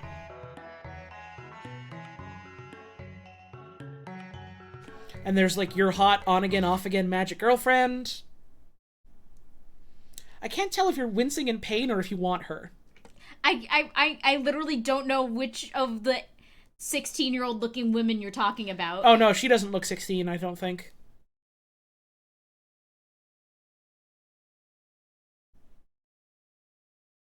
Is it Yennefer that I'm thinking of? It's not the white-haired girl. The music is back. Okay. I don't know why the fucking Square Enix music keeps just getting cut out and muted sometimes. Square Man. Enix hates when you play music. Square Enix doesn't like if you listen to their music, I guess. This is why I just gotta download this shit myself. I gotta remember to do that on this fucking laptop next time before I, like, leave the country again. Aren't there two girlfriends? Are there? I thought one of them was his daughter.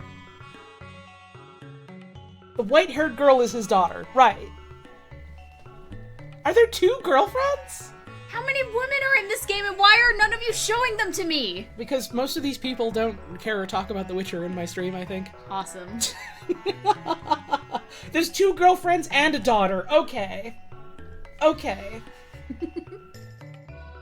I've been wanting to play The Witchers for ages, but the problem is that I want to play 1 and 2 because something is wrong with me, and everyone who likes The Witcher tells me those games are just kind of rough and bad, so...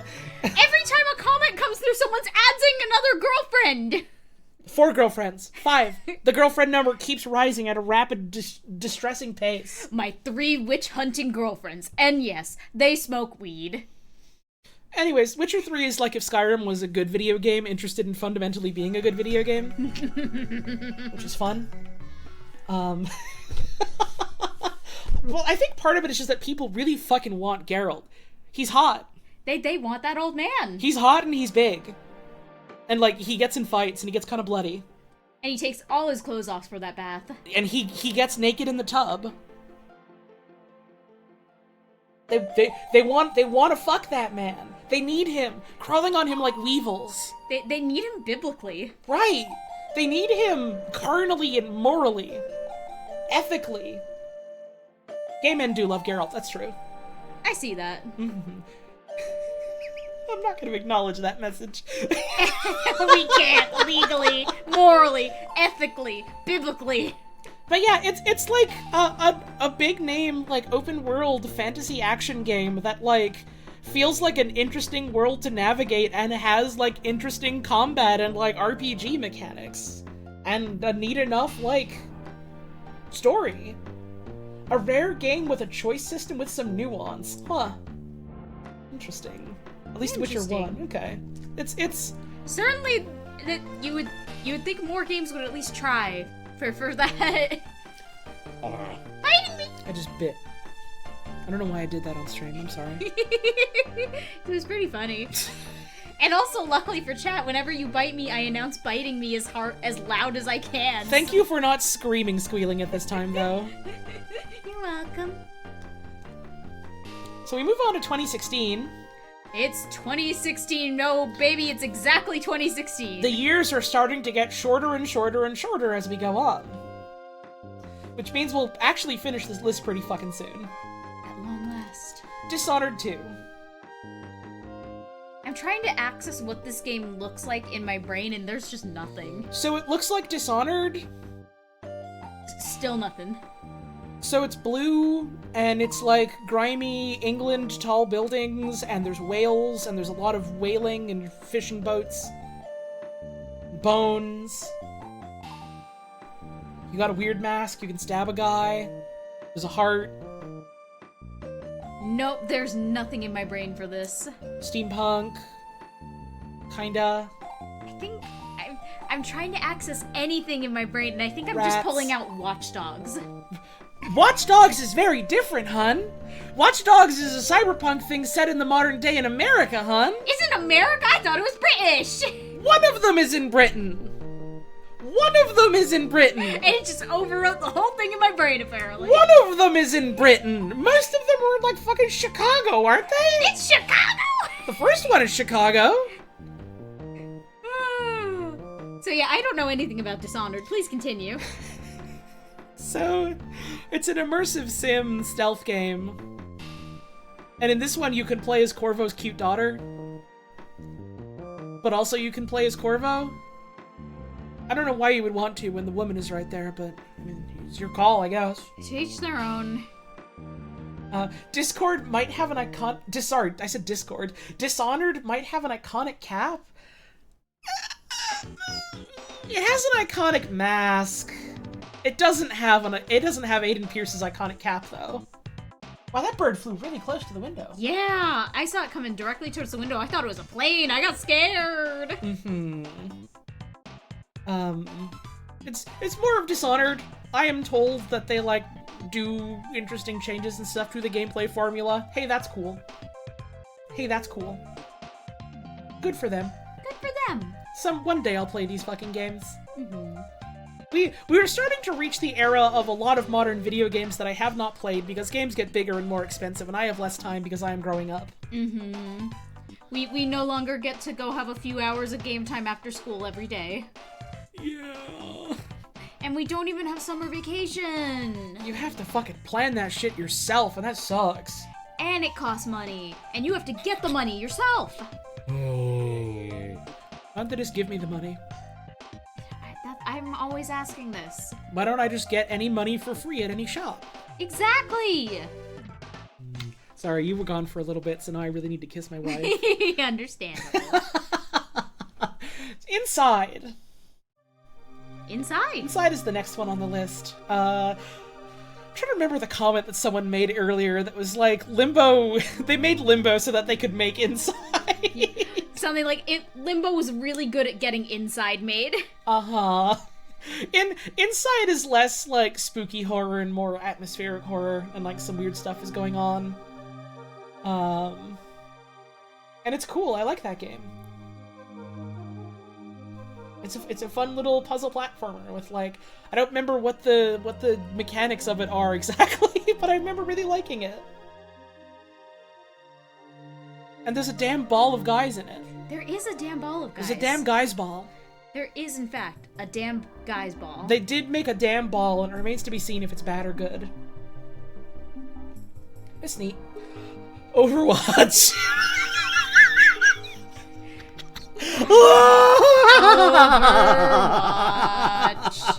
Now, to be fair, there was in fact a period of time where Overwatch was a genuine phenomena. And this raises an interesting point about, like, this list and about, like, people making, like, you know, best games ever made type lists is... We're reaching the era of, like, we have live service games and we have video games that are receiving frequent updates and changes that can sometimes fundamentally change what the game is and how it plays. Mm-hmm. And so, like, Overwatch launches and, like, opinions at it are at an all-time high. People are like, wow, we have a new class-based shooter we can play. This is great. It's fun. There's interesting characters. There's design. There's a lot of potential. They clearly got, like, big plans for this. And oh boy, did they have big plans for it. And then everyone remembered, oh, it's a Blizzard game. Oh, okay. They're gonna turn it into a Blizzard game. I see what you guys are doing. You had us buy the game before you turned it into a Blizzard game, and then you turned it into a Blizzard game. I see. You got us pretty good, huh, Blizzard? And so they learned their lesson and made Overwatch 2 free.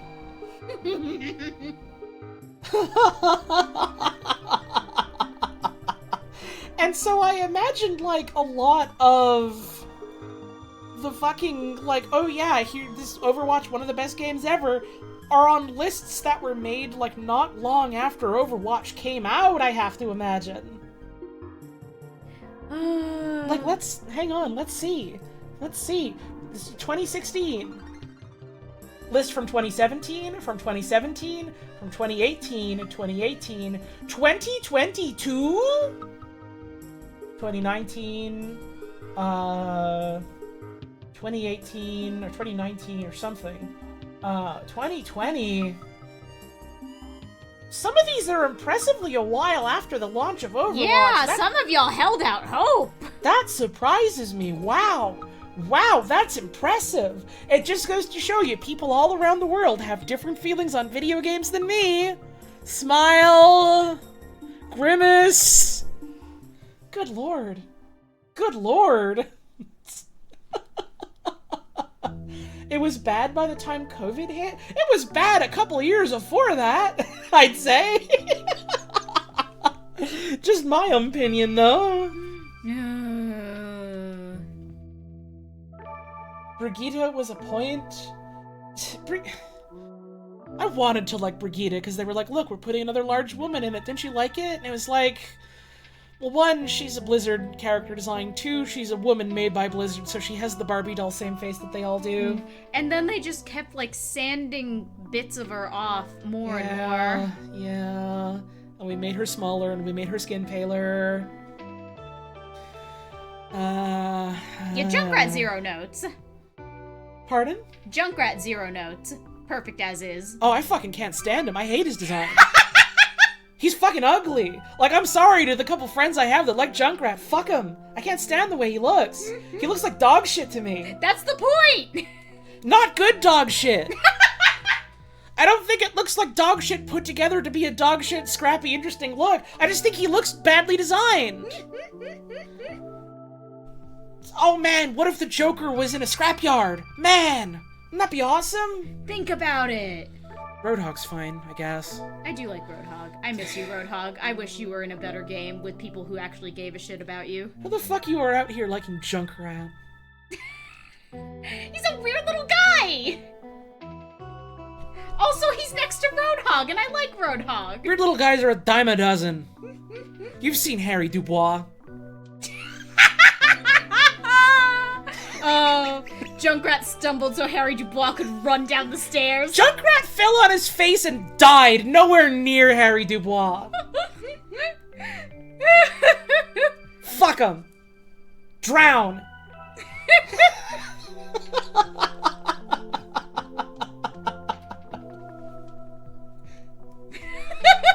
Good message, Peregrine. I like your message, Peregrine. That's true. That is true. That is true.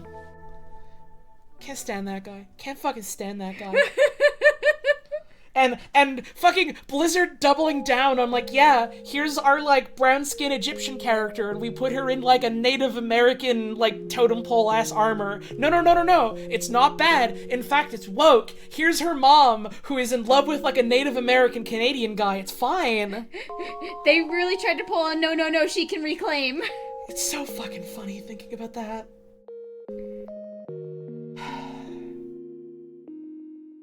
I'm just saying, Torbjorn's right there.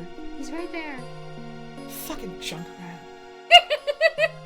Man, I don't know why that made me so genuinely mad. Can't stand that guy.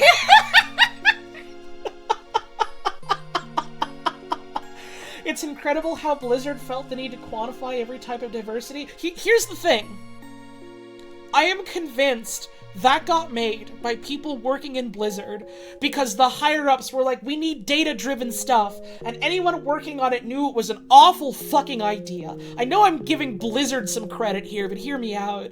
I'm like convinced it was absolutely people just going, this is a stupid idea, but this is what the higher-ups want, so we'll give it to them. And the higher-ups, being the data-driven dumbasses, were like, wow, this is exactly what we were looking for. Let's publish this and tell people about it.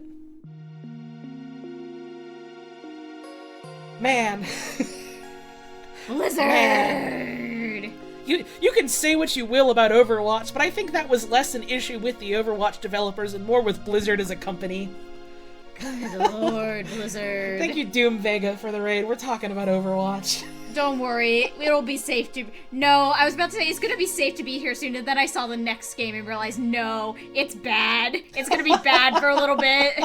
We'll get to Stardew Valley eventually. Hi, Gnome. I hope you had a good drive today. We are talking about Overwatch, and then we were immediately talking about Persona 5. I'm sorry you came into that. Or maybe happy if you want to, like, experience Schadenfreude or something.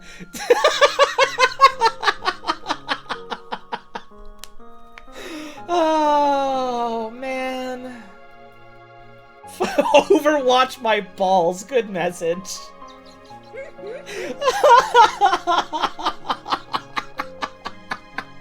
Was Undertale on here? It's literally still on screen. You can look at your screen! It is literally still on the screen. Like, I don't want to get your ass too hard here or nothing, but it literally is still visible right now.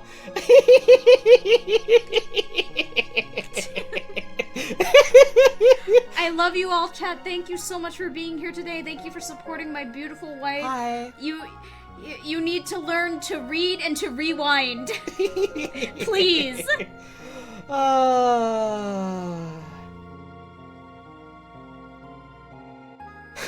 Persona 5. What the fuck else can I say about Persona 5? We ranted about Persona so much. After everything I said about Persona 4. Well, it's that again, and they made it more stylish, and they made it more Persona writing. There's a whole thing about this one character at the beginning, Anne Takamaki, or however you pronounce her name. I don't even know if I'm remembering her name right or getting her mixed up with the motorcycle woman. Anne, whatever. Whose whole thing is that, like, her entire, like, introductory plot point is that she's being fucking sexually harassed by the gym teacher. whose whole thing is that he's a fucking lecherous creep who abuses his power to abuse women. High school women also. Right. Worth saying. And it's like, yeah, they make a direct point of going, yeah, this is bad and it's so fucked up that it's happening to her. Alright, here's her outfit. It's a dominatrix bondage sexy outfit. Which, no. It's meant to be representative of the fact that this is sexually liberating, her reclaiming her sexuality after that bad experience. No, ignore the fact that all the boy characters keep, like, making weird comments about the fact that she's in, like, a sex outfit. It's fine. And it's fine that she's, like, really uncomfortable and hates it when it first appears and she's first put in it. Don't worry about it. It's fine because...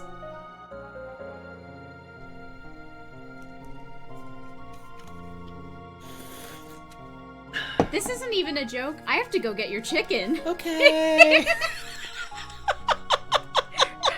Please kill Persona 5 while I am gone. Okay. Have fun. I don't like Persona 5. I don't fucking like Persona 5. The soundtrack's alright. It's got good music. It's got a pretty looking UI. It's got cool original Persona designs. And then they use SMT designs that are also cool. No Dragon Quest on this list at all? No, there was one.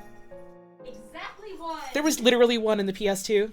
Be right back. It's the only one we got. Bye!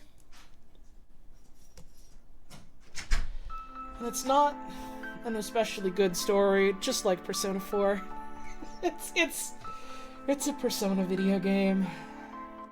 I get why people like them, because there are things to like, you know, the style and the music, and, like, the general gameplay of it, and, like, the characters individually separated from the main story happening.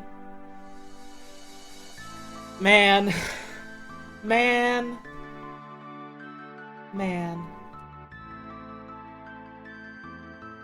We talked about it already in Persona 4. The spin-offs fix a lot of the problems and the writing is generally better in them. I wouldn't know. I have no intention of playing the spin-offs for a game that I don't like. You know? You could be entirely right, and I simply won't ever know. Did we talk about Persona 3? No, that wasn't on the list. No!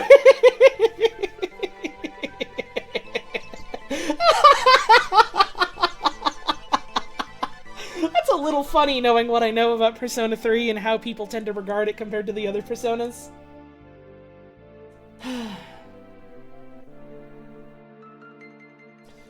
Man.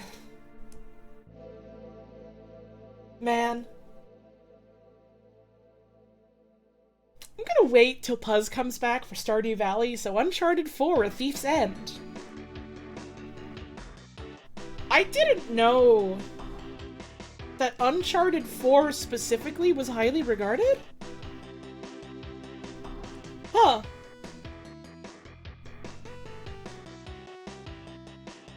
Well, it's more Uncharted, isn't it? Remember about how between Persona games they made Catherine? I try not to think about Catherine, but man, they sure fucking made Catherine, didn't they? Not only did they make Catherine and had, like, the transphobic waitress and the way they treat her, then they do, like, another game that they come out with, and it's like, oh yeah, and by the way, here's Catherine with a Q, and we're also gonna be transphobic about her! Isn't that fun? Isn't that quaint? And then you beat all the bonus levels, and the narrator is like, actually, this was a game to test you to be my bride. Don't you want to marry me? I'm God. Come into the game world. Man.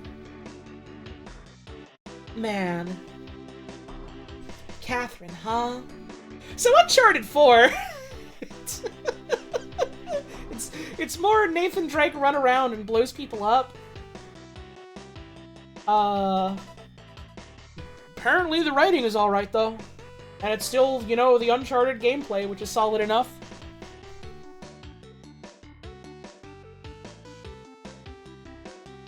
I don't have a lot to say about Uncharted. I watched Chip and Ironicus play, like, what, 1, 2, and 3?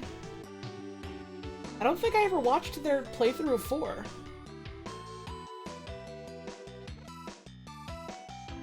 So I don't know. A great codified version of the gameplay, it really made it feel smooth. Neat. Yeah, it sounds like they were able to, like, really refine the sort of gameplay of it, like, through all these years. Which is cool. Good for them. We'll come back to Stardew when my wonderful, beloved partner is back from doing a nice thing for me. So we're gonna quickly go to 2017. Fortnite! So Fortnite comes out, and it's a fucking, like, co-op, build-a-base tower defense type thing. And that's what I was interested in. And it kind of flopped.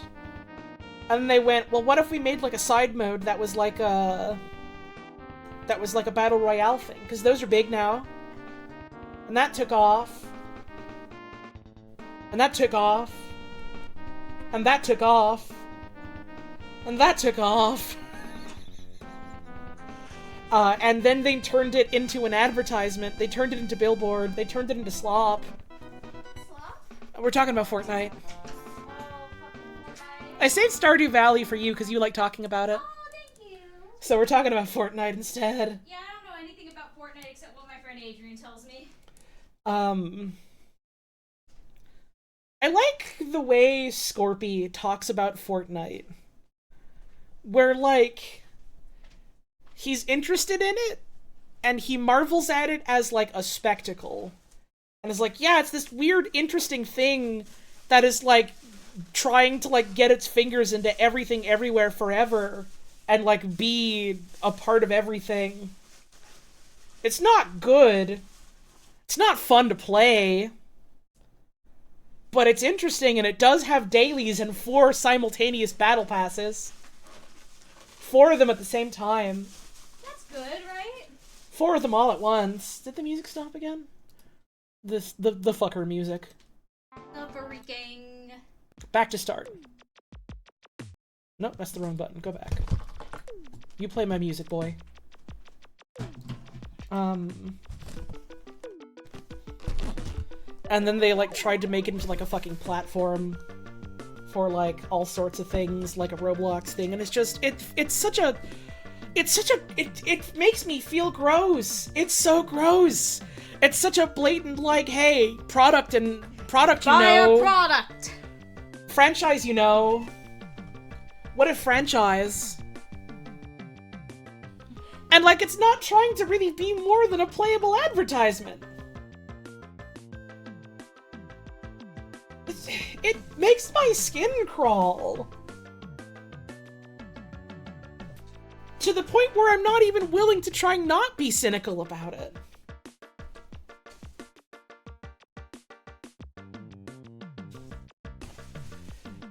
Half the appeal of Fortnite is the Smash-like roster of IPs they're gathering. I feel like that's the only appeal now.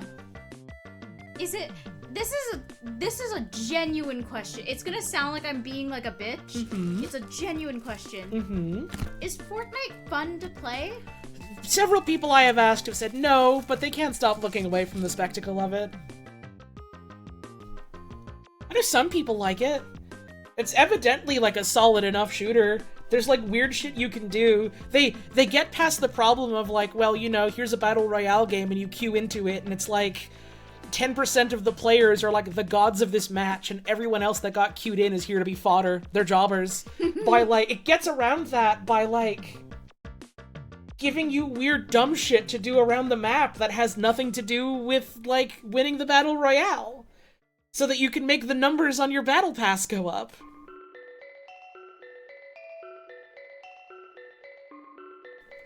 Interesting. And now it's like they're also trying to make it like a platform for like other types of games like Roblox, so it's not just the Battle Royale stuff anymore. It's like, yeah, you know, you can do a parkour thing, a rail grinding thing, you can do a racing thing, we have like Lego Dark Souls in it now, etc, etc. It's just...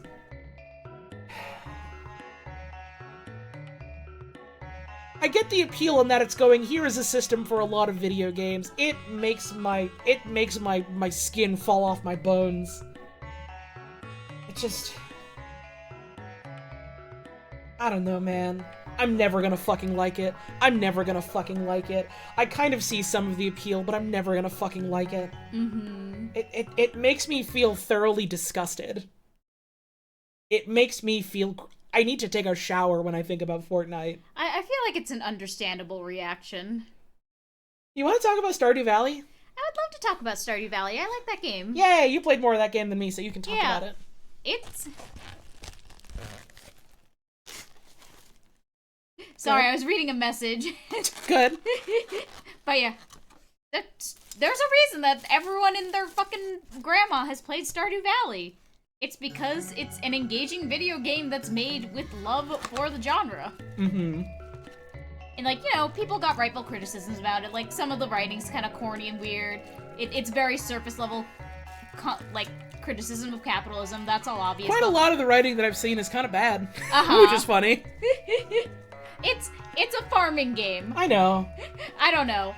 Maybe I'm in the minority here. I feel like you're not here for the writing in most farming games. You're here to build a good farm and have a good time. And there's a lot of fucking mechanics to play with and toys to play with. And there's a JPEG that you want to marry. And there's a JPEG you want to marry. Surprisingly, mine is the nice redhead who reads a lot. Uh-huh. Uh-huh. I don't have a type. Mm-hmm. I love you. Yeah, Frankie says, well, it's a love letter to 2D Harvest Moon. Not unlike Undertale, this is a game that wears its influences very proudly and says, I love these things. I want to make something like these things because I love them. Do you want to love them with me? It's a solid Harvest Moon-ass video game. Mm-hmm. That's cool. Yeah, also the marriage can't, like, love or hate them, they do look like adults. And thank God. They don't let me marry Marnie, though, so I think the game's bad. Oh, we should be allowed to marry Marnie. Fuck Lewis, I would treat her right. Tell the mayor to move over. She's got 2 hands, they're for me and my wife. Exactly. Get him the fuck out of here. But yeah, and like the fact that this is a game that is still receiving considerable new content is bonkers to me. It's cool, it's wild. Yeah. Also, yeah, like if you're someone who has like access to some kind of PC type device and has any kind of like, man, I really like Stardew Valley, but I wish I did. It's so fucking easy to mod. Not to be the fucking it's so easy to hack your Nintendo DS of Stardew Valley. That's different. It's really easy to mod, and the people who mod this game are on some shit. There are people like doing really good stuff with mods in this game. If you are interested in like, man, I just wish that X did this, there's probably a mod for that. I feel like that's a whole separate thing, and this is just like a thing that always like...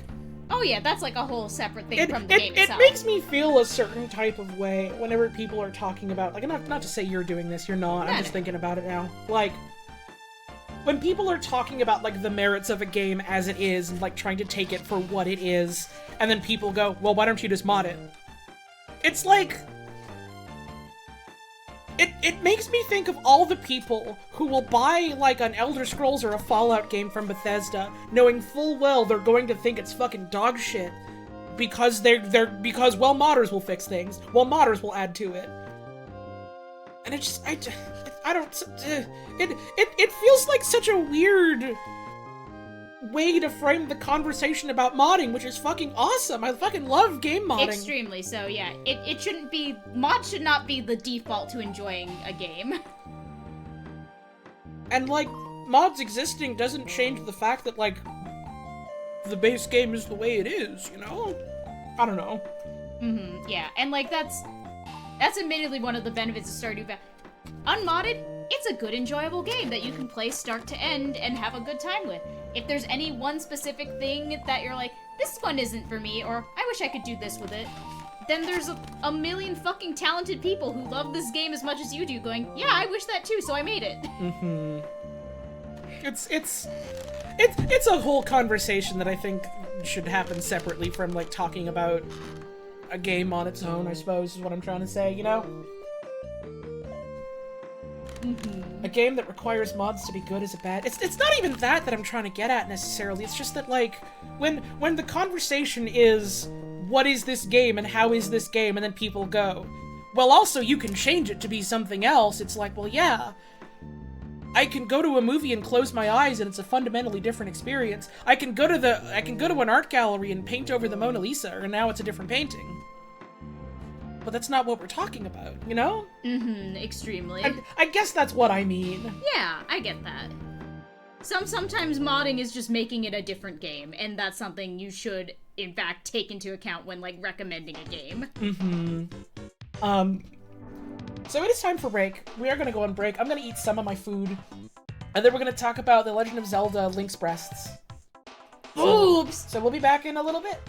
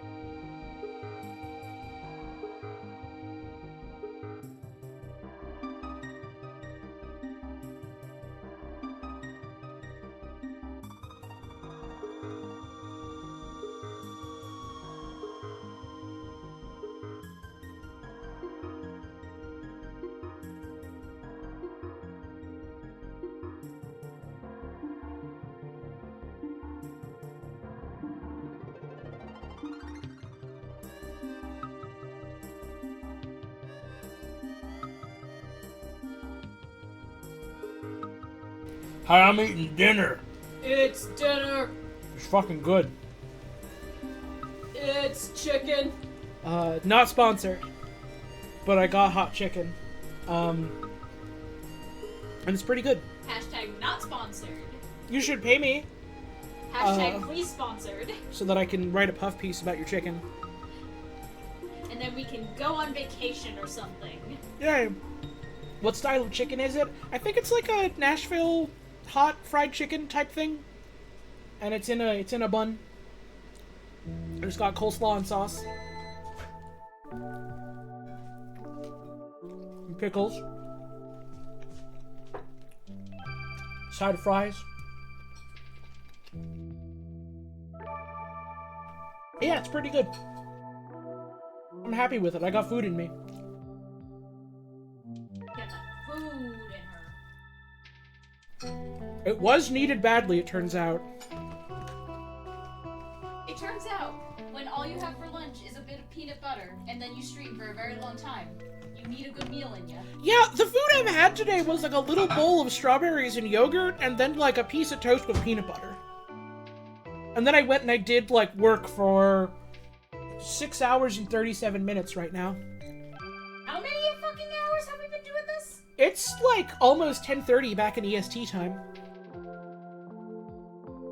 So we've been going for a bit. Yeah, because we started, what, a little after 1? Mm-hmm. Oh dear. We've been streaming. We've been streaming.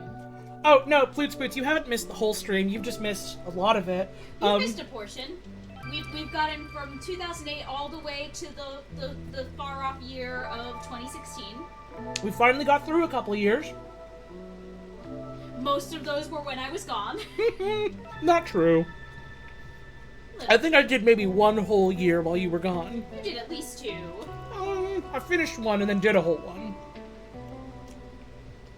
Meanwhile, it took us 2 hours to get through 2008. Mm-hmm. And we had already talked about some of 2008 already. Mm-hmm.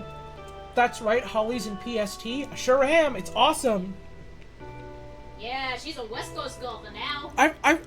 This is part of why I want to move here, aside from, be with my fucking wife. Hi, that's me. It makes scheduling things feel a lot easier. It turns out when a large portion of the people you work with and hang out with are in either Central or PST. Or our night owls. Or all of the above. Turns out. Oh man, we can't talk about this quite yet. But, Okay. Stream coming up soon that we've been planning a long time. The one that we talked about on the other stream? Did we talk about it already? Mario? Mario. I've talked about Mario, yeah. Okay, I wasn't sure. They know about Mario. But they don't know it's coming. They don't know it's coming really soon, but they know about Mario Party. Mario. Unless they're new. If you're new, hi, Mario. But yeah, it's been nice. This is my first time doing it because I haven't felt like fucking streaming on my month off so far, but Also, I've been dragging you every. yeah, that's been nice. You saw I got the Eco and Shadow of the Colossus PS3 remaster. Oh, no, here's the thing. I didn't get that. I don't have a PS3. That's for my wife, who saw it and was like, oh, that looks cool. I've heard those games are good. And I became the devil in her ear and went, you should get it. You should play those. In fairness, she did this because the other game that I had dedicated to buying that day was, in fact, Switch copy of Balan Wonderworld. Yeah, so I decided we should each get one bad game, one good game. And we sure did. Yep. What was the bad one you got again? Other M? All right. I got a physical copy of Metroid Other M. I own that now. It's my prized possession. I love seeing the immediate reaction in chat as the delay catches up of people going like, ooh, ooh, oh, about like you getting Shadow of the Colossus, and then just, when they realized that we have Balan and Other M now. I mean, we already had Balan. I have that on PC. That was the original plan. Yeah, I literally was just... I was browsing the fucking game store because I was waiting for the dinner place we were gonna get food from to open up because they open like late. And so I was just like, okay, it's almost time. This game store is right nearby. I'll just browse in here. And I'm looking through, they got a bunch of old games. I'm looking through that. They got some new stuff. Oh, here's the Switch section. Balan is there. and I think to myself, I need to make sure no one else who doesn't know his power can buy Balan Wonderworld. So you did a public service. I spent a whole 15 USD on that man. And it was so fucking funny, because you bought that for $15. And I posted about us getting these games on Tumblr.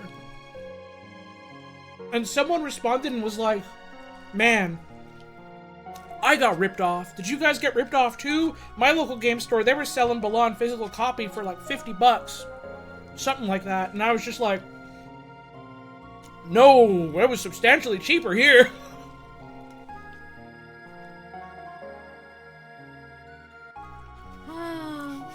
Hang on, I have to pin a message about Balan Wonderworld. What more could you fucking want? Farmer Ted is dancing for you. That's not his fucking name. You don't fuck with Farmer Ted?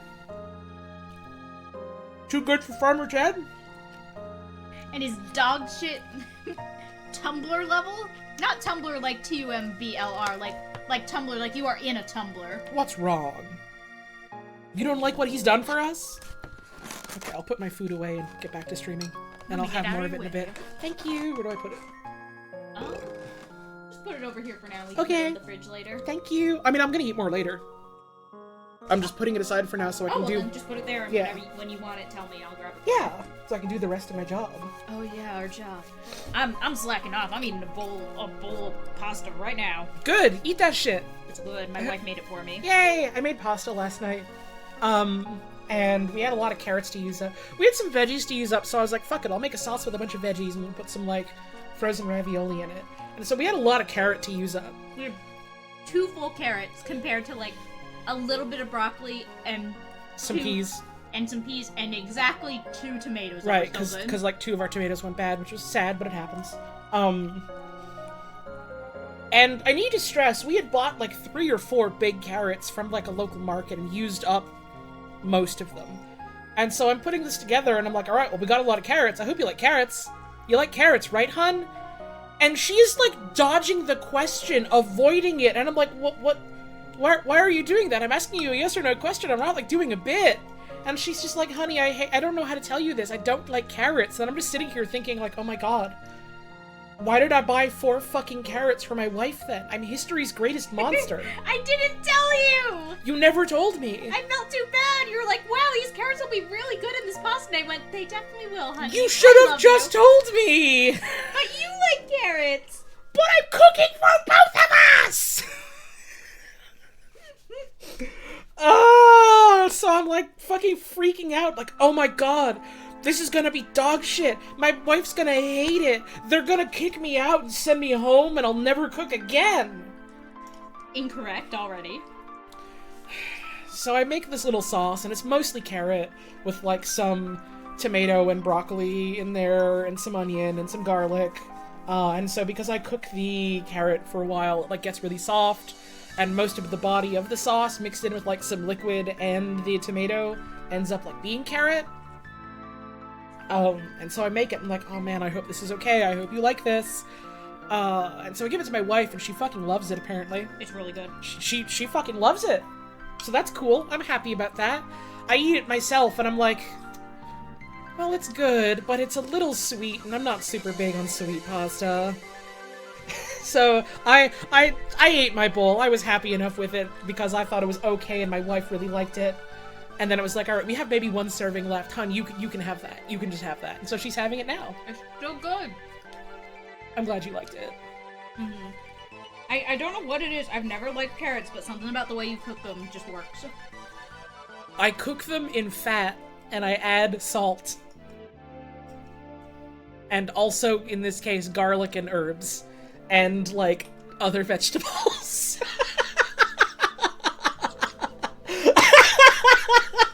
I put that shit in olive oil in a pan, and there was salt. Amazing. I wonder if you also would like roasted or grilled carrots that are like seasoned as well. I wonder, because like I've had them in like pre-made type pastas and don't like them there. Like in a frozen pasta? Yeah. Yeah, usually that's just like carrots that they have like parboiled at best. That's about it. Yeah, they're bad. And I don't like baby carrots or raw carrots that you just like munch on. Okay. Holly knows the secret of making carrot good. No, it's just here's how you cook things so they taste good. You take them, you put at least a little bit of fat on there. I don't know, butter, oil, etc. You add some salt. You add other seasonings if you want to, but this is like the barest fucking minimum. And then you cook that. Fry that, roast that, grill that, etc. Doesn't even have to be butter. Just some kind of fat. I usually use olive oil, I find. It's good. It's not hard. You probably like more vegetables than you think if you think you're a vegetables disliker. You just have to try other ways of preparing them. And like, honestly, as a vegetable disliker, you can hide that shit in a sauce, you can hide that shit in a pasta. It's fine. I hope this doesn't sound mean, hun. It's really funny that you, like, dislike vegetables as much as you say you do, and you are a vegetarian. Yep, it's bad. I have to try and find ways to, like, make vegetables in a way that my wife likes so that she can eat more veggies, because I mean, it's working. it's working now, that's true. It does come down to, like, fat and butter that thing, and, like, experiment with the texture a little bit, and honestly just hide it in a pasta. Speaking of vegetables, from the chicken place, I also got a thing of, like, roasted and fried cauliflower with, like, their, like, coating and seasoning they use for their chicken. It's good, I like it. I was already a fan of, like, we take a cauliflower and we roast it and cover it in, like, fried chicken type seasonings. But it's good. If you're into, like, a roasted cauliflower, this is a good thing to try. Do vegetarians do fish? No, pescatarians do. Vegetarians don't eat animal. Animal byproduct is fine if you're vegetarian. Right. Like, Honey, cheese, honey milk. is fine. Milk product is fine. Yeah, vegan is no milk, no egg, no... Vegans will say no honey, even though, like,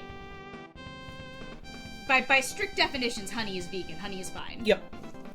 People are real weird about bees and honey and veganism sometimes because they don't know how that works. Thinking about that fucking post, I was like, actually, they grind up the bees to They make kill honey. the bees! They kill the bees, or they put them in a centrifuge that spins them and makes them throw up! You monsters! God. Do you ever just eat a raw stalk of broccoli at 3 a.m. pulled straight from the fridge? Oh, buddy, do I. I've had some nights.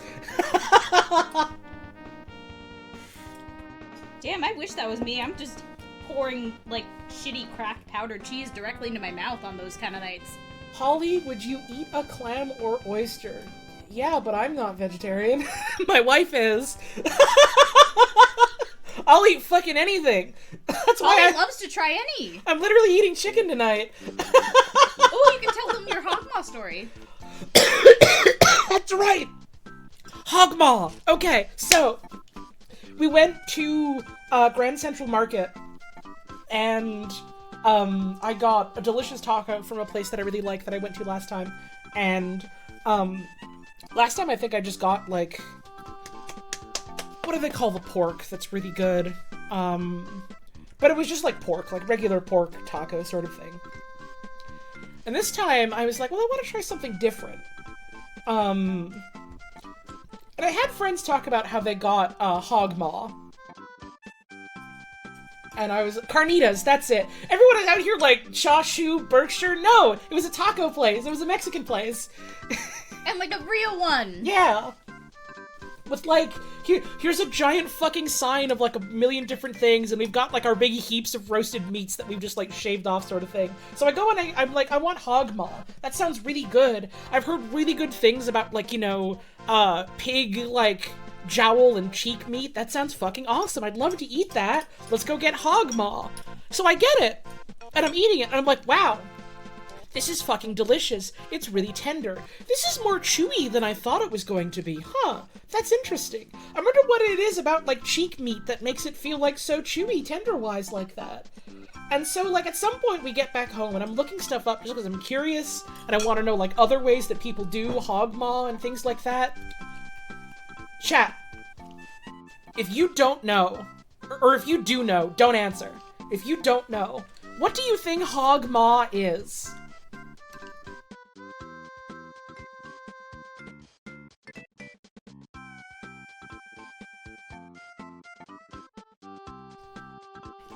Tongue, mouth, cheeks, maw.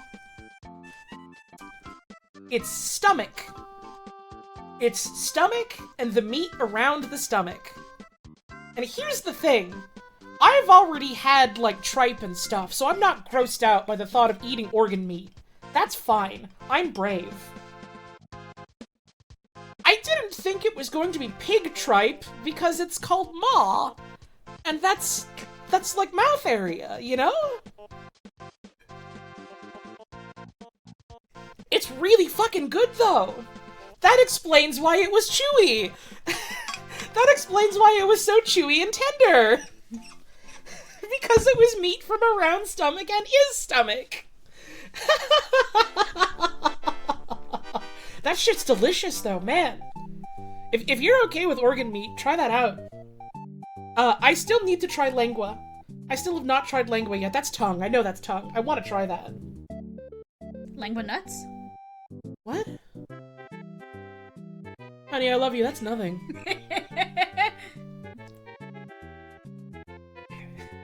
Nothing but the sweet tummy of the hoe. Unpinned immediately. Probably by accident.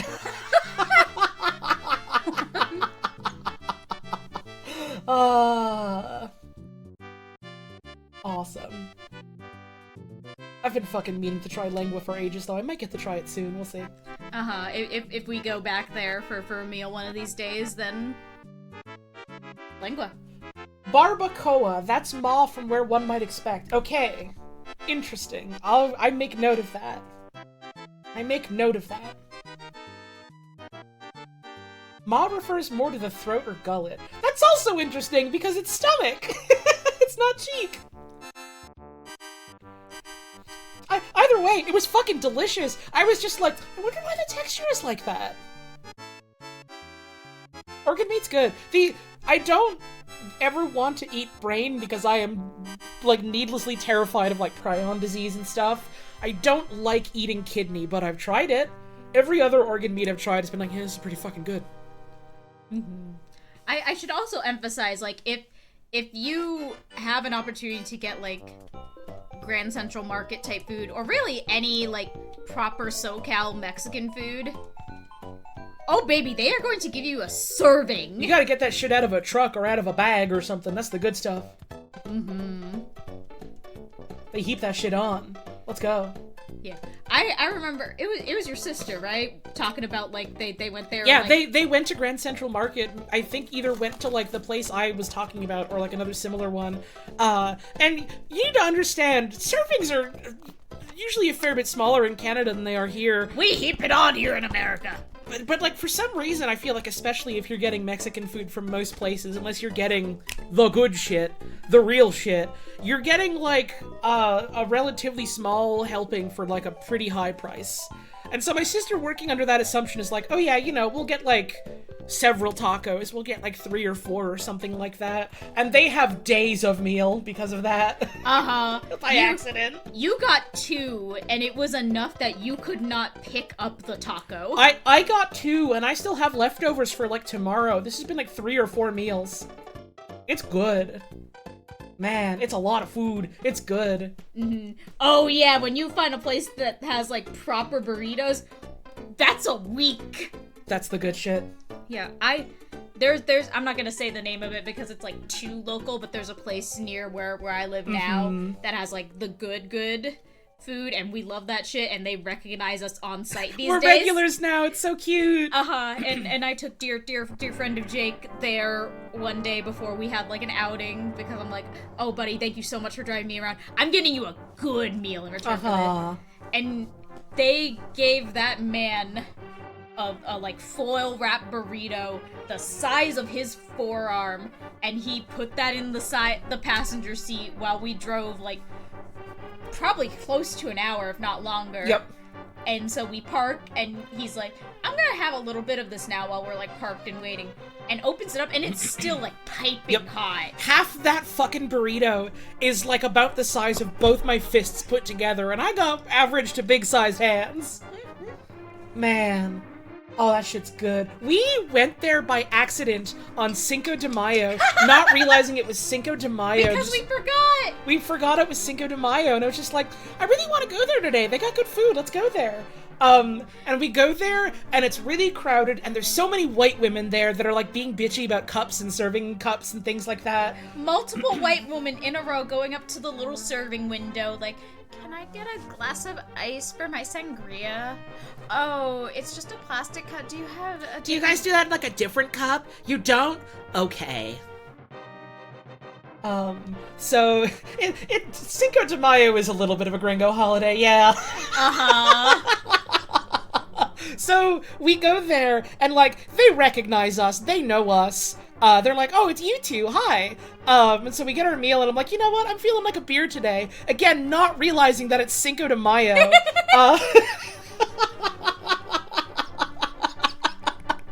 And so I'm like, yeah, I'd like a beer with that. And so they're like, all right, cool. So we're gonna need to see some ID. And Puz is like, oh, fuck. Because I have a big-ass fucking wallet because I have women problems where I have to carry a purse. Yeah. So I didn't bring my whole wallet with me. I just grabbed out my credit card and went, because I'm like, we're just walking down the street. You have Cinco de Mayo in Canada? Yes, but also I've been in the United States for the past month. Irrelevant to the current story. Anyways, so it's like, alright, we're gonna need to see some ID, and Puz doesn't have it, so it's like, oh shit, honey, do you have your ID? And I'm like scrambling, like, I've got, like, Canadian ID, I don't know if that's good, and then the person, like, at the counter just like, it's fine, I know you guys, just, you know, bring your ID next time you want to drink. You're not cops, are you? Realist in the game. And then because, like, they knew us, like, even though we were just like, yeah, we're just getting something to go real quick, you take your time, I can see it's packed. Yep. They went out of their way to make, like, the special, like, spiced lime to go with Holly's Straight beer. up, they gave me a fucking Michelada, or Michelada, however you pronounce that, instead of, like, just the beer. They didn't make me pay extra for that shit. It was awesome. all these other bitchy white women are paying extra for like a little bit of lime and some spices and sauce. They're giving that shit to me for free because I'm here on the regular like, hey, your shit's good, can I have one of everything? Yeah, we come, like, when Holly's in town, like, I don't go as much because, you know, I don't eat meat. Mm-hmm. But every time I have someone in town, I'm like, I'm taking you to this place. And they always love it. They recognize you by your small stature, your bright hair, and the presence of your awkward looming wife. But yeah, so when Holly's here, we go, like, at least once a week, sometimes more, and usually get something different every time. I always tip well, because if I go out to eat somewhere, I'm tipping well. Mm-hmm. And we just, like, we don't raise a fuss. We just get our food, we go, thank you so much, have a good one, and then we either go really fast, or we sit quietly at a table and, like, enjoy a nice outing. Yeah. And then we come back and try something new, like, 3 days later. Yeah. They also, oh god, I'm so sorry, I have to, so our beautiful mutual friend We'll get to Jay, the stream eventually. We'll get to our stream eventually. Beautiful mutual friend of Jay. I took him there because, again, I take everyone there. And, you know, it's the same thing, like, we order, I tip well, we hang out, and then, like, as we're walking out, like, I don't see this happen. What happens on my end is I am going, like, putting our dishes down on the little... Okay. Excuse me, yeah, I got excited. The little, like, dish receptacle. I put the dishes down. I hear behind me, oh, And I turn around, and my dear sweet friend Jay, who I love so much, is like hands and knees on the ground, staring at the big cup of street corn that he has just spilled across the walkway. And God bless, because, like, these guys know us, they, like, just immediately run out and are like, no, you're cool, let me help you up, let me help you clean it. See, we can show you how we clean it, it's real easy. Do you guys want another one? We can make you another one. And are, like, super cool, and because we feel bad, we're just chatting him up while this is happening, and, like, talking about, like, his kid, and, like, where we go to school, and all that. And at some point I mentioned, like, yeah, this is my best friend, he's out here to see me, and he, like, looks at me wide, and he's like, I thought this was your brother.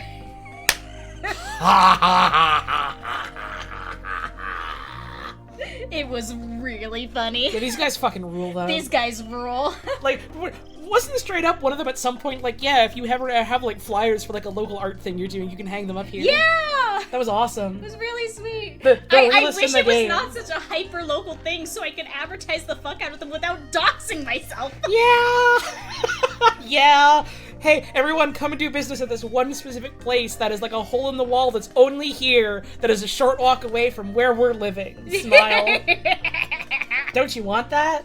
Oh. Secret sponsor. Oh, but yeah, genuinely, wherever any of you live, find like a local hole-in-the-wall place and get some delicious meal and become friends with the owners. Yeah, it's like this one, like, Chinese soup and dumpling place I really like in Montreal, and I'm fine name-dropping them. I don't fucking live anywhere near them. Le Roi du Wonton. It's run by, like, these little old Chinese ladies. And it's, like, right near where a bunch of, like, immigrants and, like, students coming over from China are, like, living. And so, like, they have a bunch of people like that just coming in on the regular, and they usually give them, like, cheap eats, which is really nice. And because, like, me and my parents go there semi-regularly and tip really big, they are in love with us, which is sweet. The biggest sign of respect I have ever seen that, like, has convinced me, okay, yeah, they like us, I'm in their good graces, is whenever I ask for, like, a soup and I ask for it spicy, the lady looks me in the eyes, smiles really big, and she asks, Canadian spicy or real spicy? Oh. It's really nice. And then they'll just, like, insist on bringing us, like, appetizers we did not order that aren't even on the menu. Aww. And so it's like, no, it's for free, it's for you, thank you. And then it's like, alright, well, thank you very much, we're tipping bonus now. I always go for real spicy because I like spicy. I have a high spice tolerance. Which makes cooking for me exciting. You have very low... How was the pasta? It wasn't too spicy? It wasn't too spicy. I had quite a bit of water, but, like, it was within my tolerance. I didn't put a lot of red pepper flake in there. But the amount that I put in, I was worried, oh god, is that too much for Buzz? Oh, Frankie. The light sauce. I understand, brother. Okay, we should get back to the stream, because I want to finish up and eat my fucking dinner. Okay, so... we talked about... Okay, we're on, we're, like, right near the fucking end. Oh, baby, we can see the end! Right, I fucking forgot. They get, like, real scanty here at the end. Okay. The Legend of Zelda Link's tits. Oh, baby, his tits are out in that one. They're out in that one. I feel like it's a divisive game, which is always kind of funny to me. Like, it's objectively, like, a really interesting and beautiful and, like, exciting game. I can see why it's divisive. Like, I like this game a lot. I think it's very cool. I like what they're doing with, like, an open world type of formula. I like the structure of the world. A lot of people get mad because they go, well, it's not a Zelda game. And it's like, my brother in Christ, what are you talking about? And what they mean is, well, it's not like the other Zelda games, and it's an open experience, and I wanted something more akin to, like, you know, like a world with dungeons that you navigate through and things like that. But I just hear it's not a Zelda game, which it is. It's got the brand. That's all the Zelda game is. It's branding. Yeah. And also, like, to ignore the fact that, like, you are completely correct, that is all it needs to be a Zelda game. It also has, like, the same philosophy as the other Zelda games, just presented with different mechanics. Like, it's still a game about exploring and doing puzzles and hitting things with your sword, and, like, the inner philosophy, for lack of a better word, is the same. It's a weird HD 3D reimagining of the first Zelda game, It which literally is. Cool. is! They've been very explicit about that, to my understanding. Okay, but the voice acting is really bad. The voice acting's not great. No. And I wish there was, like, more dungeon-ass dungeons, as much as I like the shrines. I wish the Divine Beasts were bigger and longer and there was more of them. I think the Hyrule Castle thing is really cool, but if you do go there, like, just at the end of the game, it does feel like too much of a cakewalk if you don't also have the experience of, like, poking around earlier in the game. I thought the main story writing was it was okay at best, and I really wish there was more of it. There's lots of stuff about that game that's like, I don't know, man. I'm not super big on it. I still fucking love that game. Mm-hmm. It's cool. I don't know, this is very, like, and this isn't what you're saying, this is more of just, like, me thinking through. Yeah. And it's like, I don't know, it's... Even a really great game isn't going to be perfect. Even a really great game is going to have some stuff that's like, this could have been done better, or I actually actively hate this. Some of my, like, most beloved games in the world have stuff where I'm like, this actually kind of sucks dog ass. But, like, I don't know, a game is kind of the sum of its parts. A game can be really, really great, or even just really great for its time, or really great at, like, the specific thing it's doing, and still have things to improve on, you know? I don't know. You don't get why people thought Breath of the Wild worked? I mean, I feel the literal exact opposite. I don't get why people thought it didn't work, you know? They made a very different video game compared to other Zelda games, and because of that, people are going to feel differently about it than the other Zelda games. That's how that works. Yeah, I feel like some of it is, like, I get it, like, if you're someone who, like, you are not on board with, like, open world stuff in general, or even just the specific approach to this open world, then it's never gonna be for you, you know? And even the best games are not gonna be for everyone. I barely fucking play open world games, so for me it was a lot of, oh, this is really neat and novel to me, because I don't fucking play those shits.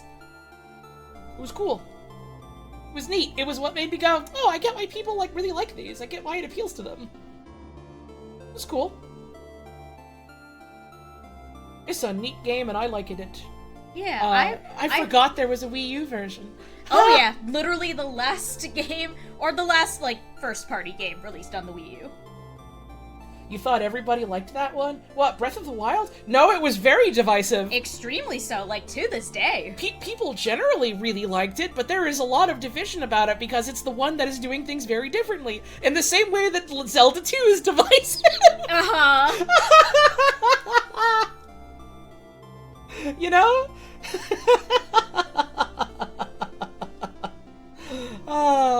Like, a ton of people were like, yeah, this is a really cool new direction for a Zelda game to take.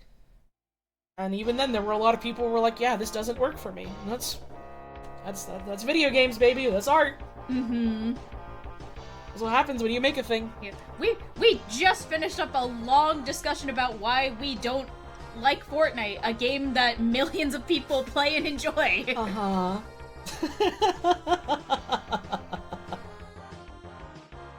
Well, I saw some opinions here and there that it was alright. Most of what I saw was praise. Yeah, there's a lot of praise, but, like... I don't know, there's, like... Again, we have people in chat being like, yeah, I really didn't like this. It really didn't sit well with me. If this is what Zelda games are, I don't want to play them more. So, like, yeah, it's... If you have a series with a lot of pre-established conventions and they go, alright, here's one that is doing things differently on purpose, people are gonna feel differently about it because it is different. That's just the way that being alive works. That's games. There's a lot of stuff in it that could be better, and I have no idea if they do it better in Tears of the Kingdom because I haven't played it yet. Mm-hmm. That's another one that we eventually want to get. Yeah. We want to go through just Zeldas in general. Uh-huh. And, like, even then, Tears of the Kingdom is divisive compared to Breath of the Wild, which I think is really interesting. Mm-hmm. And is also, like, doing very different things compared to both Breath of the Wild and other Zeldas. While, like, very directly being on the bones of it, which is a neat sort of idea, IMO. I definitely like what I've seen. Like, you played, like, just a tiny kiss of it. Yeah. Just to have a taste, and I Yeah. watched some of that, and it was very fun seeing, like, what you can do. And, like, I literally have, and God, now that I'm not in the fucking graduate school slop, I can actually, like, put my money where my mouth is. I have been wanting to just kind of start poking around at Breath of the Wild, basically since Breath of the Wild launched. I've never played it. I've just seen other people play it and heard other people talk about it, and it's like, I don't know, I'm excited to just kind of poke around in a world and not progress in the story for a really long time. Yeah, it's neat. I haven't played it in a long-ass time, so I don't have super cognizant thoughts other than, like, yeah, it was a cool world. I wish there was more of a story, but I did like the atmosphere of it a lot. And I thought the little puzzle dungeons were fun, and I wish the other dungeons were bigger and more in-depth. I wish that the weird baby scientist could be a cool old woman scientist instead. Oh, please. They were literally not brave giving us weird baby. They should have given us sexy grandma. They literally should have given us horny grandma scientist instead. They should have. They should have done that. They should have done that. Well, do I got news for you? No, motherfucker, I played that part of Tears of the Kingdom. They made her, like, younger to just slightly middle-aged sexy woman. She is not a grandma on that. They still did not commit. She is 30! They made her hot, but she's a hot 30-year-old. I'm talking like a hot 90-year-old. Can I say something awful? Yeah. I want those boobs down to her knees! They're never gonna do that. It's a Zelda game. Those birds. Uku is different and should not be counted. That motherfucker was an anomaly. That motherfucker was an anomaly. They did do that in Toilet Princess, I know. That is the exception and should not have been counted. I hate those fucking birds, but man, they did make those boobs swing, and I do have to respect that. I do have to respect that, even if I hate her.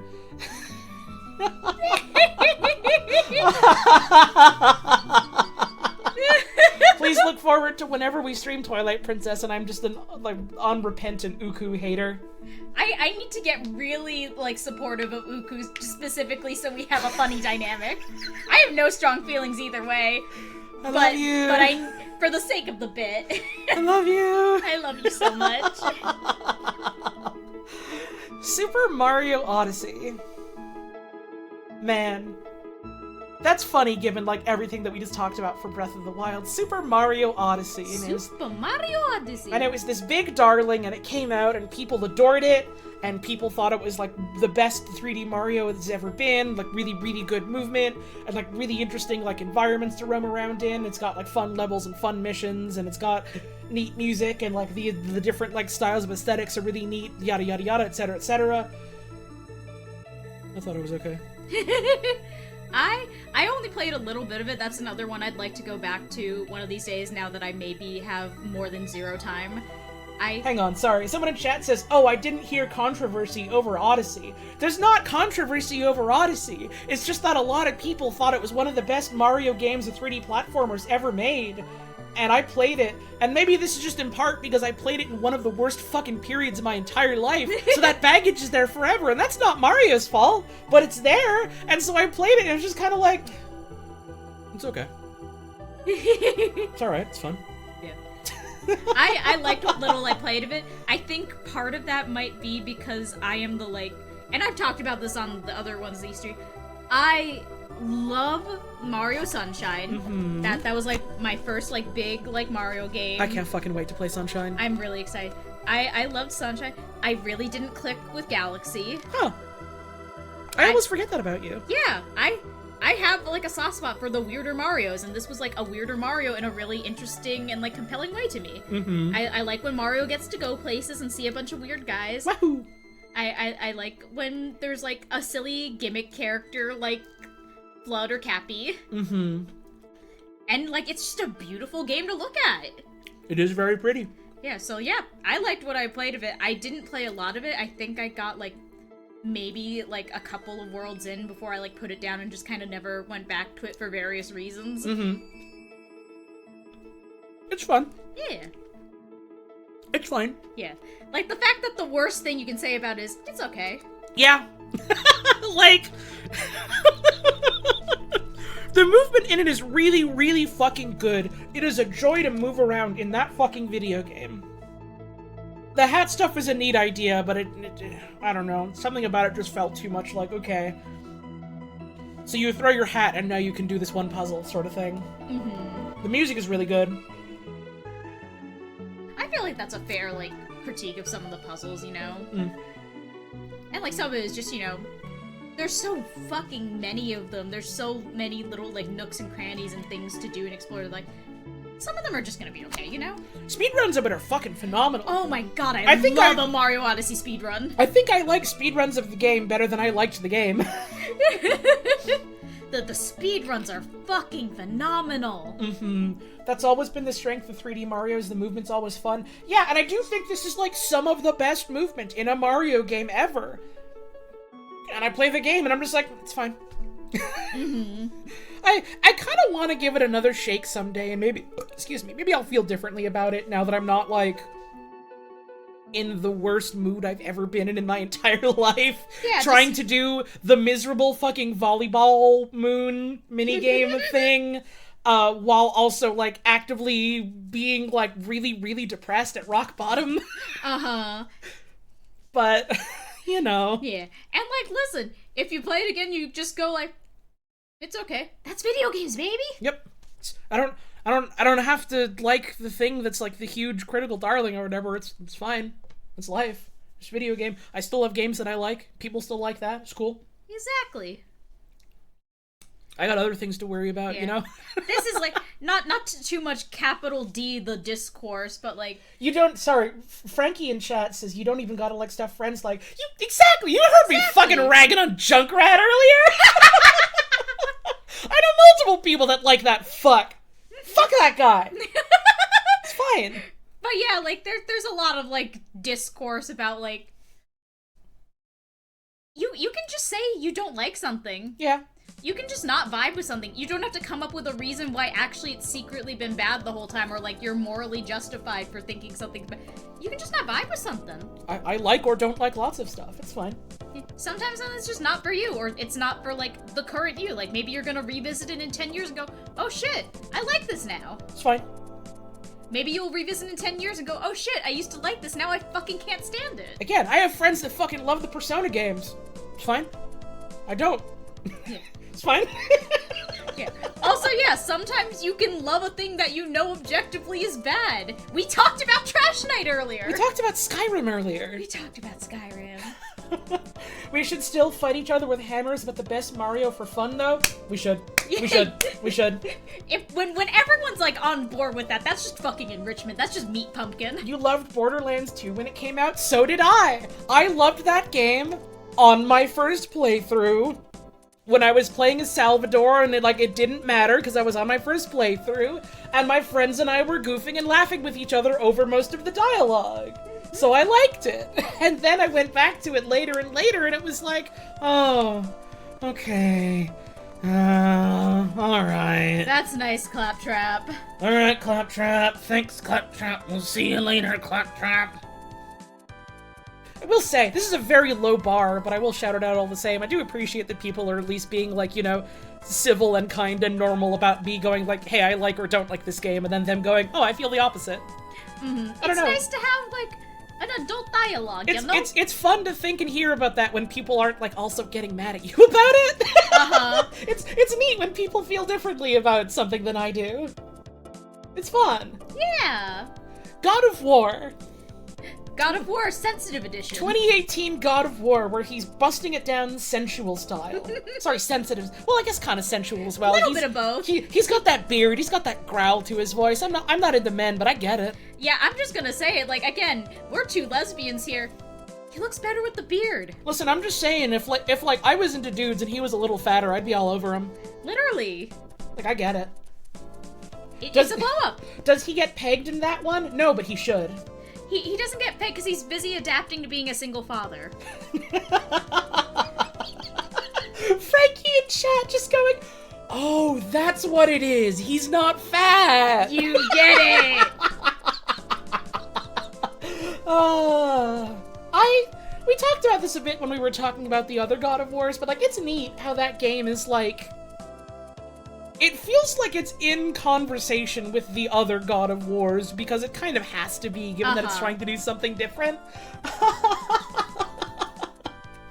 And I'm told they do that in like an interesting way. Basically everyone I know that played that game, they said like the writing really resonated with them and the gameplay was neat. And it's got a neat little world that you roam around in. There's a funny little guy who's just a head you keep on your hip, and he's like, oh, brother, I'm gonna tell you a joke later. It'll be really bad, you'll fucking hate it. And then Kratos just goes like, I do not like jokes. I will tell you a joke later. And there's a snake, and you get trouble. It's awesome. The one of the newer ones has fucking someone in it playing a squirrel, and they just kind of let him go off and just say some shit. That's fucking Sungwon Cho? Yeah! Let's go? I didn't know he was playing fucking Ratatosker? Yeah! No fucking way! It's always good when someone gets to do stuff, yeah. Wait, what do you mean Mimir is the same voice actor as Senator Armstrong? What do you mean? We're learning stuff about God of War tonight. This is great. And God of War new second one isn't on here, but like I like that, like, you know, it's like a reckoning about like your past and how you've behaved and how that like affects you now and how that affects like your direct family. And it seems like they meditate on that in interesting ways. And then God of War, the one after that, is like that, but about like your extended family and how, you know, you can't fucking control them and change how they are. You can, you know, try and convince them and you can be there if they want to change, but what can you do if they don't, you know? And like trying to deal with that like rift in a family. Yeah, which is a difficult thing for any story to grapple with, so like for fucking God of War to do it and to apparently do it pretty well. For God of War, the game where the guy goes off screen and has sex so hard that the vase drops off a table to do that is really goddamn funny.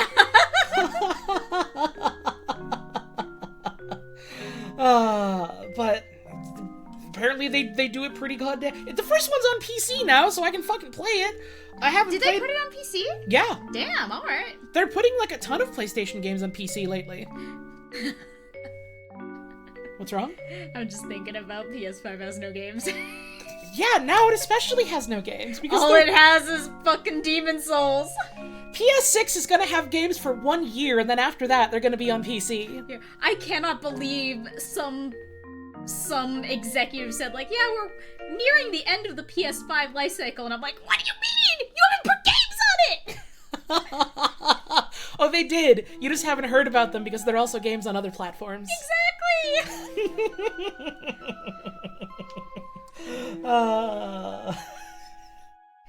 Kratos stopped eating red and green orbs and it changed him. Sorry, I keep wanting to say Kratos because I've been playing Tales of Symphonia with a friend recently. And that's how they pronounce his name in that one. It's fucked up. He should be Kratos or Kratos. They should both be the same. Oh my god, remember Bugsnax being a PS5 launch title? Like, good for Bugsnax, genuinely. But it's also really funny. Red Dead Redemption 2. Horseball one. This is the horse testicles one. I don't know what to say about it. It's a really big world. People really liked it. It apparently had an interesting, compelling story. There's horse testicles in it. Like, this is a game that hurt people when they were developing it. Yeah, it's like, I don't know. I know it's easy to, like, point and laugh and, like, have conversations about, like, the bad crunch games when they turn out just fucking dog ass. But, I don't know. It's important to acknowledge, like, sometimes a game that's really, really good also fucking hurt people and probably should not exist under those conditions, you know? Yeah. Like, I don't know why it's for this one specifically, but I don't know how to reckon with that for Red Dead Redemption 2 specifically. I don't know if I have anything more to say about it. Yeah. Its place on this list is deserved. It seems like a good game that did a lot of interesting and compelling things. It hurt people. Uh-huh. Super Smash Bros. Ultimate.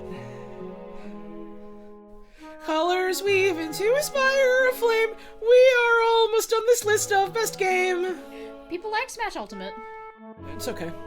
It's more Smash Brothers. Everyone is here. Smash Bros. Ultimate is the only Smash game where I did not unlock every character.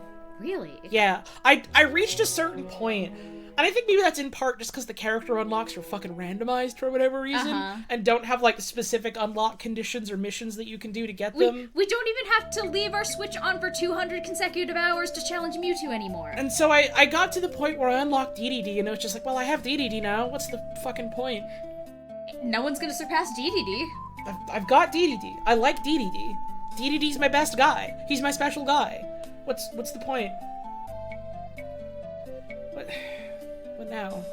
What now? And so I just kind of didn't. And like I tried to play some online, and the online kind of sucks, especially if you have bad internet already.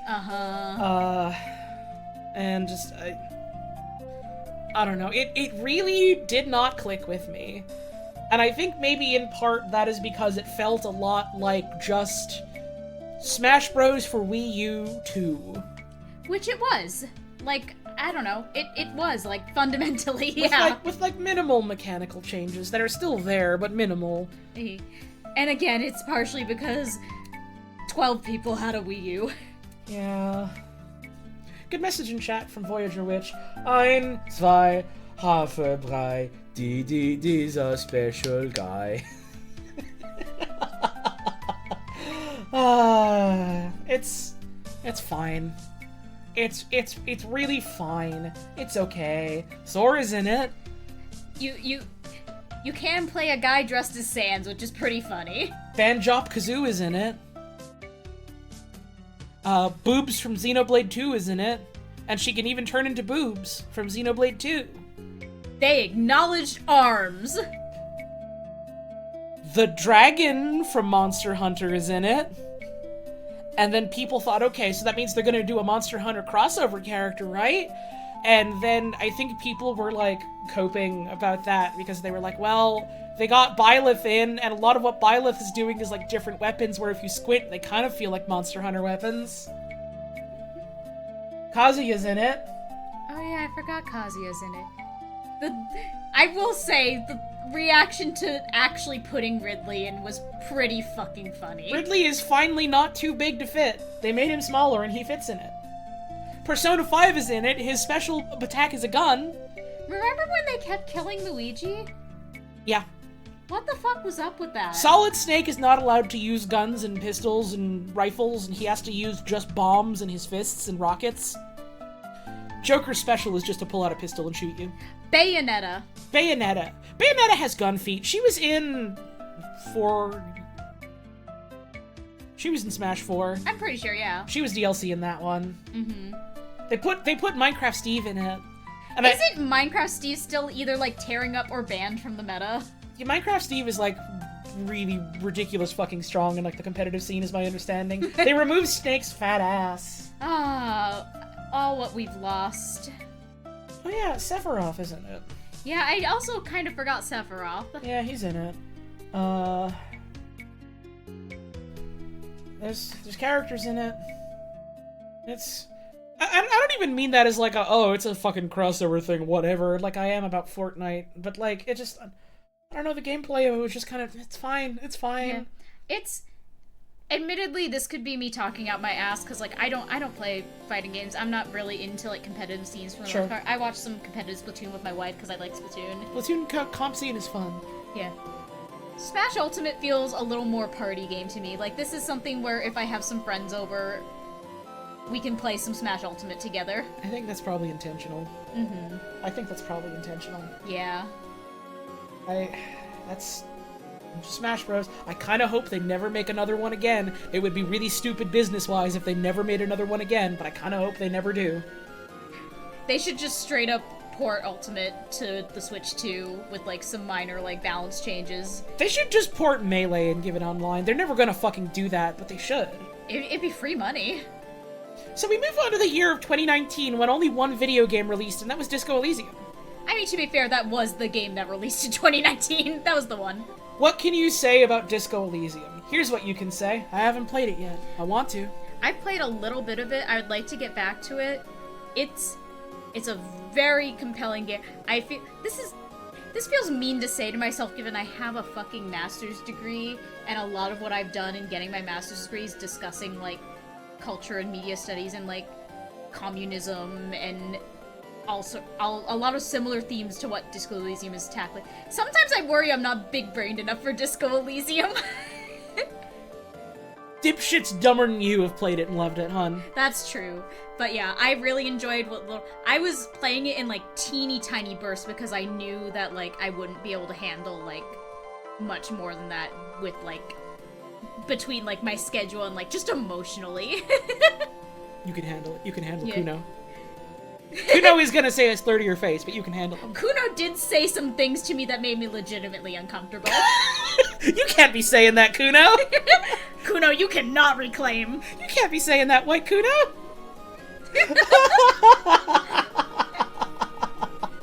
But yeah, I played a little bit of it. I might genuinely just, like, start again from the beginning, because the last time I played it was, like, months ago. But yeah, I really enjoyed my little, like, short bursts, and, like, the skill system and, like, the dice rolls make for a really, like... This is a weird thing to say about Disco Elysium, given what a heavy fucking game it is. It made for some really funny gaming. It's good.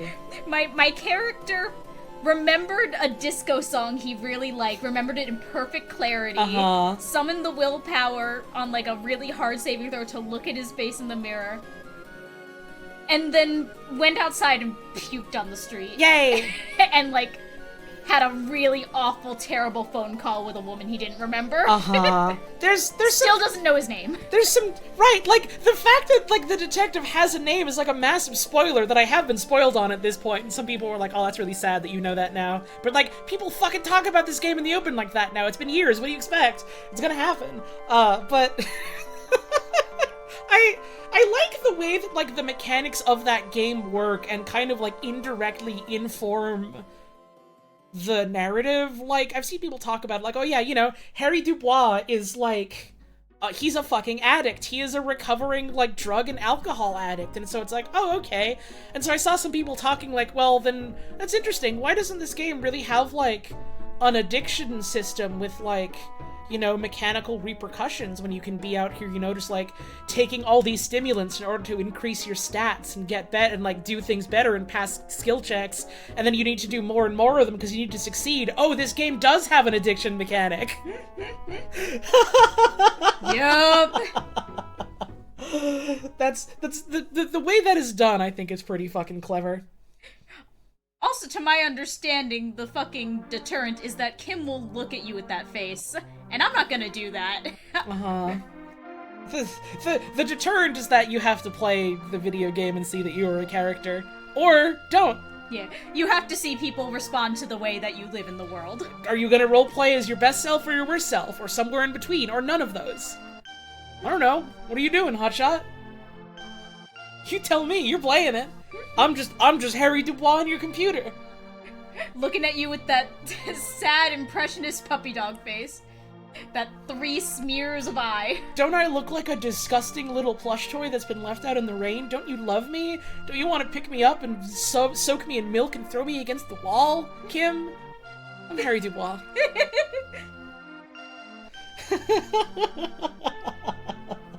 I've had trouble getting myself to play it just because I really cannot decide if I want to play that game on my own first or stream it first. I can't even, like, give you a suggestion because, like, I also don't know. Because, like, I can see the merits of streaming it blind and having all my first impressions just be, like, there, recorded. And I can also see the merit of doing that on my own and doing that on my own time at my own pace and then streaming it and then, you know, having a playthrough informed by what I already know about the video game and talking about it from that way. I feel like there's, like, compelling reasons for both, which is part of the issue. I don't know how good a stream game it is. I don't give a shit about that. I'm gonna stream it anyways. If you want to watch that, you watch that. If you don't, you fucking don't. Also, the chat would drive you insane. You guys make that choice. You look at what I'm streaming right now. Is this a good stream game? I don't mean that as a got you motherfucker, but, like, I mean that more as you know how I am as a person. we would spoil. You make that choice! Well, what? Huh? Someone saying, oh, do it on your own, we would spoil everything. That's your choice! You have the power to not do that. Like, you are the chat. Oh, the chat would be really bad. You are the chat room. Why are you telling me, oh, I would spoil the video game for you if you stream it? You shouldn't stream this. I personally would make you miserable. On purpose. Like, you could just not do that, and if someone does do that, then I have enough moderators here that are on the level and know the game to go, hey, you're banned. You know? Again, not to rag on people so much, but also, come on! Yeah. I do like Seb Mall specifically saying, I would be so sucks. You're allowed to be the chat's dickhead if I stream Disco Elysium. Good pin post, everyone is chat except me. Disco Elysium should be experienced in monastic solitude. See, the thing that I thought about doing was, like, completely turning off chat and turning off all alerts and just being like, okay, I'm gonna stream Disco Elysium now, and not react at all to anyone except That would the game. be really funny is the problem. It would be funny.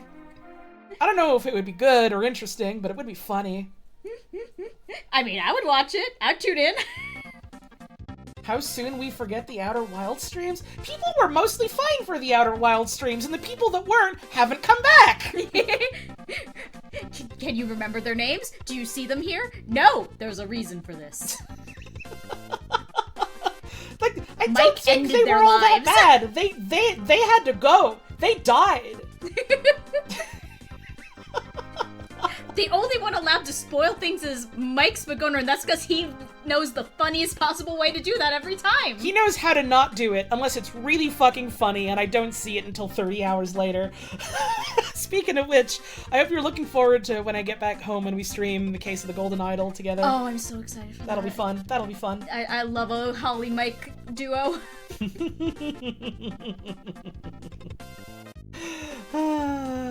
So then we go to the year 2020, and only one video game was released then, and it was Hades. Hades, you know it? You heard of it? Hades. She just, like, crossed her arms and sat back in her chair like a grizzled detective. Hades. I mean, first of all, let's get it out of the way. I like Pyre better. Pyre's the better game. Pyre's the best game that Supergiant's made. Pyra's big woman. Pyre does have Jodariel, and it also has Big Bertrude. Use him to call me. Pyre is... I think it's the quintessential Supergiant game, in that it has a really, really fucking solid mechanical gameplay foundation that I really, really like. And it's got really good music, and it's got a really strong visual style and identity, and I like playing it. And there are at least a couple major narrative things that make me grit my fucking teeth and go, man, come on! Man, come on! I have not played that game recently enough to remember exactly what it was, but it was lots of stuff, the whole, like, yep, and the mother simply just goes back to the underworld and it's all good and it's all fine, and actually it wasn't a problem because they had to do it or whatever. And the fact that it's a game about, like, you know, trying to, like, escape and fight against a system that is inherently a game that wants you to fundamentally stay in the system and playing the loop forever and ever. And the fact that, like, hey, do you want to date these two hot characters? By the way, we make it explicitly clear that you were all raised together as children by your adopted mother. Like siblings. And your only other choice is the cute little head that decides, actually, I don't want to be in a relationship with you, which is really fucking funny. Oh, Dusa, I do love you, girl. A bunch of little things like that that just make me kind of go, man, come on. And, like, yeah, to some extent you can go, well, yup, it was the Greek gods, that's what they're gonna do, but, like, I don't fucking know, man. It still feels fucking weird to me. You can know that and still go, I don't like it. Come on, you know? It's... like, I get they're Greek gods, but hey, man. Literally! Yeah! Literally that. Yeah.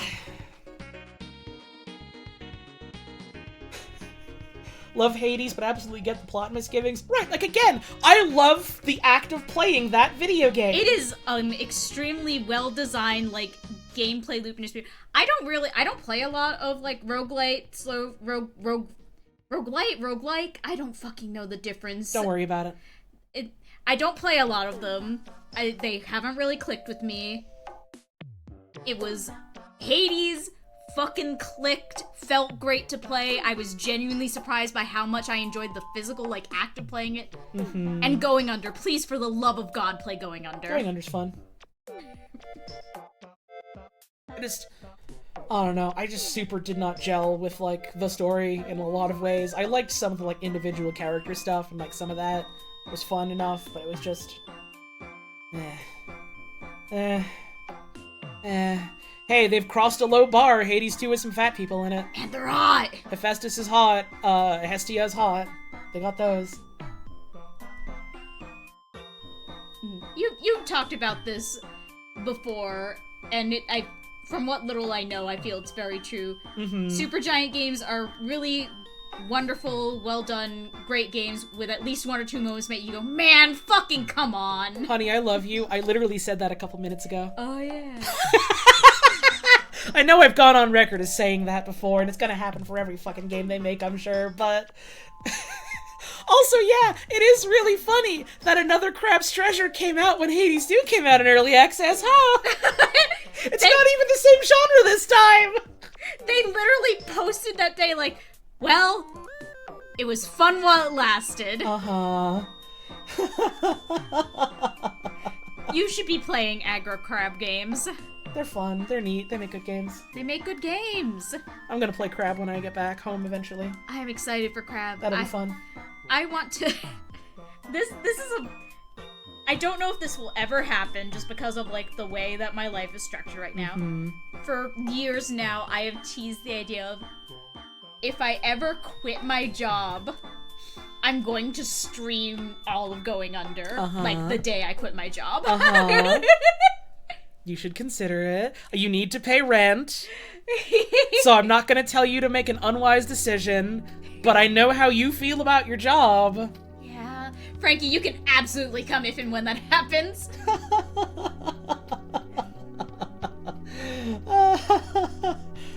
First time chat from Big Boy Meme Zone. Is this the Wikipedia page of best games ever? This is the list of video games considered the best, as per a specific criteria. Welcome to the last 2 games on this list. We're at the end of it. We finally finished it. Or about to finish it. And a train is honking. And there's a train. And I hear it. Considered the best is very specific wording. Yeah, you have to... That's like lifting 300 pounds right now. But yeah, I get why Hades is here, but it's the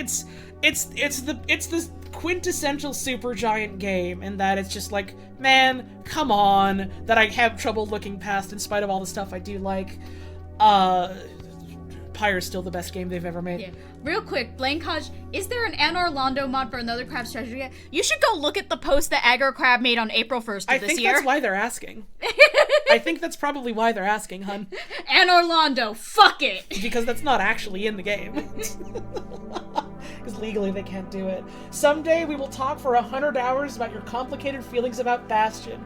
Brother, stream that game with me. And then we can spend like 12 streams after we've beaten the game. We spend 2 streams playing it and 12 streams talking about it. Good, I will tune in for all of them. Brother, we gotta. Alright, so no video games were made in 2021, so we move on to 2022. I need to go on break and use the toilet. Quick toilet, and then we can have our kind of like winding down. Right. We talk about Elden Ring, we talk about the list as a whole, and then we see if there's any fan art or anything like that. I'm also gonna eat more chicken. You should eat more chicken. Just a little bit more chicken, because it's getting late. But, I get up, I have a stretch. We will be right back in a couple of minutes. See y'all soon!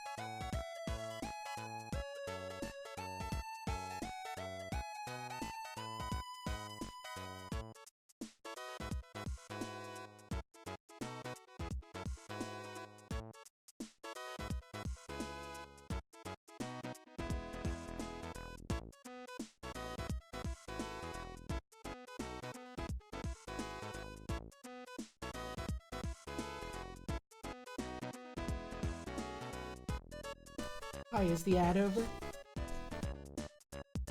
I saw that the ad was playing, but now also the thing is telling me that the ad is starting soon. Which is not right. That's not how it should work. That's not correct. That's incorrect. So, now it says the ad is starting again. Okay, well, Really awesome website. I guess, we wait a little bit. And I eat some more of my food. While the ad plays right now, I guess. Thank you, Twitch.tv. I like it when your service works. There was like a whole conversation I was about to have, but I don't want to do that when the fucking ad's playing, man. Well, whatever. Okay, you guys get up and have a stretch for 3 minutes then again. Unless you have a sub, in which case you get to hang out while I eat chicken. I'm eating chicken, by the way. Oh, what kind of sauce they give you with the chicken? It's pink. Yeah. I think it's basically just a fucking fry sauce. Ah, yep. It seems to taste just of fry sauce. Just one of them fry. 2 minutes of ads, WTF? Yeah, I have 3 minutes of ads scheduled so that I don't get ads for 60 minutes while I'm doing a stream, because that's how Twitch works. Everyone always likes to comment on, oh, I have this many ads, oh, I have this long of ads. Yes, it's a 3-minute ad block. It's scheduled the same every time, and it has been for years. And it hasn't changed. Because Twitch doesn't let me do ad breaks longer than 3 minutes for even longer gameplay time, you know? It's 3 minutes for every hour. They really, really want you to run more ads because they're like, yeah, you could make a lot more money, you could really make a lot more money, but they don't let me do them in one block when I'm taking a break. They want me to play multiple ad blocks in the span of an hour, and it's like, I'm not doing that. No. No. No. Yoshi's Island music.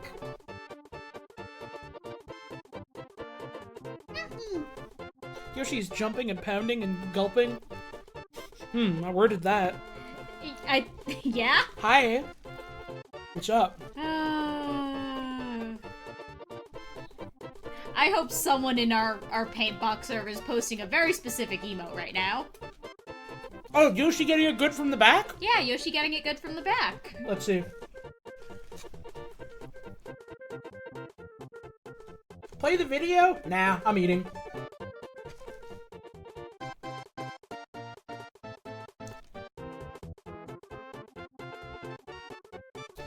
People were talking about something that I want to touch on, but it did then evolve into people talking about what they think the best Pokemon game is, which I think is funny. The best Pokemon game is whichever one you personally like best, and if you think that's a cop-out answer, then I'll tell you the best Pokemon game is the second one you played. For 90% of people, the best Pokemon game is the one you played when you were 14. It is a good jumping hopping song, it's true. It's true.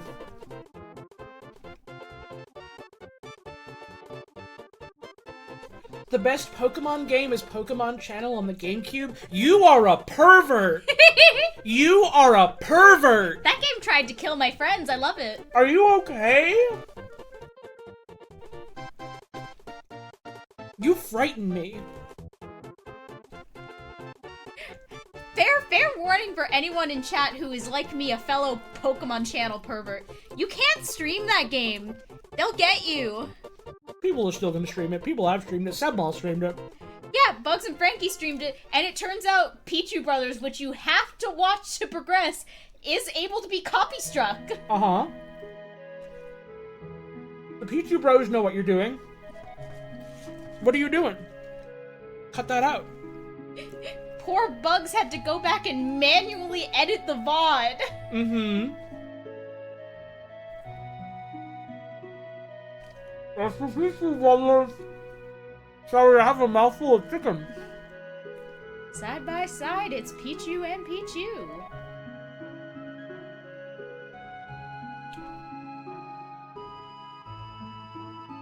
You didn't play Pokemon when you were 14. Is that why you don't like those games? I don't know. I don't know you.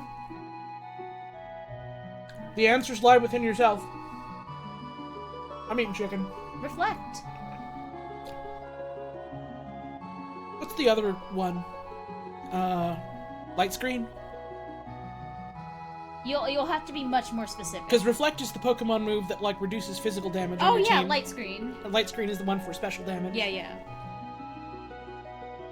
My Pokemon joke for today.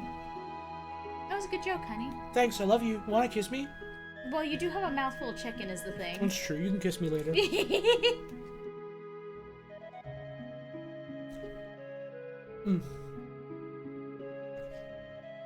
I guess now is we can talk about it. There was conversation about, like, oh, you know, why isn't this game on the list? Why isn't Game X or Game Y on the list? Why was the person who was writing this list so biased against these types of games?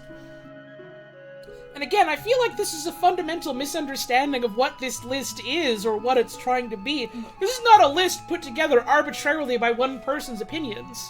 This is not list of game considered artistic. This is not games that a lot of people agree are good. Because you could argue that's anything.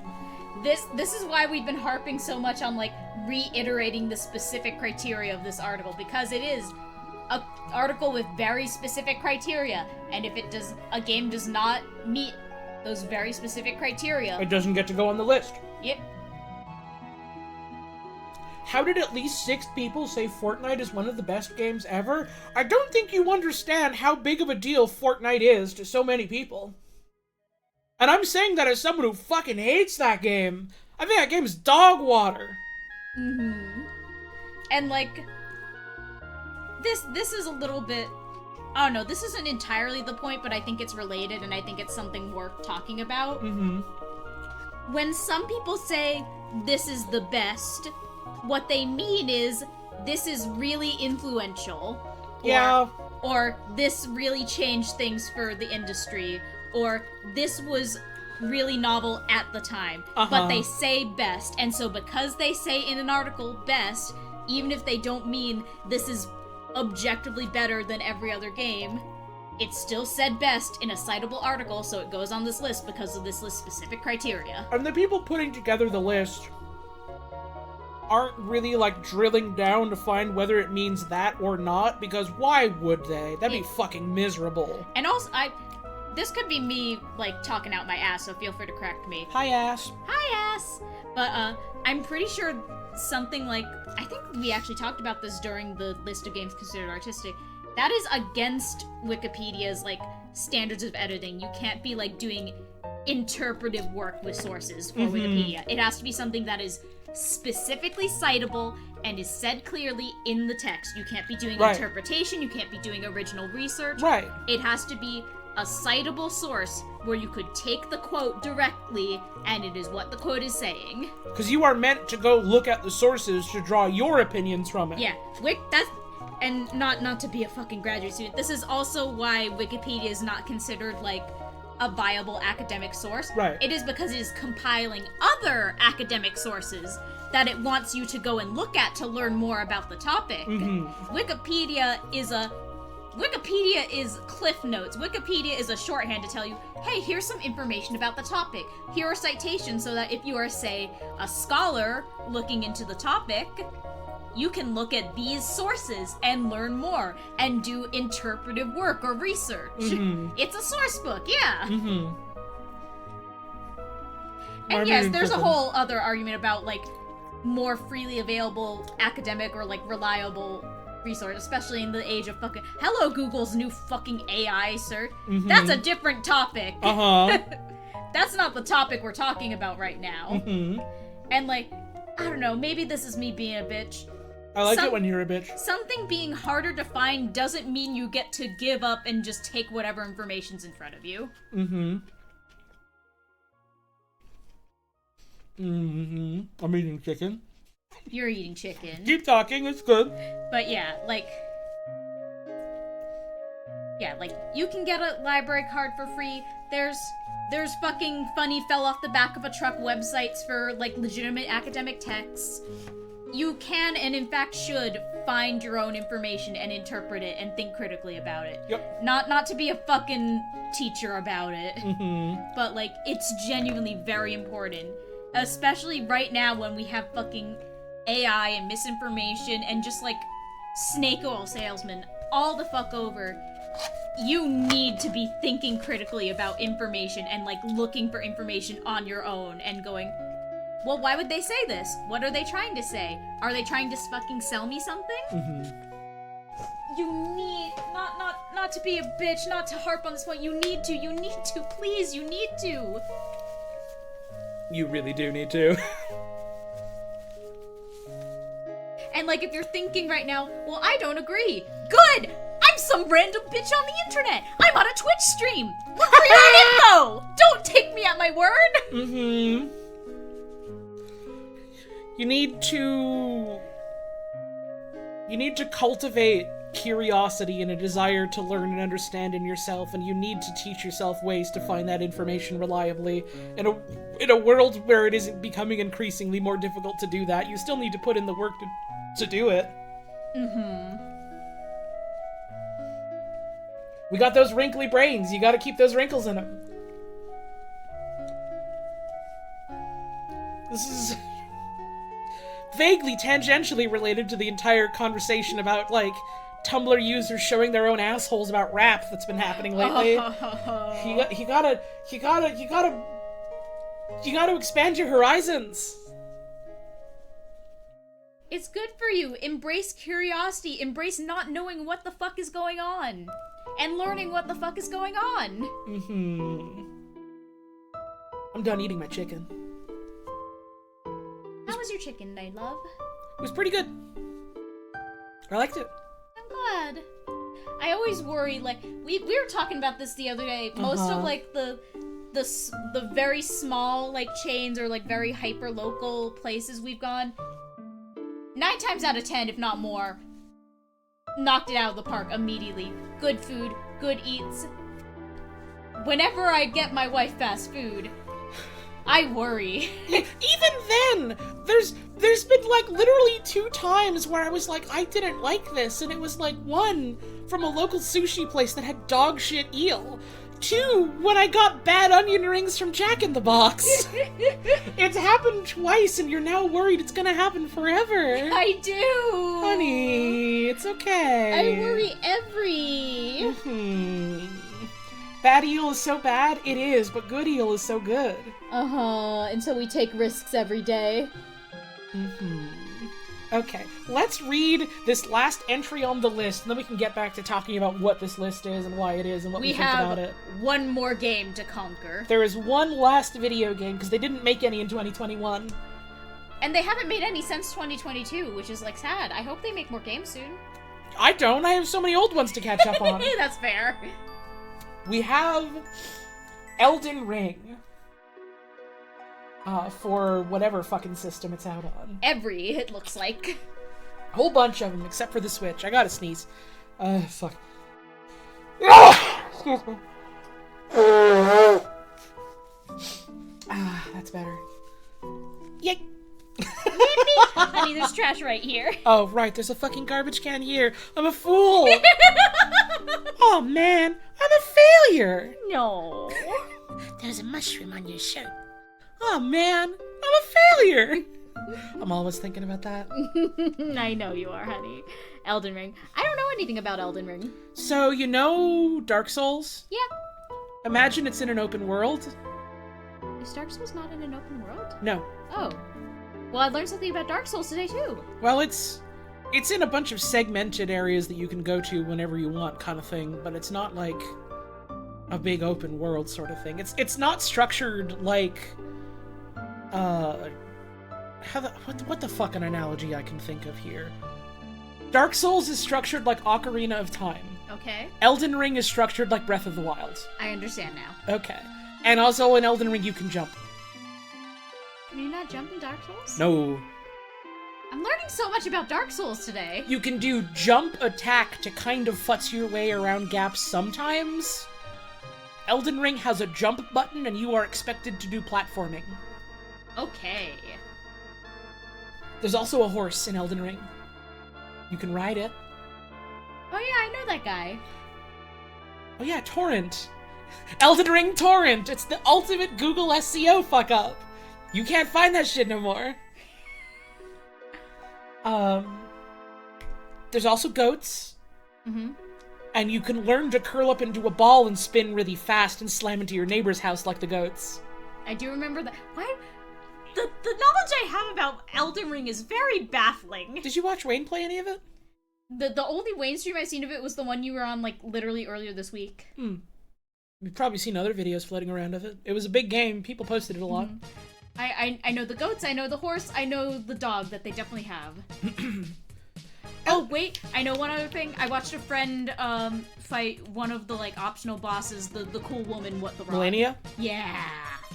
Her boobs are out. It's hot. Her boobs are out and she's rotting. I love her. She's cool.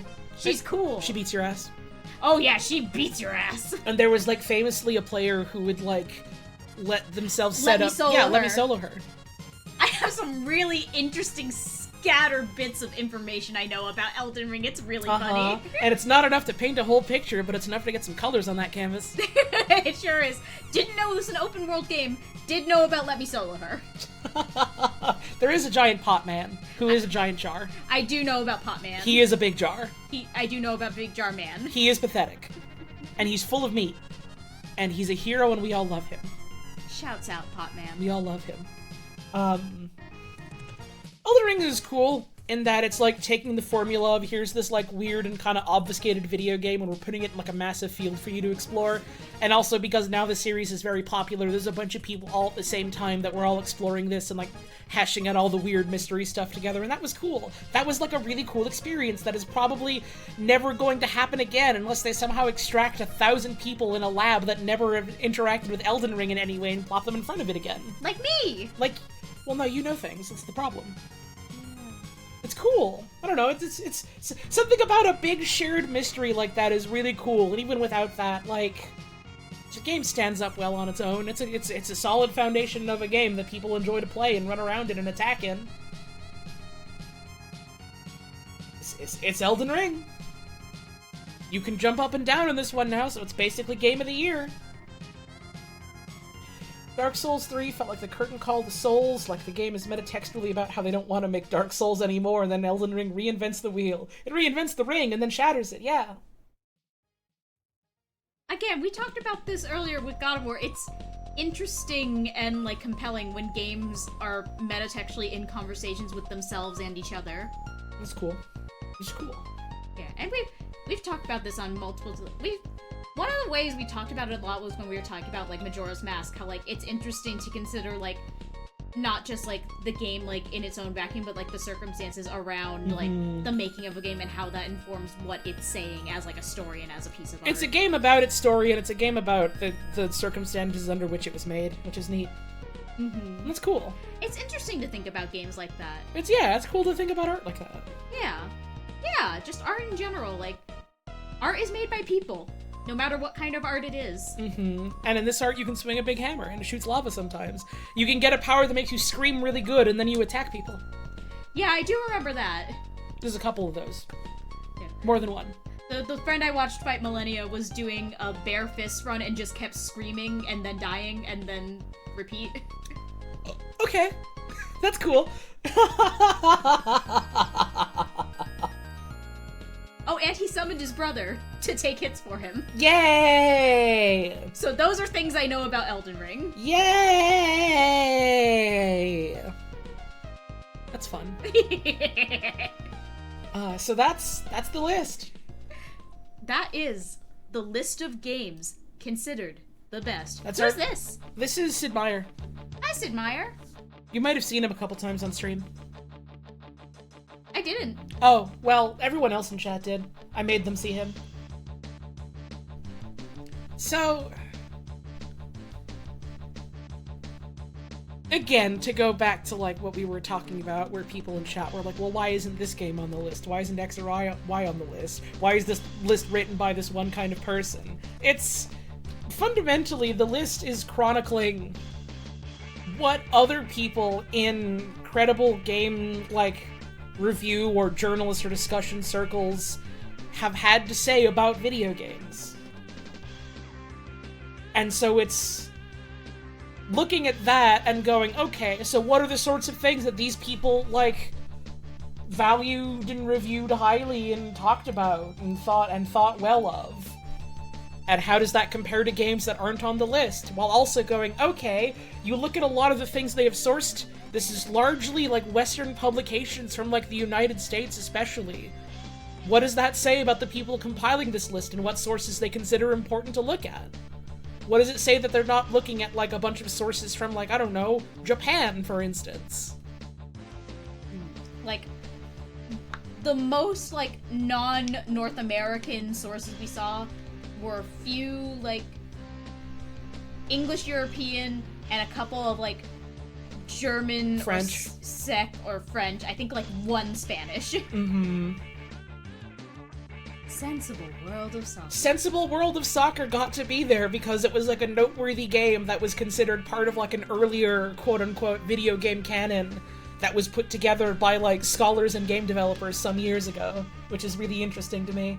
And then you look at this list, and, like, it's kind of like this weird, unofficial, unintentional, like, Western canon of video games, in some ways, with, like, a lot of glaring holes because of, like, the people that are trying to the people that are interested in trying to compile this list and the sources that they are compiling it from and what they talk about. Were any Kingdom Hearts games on here? No. I think Kingdom Hearts 2 was. Was it? There's some, like, older stuff that we have to, like, double check now.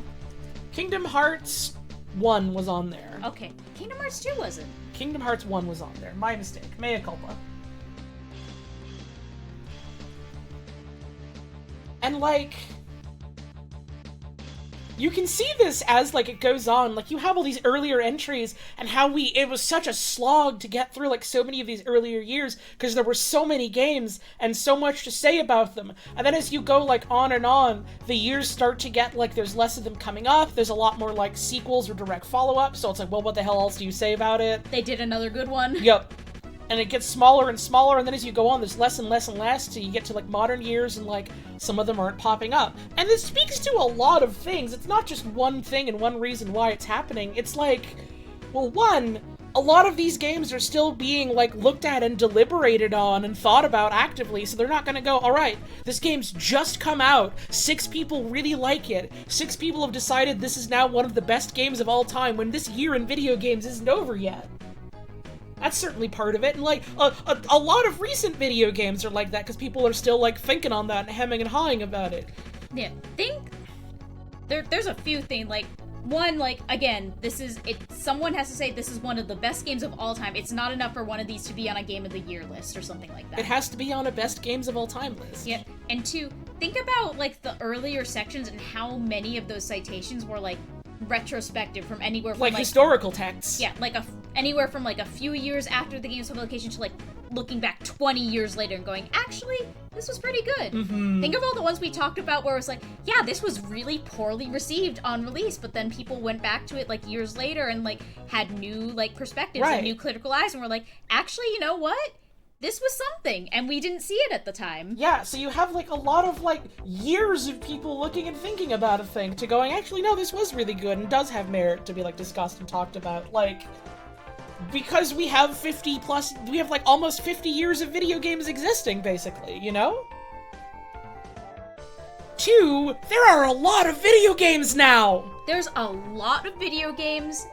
There's a lot of video games, and a lot of them are huge, and a lot of them are all just coming out around the same time. Mm-hmm. And, like, we talked a little bit about this in, like, the mid-early aughts kind of section. Indie games are their own whole thing now. There's one guy in his bedroom making a game, and if that guy is lucky and works hard and catches some publication's eye, that game can get Game of the Year and get on Best of lists the same as fucking Blizzard's latest schlock. Talking about indie games is like a whole other separate thing where it's like a lot of what an indie game is and how that's perceived and talked about has become kind of separated from like, well, it means it's a game that's developed independently. Yeah, and it is it's like more like describing like a feeling or like a vibe or like a publication style. Yeah, like kind of thing. We talked about this when we did like our when we were watching fucking what's his name special movie games show. Yeah, like the whole Dave the Diver That's thing. what I was gonna say. Is Dave the Diver an indie? Where people go, yes, it is because of the way that it's stylized. Then it's like, oh, but you look at the fucking money that's backing this video game, and it's like, can you really rightly call that independent? And that's nothing saying like the content or the quality of the game. Just is that independent? Is that indie? Mm-hmm. It's got pixels. The devs themselves say they aren't indie. Yup. It's a whole other thing that I've seen a lot of like indie devs like actively talk about, even like recently. It's a whole thing. Mm-hmm. It's a whole thing. And like this is a whole separate conversation of like making art under capitalism, like making art that is a product, making art and you're trying so hard to make it your thing and your thing, but also fucking Microsoft is handing you money for it. The future Indiana Jones game is an indie game. Yeah. There's so many damn games coming out now, like more and more rapidly now that it's easier to make video games. And like a lot of them are like big high profile things that demand a lot of attention, and a lot of them are smaller things that are harder to find because of, again, there's so many things. How do you realistically go out and search for and find one individual thing if you don't already know about it? We're in a very weird like stage is the only word I can think to you, where like it is simultaneously easier and harder than ever to make a game, because like on the one hand you can go and pick up like RPG Maker on sale for like $10 and you can make a game, and if you get lucky that can become like your living. But on the other hand, you can make Hi-Fi Rush and your studio will get shut down. Yep. That's not even really the point that we're talking about, but man, I talked about that earlier when you were in therapy. Oh. We talked about Arcane because Dishonored is an Arcane game. You did your own therapy, I see. Well, I mean, I got sad about it and talked about it externally, so... Little bit. Good step. Like, you can do everything right and either fold or get no press or, like, get little attention. And, like, yeah, maybe that game, like, really matters to someone and is really important to them, and that's great and that's wonderful. But we're talking about the context of being considered one of the best video games of all time. Yeah. So that's, those two. And then number 3, the state of video games journalism nowadays. It's rough out there, man. It's really fucking bad. There's publications folding faster than you can find them. Good lord. So, like, there's less and less sources for them to cite. Mm-hmm.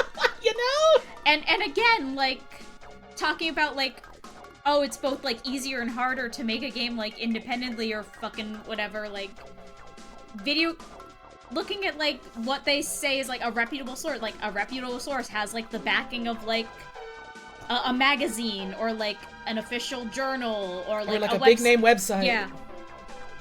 Those kinds of reviewers exist less and less. It's people with a Patreon begging you to toss them a couple bucks for their latest review. Right, doing their independent review. Because they got fired when the fucking everything folded. They sure goddamn did. Yeah, they're not any less, like, reputable or qualified than they were when they were doing this for a big name. Mm-hmm. There just aren't any more big names to employ them. Right. And it's like, do they still have credibility in terms of, like, putting together a Wikipedia page or, like, an academic paper or something? Mm-hmm. Do we still consider them credible even if they don't have a company name behind them?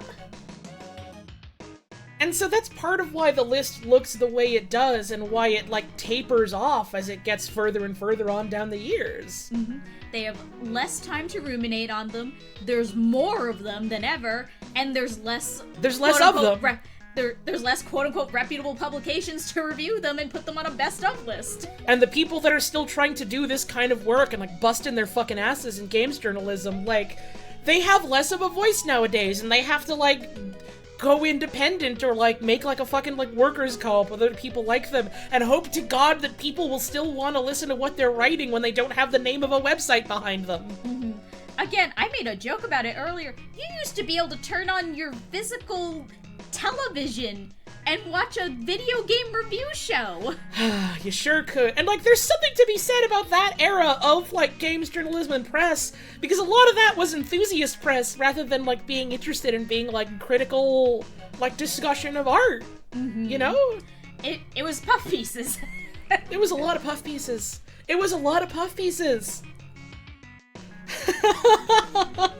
It's like, this is part of why this article has been so, like, compelling to us, because it's a window into not just, like, the development of the video game industry, but the development of the video game journalism industry. Mm-hmm. Like, I kept making jokes like, oh, we're in 2011 now, but it's like, it really is. Like, suddenly, instead of, we saw the rise and fall of arcades. We saw suddenly consoles no longer have the power they do because everything's on PC or your phone. Mm-hmm. Like, massive rapid shifts in the industry because of technology changing and markets changing and the people deciding they want the money changing, how much money they want and how they want it, etc. Mm-hmm. We saw you could just make a video game about whatever because you had one market and it was guys who play video games, and suddenly it's, oh, fucking, you can market to grandma.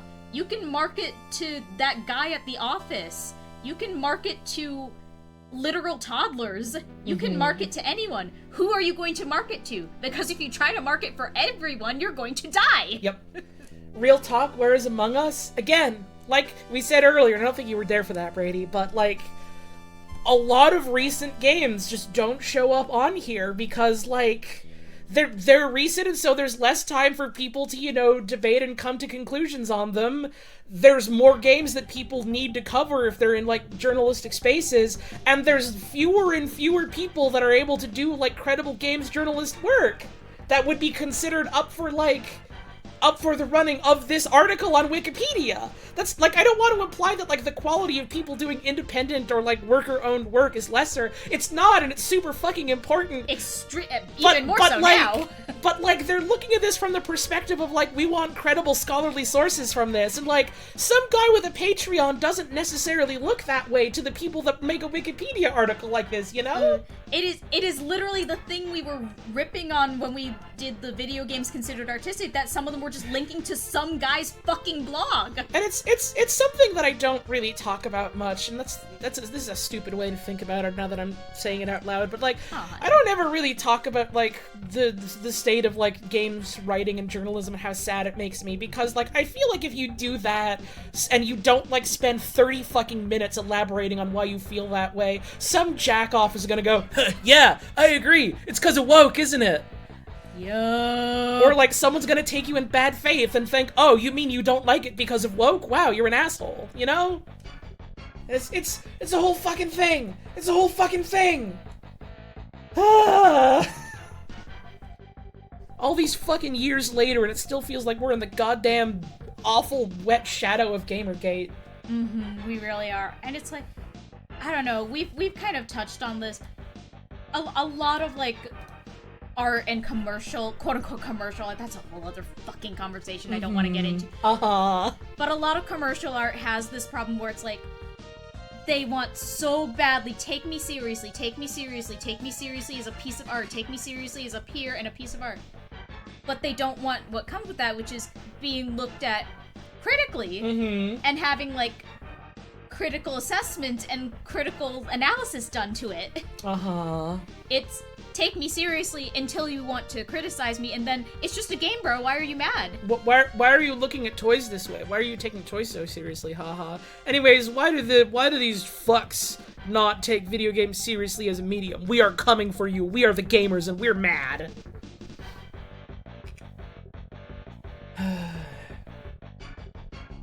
The arts, huh? The arts, huh? I love the arts. Like, don't get me wrong, I feel so passionately about this. I love games, I love media, I love quote unquote commercial art, I love schlock, I love slop. I think a fucking dollar store Barbie ripoff has artistic merit, and I mean that genuinely, because someone made that and someone made choices to make that. I think anything that exists in this world has been designed and has had artistic thought put into it. But my god, sometimes. Why is there some guy on my screen? Are you apologize right now to Sid Meier. You say you're sorry to Sid Meier. You say you're sorry right now, and then you all in chat salute. I'm fucking waiting. That's right. That's fucking right. And you wake up and you do this every morning.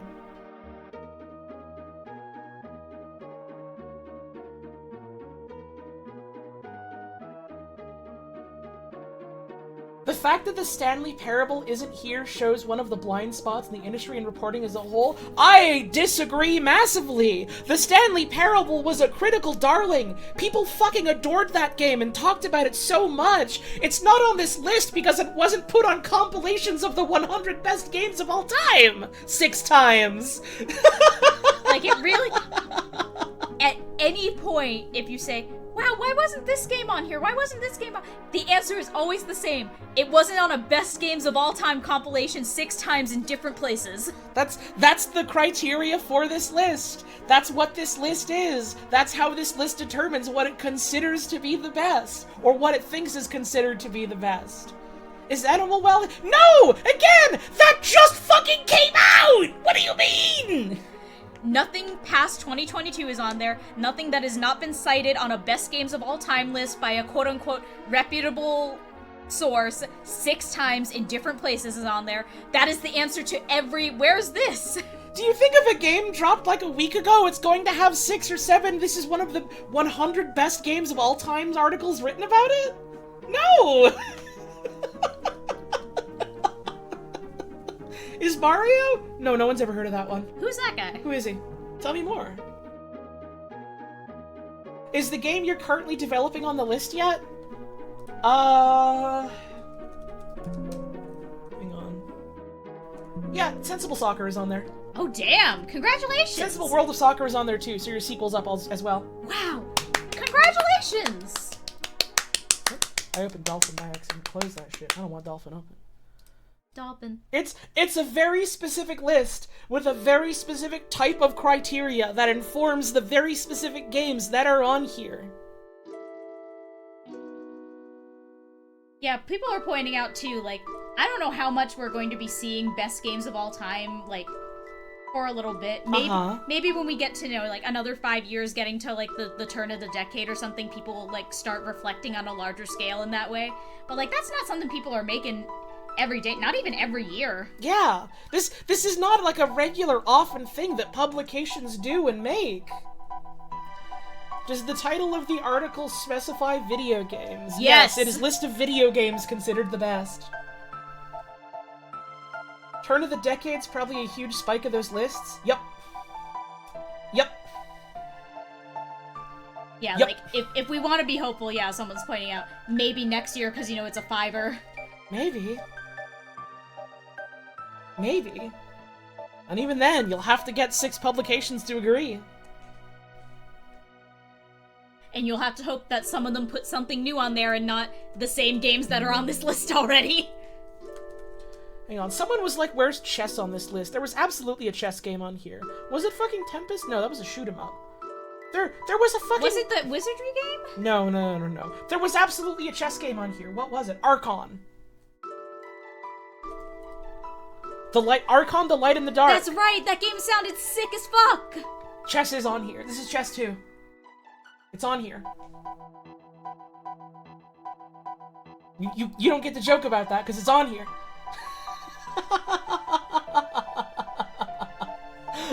Chess is on here. Wikipedia editors chomping at the bit, hoping they can punch the 6th slot on the card. Literally, people in the fucking, like, discussion page of this article have been fucking fighting to get New Vegas on this list, but it doesn't fit the criteria they've set. It has to match the criteria that they've decided to set for this article. Yeah. Again, we can critique the actual criteria until we're blue in the face, and we have and we will. But they're meeting their criteria. And there is some value, you could say, in trying to determine some specific criteria to hold yourself to if you're trying to quantify something like this. Because we saw what happens when you don't. It was called List of Video Games Considered Artistic, and it's deleted now. That article is gone. This article is still here. Yeah. And again, I want to emphasize, just for anyone who, like, wasn't here or didn't catch it, you cannot do interpretive work on Wikipedia. Right. You cannot interpret a text and go, well, clearly it's saying this. No, it has to say it in a quotable way. It has to be direct. It has to be unarguable. It can't be, well, you can interpret this as saying it's one of the best of all time. No, it has to say, this is one of the best games of all time. In that language. Wikipedia is not an essay. It is not a thesis. It is an encyclopedia.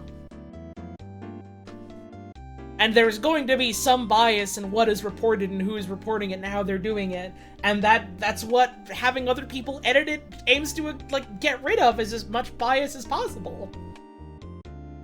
But this is an article about bias. It's not just and not inherently the bias of the type of people that would want to work on this article, but it's the bias of the type of people that they're pulling articles from.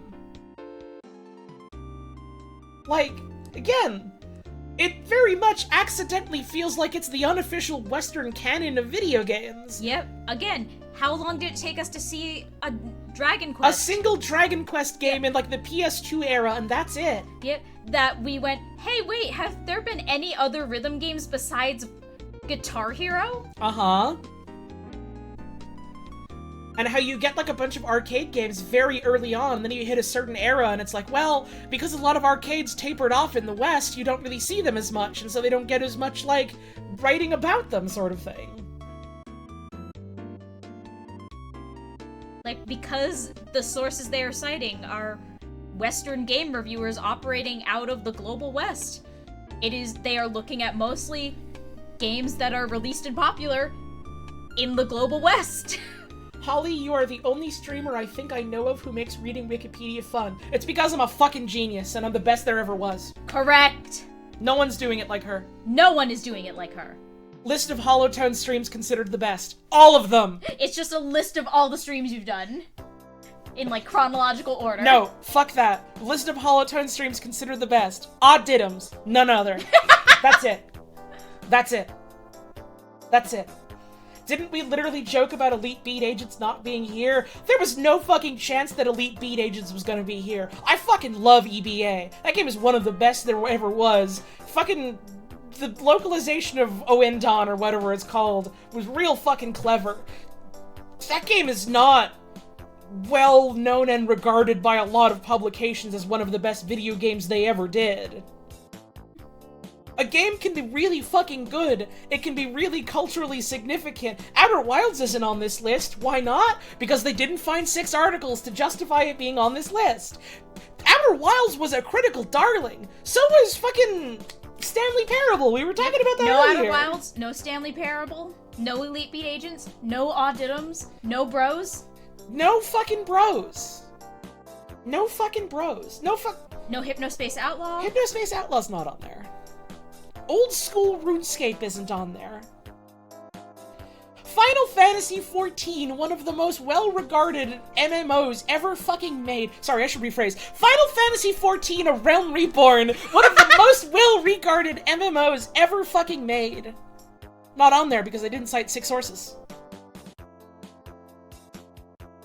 It's the criterion, it has to match it, and if it doesn't, no matter how glaring an absence it seems, it's not on there. A lot of publications, and a lot of writers, and a lot of journalists, and a lot of scholars, and analysts, and critics can really fucking love a video game and write so highly about how much that video game means and is important to the culture of video games and of art, etc., etc., etc. If they're not putting that shit on list of best games of all time, it's not gonna be here. It's not gonna be here. Again, it doesn't matter if it's a game of the year. That's not best game of all time. It doesn't matter if it's in a Game of the Year publication. Yeah, a Game of the Year publication is different from a Best Games of All Time publication.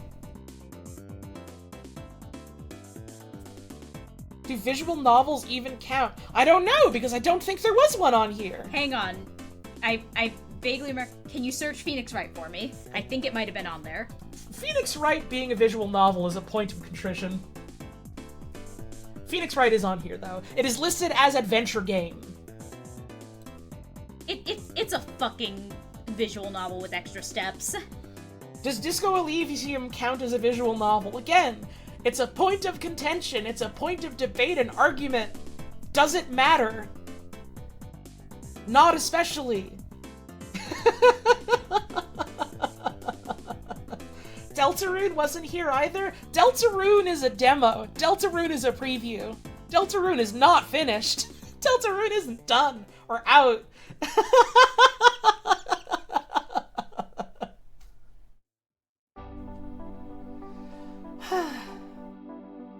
It's almost like this isn't an exact science. Right! It's interesting! They are trying to be objective about something they know is inherently subjective. That's why they're going, well, if multiple people say that, then we can put it on a list as things of multiple people saying that it is one of the best.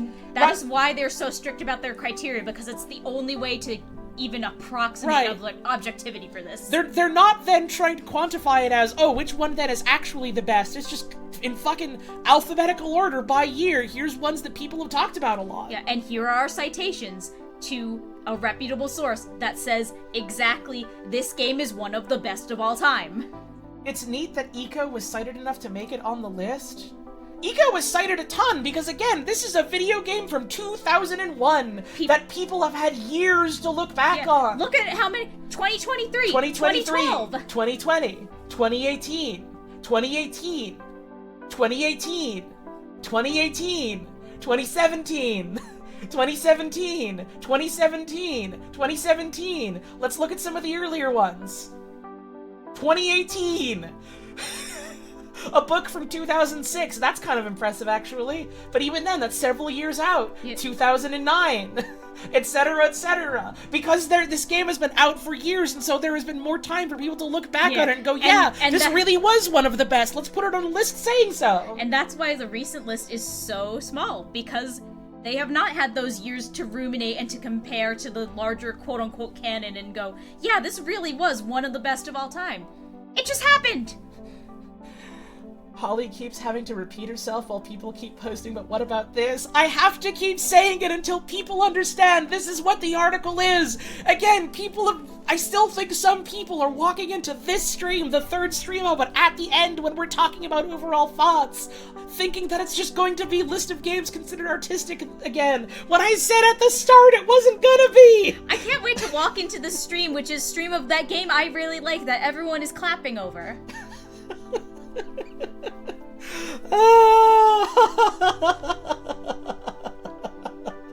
Morrowind is on there.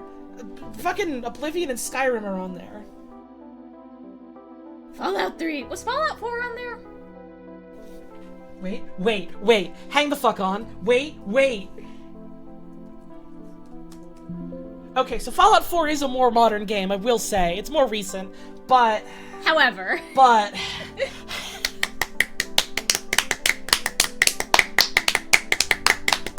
Yeah, buddy! Yeah, buddy! Yeah, buddy!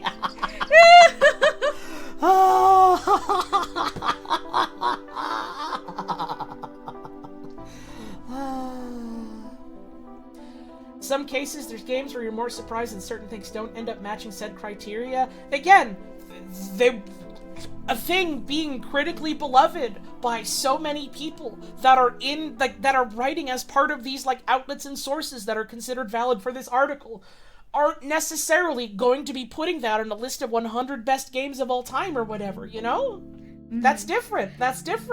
I'm more surprised by a lot of the conclusions. Like, Grim Fandango's on there, Phoenix Wright is on there. I love Phoenix Wright. if I was tasked with writing a best games of all time, I don't know if I'd put Ace Attorney on there. That's kind of a niche pick. Uh-huh. It again, it all depends on some degree to the people writing them. Yeah. Which is how talking about art works. Yep. It's an interesting look into that and discussion about that. Yeah, this is a really fun microcosm of like art and culture and criticality and commercialism and the industry and technology and Western fucking imperialism. Mm-hmm. There's a lot here. It's a really interesting microcosm of a lot of really complicated things that all come together to make this list exist as it does. Panzer Dragoon Saga is here, which I still find really surprising. Yeah, same.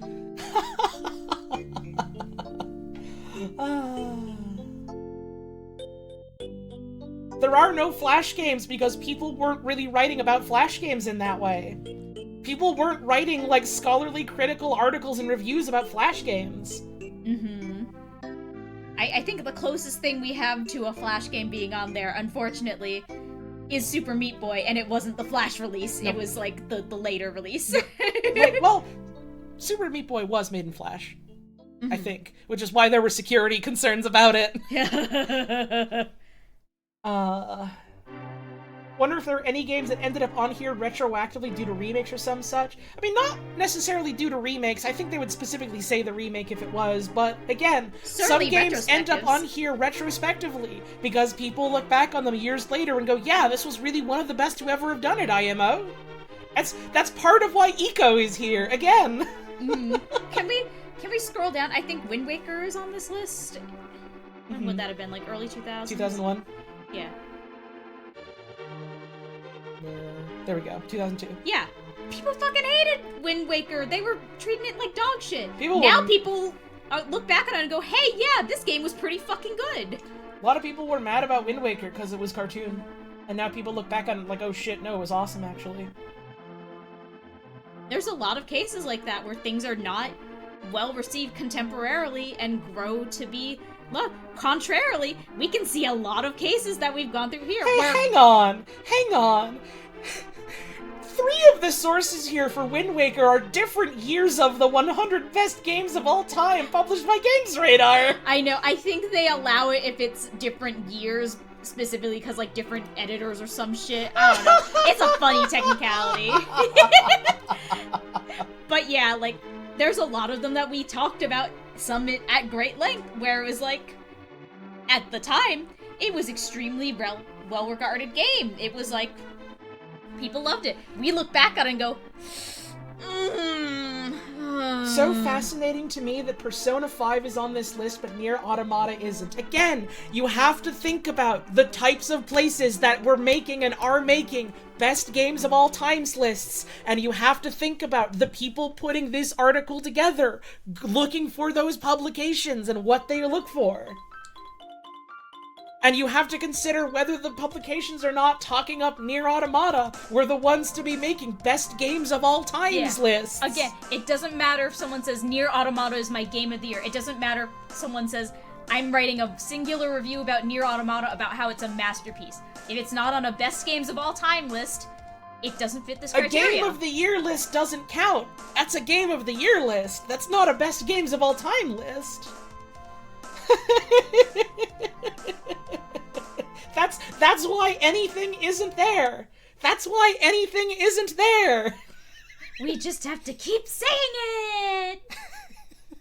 And, like, I know to some degree this is just people expressing surprise, like, damn, I would have thought this would be there. But again, I need to stress, you would have thought that would have been there, but now you have to think about why it's not there, which we've been talking about for the whole stream.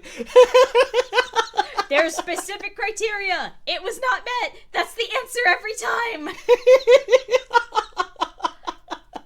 You think that's a wrong and bad opinion? Yes!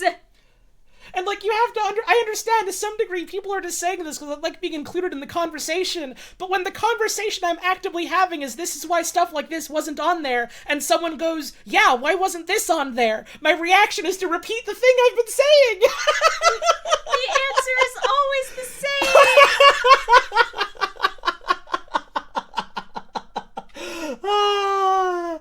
a discussion about public perception and how your own doesn't align. Right, because it's not about, like, general public perception. It's about perception from specific games publication outlets. Which is different from, like, general public perception. It's different from, like, Metacritic user review. Thinking about the limitations of the criteria is important and fun. Yeah, that's the entire point! That is literally the crux of this stream and why we wanted to do it and why we have spent so much time talking about it and mulling over it. It's interesting to go, hey, here's a list of something that's inherently subjective. We're trying to apply some level of objectivity to it to, like, display something or other and going, okay, why did they make that? How did they make that? What does it say? What doesn't it say? What inherently is it showing and not showing? What does the absence mean compared to the whole? It's interesting. It's interesting to talk about. I hope the fact that I'm getting excited and sounding vaguely, like, exasperated doesn't sound like I'm, like, mad at you guys. I'm just excited about talking about this.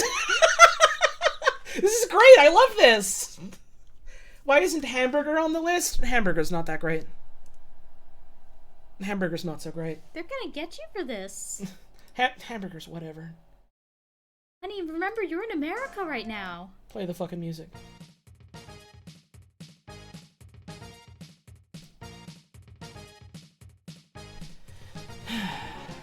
In 5 months, Xenogears will be on the list. That'll be the fucking day when people think Xenogears is one of the best games of all time. No fucking way.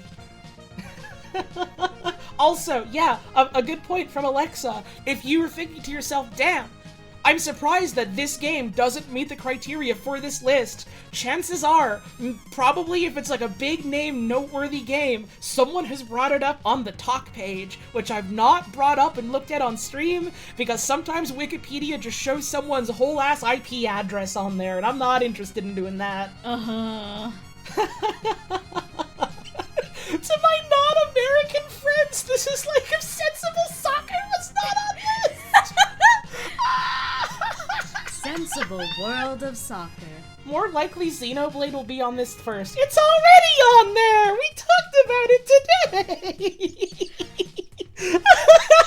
I need to emphasize for the chat really quick. I know we've been saying a lot of, you can go and watch the VOD, you can rewind this. This article still exists! You can see the title of it! You can go to en.wikipedia.org/wiki/list of video games considered the best and look at the list and search for your favorite game! Why isn't Bioshock... Okay, I'm just timing you out for that one. You were there. You saw it. You're banned. You're banned. No, no more facetious. Well, why wasn't this one that was on the list not on the list? No, we're done. YouTube skip. YouTube skip. YouTube skip. Nope. Straw that broke the camel's back. YouTube skip.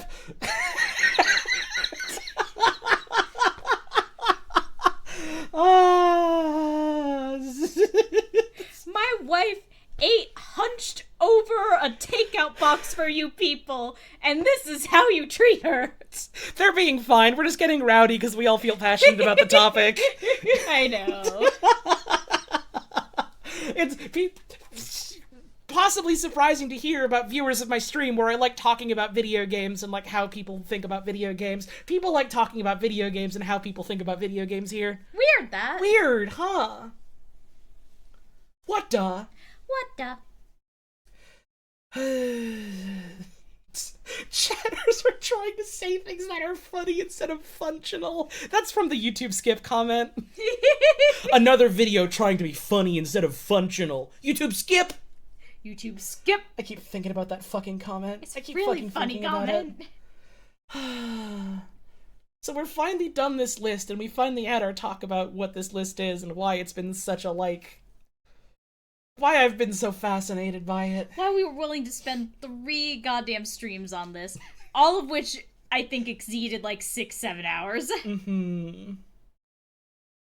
An interesting conversation to be had as well about games that are later considered lesser, but that would require multiple publications agreeing on it being worse than they thought. Again, like, there is something to be said about a game that does have some initial, like, really, like, beloved public reception, and then years later people turn on it and really don't actually like it anymore. But it's not interested in reconciling with people changing their opinions. It's interested in looking at what people have said is the best on a list of things that are the best.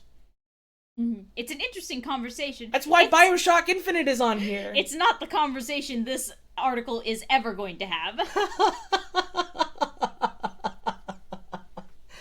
Everyone is like, wow, this was almost a 9-hour stream. I haven't streamed in a while. I wanted to say things. And we care a lot about this topic. It's a topic that I like talking about. That's why this took 3 fucking streams. I do like the idea of a list titled List of Games Formerly Considered the Best and Now We're Embarrassed.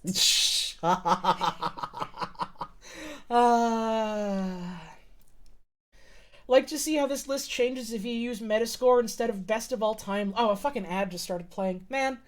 Well. Ugh. The music stopped. How have we been here an hour? Let's listen to Cats Run while we wait, I guess. Okay, Kiki, where are you? You gotta get going, girl. Start rolling. She went, what? Oh, Kiki. She heard her name and she didn't understand the rest. Oh, Kiki. You don't understand any, do you? You're just a little baby. Oh, funny baby. I'm sorry, did I wake you up, sweetie girl? Oh, she's in her basket. Mm-hmm. She's in her basket and she has a little paw on the rim and she's looking out because she woke up because she heard Mama say her name. Hi, baby. We love you, baby Kiki. We love you so much, Kiki. You can go back to bed. Yeah, yawning girl. Kiki. Good girl. Kiki useful. Breadbug useful. Kiki useful. It's okay. Breadbug useful. Breadbug useful. Breadbug useful. Breadbug useful. Breadbug useful. Breadbug useful. Breadbug useful. Breadbug useful. What if we just say breadbug useful for the next 2 minutes till the ad block ends? Breadbug useful. Breadbug useful. Breadbug useful. Breadbug useful. Breadbug useful. This is gonna be fucking miserable for anyone listening to the VOD. Sorry. Skip exactly 1 minute 39 seconds ahead. Breadbug useful. Breadbug useful. Breadbug useful. Breadbug useful. Breadbug useful. Breadbug useful. Breadbug useful. I gotta stop. Why? It hurts. It doesn't. But we do love Breadbug. Oh, Breadbug useful. We love you, Breadbug. We miss you. Breadbug useful. And the Uni Racers music is playing. Is this the game that Pixar sued over? What? Because unicycles. What?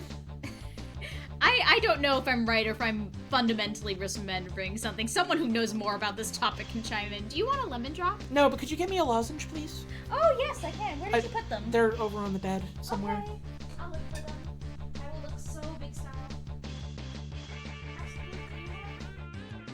Kiki's coming over to see you. Kiki gets so excited whenever mothers go on to bed because she thinks it means cuddle on bedtime. Kiki's getting picked up. She hates it. She's a good girl and she'll let me do it for a little bit. She seems okay about it right now. Oh, no, now she wants down. But she always, like, really wants to get down and then immediately goes, oh, my mother is here. I love her. Big happy tail and happy eyes. She hates being held, but she loves Mama. Looked at the talk page, and to give some important context, as of just last month, both Tears of the Kingdom and Baldur's Gate 3 just got a single entry for this criteria. Right. Again, for a lot of very recent games, there's not going to be a lot of lists of all time for these games because they just came out. Mm-hmm. People in chat are saying that this is a game that Pixar tried to sue Nintendo about. Yeah, because they had a little short that was about a unicycle that looked just like that, and now there is a unicycle that looks just like that, and a game is being sold. Sure. Sure. Okay, the ad block is over. What were we fucking talking about? Breadbug useful? No, before that. That's a good question. Chat, what were we talking about? You know my memory doesn't go back that far. I literally reiterated the thing you said earlier in the stream to the stream. I know. Oh, right, Metacritic score. Like, I don't know, maybe that could be fucking something for an article of, like, list of games with a Metacritic score above something or other, but, like... What does that accomplish, other than going, this is a game that a lot of people regarded well, I suppose? Mm-hmm. And I don't know if it's the type of thing you really want to have on something like Wikipedia, you know? It's an interesting metric to think about, but, like, is that something that would justify a Wikipedia article? Like, you could get the same experience by going to Metacritic and clicking, like, sort by score. Mm-hmm. And also, Metacritic scores change. Mm-hmm. And can change. Yeah, which I think is kind of the point that chatter's bringing up, that, like, it's interesting to see, like, what falls off the list, what suddenly comes on as people, like, reassess. And you can also just go on Metacritic and yeah. look at it. Yeah. Again, it's an interesting thing to think about. You can think about it while looking at Metacritic. You don't need a third party for this. Yeah. Yeah. List pages in general are on thin ice with Wikipedians. Yup, and that's part of why they're so fucking fascinating to me. Uh-huh. I can think of so many that have just, like, appeared and disappeared. Uh-huh. This is a list of notable sandwiches. Oh my fucking god. Hi, honey. Speaking of the Holly and Mike power duo. Oh. Man. So this was a pretty short little stream.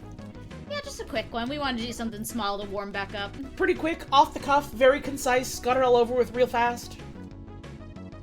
What do you mean it's been almost 9 hours? I did eat peanut butter. You ate peanut butter and you ate a chicken sandwich. I did eat chicken. I had 2 sandwiches today. Well, 2 kinds of sandwiches today. I had 3 sandwiches, because the chicken sandwich was 2 little sandwiches. That's true. 2 sliders. List of sandwiches considered the best by 6 reputable video game publications. Now we're talking. This stream was so long that Puzz left the building and returned. The therapy session was not a long one. It's like an hour? Yeah, and then I did leave again to get you food. And that was like less than 5 minutes. Mm-hmm. But it is funny when you put it that way. I don't know, it's interesting to think about games like that, and think about, like, the way people talk about games like that. Yeah. As like, someone with a vested interest in video games journalism and video games, like, literary critique and artistic critique and things like that, like, stuff like this is interesting to look at and think about. I hope y'all got something out of it too, and if you didn't, then I hope at the very least you thought it was entertaining somehow. And if you are still sad about, well, why isn't my favorite game on the list? We told you why! Please go cry to Wikipedia! It's not a value judgment if your favorite game isn't on there. My favorite games isn't on there. It doesn't mean they're bad. It means it doesn't fit the specific criteria to justify the Wikipedia list. It means it's not on best games of all times list, and that doesn't fucking matter. Again, it's all subjective! This is trying to objectify something subjective that they know is subjective by putting some criteria to it. And that's cool to think about. Cricket, I forgot you had the Elder Scrolls startup icon as one of your emotes. No, that's the Morrowind Moon and Star. I don't know which game is which. Well, Morrowind is the Moon and Star one. Okay. Because it's got Nerevar, Moon and Star in it. I'm learning so much about video games today. Are you? I learned a lot about Elden Ring. What'd you learn? I learned that it's an open world game, and you can jump in it. You sure fucking can, honey. Yay! You sure fucking can. Someone went to go see a movie and presumably finished seeing their movie during the stream. Yeah. That's really fucking funny. This stream lasted longer than several movies. This stream lasted longer than some video games I've played. 2 meals during this- Me too! Holly had 2 meals during this stream. I also had 2 meals! What's up? My man! You went to and came back from the dentist during the stream and had 2 meals.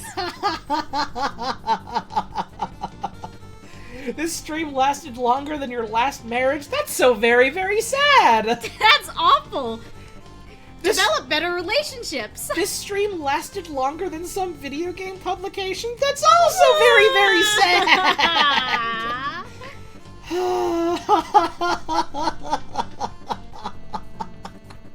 Dinner's oatmeal, by the way. We should make oatmeal soon. We should make oatmeal. I have a huge thing of oats in there. We could make oatmeal with oats. We can make fucking oatmeal. Why haven't we been making fucking oatmeal? Because we had yogurt.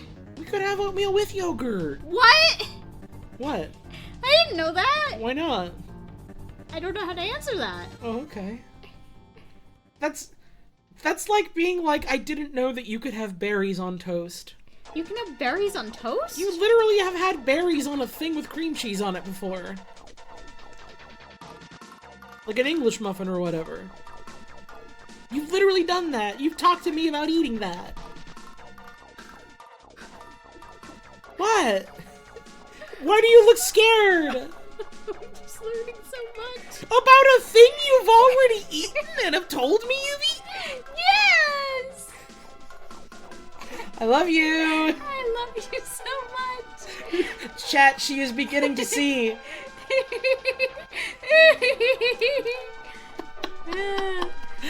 Push B. Huh? Push B. Oh, they can't see that, honey. I can see it. You sure can. It's playing a Super Mario Kart song, so it's showing the Super Mario Kart title screen and it says Push B on it. This game lasted for less than Xenoblade Chronicles 2 cutscenes video YouTube. What does that mean? That's a hell of a sentence. I'm tired. I'm having trouble grappling with that. What's the bot command that makes the bot say I gotta go? I don't think there is one. There's !butter for I have to make a deposit. That's different. This is Norm of the North, which only Adrian can do, I think. I mean, technically any VIP or above can do it, but Adrian's the only one that remembers it because I made it for him. Yoshi.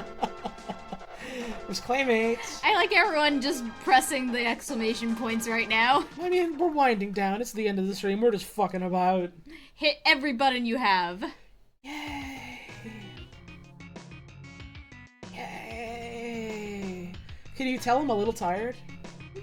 Honey, you need to have a good sleep tonight. Why? What's wrong? What's the matter? Hi. Hi. Mwah. Oh, I love you. Jinx. Pinch poke, you owe me a Coke. Has anyone else heard that before? That expression, pinch poke, you owe me a Coke. Because I said that to Puz as a joke yesterday and she's never heard of it. What do you all mean, yes?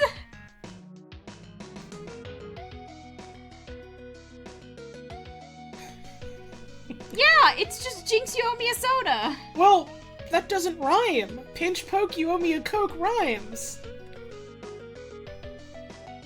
That's why. It's a rhyme. I've never heard it before. It's rhyme.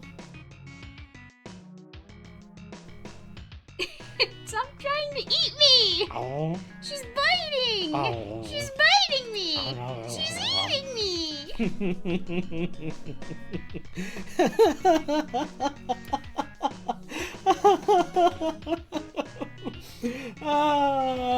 You missed the old Mario one? What? Exclamation point Mario? Exclamation point Luigi? Exclamation point Wario? That's not how you spell it. Exclamation point Wario? Exclamation point Waluigi? There is none for that. Exclamation point Giacomo? Exclamation point Oreste?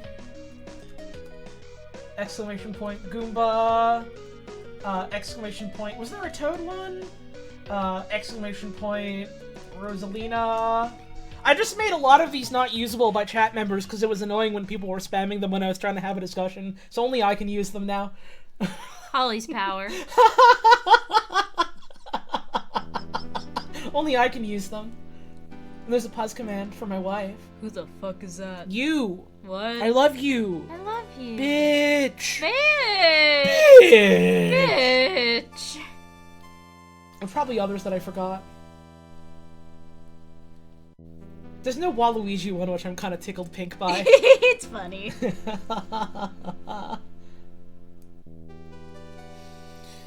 Was there any finishing thoughts we wanted to have about this? Talking about games is neat. Talking about games is fun. It's fun to think about art. Star Fox music is playing. Thanks for coming to my stream where my wife and I kind of flail around as amateurs talking about art. Well, you less so than me. You have a degree. Yeah, but not in this specifically. Still. I do have to play Bros soon. You do have to play Bros. Thank you for streaming for 9 straight hours. Jesus Christ, it has been 9 straight hours, huh? Yep. And 6 minutes. And a couple seconds. Do we have any fan art? Do we have any fan art? I wonder. I think I saw something. Do we have any fan art? We have fan art. We have some fan art. There's...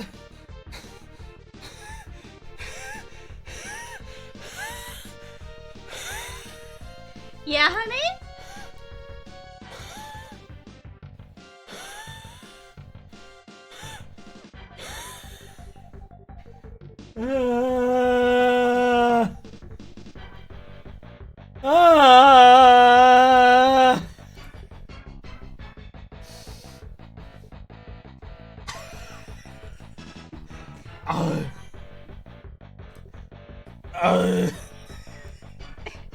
Well, thank you, Unofficially Jam, for this art. Oh. Oh. Love of my life, stars in my sky. Hi. Can you make the Angry Birds sound into the mic one last time for the people? Thank you. That hurt my throat a little. Oh, I'm sorry. It's okay. I'll get you another lozenge No, after I don't this. think I need. I just need water, honey. We need to Okay. refill the water thing. We have like a water filter in the fridge, and God bless us, we both keep forgetting to refill it when we need more. And I drink a lot of water. Which is good. You need that to You do. live. You do. There's other art too, by the way. There was this one posted yesterday, or not yesterday, the other day from the Splatoon stream that I did with Bugs and Frankie, and it was really cute, and I liked it. Yeah, thank you very much. I wish you had posted it in their Discord so they could have shown it off on their stream, but it is really cute, and I do like it a lot. Thank you very much. So now I get to share it here, and I get to put heart next to it. But you should post it in their Discord so they can clap their hands on stream about it. It's important. There's this one which is apparently an animatic. Or an animation. Fuck. Oh, my favorite browser. Fire fuck. Really good. That's fucking awesome. Thank you. Really good.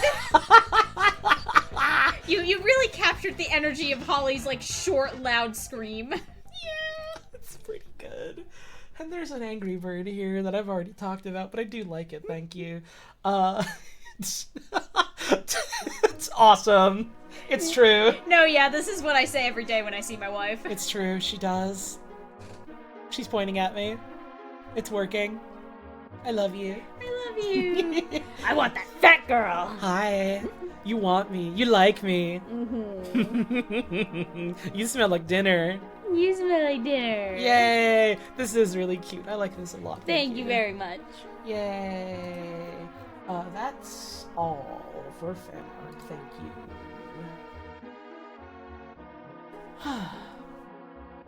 Well, that's a stream.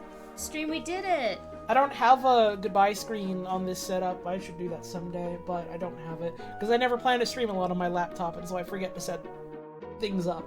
It's basically only when we're here. Yeah, I've got it set up to be good enough, so I was like, well, whatever. I hope people enjoyed the stream. I hope the audio and video quality was good enough for what it was. I hope you liked it. I hope you liked it.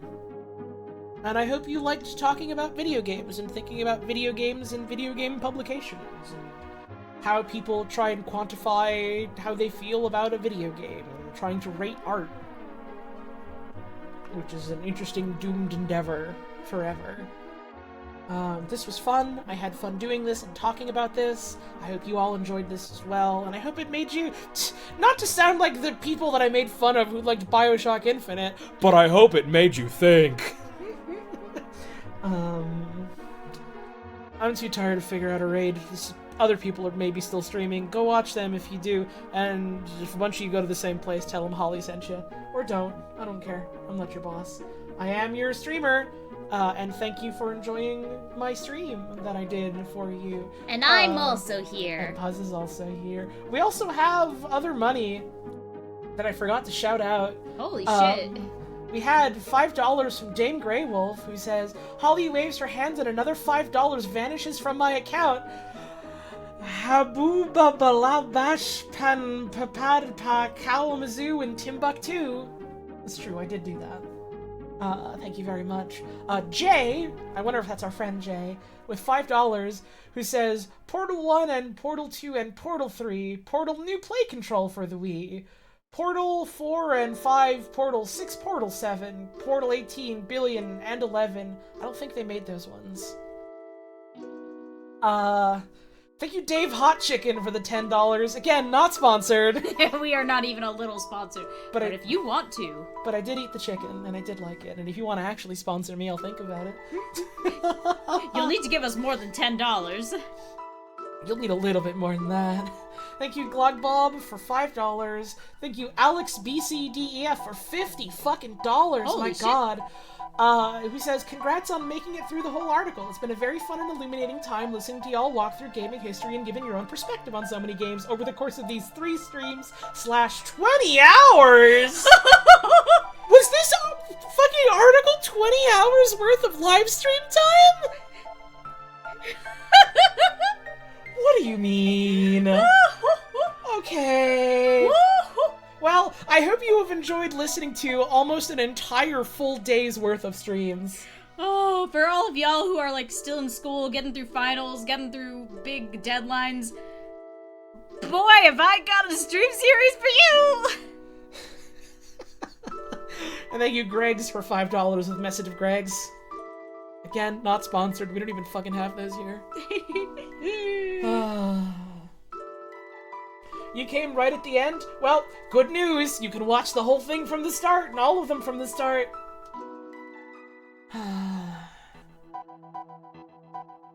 You wanna go to bed, honey? Not yet, but soon. Soon. It is like 10 o'clock only. How about I make you one more cup of tea or something? I'd really like that. Alright, all y'all get out of here. I'm gonna make my wife some tea and she's gonna rest her voice. Thank you for all of the subs as well that I didn't read and probably won't get to read just because I'm getting very tired, but we had a bunch.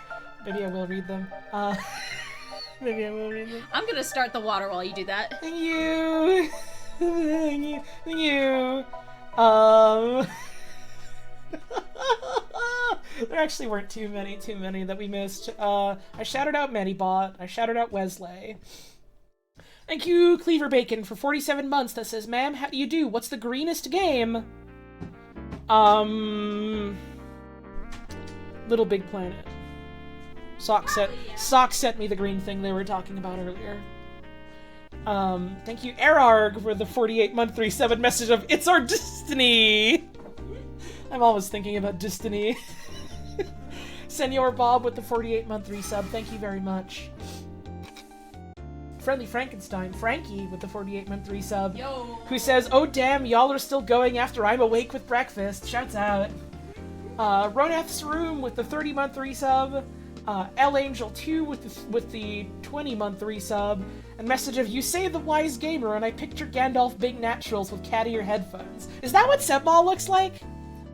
Sebmall, are you still here? Is that what you look like? Can you confirm? I want to believe.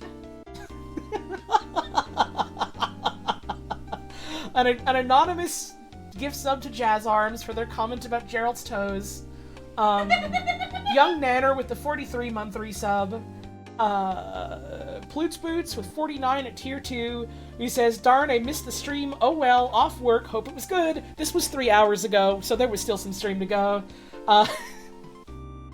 Kiersey the Frost Witch with 25 months, who was shouting out the Eco and Shadow of the Colossus collection that we got you. who's yeah. you should play it. You should experience them for want this to. for this chat member that subscribed to me, and you should stream it so I can be there for it. Smile. I want to. I gotta get a new capture card. If anyone has recommendations for USB capture cards, send it to my Tumblr or some shit. Hit her up. Let her know. Voyager Witch at tier 2 at 46 months. The message was home stretch, let's go. That was 2 hours ago. 2+ hours ago. Fear Ranger at 17 months. The later years, so many games, singular. Arsenic Kneecaps, that's an old name, I recognize that one. Shouts out with the 16-month resub, much appreciated. Cricket Guts with 11 months, thank you very much. Hey, I know that guy. Yeah, it was very funny talking to my wife and being like, wait, you know Cricket Guts, right? That's one of your friends, right? Because I saw Pochi posting about them in another server making fun of Gur not knowing who Pitbull was. Dale. Worldwide. Mr. Worldwide. What kind of tea you want, honey? Whoa, sleepy. Can you put it in the little metal ball so it's easier to clean up? Sure. Thank you. I love you. I love you. Banksy Home Depot with the 5-month resub and a Pikachu picture. Metal Luna with the brand new sub, thank you very much. And Bird Limes with the 43-month resub. Which game is the best, though?